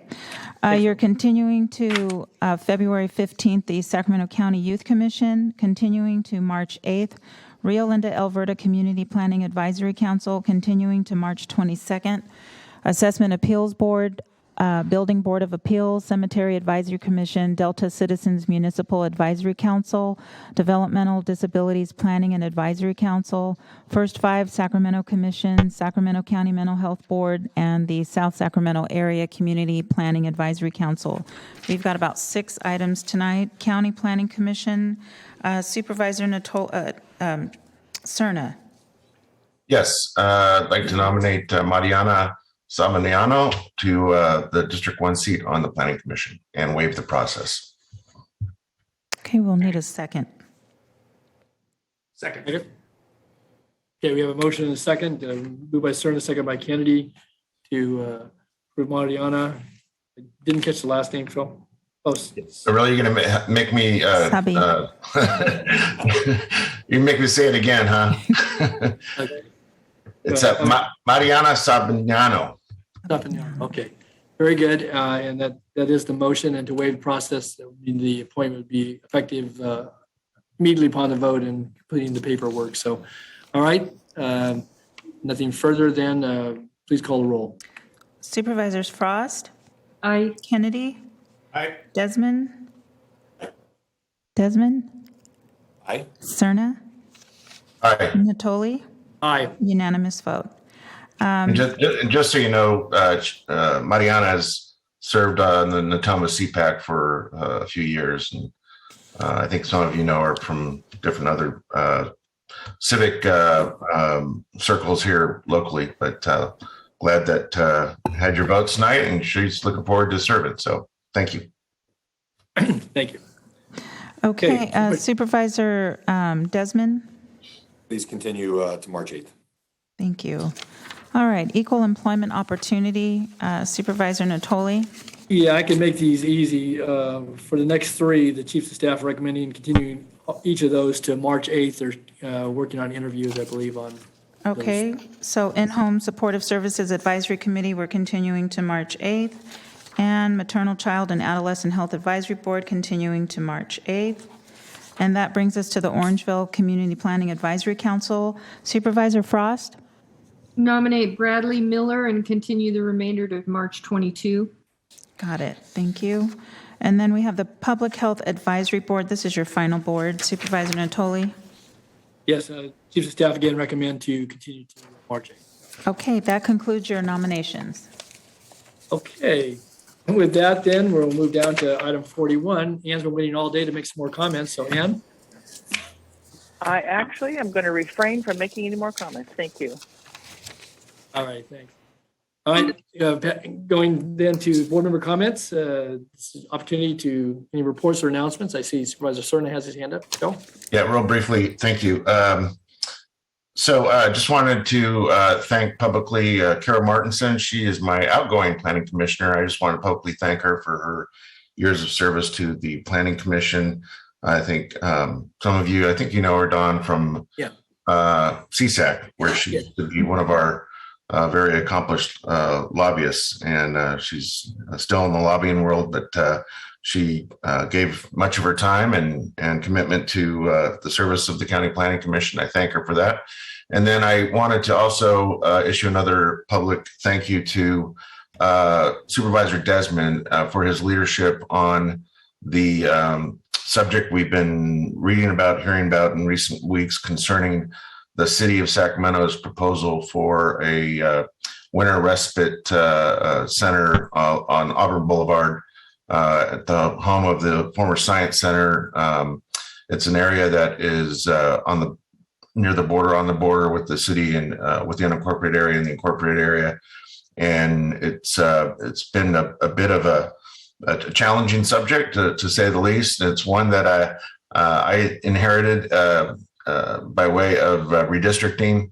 But again, Rich's leadership really shone through this week with a town hall via the Blue Jeans remote platform that we use on occasion. We actually had 80 folks in attendance listening and commenting, expressing concerns and support. And it was really to get the entire community, business community, residential community in the area those living in the city and the unincorporated area, and most notably the Children's Receiving Home, to get us all together to hear the same thing at the same time from those proposing this particular use, and for the community to kind of hear from the likes of Supervisor Desmond, myself, and Councilmember Laloe as the electeds, and we heard from city management as well as our county staff. So Rich, thank you for that.